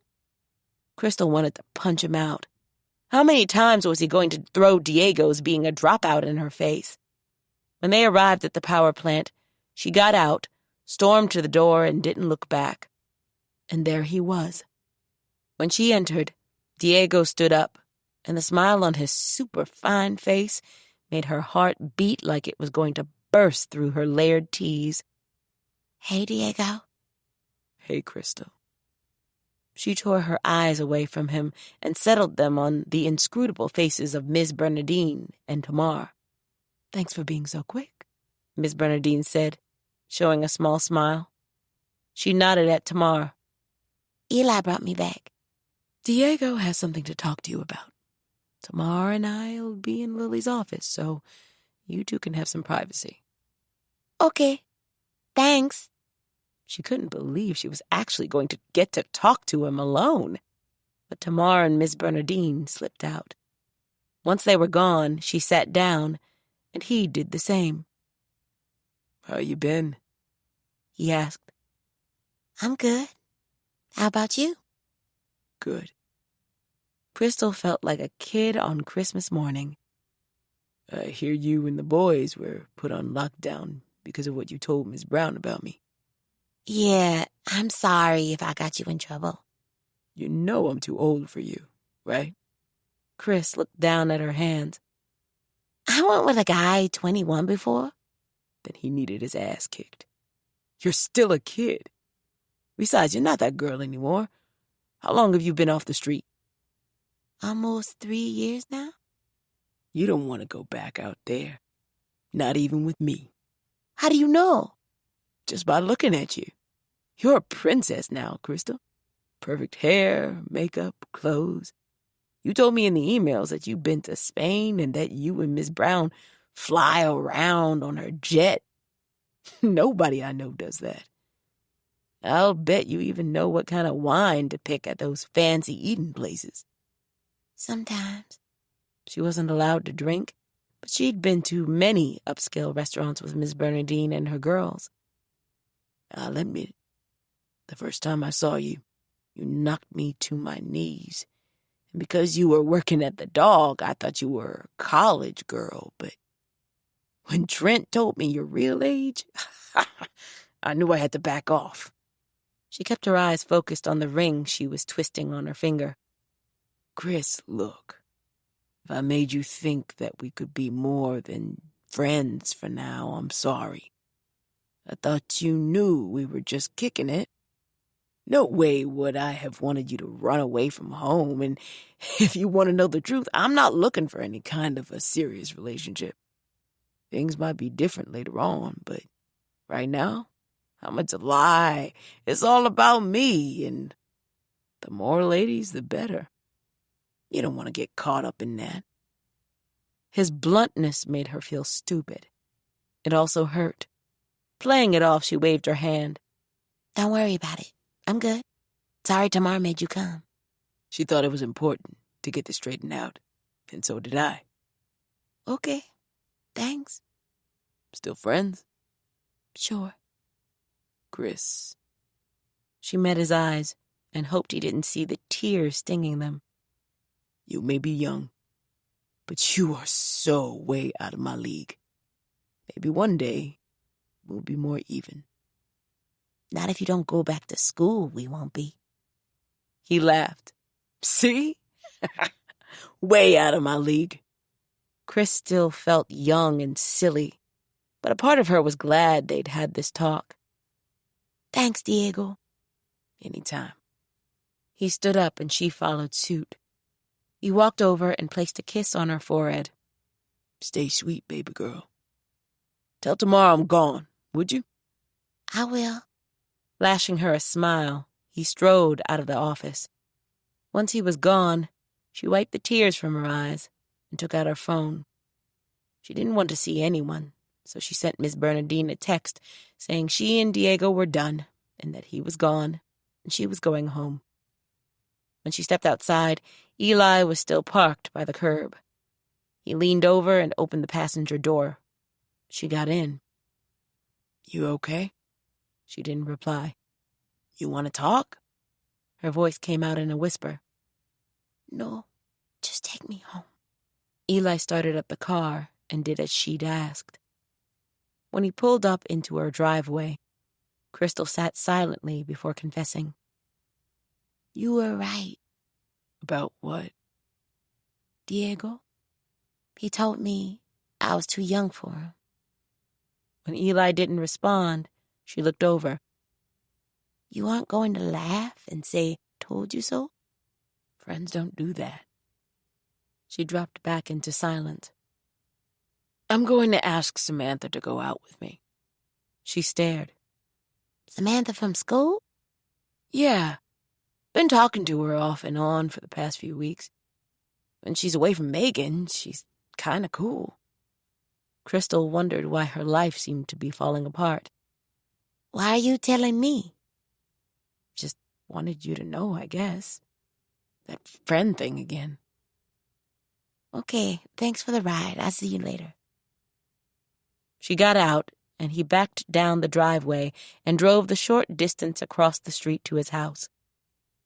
She entered her silent house and immediately ran up the stairs to her room. Closing the door, she sat on her bed and cried. Nobody told her growing up would be so complicated, or that being a princess would make her feel like she was living in a cage. She wanted out, for at least a little while, but didn't know how that was going to be possible. Back at Bernadine's office, she and Tamar sat in Lily's office in silence. Bernadine had purposefully turned on the comm on her desk before leaving with Tamar, because she wanted to hear what Diego said to her daughter. And as the mom, she had a right to be nosy. Tamar said, Sorry Crystal's hurting, but I'm glad the so-called relationship turned out to be not what she thought. Bernadine agreed. Her heart ached for Crystal, but not the way it would have had she really taken it in her head to run away from home. Thanks, Tamar. You're welcome. When Bernadine got home from work, Crystal was sitting out on the deck. Hey, Chris. Hey. How'd it go with Diego? She shrugged. He said it was too old for me, and that he hadn't been hitting on me. I feel so stupid. Well, you shouldn't. Well, I do. And I feel like I can't breathe. I like my life here, but I miss my old one. Bernadine sat down in one of the empty chairs at the table. And what do you miss? You want the truth? Always. Being able to go and do what I want, when I want. I miss the streets and the noise and the people. I can't tell you the last time I smelled a McDonald's. Bernadine showed a small smile. Out here is definitely different. Sucks sometimes. So what do you want to do? I don't know. Diego said I'm not the same girl I used to be. He called me a princess because I get to fly out on jets. Regular kids don't get those kinds of perks. So, do you want to be the old Crystal? Sometimes, yeah, I do. She was fly. And the new Chris isn't? I'm still fly. But I'm rich girl fly. There's a difference. Ah. It's hard to explain. I understand. Growing up is hard. Tell me about it. But we all hope to reach a point in our life where we're comfortable in our skin. And for some of us, it takes a while. You've been plopped down in a whole new world, Chris. No one expects you to find your footing right away. It's been 3 years, and the old me is still inside, wanting to get out. She's always going to be inside. We can't just turn off our past like a light switch. I guess. On the next school break, we can fly down to Dallas or New Orleans and let you smell a McDonald's if you want. Chris smiled. Maybe. And you can always go and talk to Reverend Paula if you need help figuring stuff out, too. One of the blessings of being here is you have a large extended family, willing to help out any way they can. I know. Maybe I will talk to the Rev. Bernadine stood. Whatever you do, just know that I love you, and I'm here for you. Thanks, Mom. I'm going to go change clothes. Who's cooking tonight, you or me? I'll cook. It'll give me something else to think about. Bernadine moved around the table and planted a kiss on her cheek. Hang in there, sweetie. Chris hugged her tight. I will. On her way up to her bedroom, Bernadine was glad they'd had the talk, but she felt something looming on the horizon, like the smell of rain before a thunderstorm. Chapter 24. The 4th of July dawned sunny and bright. The cookout at Tamar's began with breakfast and ended early that afternoon so that everyone could head over to the Rex auditorium for the idol contest. When Bernadine entered the auditorium, it was already filling up. She spotted Reg Garland seated by himself. Can I sit with you? Sure. I think we may be the only 2 people in the county not performing. You may be right. In spite of his smile, she sensed sadness. She wondered if he and Roni were doing better as a couple now that Roni had been home for a while. But it would be out-and-out rude to ask something so personal, so she didn't, and watched the people entering instead. For the next half an hour, people filed in. 20 minutes before the curtain was due to rise, a quick look around showed that all 125 seats were filled. The air in the room was electric. At precisely 8 o'clock, Sheila came out on stage. Welcome to the first Henry Adams Idol competition. Thunderous applause greeted her words, and she smiled. We have some great acts for your enjoyment this evening, so sit back, have fun, and if you feel the urge to stand up and shake a tail feather, that's all right too. Laughter greeted that. First up, we have 5-0. Let's give them a hand. The curtain lifted, and there stood Sheriff Will Dalton, of all people, wearing a long rocker's wig over his buzz cut and holding a guitar.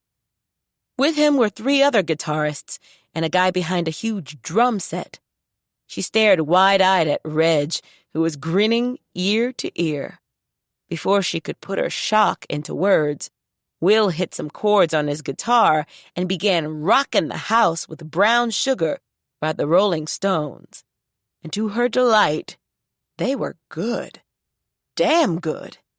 Will not only sang, but played lead, lighting up that guitar with a solo that had people on their feet, shaking tail feathers and everything else. She then understood what he meant about winning the competition. The next people up were going to have to grow wings and fly around the room to beat the performance of 5-0. When the band hit the last note, the frenzied audience went nuts. Next up was a little girl who appeared to be no older than 10. She was cute, and though she had a terrible voice and even worse dance moves, she was trying. Bernadine leaned over to Reg. What's she singing? Katy Perry. Bernadine wanted to ask who that was, but rather than put her ignorance on display, she sat back and let the girl's performance help her recover from being rocked half to death by Will Dalton and his band 5-0. The little girl finally finished and made her exit to a round of polite applause. The house lights went down for a minute, and when the curtain rose, this time there were 3 girls standing in a spotlight with their backs to the audience, arms extended. They too were wearing fake hair, but their costumes were glitzy-looking ball gowns like Diana Ross and the Supremes wore in the 1960s. It was easy for Bernadine to figure out that the girls on the outside were Crystal and Leah, and that the shorty in the middle was Zoe. The lights slowly came back up, and the small orchestra behind them was revealed for the first time.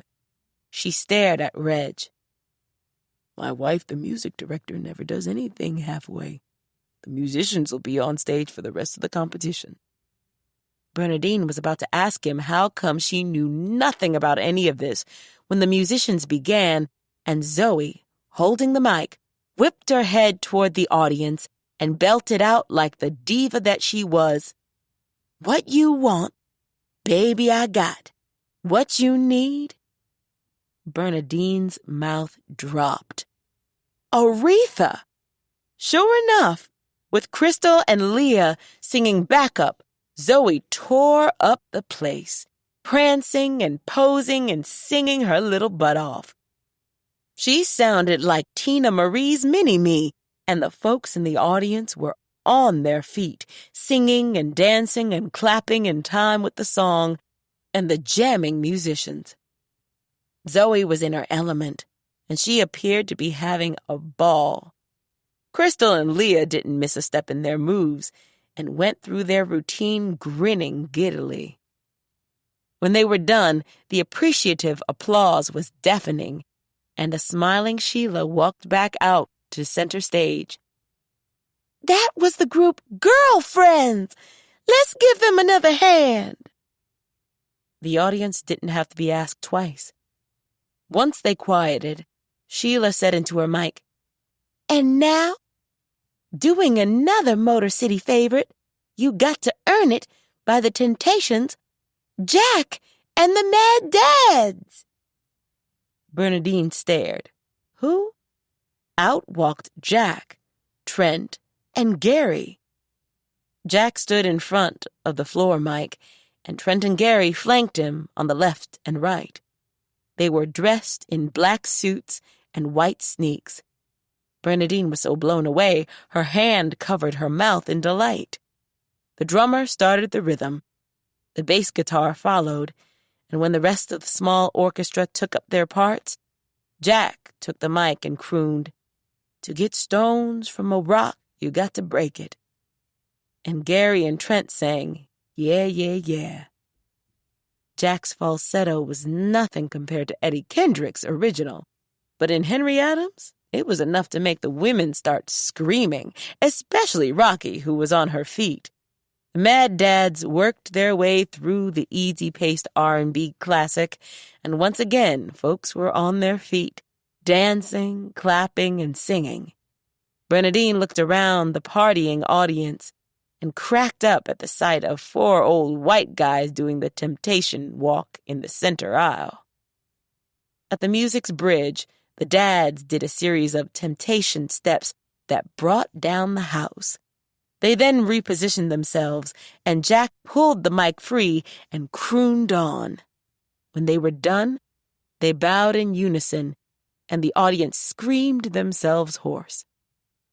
Bernadine said to Reg, These folk are trying to put me back in the hospital. Reg rolled his eyes in response. Mal came out next. He sat on the stool he'd carried out with him and sang the Otis Redding classic, Sitting on the Dock of the Bay. He was good.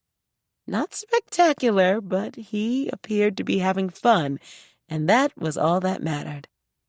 Next up, to her surprise, was Clay Dobbs, who walked out to center stage, dressed in a fine-looking cream-colored Western-styled suit and a matching wide-brimmed Stetson. He was carrying a big brown guitar. He positioned himself on the edge of the stool Mal used, and his opening series of twang-filled notes made even Bernadine jump to her feet as he sang The Thrill Is Gone. His voice was outstanding, and his skilled guitar playing awesome. Once again, the audience added their voices, and soon the lyrics to the old B.B. King classic rose to fill the space. He sang effortlessly and flawlessly. He was so good that were she in charge, he'd be the night's winner. When he finished, he stood, bowed, and walked smoothly back into the wings. Lily and Trent walked on and sang Reunited by Peaches and Herb. Their voices blended well, and Bernadine thought their choice of song was very sweet and appropriate, considering all love had taken them through. Reverend Grant came out next and did a cover of the lovely Yolanda Adams gospel tune, I'm Gonna Be Ready. She had a good, strong alto voice, and Bernadine could hear a few people in the seats behind hers singing along. Following her was an elementary school student from Franklin who played Flight of the Bumblebee on his violin. He was pretty good, Not good enough to win, but the audience gave him a rousing standing ovation. The stage lights went down, and Tamar walked out. Next, Colonel Barrett Montgomery Payne and his wife Sheila in the tango. A spotlight came on, and there they were, posed like a couple in a ballroom competition. Bernadine couldn't believe her eyes.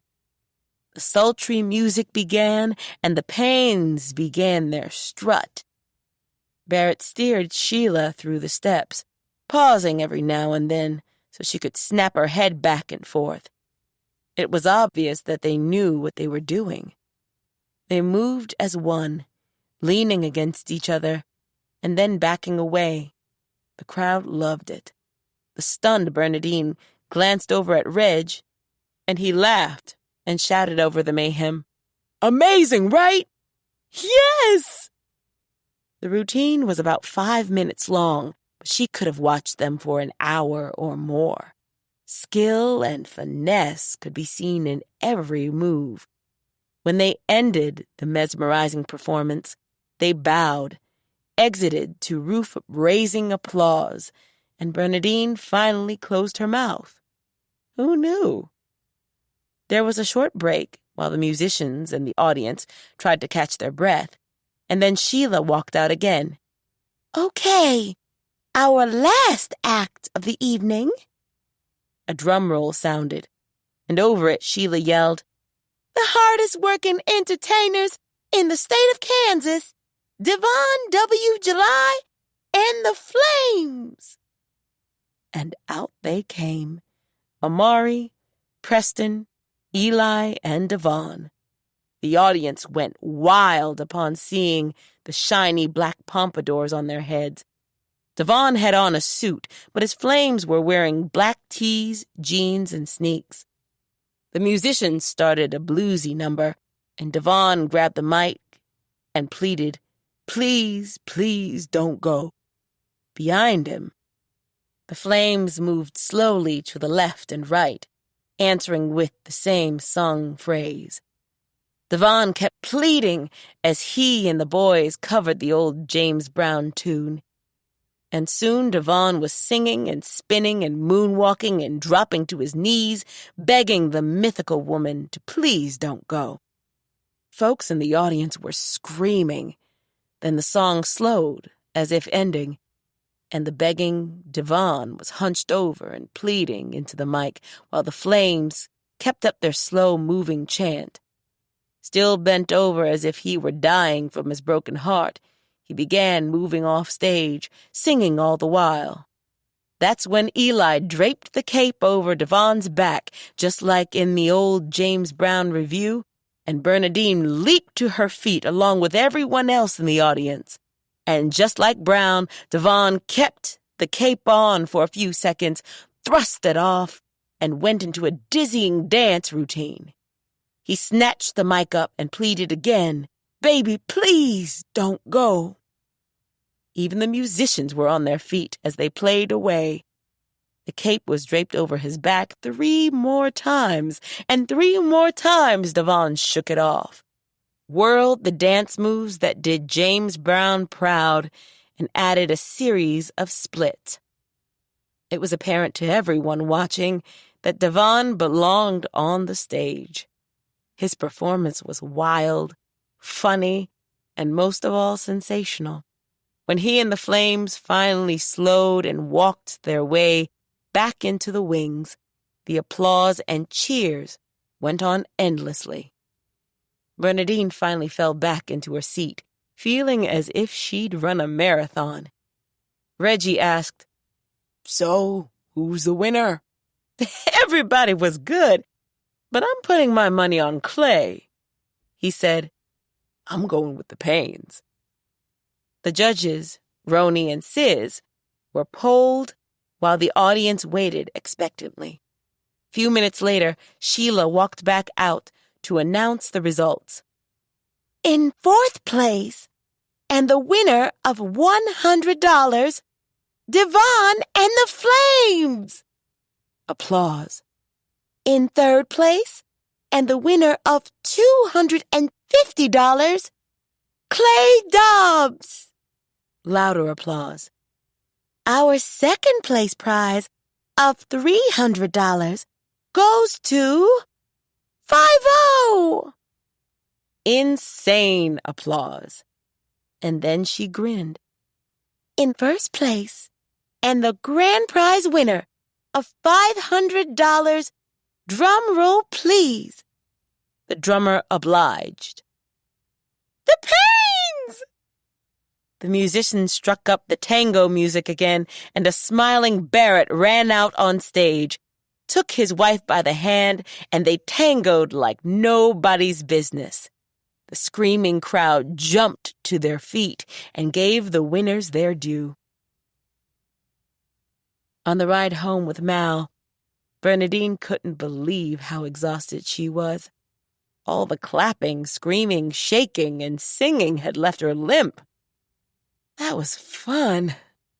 Sorry you didn't win. It's okay. Glad Clay won something, though.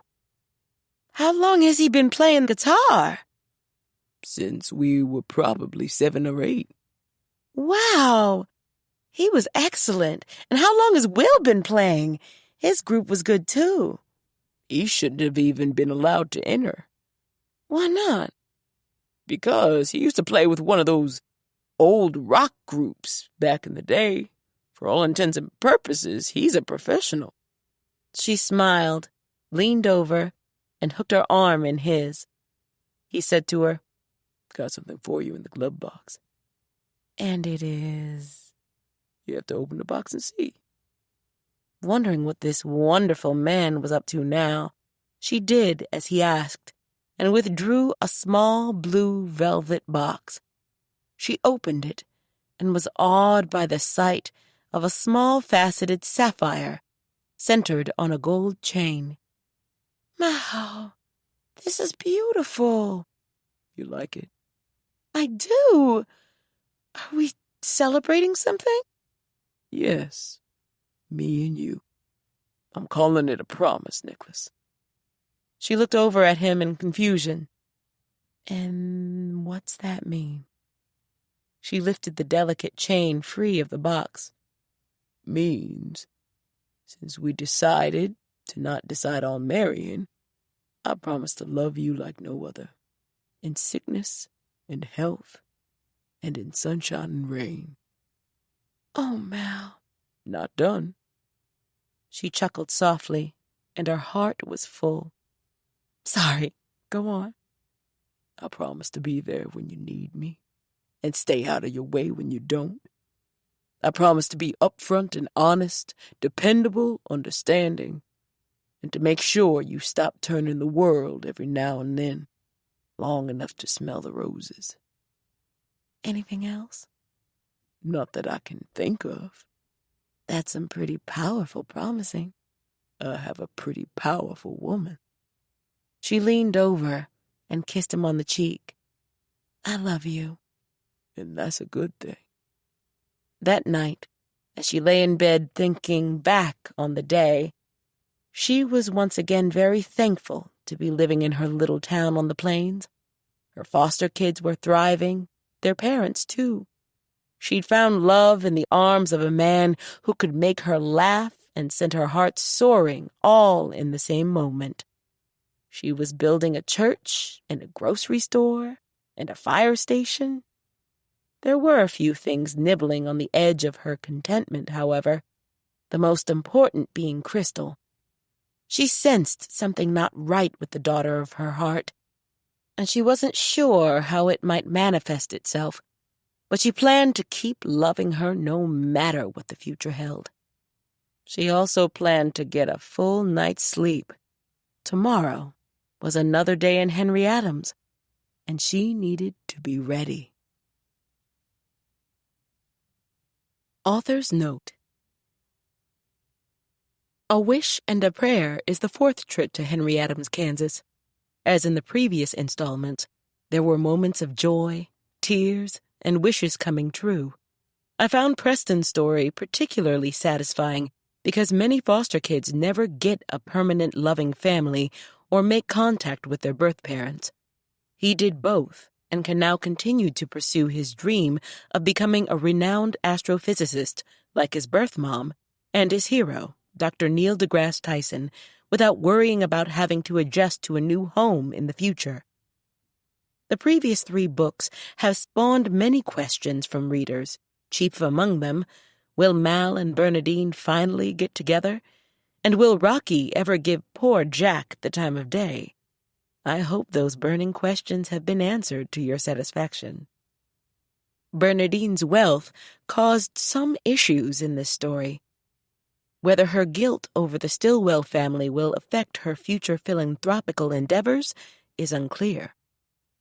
The idea of the idol competition was sparked by a conversation I had with my mother-in-law. She lives in a small town on the western side of Michigan. Her community has been holding its version of American Idol for a few years now, and I thought it would be a hoot for Henry Adams to have its own. Who knew the Paynes could tango, or that Sheriff Will Dalton could rock the house? I had a ball with the competition, and I hope you and the audience had fun too. As always, questions remain. Will Cletus finally find fame in Hollywood? Will Reg and Roni find love again? Will Crystal break Bernadine's heart by running away? And how much more whitewash can Marie Jefferson's fence stand? Stay tuned. The answers to these questions and more may be revealed in the next visit to Henry Adams. Until then, be a blessing to a child near you. See you next time. Be.